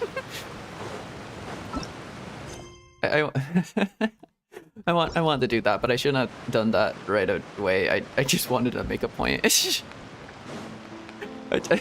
wanted to make a point like that. The first thing I did immediately after finishing the Archon quest is like, okay, where Furina story quest to go. I just wanted to make a point of that. Okay. Oh. I guess I've done the dailies for today as well. Okay.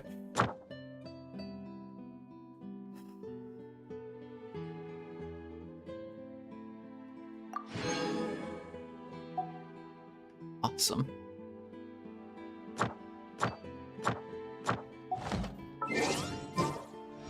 I'm going to assume she receives her vision in her story quest, so that's nice. What's this? There's some new, like, world quests and stuff around. Okay.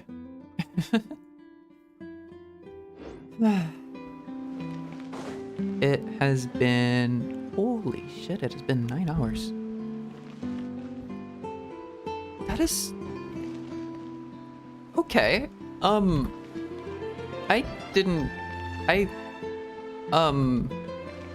Yeah.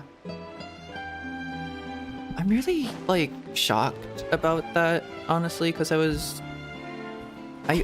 admit I was like researching other people who like stream Genshin, how long they take to do like story quests and stuff like that, and like I did look up, like, not to actually spoil myself or anything, but just to see like the length of it, and most people did it in like 4 to 5 hours. I took 9. That's crazy. But I do suppose it's cause like I've noticed a habit of mine where I will, and I'm not sure if it's like problematic, not in like the problematic way you're thinking, but like problematic and like I take a lot of time to do. I'm trying to figure out how to describe anything. My mind gonium. Question mark? What is my brain trying to do right now? I pause when I hear dialogue. I pause, and I do that a lot, and that adds up a lot. Because I pause and I think about it and I kind of like soak it in. I kind of like maybe no one else really does. Wait, are those? Oh, it's them. It's them again. Okay, I'm gonna ignore this. But I paused to like fully let things soak in, and it gets even more elongated. Or yeah, the time period gets even longer when the emotions are stronger. And you really saw that. I was really noticing that with the Furina bits, because I feel like most people would probably kind of skim through that a little bit quicker. And a little bit quickly. I don't think that scene was supposed to take that long, but I was really digesting that in. that was really emotionally hitting me, so I was really digesting that. I was taking a long, massive pause between every single sentence that like Furina said during that, because it was really hitting.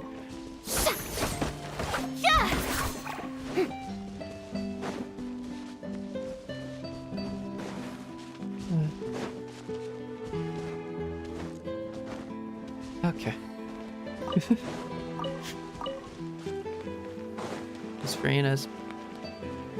Furina is my favorite character.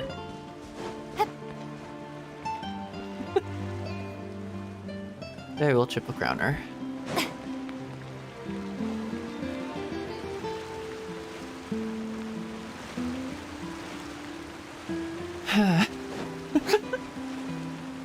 Okay, my brain is trying to unravel. My brain is trying to collect its stuff. My brain is trying to figure out what just happened.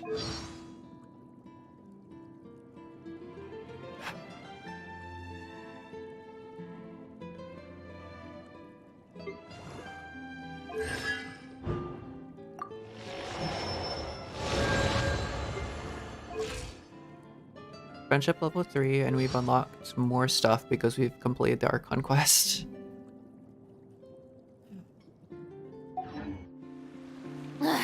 Boring! Isn't there anything else more interesting to do?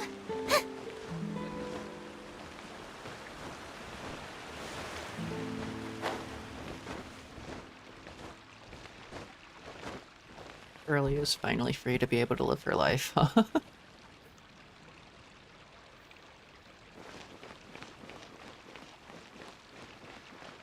And I guess in a story quest, I think I mentioned this, I guess in the story quest we get to see how she gets her vision.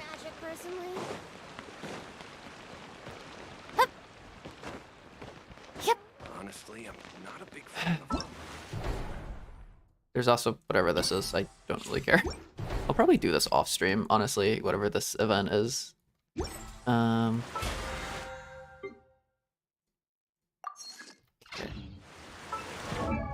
It's... How many days has it been since I summoned Furina? If it's been enough time, there should be a... I should be able to collect some more of these and like level her up, right? Yeah, yo, they've spawned, or I'm just never collected these. Okay, awesome. Yeah, right. Okay. Sorry, I'm getting carried away because I'll do that off stream.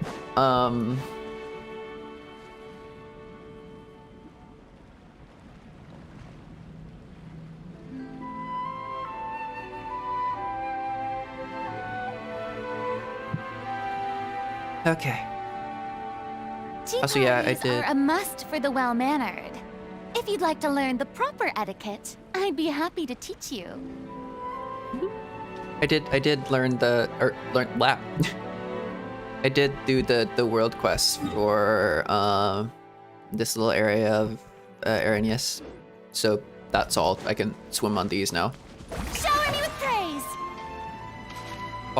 Walking on water is very fun. Okay.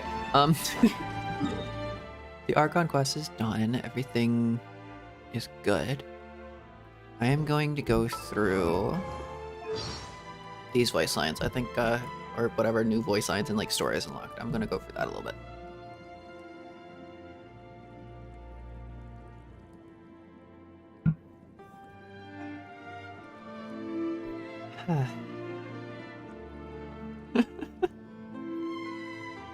It was one hell of an Archon quest.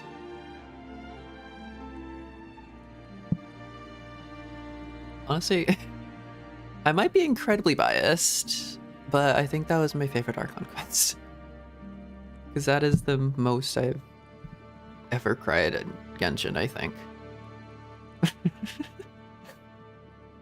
That was cathartic as all heck. Okay. Character story 1. As the icon of the opera epiclese, Furina has a right to speak freely during all stages of a trial. Most of her questions are born from her curiosity and often have tenuous logical connections with the case at best, which at times can provoke raucous bursts of laughter from the audience. But just as one might begin to suspect that Furina is just there for laughs and gags, and lacks even the capability to grasp the case in its entirety, she throws out opinions worth their weight in gold. Of course, there are also times when she will express little interest in the whole process due to having earlier eaten snacks ill to her liking, or missed some parade, but it is said that audience members lucky enough to be there are still pleased with this, as a god who speaks in anger is equally enchanting. There is but one circumstance in which she will not appear to act quite so willfully, and that is when she takes the stage as an actress in a musical. Fontaine has a great many musical theater classics passed down from antiquity that are, from time to time, performed at the opera epiclese, with key roles being played by the most popular actors of the day. Oh, yeah. Before such productions are put out, there is a phase during preparations that resembles nothing so much as a lucky draw where the troupe will send Furina an invitation. Should the mood strike her, she will agree to appear, resulting in a stage shared by a god and humans. Once Furina has agreed to participate, the show becomes a Fontainian festival of its own right, so popular that the opera epiclese couldn't possibly meet the fervent demand even if they sold nothing but standing tickets and were filled to capacity. And when the music sounds and a god takes the stage, the audience will not see their lovely deity, who does as she pleases, but the character in script. Whether majestic or valiant, conniving or covetous, Furina is a dab hand at playing them all, perfect down to the last gesture, as if she were born to act. It's almost like she spent 500 years perfecting it. And it is because of her record of wondrous performances that she very much deserves to be called superstar by her people. Even a famous reporter from the Steambird who had barely squeaked their way backstage was completely awestruck, such that it was a long while before they remembered the interview questions in their notebook. Lady Furina, might I ask how you were able to attain such great mastery acting as Archon, though no one has ever seen you practice? Furina's reply was proud, albeit uncharacteristically simple. Why, because I'm a god. Next question.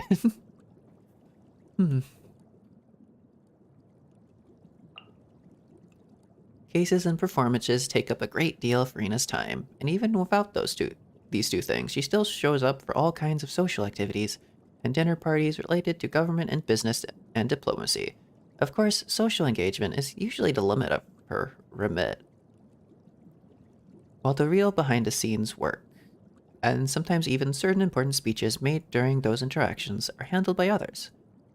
Furina is quite thankful for these proxies, for she has heard that her life of leisure is a rare privilege in a world where most other gods have an endless parade of duties, large and small, to attend to.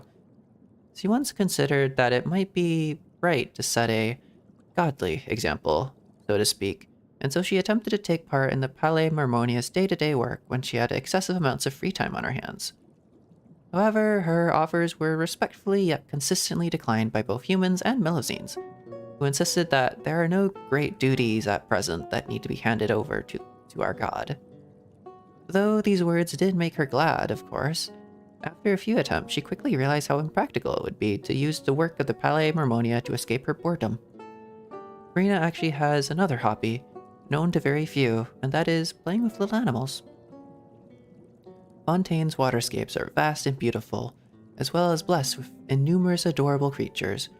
For one who always finds herself interacting with humans like Furina, this serves as an excellent change of pace. However, animal habitats are inconsistent and unpredictable, and Furina's carefree attitude always seems to rub them the wrong way. As in if she's not being blasted in the face by a jellyfish, then she's being pursued to the ends of the ocean by hunters rays. Kind of wrong ways. Oh. It can be argued that the underwater world is more primitive and wild than the surface world, considering how little respect the animals here give a god on account of her status alone. Nonetheless, Furina did eventually discover the animals for ministrations. The sunbathing, beach-loving, horizontal alignment enjoying blubber beasts. Cheek squeezes, belly rubs, and even flipping them over and over again gets at most a turn of the head and noiseless protest. You like it? So do I. A few mild miscommunications aside, they have since become the best of friends. Aww. Okay, this is all just the Archon, or maybe the act of the Archon. Because this doesn't line up with, like, the Furina behind the mask of Furina. Because this talking about, like, boredom and leisure and stuff like that. But, you know, Furina behind all that is, like, extremely overwhelmed, or was extremely overwhelmed by all of that. The next two stories, or the next story is just of Furina the god, and then it's 4 and 5. 4 and 5 is Furina. Okay, that is so dumb. 4 and 5 is the Furina behind the mask. 4 and 5...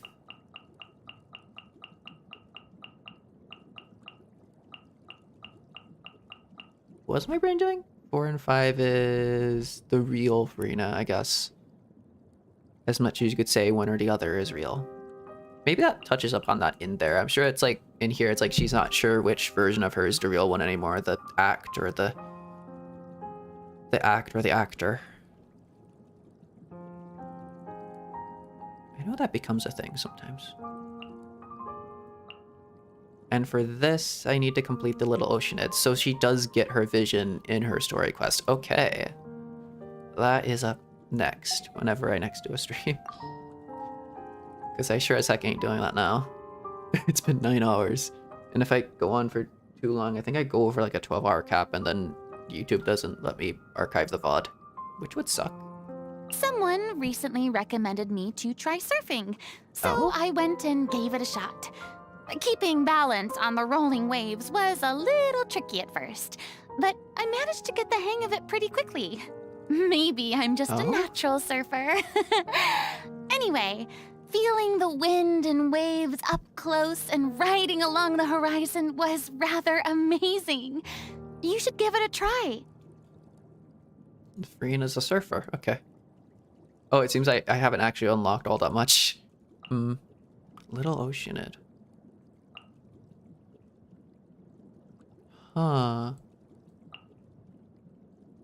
Okay, all the people are to do with the Masquerade of the Guilty, right? Light rain falls without reason. Okay. Cataclysm's Quickening. Masquerade of the Guilty. Do you just have free thoughts about realism? And... Ooh.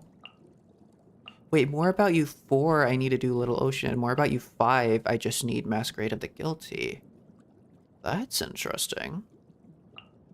And that I don't need anything, I just need you. Okay. That's more like it.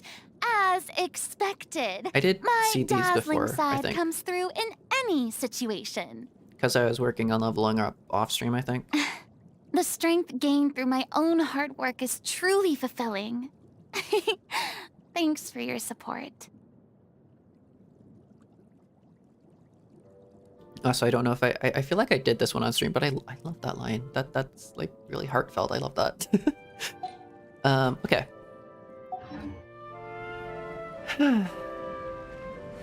All right. I'm gonna quit out of that because I'm probably just gonna do this in the background. Let me swap over to here. Mute that. Put music back on. All right. And the question of the day is back. The question of the day. The question of the day will stay for forever. Because there is never going to be a day where that is not a true statement. Okay. That was one absolutely emotional masterpiece of an Archon quest, if only for one specific moment in that. I love that. I love that it's like... I love that for me, the most important part of that was like the like absolute pain and misery and like suffering that Furina was going through. That was like the part that struck me the most. That was the part that hit me. And everything else was just like seasoning added on to that. Everything else was seasoning for that main course meal, just emotion. And I don't know if that was intended. I feel like the main part of that quest was supposed to be Focalor. But the main part of that quest for me was Furina crying. And like her suffering and all that and everything she had to go through. That's what that Archon quest is for me. That's what Act 5 is. Is learning about Furina's suffering and everything she had to go through and all of that pain.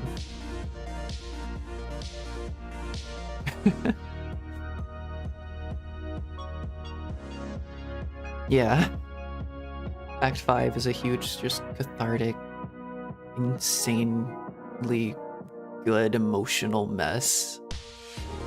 I loved it. 10 out of 10. This is why Genshin is my favorite game. Because it gives me moments like those.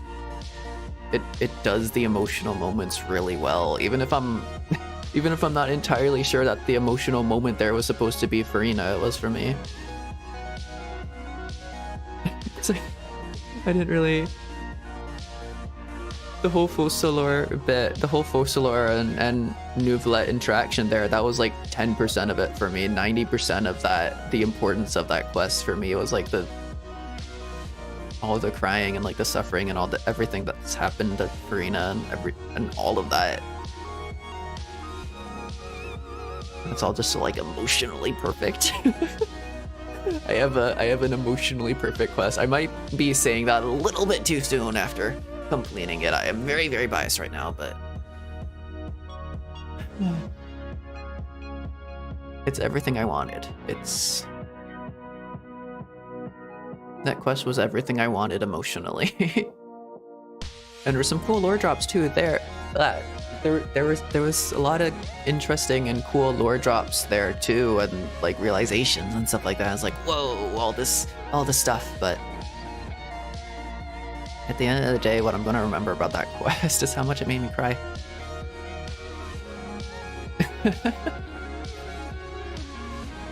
I'm actually really hard to make cry. Which is like a problem I've kind of had for a long while. And I love Genshin for being able to make me actually do that. Alright. Tomorrow I will be taking, or I guess today, because it's like 8 a.m. right now. I don't intend to sleep. I was considering like going to bed, but I don't intend to sleep today. That's a decision I made. I'll just stay up all day today and like do things in my free time. But tomorrow, maybe? Yeah, at some point I'll at some point in the next few days I'll do my next stream, and my next stream I think will be the Furina story quest. Otherwise I could also do Neuvillette's story quest. But you know me. You know what my priorities are. You know what. You know the one thing going through my head. We are doing the Furina. We are going to do the Furina story quest next stream. That is what's going to happen. That is the plan, and I'm really excited for that. Because any Furina content is good content. All right, that will be the plan for next. Well, at least like one day in the next few days. And we'll figure out the rest of the days in the next stream, I guess. Because right now I am completely emotionally wiped out, and it's perfect because I've always wanted that catharsis. I've always loved catharsis. I've always loved that, not emotion, but concept to do with emotions. Ever since I learned it in drama, it's been like one of my favorite things. It's been the one thing I seek out the most, is like emotional catharsis. I want things that make me feel something. I love things that make me feel like powerful emotions. They're the best. Because at the end of the day, I want to, if I have a choice, I could quote like Savannah Brown, but because I'm straight up just lifting this from one of her poems, because it's like a life philosophy I follow now. But at the end of the day, if I have a choice between being lukewarm and feeling nothing at all, or feeling everything and then some, and even having it be too much, I would choose feeling too much every single time. Because I'd rather feel too much than nothing at all. And so I seek that out. Because that's what makes me feel alive. I think I put that pretty succinctly. What is the line? Yeah, there's a line from her poem titled Couldn't Care More, which just goes, "We're here too briefly to be tepid." And I love that. And I love that poem. That is one of my absolute favorite spoken word poems to ever exist. And my favorite poem in all of existence is that poem that she wrote and performed. Which is odd to say. It might be odd to hear. If I was on the receiving end of that, that would be really like shocking to hear. But I really value that poem. That poem has given me like a lot of perspective on life. And it's odd for a singular poem to do that, but that's what that's done for me. And I'm rambling about things that have nothing to do with the Archon quest or anything. Okay. Something I always say at the end of my streams is that if you're watching this now, if for whatever reason you're watching this now, whether you're watching it live, whether you're watching it as a VOD, whether you're watching it as a clip, no matter whatever reason you came upon this, I want to thank you. Just for existing, just for being here, just for doing anything. I want to thank you for existing. Because everyone I've ever interacted with, anyone I've ever just looked at briefly, anyone who's ever existed in my life has affected me in some way and has brought me to where I am. Everyone I've ever interacted with shapes me in some way to become the person I am, to become the person I will be.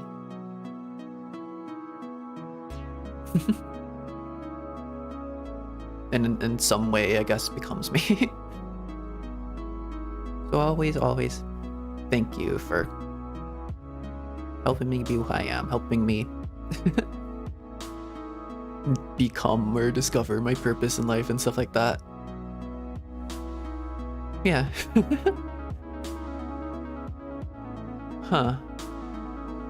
That's really odd, because I say that really differently. I say that that's not what I usually say. That's something else entirely. That's like that's something I usually say all the time to like most of my friends and most of the people I know and stuff like that, but I've turned that into like my outro, but it's also my outro used to be something else, and I don't know why that changed to that.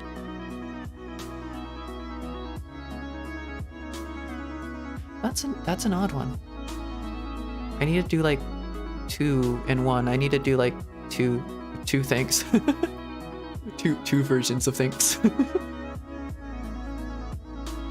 Yeah. I guess it's a thanks for existing and a I hope that I have helped you in some way, or that I've entertained you, or I just been something to you.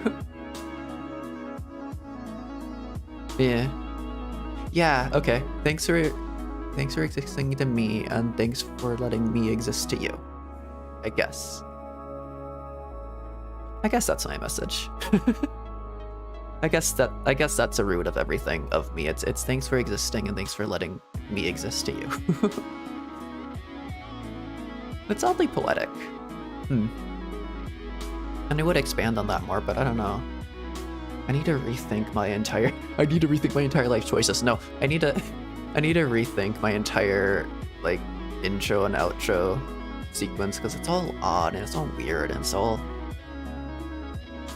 it feels like after a while it becomes scripted, even though I mean every word of it. But it feels kind of more genuine when I'm kind of doing it on the fly like I am now. But when I do it on the fly like I am now, it gets longer and people don't like listening through that, and I'm annoying.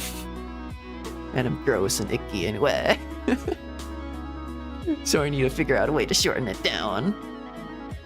People can know that I appreciate them. Okay. Yeah. Because I've always wanted to inspire people as much as I've been inspired. I've always wanted like help people as much as I've been helped. I've always wanted to be someone, just like all the people who are someones to me. And I'm putting that in like the most terrible and vague possible way, but I think that's how I work. I think that's how my brain works. I think that's how my brain sees it. I'll thank you for existing. I'll thank you for letting me exist to you, and I'll also thank you for letting me be the someone I've always wanted to be, because there were some buddies who were always someone to me.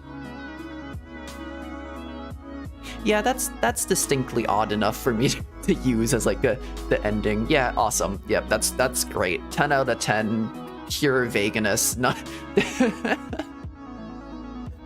All right. I have been Apollo Apollyon. I hope you have a wonderful rest of whatever time it is for you. I'll see you in the next stream where we go through Furina story quest, which is probably going to be extremely emotional as well, and I'm really excited for that. Emotional catharsis. Let's go. And my outro is good morning, good morning. That feels so awkward to say without saying I guess before it. I guess my outro is good morning, so good morning, and bye-bye.